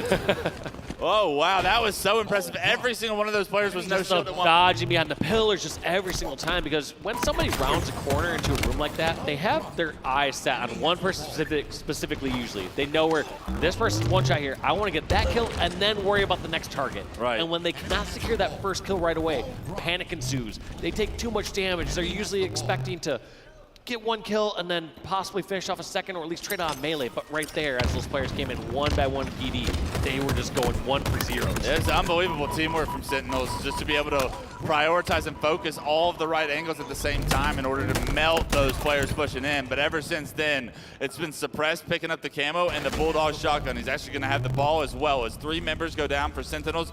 Suppressed, I expect him to throw this ball to his teammates so that he can make a play with this shotgun in his back pocket. However, his camo will run out, so he's going to maintain that ball control. Pressure from Purple is going to allow him or give him the information he needs to drop it and try and slay, but as 2 kills come through, Shopify's setup will stay strong and Suppressed will hold this ball. You know, I also agreed I would have loved to see Suppressed pass that off so he could be more active with it, but end of the day, if he's just sitting back tower or towards PD with that Bulldog, he's going to be such a danger by so much time. Any one-on-one he gets into, even if the opponent gets the first shot, he's going to win that. Or if he's the last one alive, he can toss it out and drag somebody in at least for a trade. Yeah, he can lull them into PD here with the oddball and the shotgun. It's a triple kill for Mental as we switch to the screen. The 4th player gets spotted. It doesn't give him the opportunity for an over, but Mental, even dealing damage to him, is going to force spawns towards the back of Tram right now. Mental not only picking up 3 kills, but with the ball in hand, this round's starting to get ugly, Dave. Yeah, starting to get a little out of control. Ball has rotated so far across the map. Lethal's like, wait, weren't we just pushing over to PD? And now all of a sudden, going back towards Tram, knowing that these players are over in here. Does those hit? Barely missed, and he does get the finish. Lethal's thankfully got that finish, but now he's like, all right, do we got to deal with the flank spawn here from Cycle? Yeah, very difficult kill for Lethal to get, and unfortunately, the rest of the Sentinels weren't really able to capitalize. All 4 members go down, the ball back in the hands of Shopify, and there's a 67 to 32 point leading, and continuing to climb here for Shopify. Yeah, Cycle on over towards B. They do get that first pick, but Cycle trades it out with a sticky nade, so now it's going to be a 3v3 or a 3v2 if you're not counting the ball holder. Can they make this difficult push? It is such a nuisance to try to push up towards those C stairs. There's just no real easy way into Tram. You have to make the push fast. Yeah, it's unfortunate. They didn't expect Suppressed to go from the top ropes of Tram, and he jumps out, gets the first kill, and that's allowed the rest of Shopify to collapse here. Boobadooboo, the last player alive, trying to push pillars. gets denied access, and Cycle pushes him back and then relocates. Are they going to expect Cycle to be in tires here? There's going to be multiple members of Sentinels around Cycle, but Precision is going to be the first one that gets taken down, and he's having a rough go here in this game 3, 6 and 12 right now. The wild thing about Cycle over on this tire side of the map is he's just trading and dying, going 1-for-1, but that is totally fine when your team has ball across the map.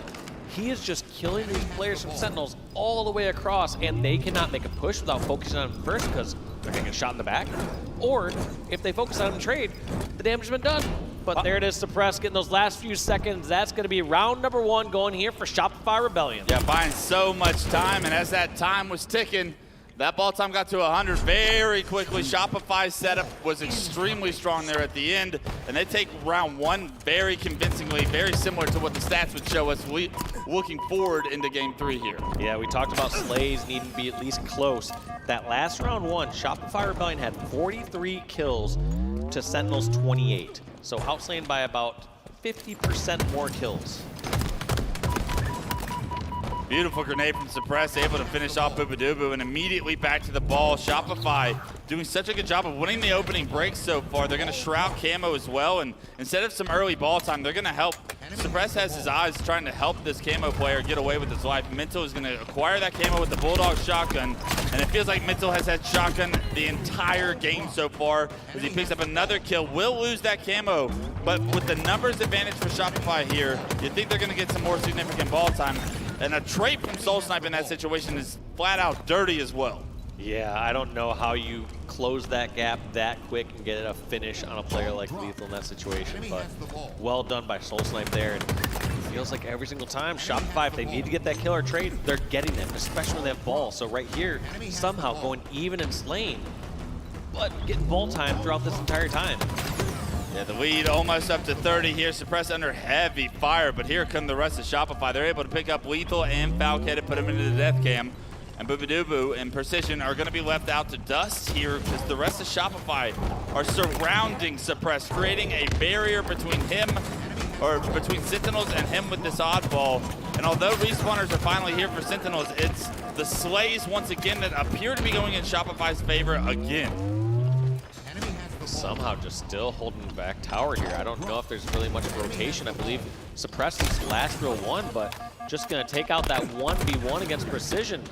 Eventually picked off, but 40 seconds on the board, 1 minute off the clock. Things are looking great here. Shopify at the start.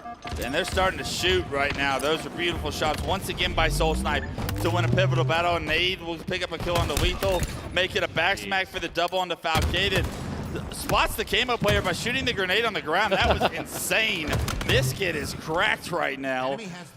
That was one of the most impressive little runs I've seen from Soul Snipe in a long time. So well done, Soldier. And because of it, it's a 50-point lead here in round 2 as well.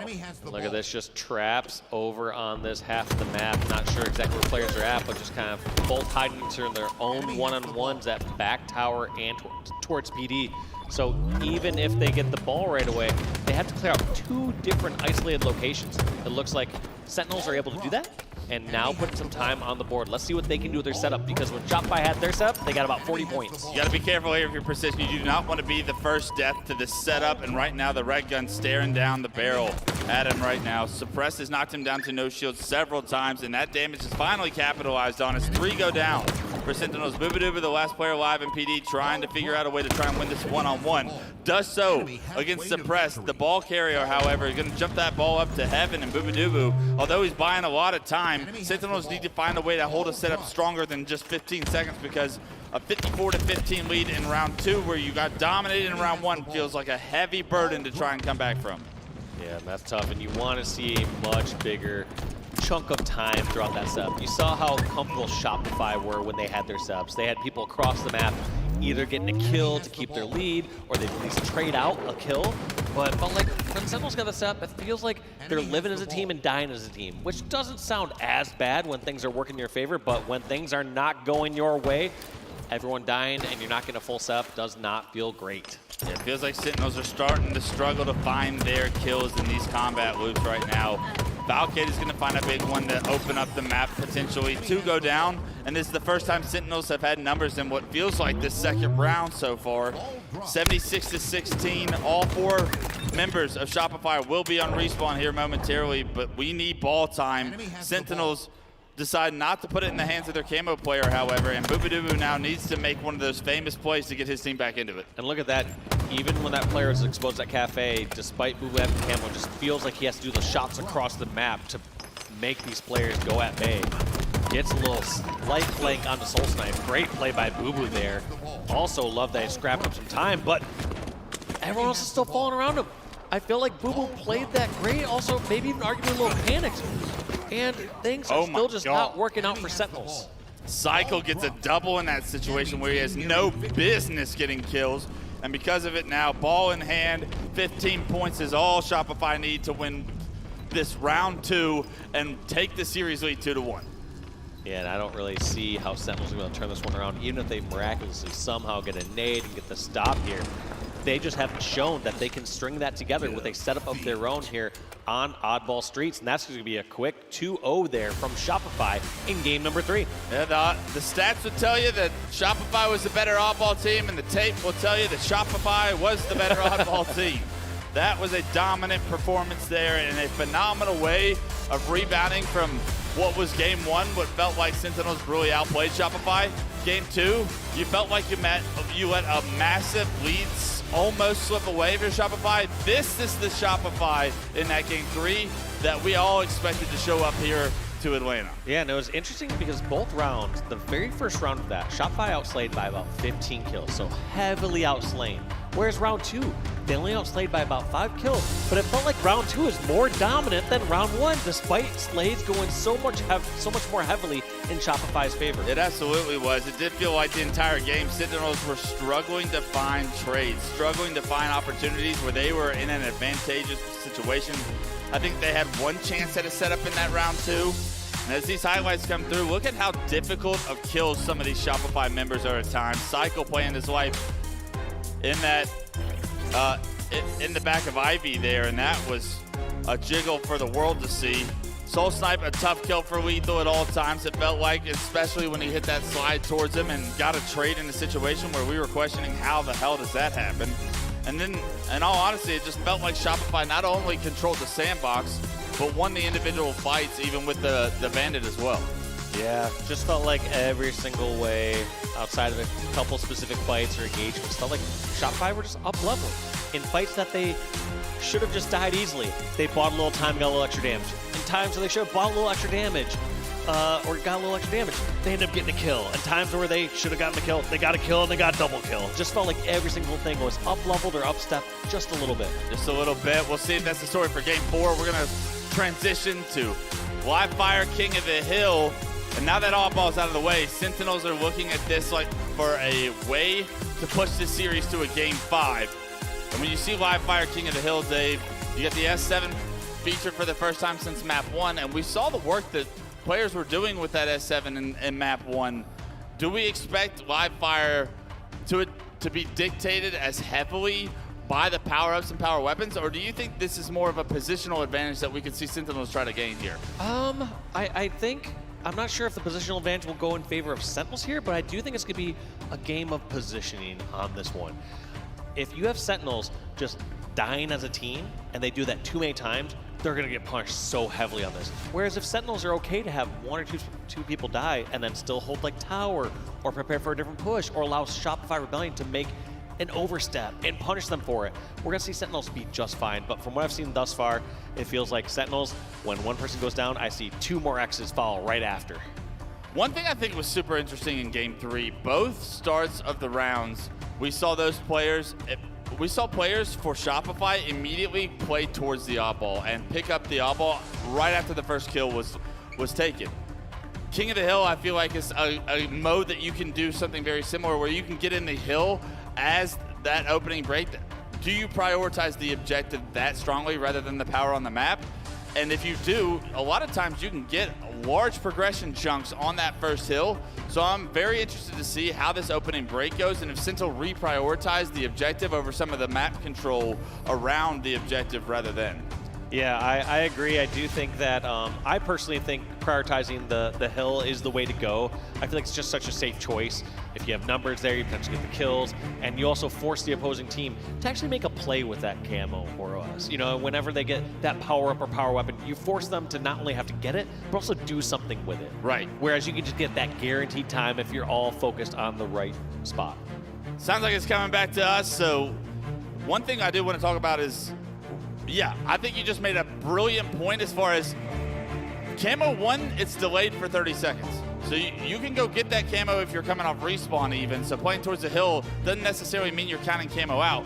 But also getting camo doesn't necessarily guarantee you anything, right? If you get spotted out, if you shoot and get forced in a trade situation or an enemy team focuses. People got eagle eyes. People got great vision these days. Yeah, it's actually unbelievable. So I don't know how these young kids do it because I can't see it for anything. And when I have camo, I guess I'm kicking up mud or something every time I go somewhere because I'm definitely spotted out. I feel like I have the old flaming helmet from like Halo 3 when you had camo and you're walking around giving it away. I swear that's my Spartan in Infinite because of how consistently I'm spotted out. Maybe I just take bad routes on it. But I think that that's such a brilliant point because guaranteeing yourself the actual objective itself, the hill progression, rather than the snipe, rather than the camo, it just seems like an easier equation, and I'll take that every day of the week, especially if it involves 30 seconds before camo coming up. That's 30 seconds of a hill that you could have gotten potentially, and that 30 seconds could kick your game off the right way, and that's such an important first hill, I feel like, to like start the game off with the lead and be able to kind of dictate the pace from that. Yeah. And also I want to see how this plays for Sentinels because I feel like when we saw the other objective games, we saw taking that last oddball. Felt like Shopify were able to really know when to pick that up, when to toss the ball out, or when to rotate it. King of the Hill, you don't have to make those tough decisions. Kill, jump and hill. Yeah. Those are the only two things you got to do. Or jump in the hill and kill. Exactly, and you can't be punished by jumping in the hill too early as badly as you can be by like grabbing the ball too early. Instead, you can, like I said, jump in, secure that objective, and just fight. Really, the only decision you're making in King of the Hill is revealing your location of the area that you are. You know that a player is somewhere in this vicinity because the hill is controlled by the enemy team.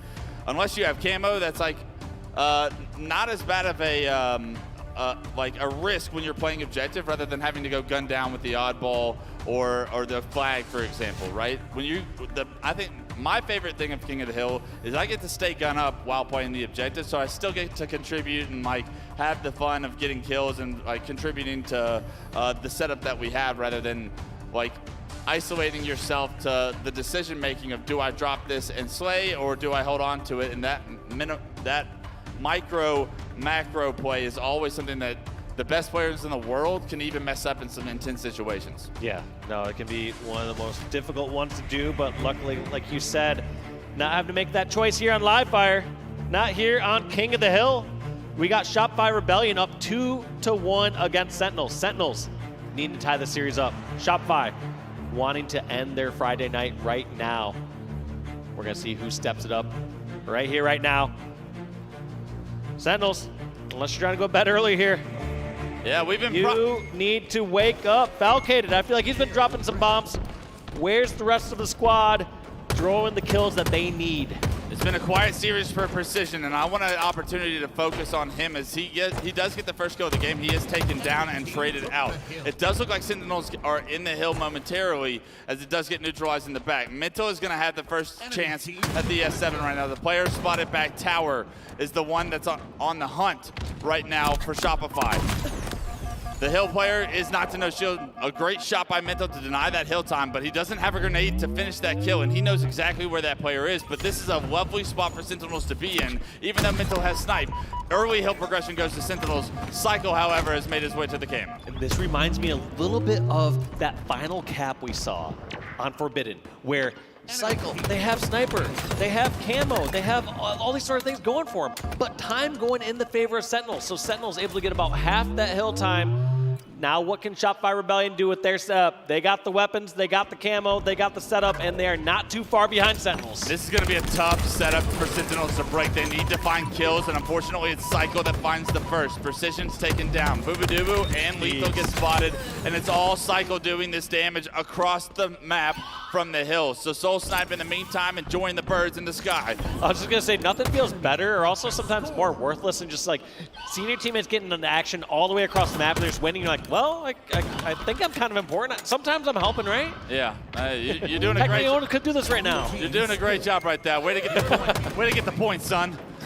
As Soul Snipe able to acquire that point, Mental continuing to put that snipe to work. You see a head get ripped off right in front of Soul Snipe when you first think he's going to get into a gunfight. Mental takes it away from him, and the transition to hill number 2 is perfect from Shopify. They're already set up. Yeah, they know where the push is coming from over at green. Misses that last snipe bullet. Know the push is coming from Nest. What does Mental Side do? I like this play. Focus out towards dummies. Gets one pick. Soul Snipe, the last one alive. How does he regroup with his team?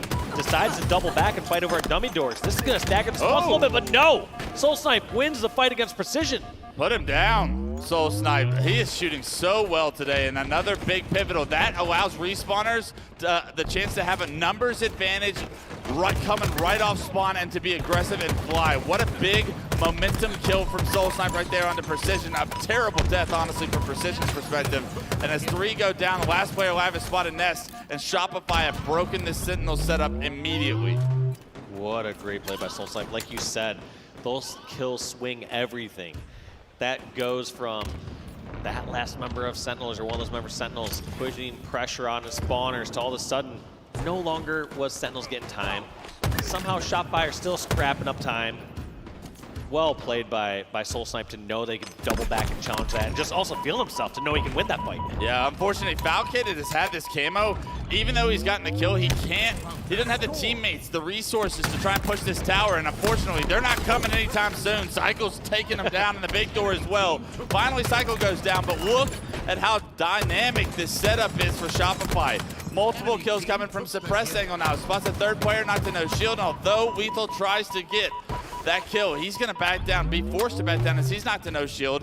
And all of these fights give Shopify the advantage. They're not even finishing the hill right now, Dave, because they want a chance to rotate for this P3 before they finally cap this. They're going to finally get toes in, but a little bit of time off the clock could matter in the late game. Yeah, and I think it's one of those things that you don't extend out forever. It's one of those things that works out when your team is controlling that pace and you know your team can do it, but they're not going to sit there and tease that forever. Instead, they're saying, all right, let's see if we can wait till we get that one extra spawn. Let's see if we get that pick. All right, now let's finish off the hill and go for the third hill. Yeah, don't get too cute with it, but take a couple of seconds with you. Why not? Make the most.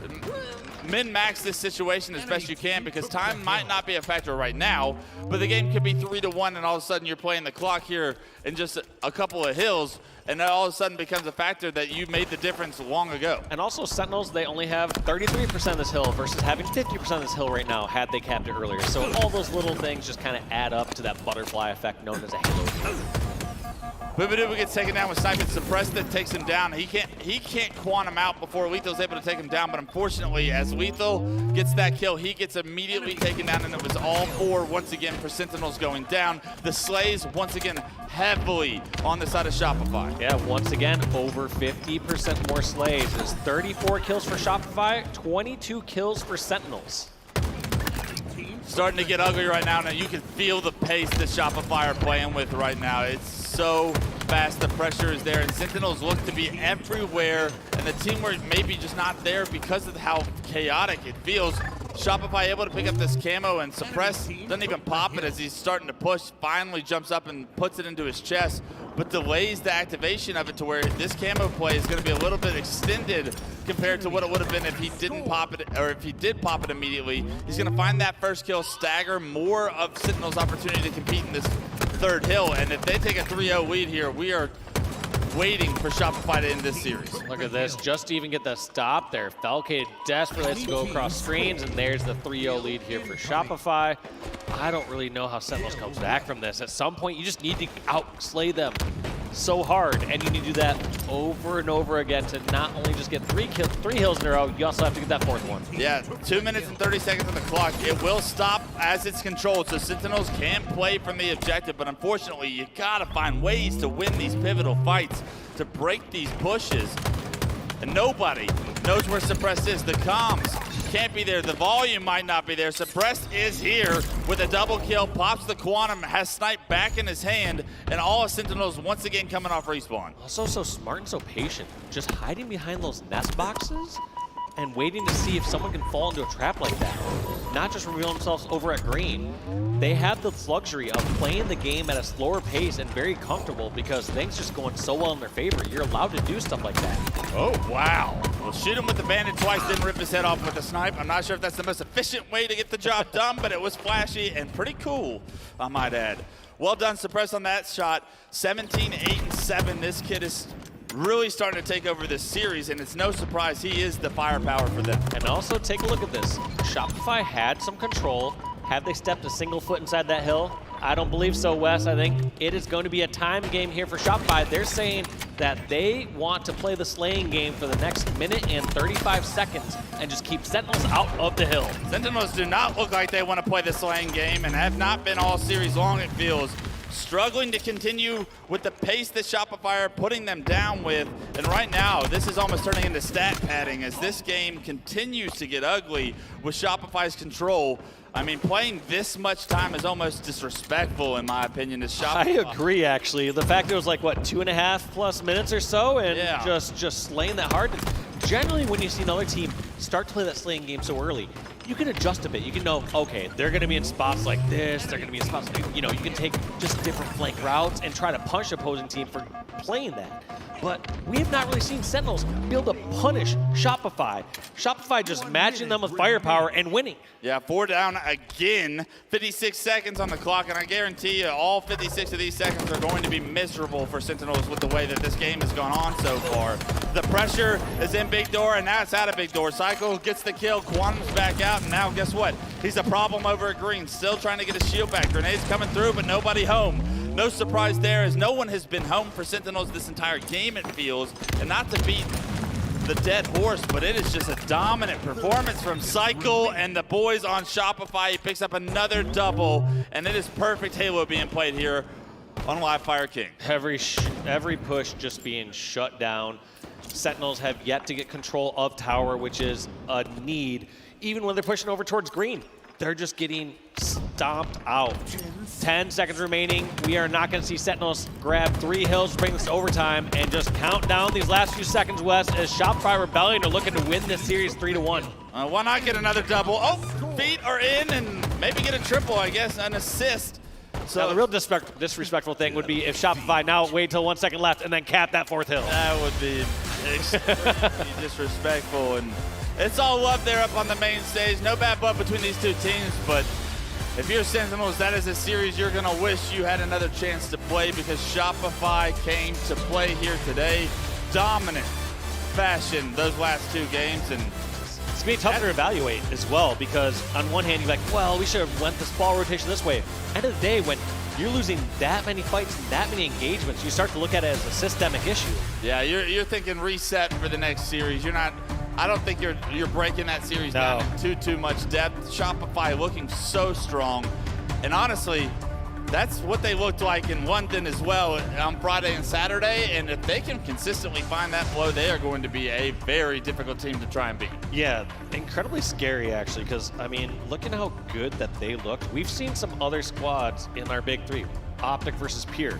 Optic were not looking as good as we saw Shopify look in that series. No, I think Shopify just put down a statement to the rest of the league here that they had a true test in front of them and they aced that test with flying colors. I believe we're getting ready for an interview downstage, but I mean, all right, we're standing by for it. But yeah, you're right. It was a slaying game at the end of the day, though. I mean, when we looked at the very first game, we did see Sentinels. They showed some life. They pulled out that flag 3 different times. Boo Boo running through sewers every single time. So they showed that they can do it when it's on the right conditions. But as soon as slays come too much into effect, Shopify just ran away with it. But I actually don't want to hear it from myself. I think we should throw it down to Blaze on the floor. Blaze, take it away. Thank you so much, Weston Walshy, okay, for the great cast. Now, Atlanta, make some noise for Shopify Rebellion as they will win their pools with that matchup, I believe. Man, and I got Mental with me on the main stage. We got a chance to watch it play back-to-back, Cloud9 and Sentinels. Talk to me about just how proud you are of the boys to be able to come away with both those wins. Yeah, so the first match was a really good match out of us. We showed a lot of resilience. Cloud9 played really strong. We had a couple good comebacks throughout the first series, and that's where it really started for us going to that second series. A lot of momentum. And then, of course, Sentinels is a very strong team. They took the map 1 on us, and a good Forbidden out of them. And then we bounced back with a good Slayer win. We all played really well. And then we had a little team talk after that because we were staggering a little bit and having some solo deaths, which wasn't, ideal for us. So after that, we came out even stronger and finished it 3-1. Boom, just like that, okay? 3-0, 3-1 here, being able to lock up that Pool C, I believe it is. But, now last time I got a chance to really talk to you guys, it was London, okay? You guys make top 4, top 3 at that, and be able to come out. But on Sunday, you guys didn't win a map, okay? It was 0-3-0-3. What did you guys learn from that between events and that you wanted to bring to this event to work on? It was really just coming down to our teamwork going into Sunday. We knew we were like one of the better teams going to the actual Sunday, so we kind of just shrugged it off and hit the lab when we got back and just talked about just less solo challenge, kind of what we were doing at the beginning of the series against Sen too. And yeah, that's all it really came down to be honest. There you go. Okay, now here watching this series, one of your teammates I want you to talk about is Cycle, okay? He is so consistent, came away with some big doubles, some big slays. Talk to me about what he brings to the team. I mean, yeah, Cycle's one of the best players in the game right now. We knew since when I teamed with Rain and Ryan, that was the 4th we wanted to go with, and ever since teaming with him, he's been nonstop improving. And yeah, like I said, he's one of the best players in the game right now, and he brings a lot to the team. Like, he's all-around very well player. All right, definitely is. And now lastly, anything you want to say to Shopify fans before I get you up out of here? Because I know you want to go rest. Yeah, shout out to all the fans, shout out to my boy that came, and shout out to Shopify, really. They've been with them since day 1, so I appreciate them. All right, there you go. And I'm pretty sure they appreciate y'all as well. Atlanta, make some more noise for Shopify Rebellion as they take care of their pools. That's going to do it for me and Mentor on the stage. A lot, back to you. Thank you so much, Blaze. Joining me on the desk right now, I do have a wonderful guest. Migwin, hi, welcome to the desk. How's it going? How are you? Good, I'm very good actually, especially after seeing Shopify and how good they really are. We're having, some questions, especially not seeing them online in that kind of gauntlet that we saw from the top 4 teams, and they weren't included in that, especially after London. But to see them come out, the showing with Sentinels, which is honestly our primetime game of the entire day, to be doing that, it was absolutely incredible. I want to know your thoughts on that series. Yeah, I think it's obviously they're trying to gain some ground on making the separation between them and the outside of the top, our big 3. I think at this point we're kind of in a situation where if you really want to talk about them, they're actually kind of, what's the gap between them and the top 3 rather than the gap between them and everybody else. They're really starting to show how strong they are. They certainly are indeed, and I got to say the individual talent on that roster as well is definitely, I think, coming forward. I think it's definitely in conversation a lot more now, and I think that comes with time, right? That comes with results, and seeing players like Cycle start to find his feet. I mean, my goodness me, he was popping off, but as well, Suppressed. Insane. I mean, the numbers in that last game, Wes, were just unbelievable. The entire series really was in their hands, and they took it by storm. Yeah, they looked very good. This game 1 kind of let me down. They were in such promising positions. I think even that first reset where they were able to get a cap in the first minute, I was like, all right, they might actually just do this and pull off a comeback here. But Sentinels figured out a very difficult situation where Shopify had 2 snipes and still let a cap go through. But from that moment on, it really felt like they gripped the wheel of the series, and they were able to find the exact path they wanted to go down. This Slayer did get a little bit close, and that's props to Sentinels from bringing it back from 10. But 3 and 4, games 3 and 4, we're about to see the highlights. That was where the series kind of got ugly. Yeah, it did indeed. I also do think that map 1, I think Forbidden CTF can be a little bit tricky at times. And I think, like Mental kind of said on the stage, you know, teamwork is the big thing. That makes the dream work. That is so important. Forbidden is definitely one of those where you need to be making sure you are not dying individually. If you get spread apart and then you're getting spawn trapped, that is just the worst thing that can happen. And those flags will be going home. Walshy, for the rest of that, though, they adjusted on the fly. And that's something else I picked up from Mental. The adjustment on the fly, that is huge for a team to be able to do, and they did it so well. Yeah, they just listed comms so well, and I just felt like they were finding what I would consider kind of odd fights across the map, but they were doing it, they were just finding members of Sentinels, shooting them in the back, fighting all the way across without their objective player getting really punished. I noticed that specifically on that oddball and also that last King of the Hill, where it just felt like they knew where to find these fights and when to find those fights. Cutting off those angles, making sure there is no room to breathe or move, that is exactly what Shopify did. And that, to me, is how you're going to be taking down some of the, I would say, more experienced and kind of well-rounded teams that we have here. And I think to break that top 3 yet again, like we saw in London, they're going to have to continue that. We're looking at the stats right now on your screen, and as, of course, we know, Cycle had one hell of a series. He's looking so good, but following behind him, though, is his teammate Suppressed, and I do have eyes on him. That final game, some of the stats, I mean, before the end of it, I caught a 28 and 9. I mean, Miquin, that is just unbelievable, especially when you're trying to, you know, drive your team to a win here, to push the boundaries, and doing that against Sen is no easy feat. No, it's not easy at all, and I think it's one of those things where Cycle's Mr. Consistent, but Suppress is their big guy, the big game guy. Like, yeah. I think you see him drop 30, 40. I think we played him last event, and the guy had like 28 kills in a flag game where nobody had more than 15. So it's just, he can get on like a blazing hot trail, and there's really no stopping him at that point. And yeah, it's just kind of the testament of like the skill on this team and how young they are and how strong they're starting to look over time.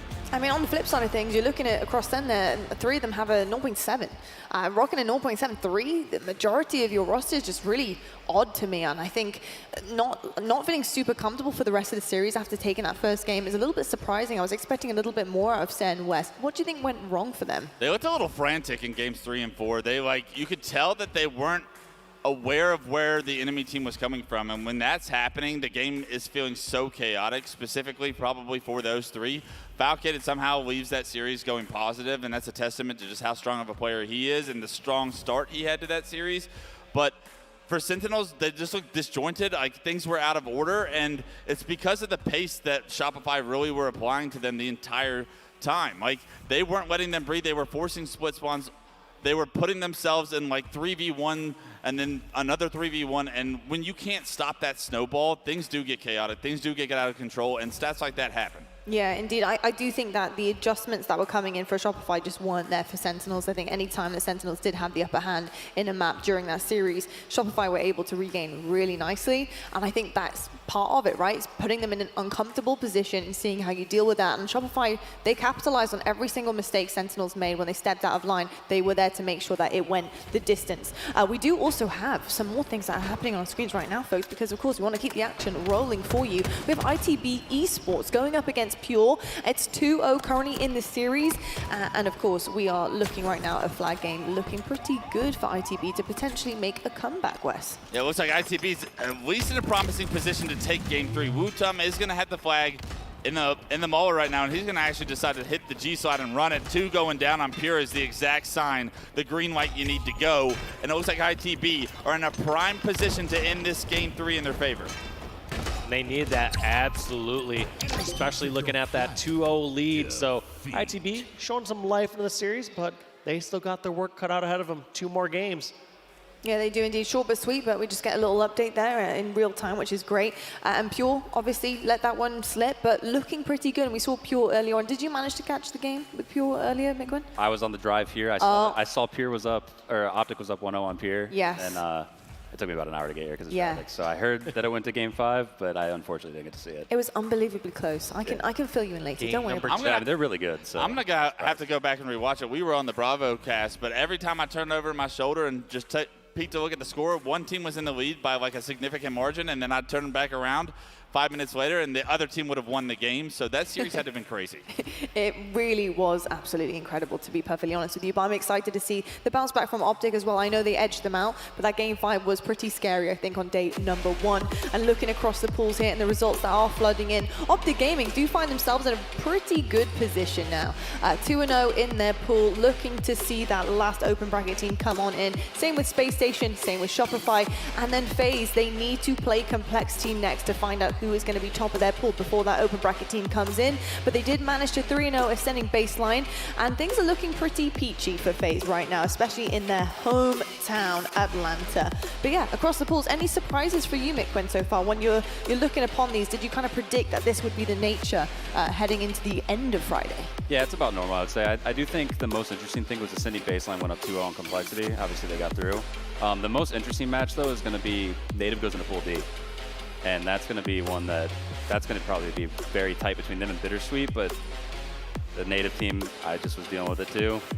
You never know. I'd like to know your thoughts on that pure ITB series. I think that has a chance to be a banger as well if ITB can bring their A game. Yeah, it seems like they're on the type of situation where it's like when their teamwork's on, they really can go with anybody. But it seems like the teamwork is a little inconsistent. I think when we played them at Arlington, their teamwork was on point, and then we played them in London, and it was definitely a different team. They still beat us, but it was something felt a little bit different. And, right.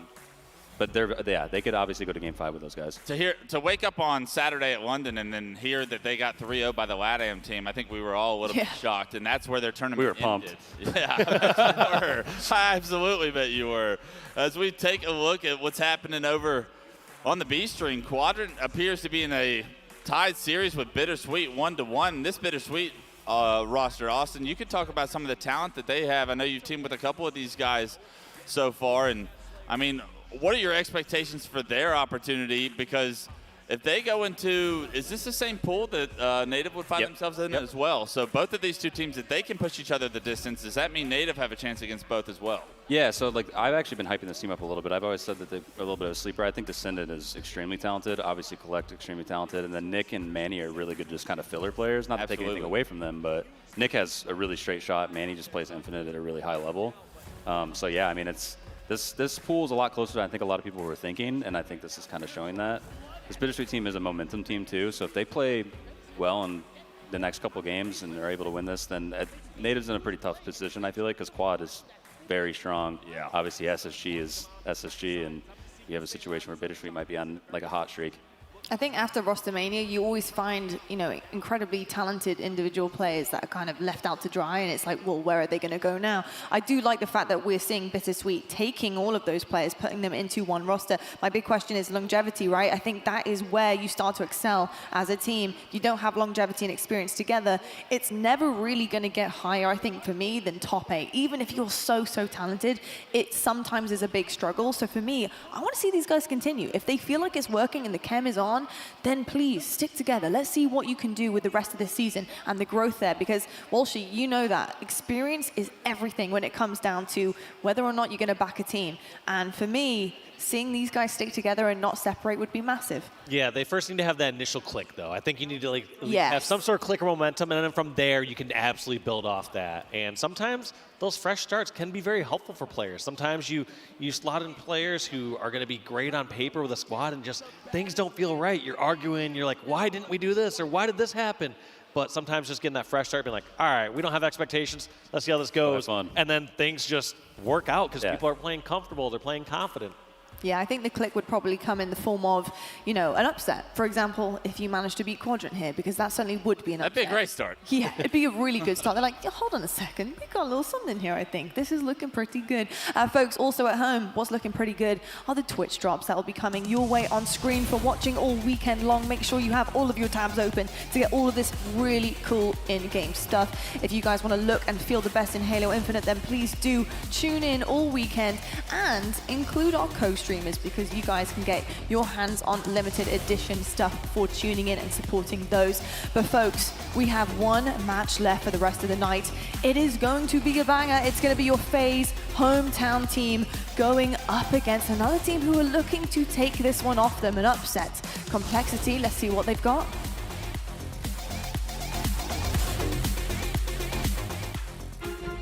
This is the world's most advanced processor. In entertainment, its rendering speeds render other processors obsolete. It drives the future of autonomous driving, powers cloud services for billions, helps change the course of climate change, connects communities of gamers anytime, anywhere, and uses AI to accelerate disease detection and cures. We make the world's most advanced processors, but only with your vision can we advance the world. AMD, together we advance.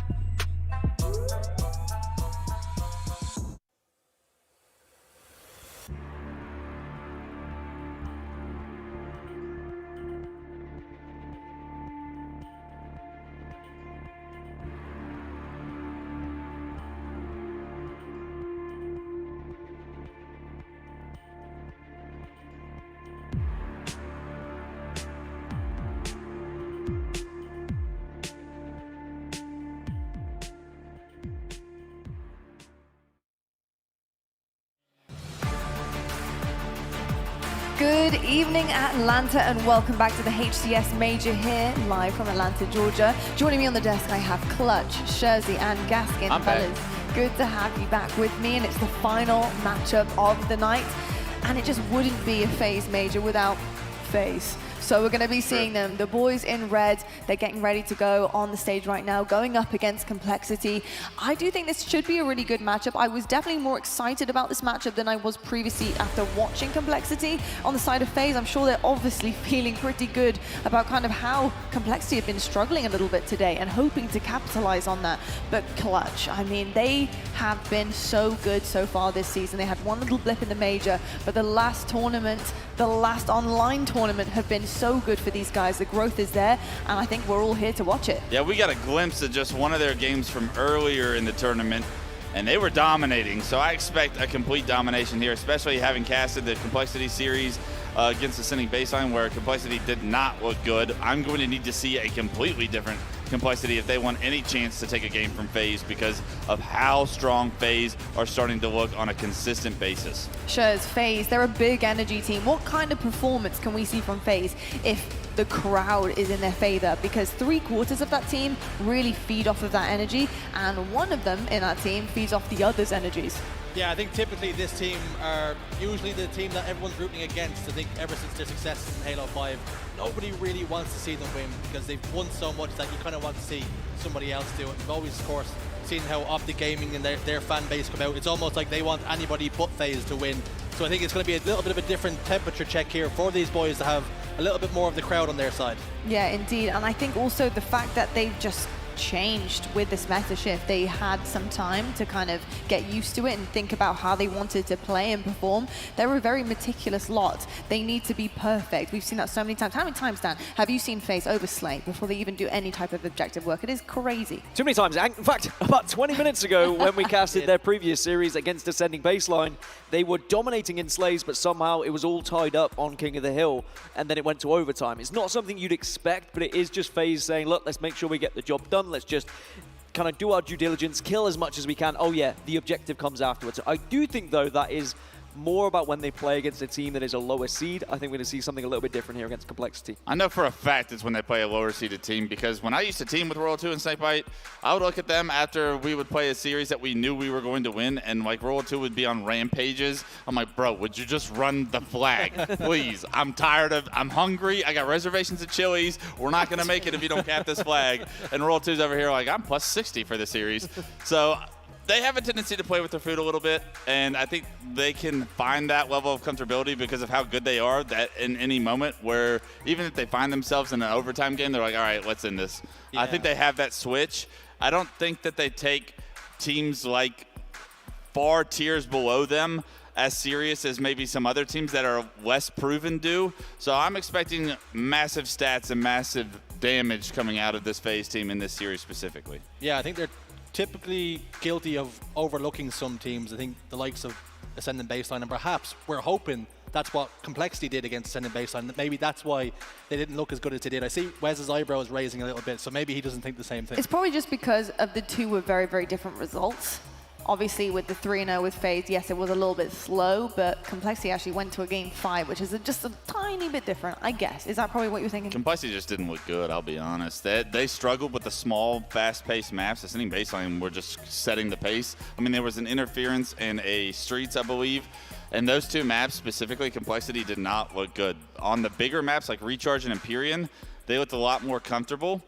I'll be interested to see the series layout and see, like, can Complexity find comfort in this, or is the pace really going to throw them off? Because I think that they struggled with the fast pace of play maps, at least against Ascending Baseline. And if they did it against Ascending Baseline, FaZe is going to push their limits even further. Listen, they didn't look good there, but hopefully they look good here. They certainly look good in their jerseys, so let's take a look at the team.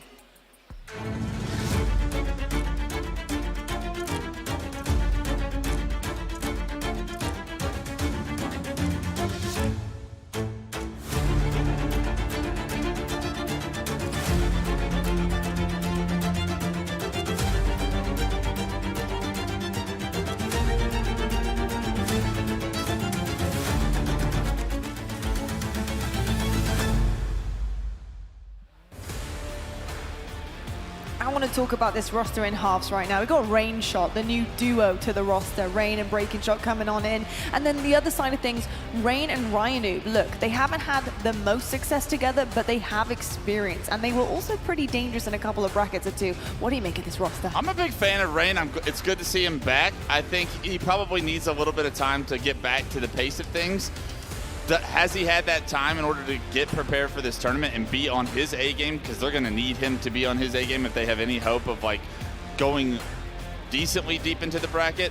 I'm very excited to see Breaking Shot, though. This is really the first opportunity in his young career that I think he's getting. And this is a massive spotlight. Like, Complexity might not be the strongest team in the league right now, but this is by far Breaking Shot's best chance to potentially break into the top 8 and really make a name for himself. I don't know if this is the series that he's going to be able to do that, but maybe he can make some plays in this series that give us hope for the future for this team. Shuzzy, this roster is a threat to the top 8, top 6 teams. How much of a threat do you think they are to the current #1?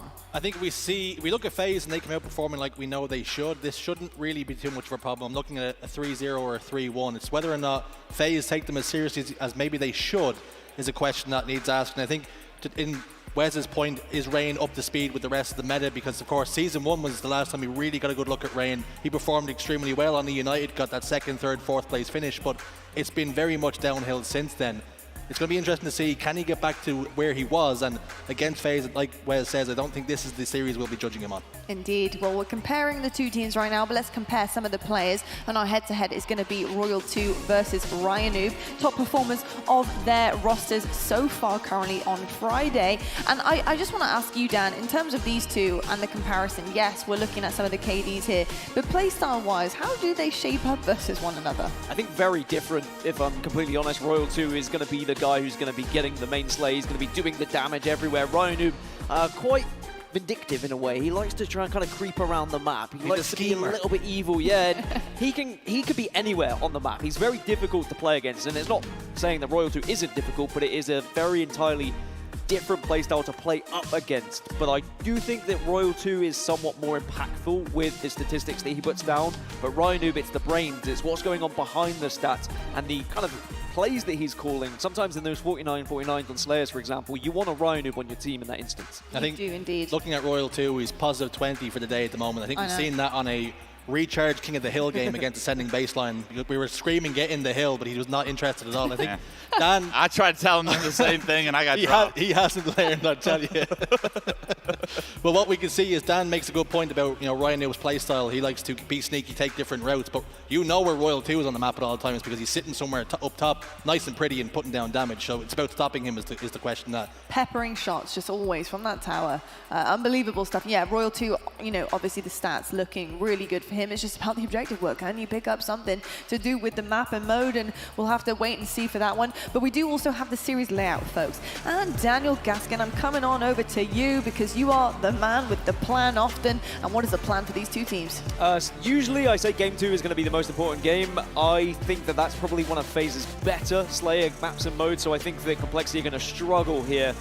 Has to be CTF Forbidden. If Complexity don't win CTF Forbidden, I'm calling this a 3-0. If maybe they take it, then suddenly this series layout gets a little bit more interesting. If you're going to see any CTF and have hope, if you're Complexity, I think Forbidden is the map. You talked about it in the last series where you can kind of play quirky and not necessarily traditional Halo on CTF Forbidden. I think Complexity could have something up their sleeve as far as the routes that they take. Can they throw off the pace that FaZe are usually playing on this map?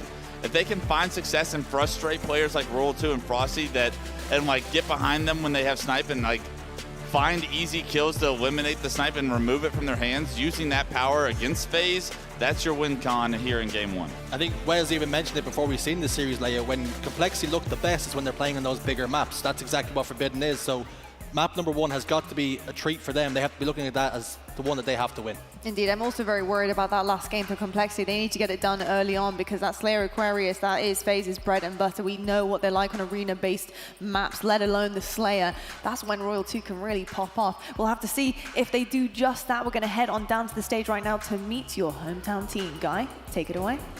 Thank you so much, Lottie. And as she said, Atlanta, it's time to meet the home team. We know who event this is, okay? So Atlanta, get ready to throw it up because the boys in red coming to the stage to throw it down. Get ready because here comes the 2023 World Champions.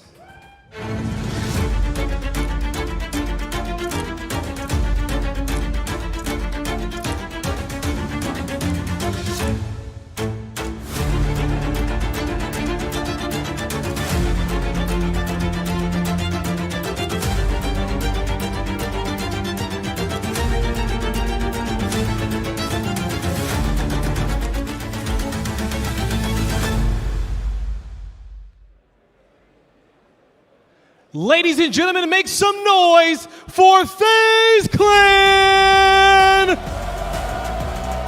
We got Royal 2, the Captain Snakebite, Renegade, and Frosty. Coming to the stage, make some noise for the champs, FaZe Clan!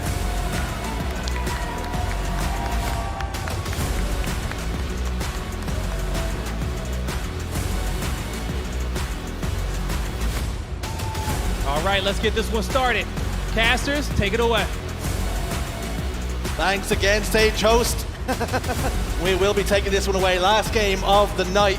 Complexity up against FaZe Clan, the hometown crowd here to cheer on their boys. And of course, the defending champions from London, FaZe Clan. Dan, this one's going to be good. Very excited to see what FaZe can do on the main stage. We were lucky enough to call the action on the Bravo stream. And, we joked about it on the analyst desk, which, we're still here.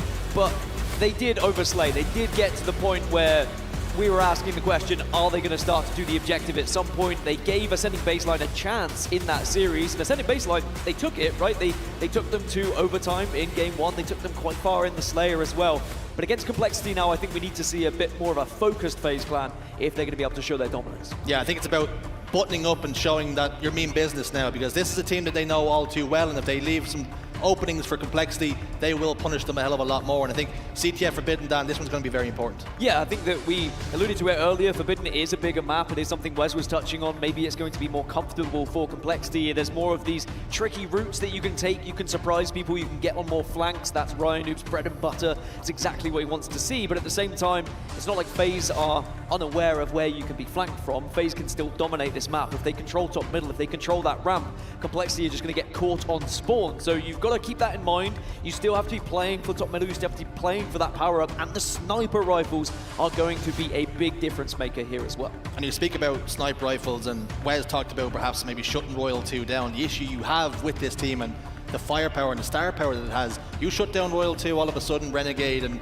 Frosty, they've got sniper rifles. Snakebite's no stranger with the thing either, so shutting one down isn't enough. I think I said it last event, when Frosty's hot, give him the sniper, or when Frosty's cold as the Iceman, give him the sniper rifle. We watched the Bravo stream and Frosty was not missing with the snipe, and I've said it to them personally, like, just give someone who's hot the sniper rifle. It doesn't always have to be the same guy, but you understand why it's Royal 2 when he does pick up that sniper, when he does get going as well, and having that starting strategy just in your brain, you understand why they're going to keep the routine the same.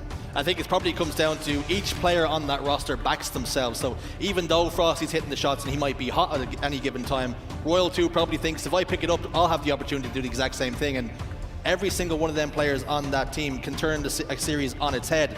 And we look over the other side of the stage, you're looking at Complexity, who probably haven't got as much experience as the boys on FaZe do, but they might have a surprise up their sleeve.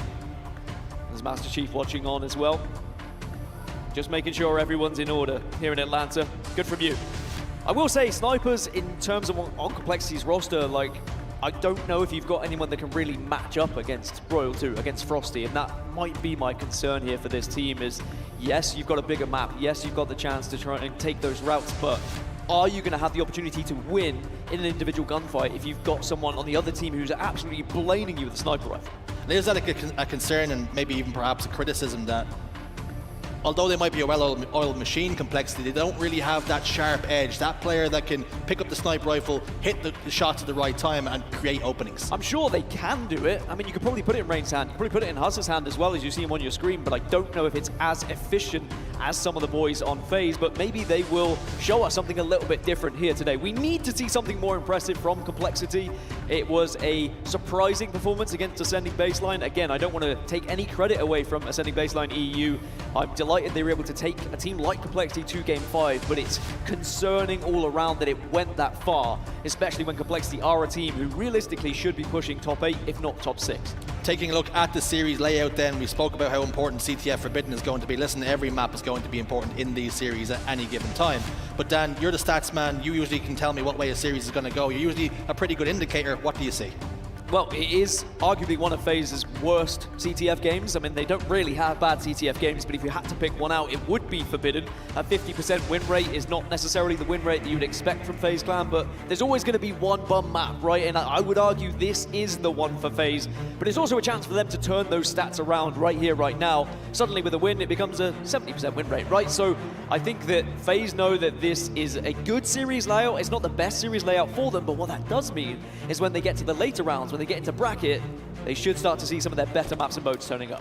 Well, shields up, weapons up. We're underway here at HCS Atlanta, hosted by FaZe Clan. And of course, Frosty on our screens now. Breaking shots, picked up a couple of kills. Damage being done. Frosty down 2, no shields. Trying to fight off the back foot and make himself a really difficult kill, but it looks as though he might have some technical issues, and we'll bring it back just to discuss a little bit more. I mean, it looked like there was already a flag on board, so I was checking the screen. I thought that maybe my eyesight was going bad, as a flag had already gone in when we got into it. But we'll get back into the game shortly. It allows me to talk more dribble. But I do think that FaZe need to be dominating a team like Complexity. If they, go to a Game 5 here, I think that the likes of SSG, the likes of Optic will be licking their lips saying, okay, well, actually, maybe we are out for blood. Maybe FaZe are beatable here. Well, the question is, who had the flag advantage there when we loaded in? Because I didn't see it. I'm not sure that's relevant. So well, I want to make a point. Are FaZe trying to get themselves a little advantage because they're hosting the major? That's some dirty ball they're playing. But you can have an extra flag. It's what was happening in the saying. So I'm glad that we were able to restart it. Yeah. Yep, we get straight back into things very quickly. But of course, we need to speak about how good these two teams are, of course. But we know FaZe, they typically do pretty well in pools. They normally top them, and they're already probably having their eye on Championship Sunday and the teams that they're going to expect to see then, because that's the caliber of team that they are. They expect to make it all the way to a Sunday, and more often than not, they absolutely do. So have you seen enough? Of course, we only really seen them against Ascending Baseline, but did you see enough in London that makes you think, because for all intents and purposes, they did dominate at times? In London, I saw more than enough. Yeah, if they perform like they did in London, then we'll be looking at back-to-back events, and we'll probably be talking about them going on to become back-to-back world champions if they're able to play in that manner. However, it's not always the case. Sometimes the way it ebbs and flows in Halo is you'll have your ups and you'll have your downs, and sometimes those downs can be a big struggle. You look at SSG, they go from first, they end up in fourth. Now this will be their bounce-back event. As for FaZe, though, they have historically been that team who finds the consistency. Once they get going, they keep going, and no one seems to be able to catch them here. And I think that's going to be the worry for a lot of these teams who are, trying to catch up the top 3. If FaZe just keep getting better, how on earth are you meant to catch the best team in the world? I think some of the criticisms that FaZe have maybe had is that you can tell pretty early on in their communication as how good they're going to be and how hot they are at any given time. And I think, how important is it to shut down the players who maybe feed off that energy and off the crowd? Like Lottie said, 3 of the players feed off the crowd. So if the crowd are maybe against them and maybe they're not hitting some of those snipe shots, a few shots go wayward, how concerning would you be that maybe heads start to drop? I don't think I'm as concerned for FaZe when that happens. I mean, we asked the same question about Optic earlier on, and I was a little bit more concerned, but they showed great adversity. They came back into the game, and they were able to win the series 3-2 when it was looking like a struggle. I think FaZe could lose map 1, and I don't think they would be worried. I think that they would end up just coming back, probably winning 3-1 in that instance. I will say, though, that they're so used to the crowd not being on their side that they're not even going to be listening to it. They'd love to hear any sort of crowd support, because it seems like it's been quite some time since FaZe have had it, but I don't think it's going to be too much of a worry for them. Yeah, I think typically when we weigh up the sounds, the decibel levels, it usually is your SSGs and your Optic Gamings who get a little bit more of a pop in the crowd, and they've almost become the bad guys at times, have FaZe. They're hated, adored, but never ignored. They're like the Max Verstappen of the Halo world, aren't they? They've just won enough now that other people kind of want to see them lose, want to see someone else win, and we can only give credit to FaZe for being in that position, for being that damn good.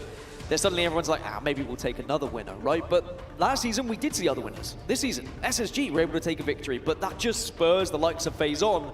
They want to be the best. They want to be perfect. How many times have we heard in any of these clips, any of these videos, these montages about FaZe Clan, Snakebite wants to be the very best. All he does is eat, drink, sleep, Halo, make sure that everyone's at the top of their game. And I was surprised against Ascending Baseline when it was evident maybe they weren't calling out as much. They were kind of slacking a little bit because a team who really wants to be perfect, they allow themselves that imperfection in these early games so that when they get to bracket play, it's already gone, it's already done. They can just focus on what they're best at. And you speak about, how SSG, Optic, FaZe, they can win a championship, win a tournament at any point. I think something that's indicative is how close the talent, the quality is between these teams. Is any single time a talent prediction is put out and we're predicting one team, people get on our back straight away and say, you don't really know ball, Optic are winning this, SSG are winning this, and they very quickly let us know. They do let us know, and there's only one way to find out, is by getting into the tournament.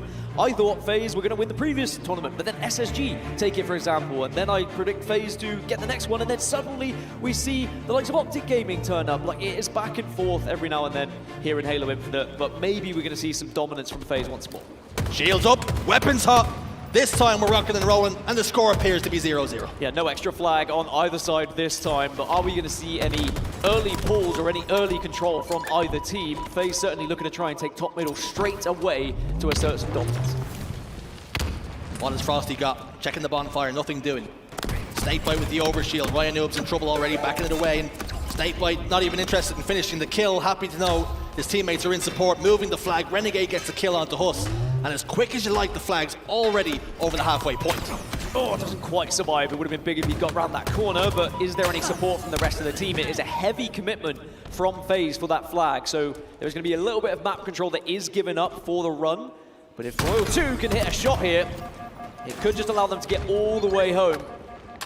But I'm unsure at the moment if they're even going to be able to get a touch. Yes, they will. Frosty manages to get the touch, and now they have a real opportunity at 1-0. They have a man advantage as well, and still have a sniper rifle on the map that can have an influence. Ryan Noob soaring off the map. You've got to stay within the bounds of the map, Dan. I've heard of sneaky routes, but that one is not the sneakiest. I don't think you can get back up from down there. I think he was playing Mario Kart shortcuts, so I don't know what he was looking for down there. The map can be deceiving at times, and we spoke about unorthodox routes, and that's exactly what Ryan Noob tried to take, but unfortunately, he falls off the map. Now, FaZe's flag is out here, so they're going to have to perform a little bit of maintenance before they can punch this one in. Snakebite hands it off to a teammate, continues to put down damage.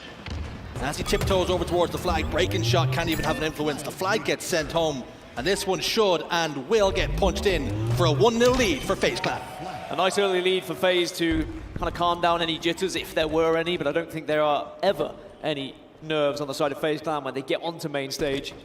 But the hometown heroes have an early lead, and now Complexity need to find a way to get back into this game. Already, there is a significant difference in slays as well. 14-8 in favor of FaZe Clan, and it's an overshield as well for the General himself. Thought about pushing the snipe streak, got communications that the player needed help, and he came and provided just that. Snakebite services are for rent.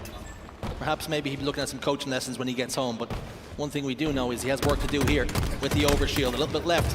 Melee didn't come through, and Snakebite gets a pretty clean, easy double kill for him. Looking to pull the second flag of the game, and it's on the move with 4 dead for a moment for Complexity. Yeah, 4 dead. This should be a comfortable run for Snakebite as well. And you can see how well he was listening to the rest of the team. Not only was the team communicating successfully, but Snakebite head on a swivel, turning to look at every single one-shot, every single weak player. And now it's just a case of hammering this one home, and it's a 2-0 lead for FaZe. Complexity just not able to stop the overshield pushes that have come in so far. Well, 4 dead again for Complexity. And FaZe Clan mean business. Wes talked about having dinner plans and Royal 2 overslaying, but perhaps the FaZe boys have some dinner plans of their own. I think they got it out of their system against Ascending Baseline. I think that they have that one game in pool play where they do excessively slay. They almost use it as a warm-up against some squads, and it will be against that lesser team that they face. Ooh. And I said Frosty's been hot so far today with a sniper rifle, and it's looking pretty good in this game too. Those wigs do be a wobbling. Hold on to your hats. Ryan Noob over towards the snipe put. Frosty could be about to find him. Trying to get the counter snipe. Ryan Noob answers back and hits the face of his own. Jiggle peek and trying to clean up onto Renegade. Cannot do so. That sniper rifle will fall. Huss is there, and this is the opportunity. This is the moment for Complexity to go if they're going to. And that answers the question as well. Can anyone answer back with the sniper rifle against the likes of Frosty? Well, Rhino did just that, but one thing Renegade did successfully is as soon as he sees where that sniper rifle bullets come from, he beelined right towards them to ensure that sniper rifle would be shut down instantly. And FaZe Clan still holding on to a lot of control of this map. You can see Complexity forced back into spawn. It's another overshield. It's going to be another push. It might well just be another cap. Just how clinical FaZe Clan are when they have the advantages. When they have things like overshield and sniper rifles, they really make you pay. This flag's being pulled out again. This time, Renegade's going to be one tasked to bring it home. 3 dead for a moment once more for Complexity, and they might be thinking this is Groundhog Day. Start to chalk this one up unless there's an overextender for Complexity. This is going to be game, and it has been flawless from FaZe Clan. Renegade taking some damage. Still trying to push it home, trying to force it home. He will fall short, though. Frosty's got the sniper rifle, playing this one patiently, trying to clean up any players, not getting the information that he needs then. Rain is there to try and get the return. Royal 2 and Snakebite have got a couple of kills. He's quite happy to wait for a teammate to punch it home. It goes in, and FaZe Clan have a 1-0 lead in the series. Yeah, about that CTF Forbidden. What a performance we just saw from FaZe. Thinking that maybe Complexity had a chance. It's one of the worst CTF games for FaZe, but it just shows for world champions, even one of your worst game types can still look like one of your best when you play it like that. It was calculated perfectly. It was overshield, push, grab flag, kill everyone, take it back 3 times. Unbelievable what we just saw. Well, it was Mikwin on the desk a little while ago, and what was his famous quote, "Our best is better than your worst." Well, it's something like that, even if you jumble up the words a little bit. Even when FaZe Clan are playing on a map that's not particularly strong for them, they can still show up and show out with a performance like that, and they were absolutely clinical, Dan. I think that we spoke about how Complexity might be able to, surprise FaZe Clan, some sneaky routes, but if you give up top-middle control, if you give up that overshield, that's what's going to happen. There wasn't enough contest at the top of, at the top middle for that overshield. It allowed FaZe the freedom to pretty much do whatever they wanted, and as soon as they had that overshield, they all pushed together as a unit. What I also like is when they got that flag back towards their base, they didn't overcommit to the flag. They accepted it wasn't going to be a guaranteed cap. Instead, they kept Frosty in a position with a sniper rifle, for example, and they said, look, we need to make sure we slay successfully. If the slays don't come in, we are still in a position where we are holding some of the big positions in the map. We're not giving up that map control to try and desperate this flag. And that is maybe a criticism that's fair. Complexity just did not have enough presence on the map, and when you do that, like you say, they will give up overshields, they will give up advantages, and you cannot do that against FaZe. Complexity got outslayed 36-17. That was the most one-sided Forbidden game I think I've ever seen, apart from matchmaking when you're on my team. And I genuinely believe that FaZe have been working very hard on this map and mode from what I've just witnessed. Well, things look to be going pretty swimmingly for FaZe Clan in game number 1. We always talk about the Slayers, we always talk about how they can be a difference in the series. Complexity, though, with only picking up 17 kills. Now, we spoke about when we criticized FaZe Clan for not being clinical enough against ascending baseline. Well, they showed a little bit something different in that game number 1. This was clinical, yeah. This was well executed. This was everything the doctor would have ordered for any FaZe Clan fan, really. That's difficult to say. 11-2 from Snakebite as well. The IGL just making sure that he's stepping up when he needs to. And maybe that's just kind of echoing around the FaZe Clan comms. Just if your leader is playing in that manner, if your leader is stepping up to the plate saying, look, let's turn it up a gear, suddenly everyone else around you is going to be playing in that manner as well. Confirmation on your screen of what way the series has gone so far. First game, if you're just joining us, 3-0. It was a very quick one. It was very decisive. FaZe Clan making it look easy. Game 2 on the horizon, Slayer on recharge. I think the question is going to be, Dan, is Complexity's play just a little bit too dull to cut FaZe Clan? I think it might be, especially when we look at Slayer Recharge, which is arguably one of FaZe's best. I mean, Lottie also pointed out Slayer Aquarius, also one of FaZe's best when it comes to their Slayers. And you can really see the difference in 2024 season, how those Slayers have affected both teams. FaZe Clan being one of the best Slayer teams we have in the league at the moment, and for good reason. The way they play these Slayer games is ruthless. If they play anything like they did just on that Forbidden game, I think Complexity are going to struggle to get anything on the board here on Recharge. And it's in stark contrast to, we speak about Rain, we speak about Ryan. In year 1, there were many people touting them on that United roster as the best Slayer team in the game. And a couple of years on, meta shifts, and they're just not as sharp as they used to be. Yeah, it's a very different roster as well, different players that you've got to work with. I will still say, in a 49 versus 49 scenario, I'd still back Ryan against anyone. I just think that he has one of those brains. He does think outside of the box, and he's not scared to take risks. But you've got to get there first. You need to get to that 49-49, which against FaZe, I'm unsure whether you're going to have that opportunity. If they control the camo like they just did with the overshield, this could be a very one-sided affair.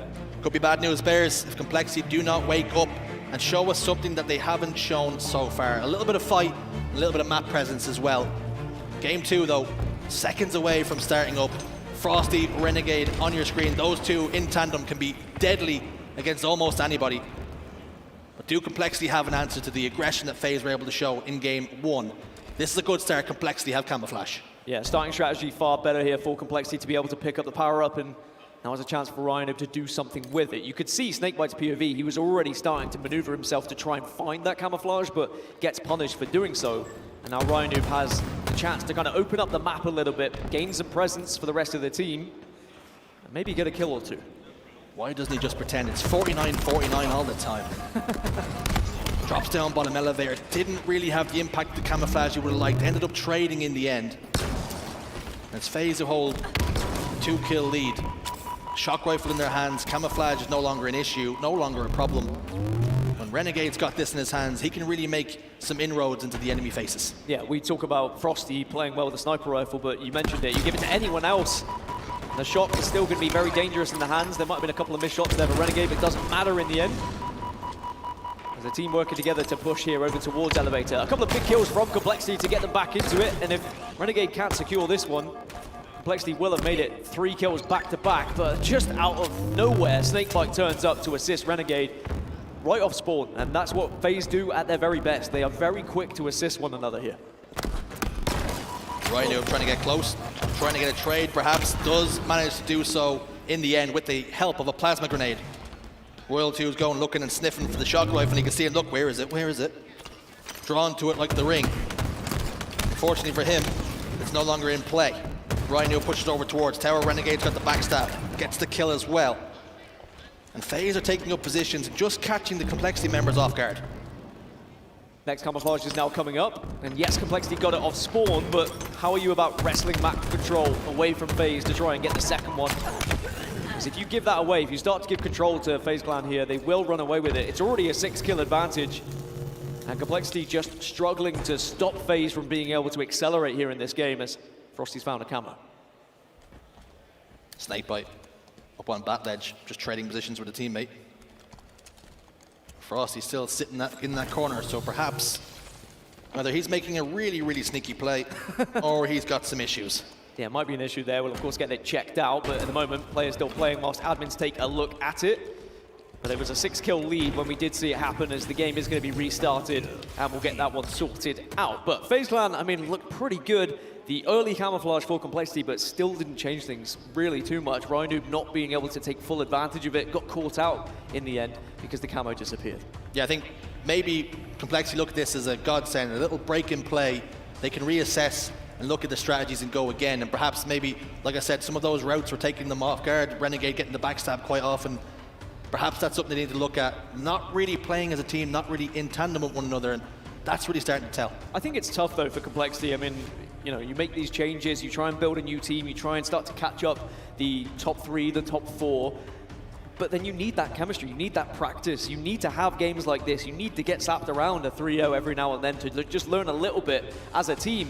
But it's such a harsh reality every time you come to these tournaments, because you will get 3-0'd and then someone's like, I don't like this player on our team, he's the reason why we're losing, and we don't see enough teams sticking with it, event after event after event. How are you possibly meant to match up with FaZe, who've been together for however long now at this point, when you are making changes every single time? I'm just trying to, the whole time you were talking there, I was thinking to myself, when was the last time I played matchmaking? And I was thinking to myself, do you know what I need in this game before we get going? A real slapping. Not something I really seek out for, Dan. I mean, you get slapped around in matchmaking. I do, but I don't go seeking it. But you don't go seeking it. It just gravitates towards you, sadly. And sometimes I'm on your team. It's an event horizon that I seem to be. I get slapped as well, sadly. I don't know if it's my fault or your fault at that point, but I'm just going to go with it's your fault. You're in Vegas, I'm in Dublin. There's ping discrepancies. Whose fault is it? No one's really pointing fingers. Anyway, what we can say is Complexity maybe needing to point some fingers of their own, because there's nobody really taking accountability and trying to grab this game by the scruff of the neck. It's tough to do, though. I mean, even if you want to try and make a play individually, you just walk around the corner and Snakebite and Frosty are both staring at you, and you're like, crap. Bad business. Like, there's no chance you're going to be able to do something as an individual against FaZe Clan. It has to be as a team. You have to be working together as a unit. You need to be having some strategy behind your pushes. Otherwise, you are going to be punished time and time again. We talk about laying traps, right? Teams playing fast, going around a corner, and then you catch them off guard. Then you have the player advantage, and then you push. I think it doesn't matter what speed you're playing at. FaZe are always prepared for someone to be walking around that next corner. FaZe seem to have a plan A, a plan B, a plan C. I think it goes all the way to Z. That was difficult to say. You was really struggling with that letter there, and eventually you did get there. You know why? It's because Americans say Z and we say Z, and I tried to cater. You took off one way and went another, and then eventually corrected yourself anyway. But what I will say is, we speak about maybe taking some routes and trying to catch people off guard, but what you do need is somebody on your team providing some sort of cover fire, providing some sort of distraction. And if that's not really being offered up, the issue that we do have is we don't have people making plays. I think that Rain is that guy. If you need someone that's an anchor, I think we spoke about it at the top of the show today, Rain is that person. He can be the person that sits in one of those areas, and he can deliver those shots to try and support the rest of the team. But again, I think FaZe are not a team where you can practice that. FaZe are not a team that are going to allow that to happen. If you are too static against FaZe, they are going to pinch you. They are going to slowly take the map away from you to a point where you're just huddled in a corner together like sardines, and then they eat you up. I think when we're talking about Complexity as well, there is a gap between our top three teams and sort of fourth, fifth, and everybody else. And the issue that you have is, like you say, sometimes when you're not teaming very long, you don't have those strategies, and maybe your playbook only goes to D. You then come up against some issues when you're playing against them top three teams, and sometimes, like you say, getting them slappings is what you need to learn. And that's maybe what Complexity have to go through, which is not really what you want to hear if you're a fan of them. But again, like, Complexity will still have these games that they can look back on and say, like, this is a lesson. This is something we can then move on from. What is it we were doing wrong? How were FaZe able to take this much space against us on certain maps? How did we allow FaZe to get every single overshield on Forbidden and push us relentlessly to the point where we were on spawn and couldn't do anything? There needs to be an answer there. And if it's getting a sniper rifle in a certain position, if it's being more proactive about trying to take ramp control, all of these things are something that can be studied after the fact. But it's very difficult to try and be proactive about when you might not have been able to scrim that much against FaZe Clan, for example. You might have been scrimming against some of the other top 6 teams that play very differently to your FaZe Clan. I think it's interesting as well, because something that is a saying is, everybody has a plan until you get smacked in the mouth. And I think it's all well and good having strategies, having plans, but if you're not able to implement them against some of these teams, then what good are they really if you're always on the back foot? It's something I felt as a player back in the day in Europe when I was on a team that was like around 3rd or 4th all the time, but we were never able to touch the top 2 teams. And I was always comfortable with the starting strategy if the game was going well, but as soon as the game wasn't going well against those big teams, I was lost. My whole team was lost, and we didn't have a leader that would be able to put us in that right direction, and I think that's difficult to find. It's difficult to find someone who is able to be in that moment, think on their feet, and flip further than that plan C that you were talking about in your book. You suddenly only got 3 pages, and you're lost, you don't know what to do, and as soon as your IGL goes quiet, everyone else is running around like chickens with no heads, and you don't really know what's going to happen next. Yeah, I think that's a difficult thing that maybe isn't talked about enough, is you can get hammered and start to analyze what went wrong there. Well, obviously the other team played really well, we didn't play so good, but what it comes down to sometimes is, what do you do when you're in a stronghold and you're in a triple cap and now you're spawning on tower?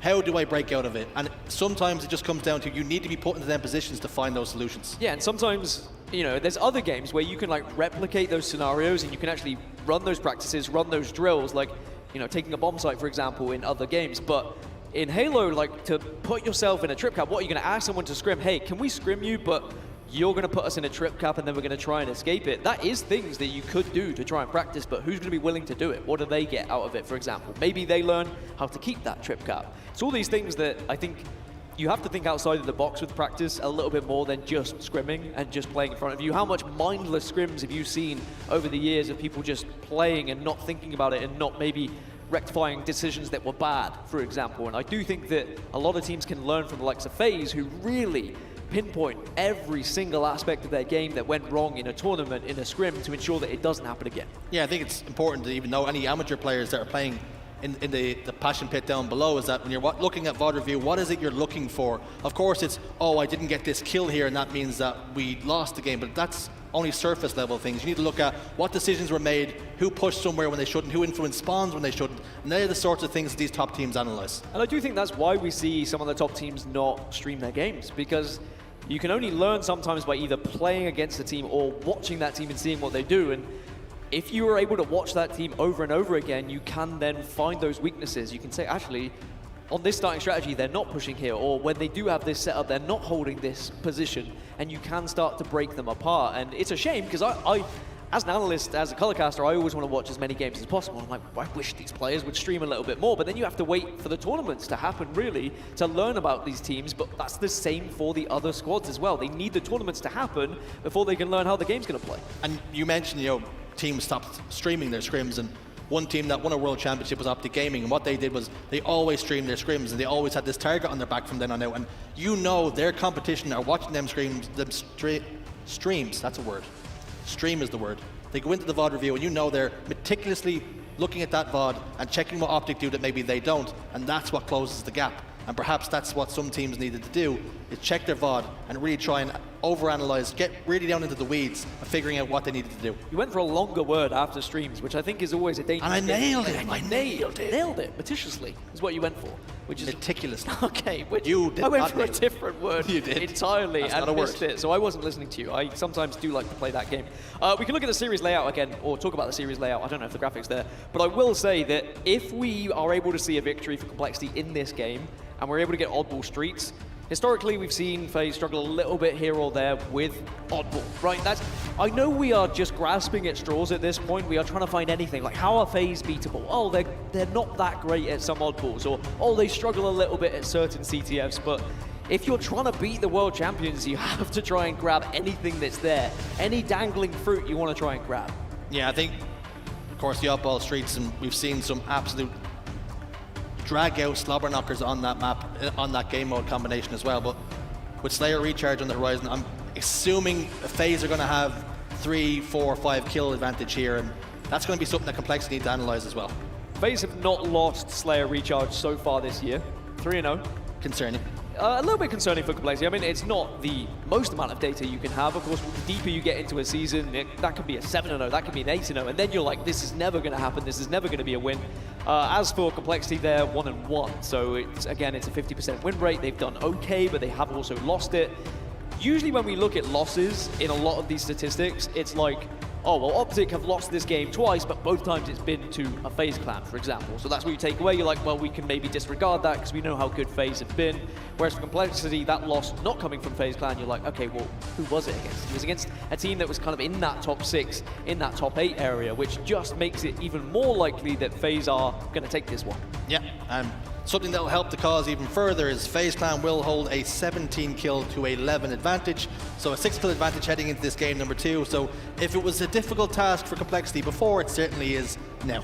Again, the focus is going to be the camouflage. Yes, they got it off the starting strategy last time, so I'm going to keep a keen eye on how they manage to maneuver their way around this one. Are they going to do the same thing? Because one thing you do get from restarts is being able to replicate starting strategies, but the other team is also going to know now what you did. So this is where that playbook becomes important. This is where, trying to maybe bluff, double bluff against your opponent. Like, do you try and go for something a little bit different to try and catch them off guard, or do you double bluff and do exactly the same thing? Do the exact same thing, because they're like, there's no way they're going to do the same thing again. That's when you get in there and get the camouflage. We did see Ryan Noob scoop it up, pop into his chest, but he wasn't able to put any points on the board. And that is where the difference is. They've got to start turning those advantages into tangible advantages, getting them kills, putting them on the board. Well, thank you everyone for bearing with us as we got that one sorted. As he said, it'll be 17 to 11, and I'm excited to get this one back underway and to get some energy back in the room. It's shields up, it's weapons hot, and we are underway here. Rocking and rolling on board with Ryan Noob. Didn't go for camouflage this time around though. Kill assist for him. 2 members of FaZe do fall, and I have heard the camouflage pop somewhere. It's about trying to track that one down. 3 down go FaZe. A good start from Complexity. Yeah, Complexity closing that gap to just 4 now.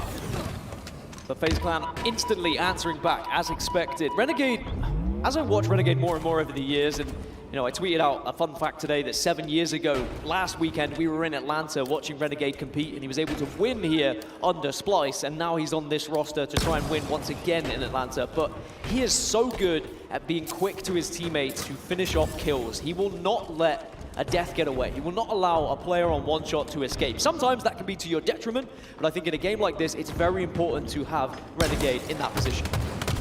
Good news for Complexity fans. Frosty and Royal 2 do not have the shock rifle. One small point to bring up is Renegade does have it. So take from that what you will. Breaking shot over towards Elevator, almost got his face ripped off, but just about got his pixels out of danger before it became a real problem for him. And just timing becomes a problem. Two players push. Rain could be about to get the business as well, and of course he hits the shot. Double kill for Renegade. Again, it's the confidence to be holding weapons like this. We noticed it against Ascending Baseline. Any of these FaZe Clan players, when they have a sniper rifle, they are more than happy to take the fight. There is no thought about wasting ammo in this situation, which just shows how they feel about this one. Renegade not able to get it done in that particular instance. A breaking shot, really getting a chance, an opportunity on these bigger teams, and a lot of pressure on his shoulders. No longer playing in the Passion Pits against some of the other better AMs. He's getting his chance, getting his opportunity, and Rhino is trying to find another gem in the rough. Diamond in the rough, that's the expression. It is diamond in the rough, but I mean, diamond is a gem, so it's okay. Yeah, it kind of works, right? It's definitely better than firing one cylinder. That's a really bad engine, I'm going to be honest. That engine's not going very fast or far. 5 kill difference. FaZe still hold on to the lead, and of course closing the gap towards that 50 mark already. But Complexity just staying within 6. As I say that, it becomes 5 once more. Big double from Rhino, and it was the camouflage again. FaZe have not been able to get as much control of this power-up as they did on Forbidden. Frosty top elevator, where Royal 2 likes to call home when he's doing some of his best work. Big fan. Rhino over towards glass. Just biding his time, waiting patiently for the rest of his team to do damage so he can make the cross. Waiting for Royal 2 to get down to no shields, but Rhino really needs somebody to back player's elevator down, because he will not be able to make that cross without taking an extreme amount of damage. Bus has managed to make his way in towards Whirlpool, get a kill, and break the setup. 2 go down, but it's 2 split apiece here.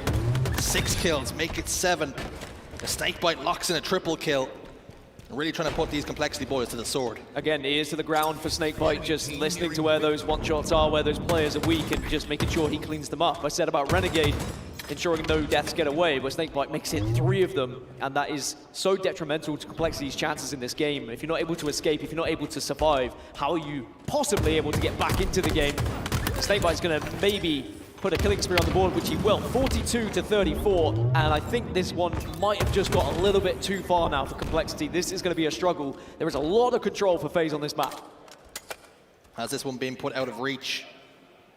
We've seen crazier comebacks. It doesn't happen very often to FaZe. Rain slowing things down, sitting top tower, perhaps trying to set a trap. Rhino's got there too. They're going to make the rotating towards blue now. Renegade's just dropped off C plat.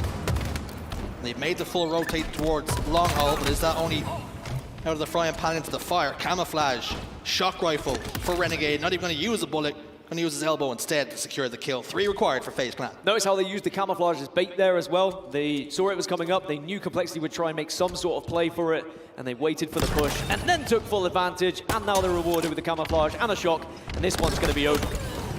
Double kill locked in, 1 more required then. Frosty could be about to get it. He just didn't look to his right.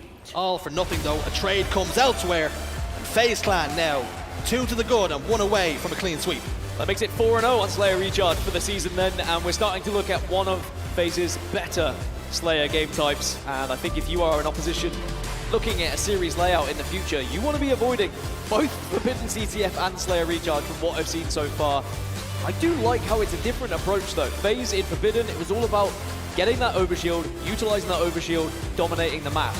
This time it was actually saying, we are okay giving up that camouflage as long as we have map control and we're just very aware of our surroundings. Rhino did pick up a few kills with it, but at the same time, they didn't gain any map control, did Complexity. It was just a few kills to get them a little bit closer, and then FaZe still had control of the entire map, and they took full advantage of it. Yeah, it's interesting you bring that point up. It's like they give up the camouflage and perhaps they might give up a couple of kills, but they see that as collateral damage. Of course, we can give those up as long as we have some semblance of control. We can't really be hurting all too much. It's almost like giving it up to begin with to get the reward later on, because you keep giving it up enough where you get so much map control that they're on staggered spawns, that they then have to do something risky to try and get the next camouflage, and you're in position with so much control, you get free kills, you get a free camouflage, and that's how it went down for FaZe, and it was another dominant performance for them.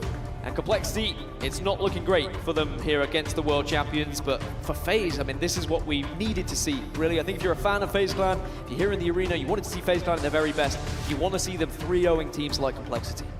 Yeah, going to give their confidence to World of Good, and I think for Complexity, it's almost the other side of the coin, because they're looking a little bit dejected. They're not really talking too much, not communicating with one another where it went wrong and what we needed to do. And you really, if you want to cause an upset, you want to get a reverse sweep going, you need to have someone behind you just giving you a little bit of gas. Again, it's just, I don't think there would have been much expectation from Complexity to be winning this series. There's always going to be that what if. Like, is there going to be that opportunity that maybe we take a game and maybe we get that unbelievable win and actually beat FaZe Clan? But as soon as you lose that first game, and definitely after you use that second game, everyone in the back of their heads is starting to think about, all right, when's the next one? Which is the team we're going to play from the open bracket? Who are we going to have to beat to try and secure second place in this pool? It is, of course, worth noting that Complexity did get the job done over setting baseline EU, so even if they lose this, are currently 1-1, which still puts them in the driving seat, well, at least in second position anyway, in these pools to progress. They are in the passenger seat, and they will, if they can beat the open bracket team, which will be no mean feat because we know there's some cold-blooded killers in the open bracket, but if they can get the job done, they will still remain in the upper bracket. Well, Oddball Streets is where we're heading for match number 3, and if the first 2 maps have been anything to learn from here, this might be pretty one-sided as well. We know that FaZe Clan love to control any sort of map that they get a chance to here. They have historically struggled sometimes with Oddball, so perhaps that is a little bit of a silver lining for Complexity, something to go off, maybe that tiny ounce of hope that they could possibly want to try and get back into this series. But I think realistically, we are witnessing a very fine FaZe Clan in some of the best form of their tournament lives. Yeah, I think FaZe Clan's biggest threat in this series really has to be complacency, right? It's not Complexity, it's complacency. Yeah. They've seen how easy game 1 and 2 appear to have been, that they maybe take their foot off the gas and overlook Complexity, and that's where the series gets a little bit more spicy. But like you're saying, with Oddball Streets, this is not particularly one that they give up too easy. And I think this is what we expected based on what we saw already today. I've got notes of FaZe made it look easy versus Ascending. I've spelled that EZ, by the way, not EASY, just to try and keep with the kids. And on the other side of Complexity, they went to a game 5 and they made it look difficult. And if you then combine both of those performances into a series, this is what you would expect to see. Yeah, it's something that doesn't jump off the stats screen, right? It's the eye test that we can talk about. Complexity struggling in the early game, FaZe Clan not really struggling whatsoever. And I think the outlook on this series is going to be that, yes, we might lose this one, but maybe we have bigger fish to fry, or smaller fish to fry elsewhere. I think what's important is you could put FaZe Clan against any other team in this tournament, and the way they've played those first 2 games, they would probably still be 2-0 up in this series. I think SSG would have struggled against them in that Forbidden game as well, with the amount of control, with the amount of dominance that FaZe were able to put on the board. Games might have been a little bit closer, but I think FaZe are being a little bit ruthless with their approach at the moment. They're not allowing anything to slip through, and there's been very little, if any, mistakes so far. At some point, I'd love to get a listen in just to figure out what way they're communicating, and is there some passion in there, or are they just going about this as business as usual, Dan? Because that's the way it's looked. It's been clinical, and they've given up very little scraps. Yeah, there's not been anything really to get excited about for Complexity. There's not even been a multi-kill to grab onto and try and get hype for the rest of their team. They have been pummeled into the ground by FaZe Clan. We'll have to see whether maybe Oddball Streets can offer them something a little bit else here to get belief back in their brains. They have the lead, though. They have taken the lead. So things to build on, things to work with. As Breaking Shot soars forward with the Bulldog and doesn't do a whole lot with it, unfortunately for him. Ball has been dropped. Ryanu recognizing that numbers not in their favor. We are on board with the General. He's usually the one that gets loud and communicates with his team. He's the IGL. Let's see what they're saying. Push time. There you go. Tarjan. Back tower, still back tower. Tarjan, hey, Shotty on Shotty. Shotty on Shotty. Rain. I'm trying to bait for you, John. Agent, 2 agent, 3, maybe 3. Tires on me, tires on me, Tarjan. I got one, John. Yeah, they know him. Yeah, John's kind of in the mix here. Tires. Tires and back A. Tires and back A. I can turn for John here. Yeah, we gun John. Hear that? Back A out. I'm nading back A. I'm going shotty. We're spawning shotty. Shotty guy bottom A. I'm running above. They're gonna flank us. Back A weak. Green. Another one. I'm dead. 2-1. I think one of those guys had shotty. Trying to live. He's mid map. Agent. Hear that? I'm playing mid a little bit here. You're purple. Soccer up in like 20. I'm gonna hit purple. John are gonna hit purple. What's cafe? Cafe. Dead end, Matt. Here you go. Here you go. One hit cafe. Breaking shots, one hit. Dead end. Okay, back in dead end. Back in dead end with the need. Two dead. Absolutely. Nice. 3. He's back A still, guys? Back A? All dead. Yo, I'm already going at B. Yep. Camo on 20. Enemy has the ball. They don't know, Matt. Okay, I'll have your girls. Go. There's Soccer. They're nading down Ivy, guys. They could go up B stairs, though. If you want to hide. Camo on 50. Top seat. Half red. Absolute. There goes B2. I got one. Alright, I'm going down this way. Top Ivy still. Bring it. One drive in. Nice. Drive in B steps. Camo 5. Nothing back. You're just challenge him. He's Soccer. Challenge. Yo, Matt, they're spawning red room, okay? Spawning red room. PD guys. Okay, move all then, John. I'm gonna chow red room. I am. John is shotty. Yeah, I got ball. 2B. One in arcade. Breaking shot. Nice. Shoot it. Rain, last guy. Yep. There's definitely a gap. Yeah. Trying to help you, Matt. Oh my god. Sweet. Holy fuck. Yeah, I'm going to B. Should be PD, guys. Yeah, I'm gonna be. John, you're still a player like you need to. I'm gonna PD. Yeah. They're gonna spawn there again, Matt. John. Point for me. Stalker's on ring. On me. Dead. What's agent dead? Fire's on dead. Agent going. 1B weak. He's in the window. He jumped out. 1B. One in on Matt. B-box right now. Nice. Challenge. B-box. Here, PJ. I'm good with the ball. Yo, 2B box, they spawn there. Yo, Mando and 2B box. Trash weak, John. Mando kill me. Mando. Matt, I'm gonna try to move ball. I'm just getting out with this, man. More trash. Yo, trash and going one tires. Nice fucking rotate, PJ. Good shit. One tires, 2B stairs. Yo, they're all B. PJ, go back to cafe. I will. Nice shot. Nice shot. Yo, top A, John, top A. Bring the ball C. Going. They're all A. Yeah, I got one. No, you're in A, John. You can bring the ball. Agent now. Yo, another one on me. I got one. Another one, agent. No one there. Killing. Can't see him, Matt. He's on PD. Oh, he's on PD. Yeah, PD on you. 1B. Be back. Yo, can we check bars? Check bars for weapons? Then one's back. See me? I'm waiting for Soccer. Shoot it. Yo, John. Yeah, behind you for sure. I'm looking at you. I think he went B, John. Yeah, can you kill this guy? I love you. Oh, he's full. Shotty's up in like 10. Shotty's up music, bro? Yeah, I'm giving you. I'm gonna play up with left. I'm gonna play up with John. Shotty very soon. I heard that. Yo, agent now. I'm here. Range one hit, another one there, John. One hit. Matt, can you bring ball to me? Yo, Camo. I'm gonna push out. You're septed now. Ivy. Top Ivy right now. One shot, B-steps. Bottom C as well, Matt. Bottom C as well. One hit, B-steps it. Yo, B-steps again. FaZe Clan boys locked in, lasered it would seem. Communication is flowing between all 4 members of the team, and some of the rotations we've seen, Snakebite looking like a Harlem Globetrotter rotating from A to C, C to A, and they just couldn't get close. Complexity with chasing shadows. Spinning the oddball on his finger and everything. And not surprised, listening to FaZe Clan, I mean, it's about where players are going, where players are going to be. It's not just, he's here, he's on me, he's one shot. Instead, it's about where is the player going to end up on the map? Who is going to be at threat? Where could they push? Where could grenades arrive? There's so much to dive into from that listening, and it's one of the kind of best listenings you can go into to learn about the game and what is required. Ryan Newell making what can only be described as a misplay with the camouflage, somehow managed to die without getting the trade. And kills like that start to go against you, you're in real big trouble, it has to be said. Royal 2 though, gets close, gets Rain, 2 dead. Breaking Shot and Rain in the grave, Royal 2 and Renegade also there too. Breaking Shot spawning over towards PD, puts a couple of shots, or tries to at least, into Snakebite's back, will eventually get the damage there, shields will be popped. Ball not in the hands of anybody as we speak, but it's a point advantage for FaZe Clan, but it's not unsurmountable for Complexity. But notice how when we went back to the start of the game, or if you think back to the start of the game, Complexity had a decent lead. FaZe Clan didn't panic, they didn't worry. Instead, they kind of plotted of how they were going to break that setup. Ever since that moment, Complexity have not been able to wrestle any sort of control back to get that game back on their hands. Instead, it's been FaZe kind of moving the ball away from them, just keeping them at arm's length, and now they're closing in on going 1-0 up here in this round. Frosty not happy to hold the ball, still going to try and do damage. Recognizing that the game's still not done and you can't be too complacent. 4 dead for Complexity, no need for complacency. This round is done and dusted. FaZe Clan will take a 1-round advantage. Forward carry along with their 2-0 series lead. They are in cruise control. I think one of the biggest questions we had coming into this series is how are FaZe Clan going to look compared to what we saw in London? And I think we are learning a very valuable lesson that FaZe are here to play, and they are looking very much in fine form.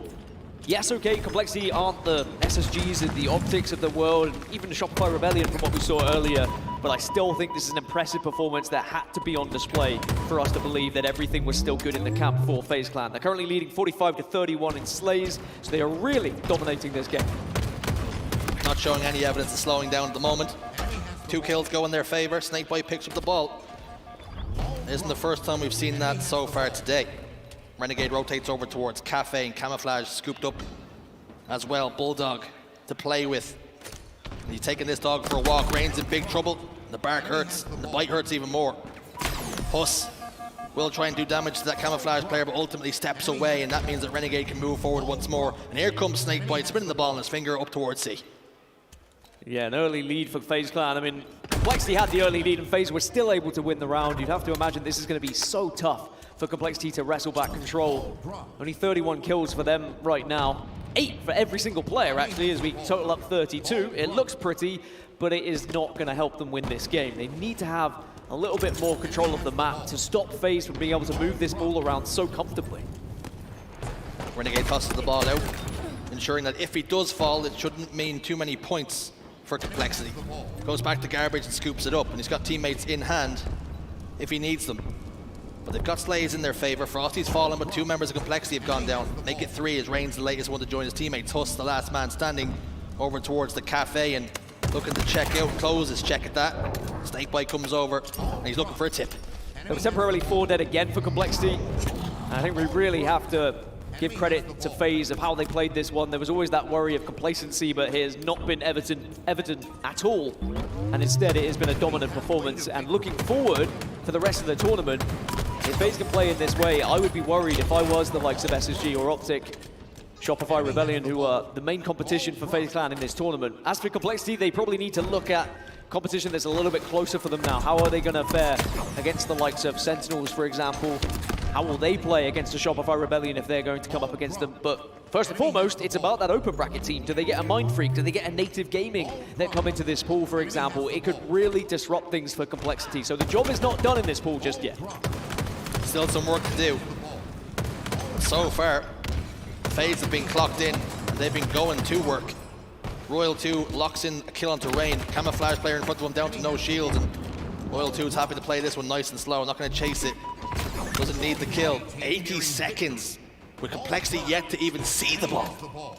100-0 would be a nice way to finish this one out for FaZe Clan in one of the most dominant performances we've seen on a Friday in quite some time from them. Only 14 seconds required now, and FaZe still holding this ball. Snakebite still moving it around. They are not getting complacent whatsoever. They want to get this job done. They want to get it done quickly. Finally, Complexity get their hands on the ball, but is it just a little bit too late here? Is the time they're picking up now a little more than a consolation? Or are they going to make an incredible comeback? With the way things have been going, the way it's been shaken out, I wouldn't be backing against FaZe here from what we've seen. Frosty up towards Tires he goes, gets a simple cleanup. Does lose his shield, but has a teammate on hand to push forward, and maybe he can carry up and follow up on that damage. Rain receives 3 shots from Frosty's bandit rifle. Ryan Noob's there to bait and switch. They have got a kill, but they're not getting time. They're not closing the gap. It's like a science class watching FaZe Clan just dissecting Complexity every time they do get any sort of ball control here. Able to just push their way into certain routes, certain avenues to open Complexity up, get that first kill, and then push through to get the remainder to then retrieve said ball and get control of their own. Ryan Noob, last remaining player, the last stand, the last hope for Complexity in this game. Snakebite's pushing forward. Ryan Noob still in the PD, crying for help. Is anybody going to answer the call? Certainly Gondor's not going to. He falls. Royal 2 is behind the desk. He's not doing paperwork, I can promise you that. Huss will fall. Double kill for Snakebite. He's looking for more, and he might get some too. Triple kill locked in. And that's such as the experience, such as the professionalism of the man. He doesn't even want the over. Doesn't even look for the over. He says, let's just get this one done. There might be that dinner reservation that Wes Clutch was talking about, as 97 does tick on the clock, but Snakebite says, I just need one more on the board here. It's been dominant. It's been impressive. It's been well calculated. It's a 3-0 for FaZe Clan here on Friday in Atlanta. Complexity just couldn't touch it. Game, set, and match. FaZe Clan in fine form, in pool play. And tomorrow they'll look to the open team that will join them. But they will not be fearing anyone right now. Very impressed. I mean, I watched FaZe Clan already in the Bravo stream, and I was impressed with how they were playing, but I was like, they look a little bit shaky, a little bit complacent, maybe aren't communicating well enough. They were maybe playing at 70%. We are starting to see them. You just turn it up one more notch. A gear has been ascended here, but I still don't think they're at their very best. I thought you were going to say, you said that's what's 8%, scary. like it was 71%. I mean, honestly, I think that when FaZe are at 100%, everyone in this room would be terrified. But they are unbelievable, and that was one of the best performances we've seen on a Friday in quite some time, Lottie. Yeah, they haven't put their foot off their gas pedal at all since London, and it has been showing. I think in terms of what you were saying there, Dan, it was interesting to hear kind of, you know, what they're like at the beginning of a tournament, what their day ones look like. And we all know that that pool was definitely the easiest one that they could have gone into, for them especially. But it was sometimes that we see with some of our top teams, how they kind of fall short on that. They kind of do get very complacent. Like you said, it's nice to see them back on top. And especially going up against complexity, you got to take these guys seriously. Seriously, they did. And seriously, it looked very, very good, Wes. Yeah, they didn't play with them with their food too much today. It looked like it was strictly business, and strictly business looks like traditional FaZe Clan at this point, and they're starting to become consistently a problem for a lot of teams in the scene. Very interested to see them get into bracket play tomorrow, because I think that that's where I'll traditionally learn where they stack up. I think it's actually Pure that's going to come out second in their pool and be a nice test for FaZe early in that winner's bracket when it does formulate, assuming no open bracket teams create some massive upsets, of course. But that's going to be the first series where if FaZe look like that dominant against a team like Pure, that's when I think the entire scene starts to get put on notice with how good is this team really. I think another thing I did notice in terms of the percentage that we're seeing FaZe at right now is also the fact that basically no plays were called. There was no playmaking happening whatsoever. It really was calling out, like you said, though, where they're going to be, but there really wasn't any big decisions made, like where we're going to be moving to, what we're doing. I mean, the closest we got to that was definitely our ball, because you have to know where you're rotating it. But for the most part, they were just chilling. It was almost like their legs were on their desk, and no disrespect to complexity, but that's the type of FaZe Clan we're seeing. A little bit. Tiny bit. That's the type of FaZe Clan we're seeing at the moment. Yeah, I think the listen-in was pretty telling about how stressed they felt throughout that series. Something that we heard immediately in a listen-in in London was a lot more passion, a lot more energy from that team, and that was probably a more disrespected FaZe Clan, having come off the poor performance in Arlington, or at least the poor placing, I should say. And you could tell that they wanted on the jump of London to get off on the right foot. I think they're a little bit more comfortable with knowing who they are and where they stand right now amongst this league. And I think that they were a little bit more relaxed here on this Friday, knowing that pool play was going to be something not maybe to look past, but something that's not going to set the tone for the rest of the tournament like early pool play was in London. So no surprise to see a little bit lackluster energy or passion in a series like this. Yeah, we watched them against ascending baseline, and it was almost like they climbed out of bed and it was a little bit lethargic. They were not really caring too much. It was carefree, but it has to be said, they seemed pretty carefree against complexity there, but they turned it up a notch. You look at some of these highlights and you look at the player cam, and there's a couple of players on FaZe who at times weren't even calling out. And I think that tells you everything you need to know about how comfortable a series this was for them. There was a period of like 45 seconds, Royal 2 was on our screen. I'm not sure he said a word. He just smirked. He didn't need to, right? You've got Snakebite calling everything out. You've got Frosty calling everything out. And as long as Royal 2 is cleaning up the kills they're calling out, I think that's job done for. I mean, at one point, Royal 2 was even playing with his food. I mean, I saw him strafing without shooting back.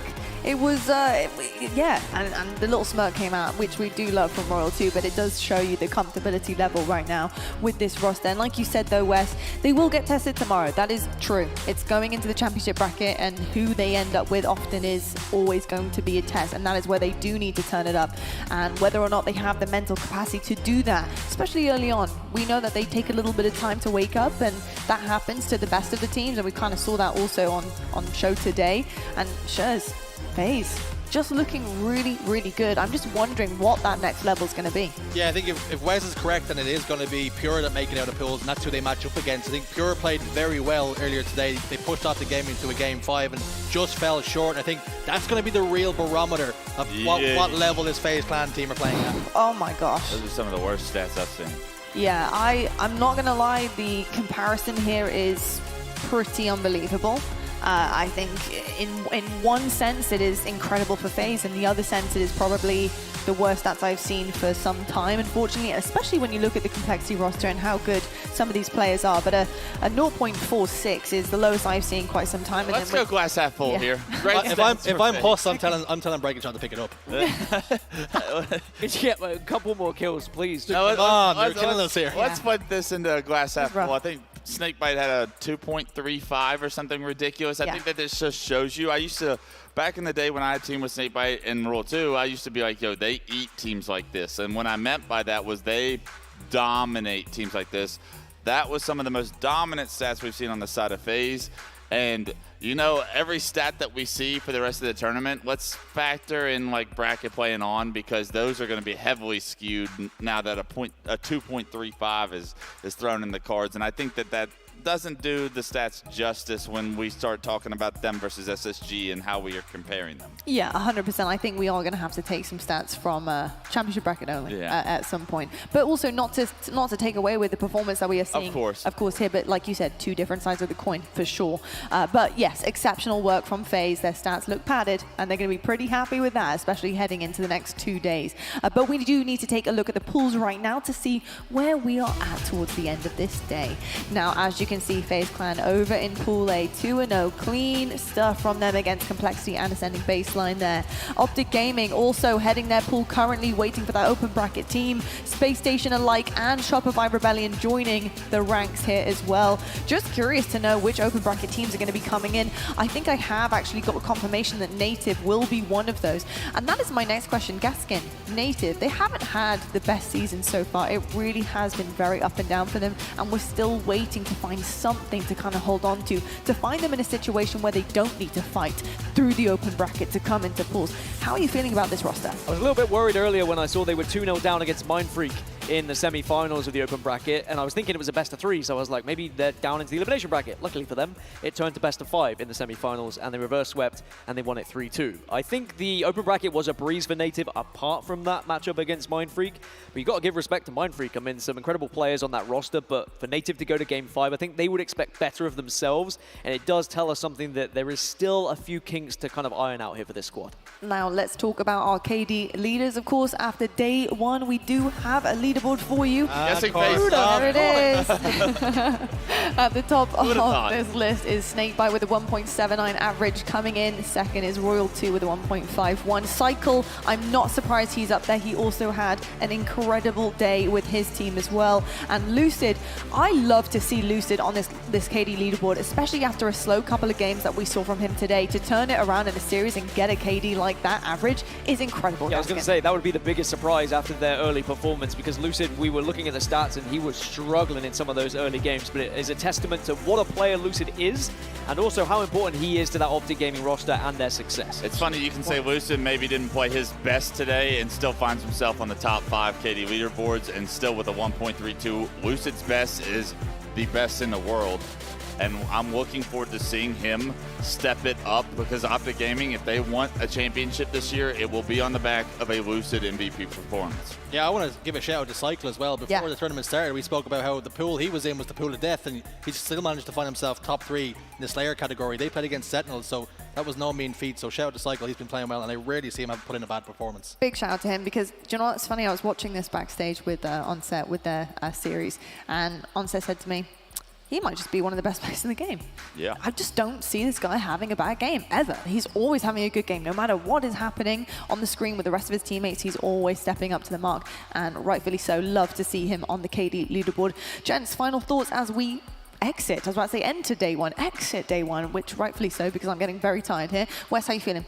Feeling pretty good. No real upsets today. I didn't really expect any of the big dogs to get upsets, but not even the 2-3s really surprised me as far as pushing series a little bit further. I know that we have a lot of anticipation. I think when winners bracket kicks off, that's where the upsets are more potentially going to happen. You're going to see these pures have multiple shots at some of these top teams, and I think that they will push these teams to the limit. So I'm looking forward to when this bracket starts to get a little bit crazier. I think we see that very early tomorrow. Yeah, I think for me, I'm excited to see what way Sentinels tournament progresses, because they fell a little bit short against Rebellion, but have they got enough in the chamber to maybe make it out of the bracket? Well, they're going to make it out, but will they go far in the tournament? I think For me, I'm a little bit disappointed in ITB. I really wanted to see them make some noise in the pool, and unfortunately they go 0-2. So hopefully they can get the job done against the open bracket team, and we can see them go on a little bit of a run. Yeah, excited to see how the open bracket teams do as well. I mean, Yeah. looking forward to seeing Native Gaming. Need confirmation, are Mindfreak going to make it out as well through that elimination bracket? There's a few teams that can really disrupt these pools, and we're going to see it early tomorrow, and I'm excited to cast them as well. All right, folks, well, that's going to do it from us at the desk. What a day one it has been here in Atlanta. My goodness me, Friday always brings the goods. The next major of the season, it started off with a bang. We'll have our open bracket teams arriving tomorrow to see if they can sneak a position into the championship bracket and compete with the rest of the best. Lots of our top teams have been tested today, but ultimately, they survive and edge out their wins to be top of their pools for now. However, one team has been much more comfy than the rest, your hometown heroes. FaZe, they picked up where they've left off in London and looking for this back-to-back championship. Will they do it? That is the big question on everyone's mind. They're looking for a test. Who will be the ones to test them? Tomorrow is going to be crazy. Who will be dethroning these FaZe champions? We'll find out tomorrow for day 2 of the HCS Atlanta Major.